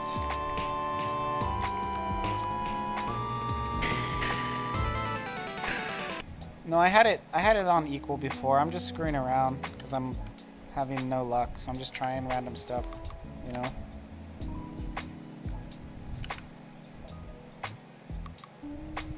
Like I had it on this.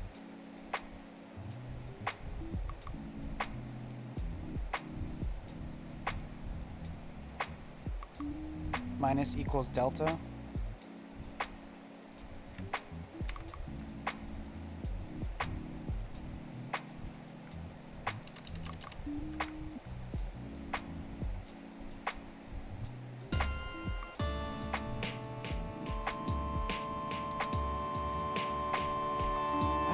So freaking fast.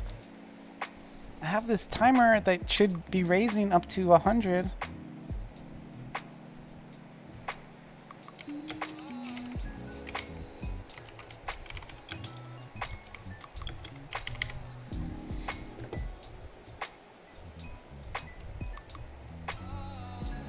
This doesn't make any sense. See, it's still going fast as hell.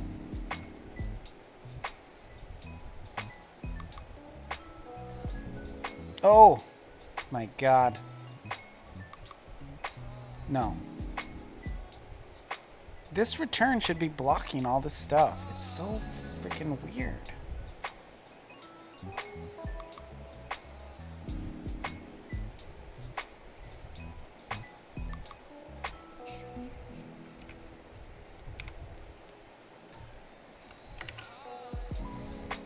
I don't understand why you do this to me, Godot.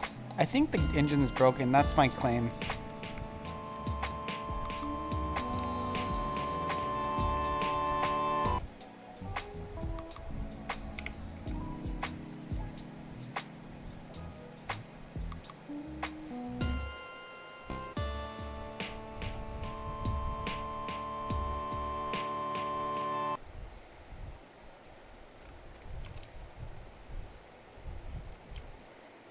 I guess I'm gonna just try to do it without the mouse timer. I can't just spend all day trying to do this forever. This is getting ridiculous. I've been working on this for like 4 hours. Now, oh awesome, now it's not detecting it. Okay, that's great. What was I thinking trying to do this? This is such a waste of time, man.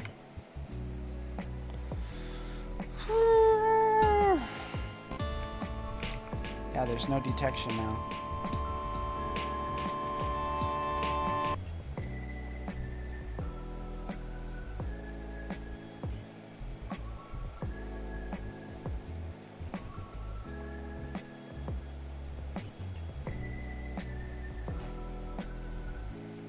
What was it not detecting? I don't know, it's not working. You saw it true when the mouse moved? I didn't see it true.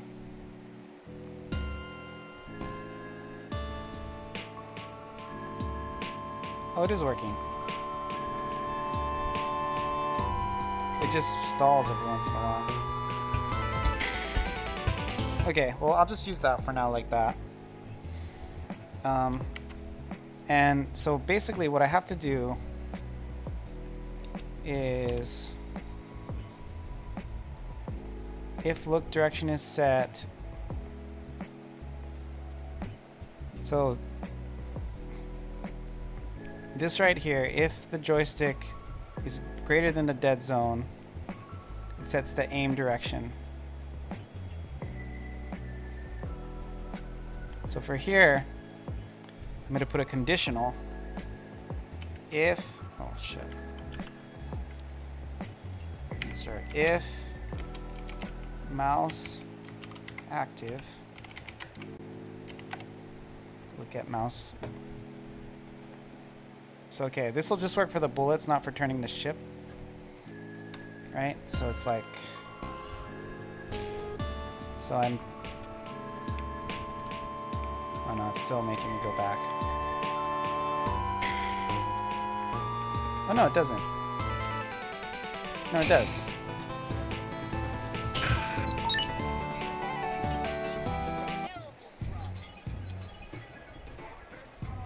If mouse is not active.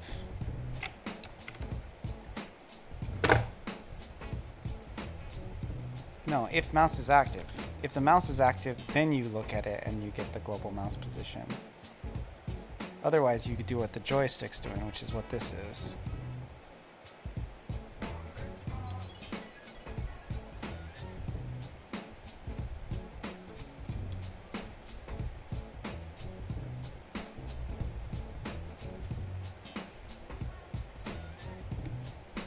To put this over too. Then it won't detect that.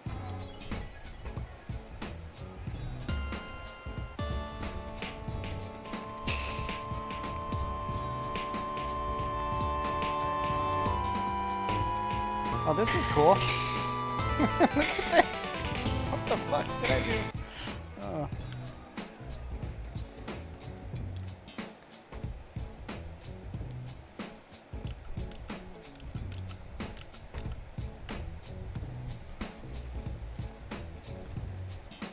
AI Maker Lexi. Yeah, that's my next weapon, man. The one that I accidentally made when I was trying to make this one.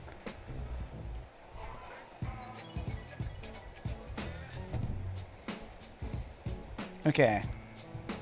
Self-rotation equals aim direction. Else. So I have to check if mouse active is true. here, then we get the global mouse position. But if it's not true,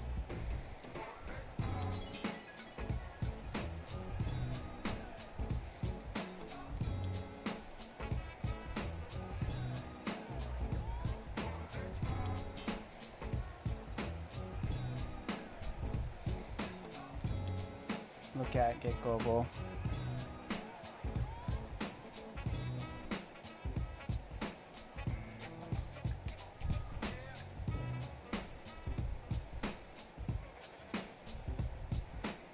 I could just make this an elif and then just add the thing in.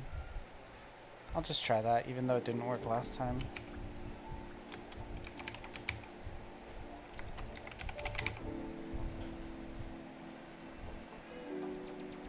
No, the way it has to work is mouse active has to be like something that switches on when the mouse is active. And then it turns off when you use the control pad. You see that Ludum Dare had more Godot submissions than Unity submissions? Of course it did. Godot is king. Unity is yesterday's news. No offense. Not trying to be a jerk. I'm just. What do I know? Anyway. Not trying to be a jerk. It's hard work for me though. elif mouse active. No, I actually didn't see that, but I'm actually not surprised at all. Godot is really up and coming. The open source atmosphere is really nice. It's kind of a wild west when it comes to documentation, though, let me tell you. You have no love for Unity? Yeah. There's more to Unity. There's like more you can do. The 3D for Godot is not that great so far. This game is gonna be good though, like I didn't suspect that I would be spending as much time on trying to figure out how to make it seamlessly integrate both control pad and mouse and keyboard. So if mouse is active,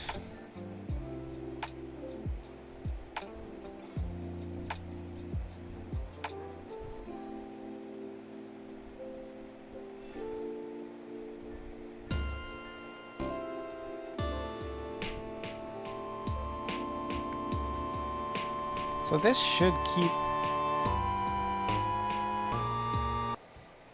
Wait. The idea is that...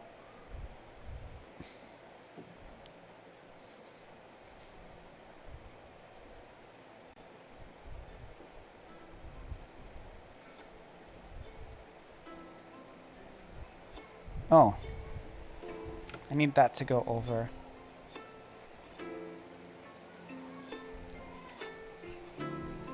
Should put an enter here because that's kind of a separate thing.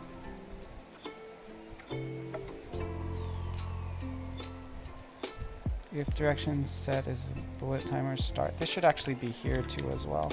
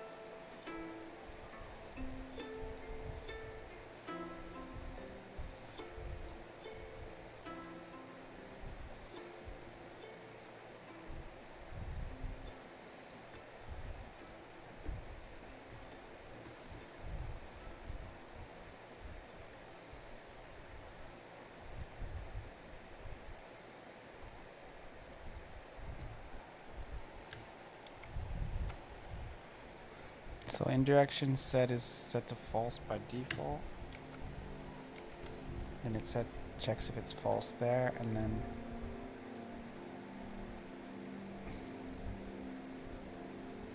If you're not pushing it, and then your mouse is not active, it sets it to true.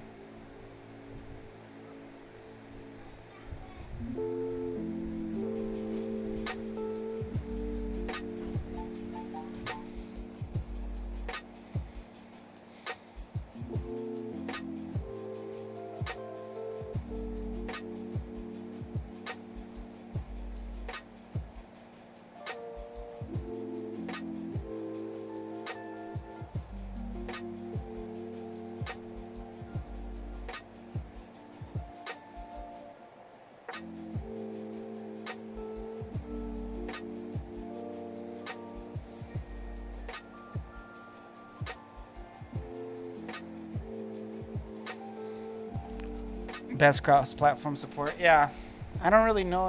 I've never really heard of anybody trying to do VR on Godot.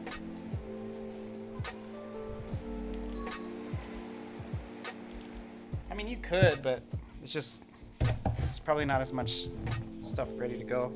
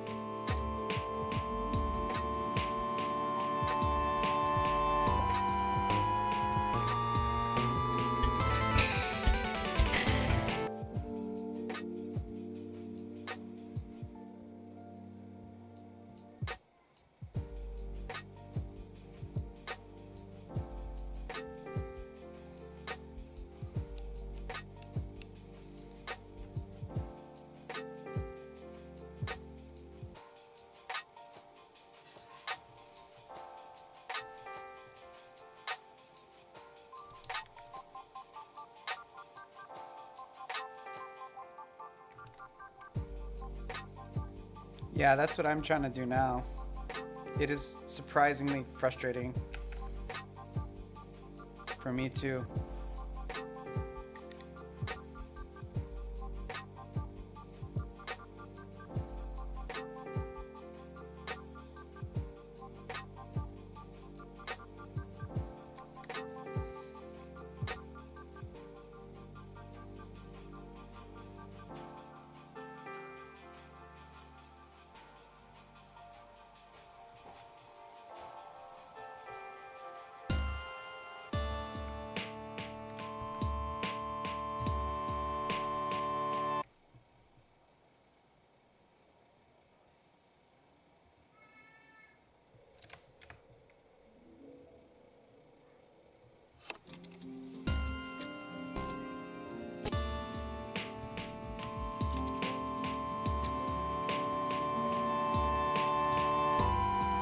So I need a way to save the control direction.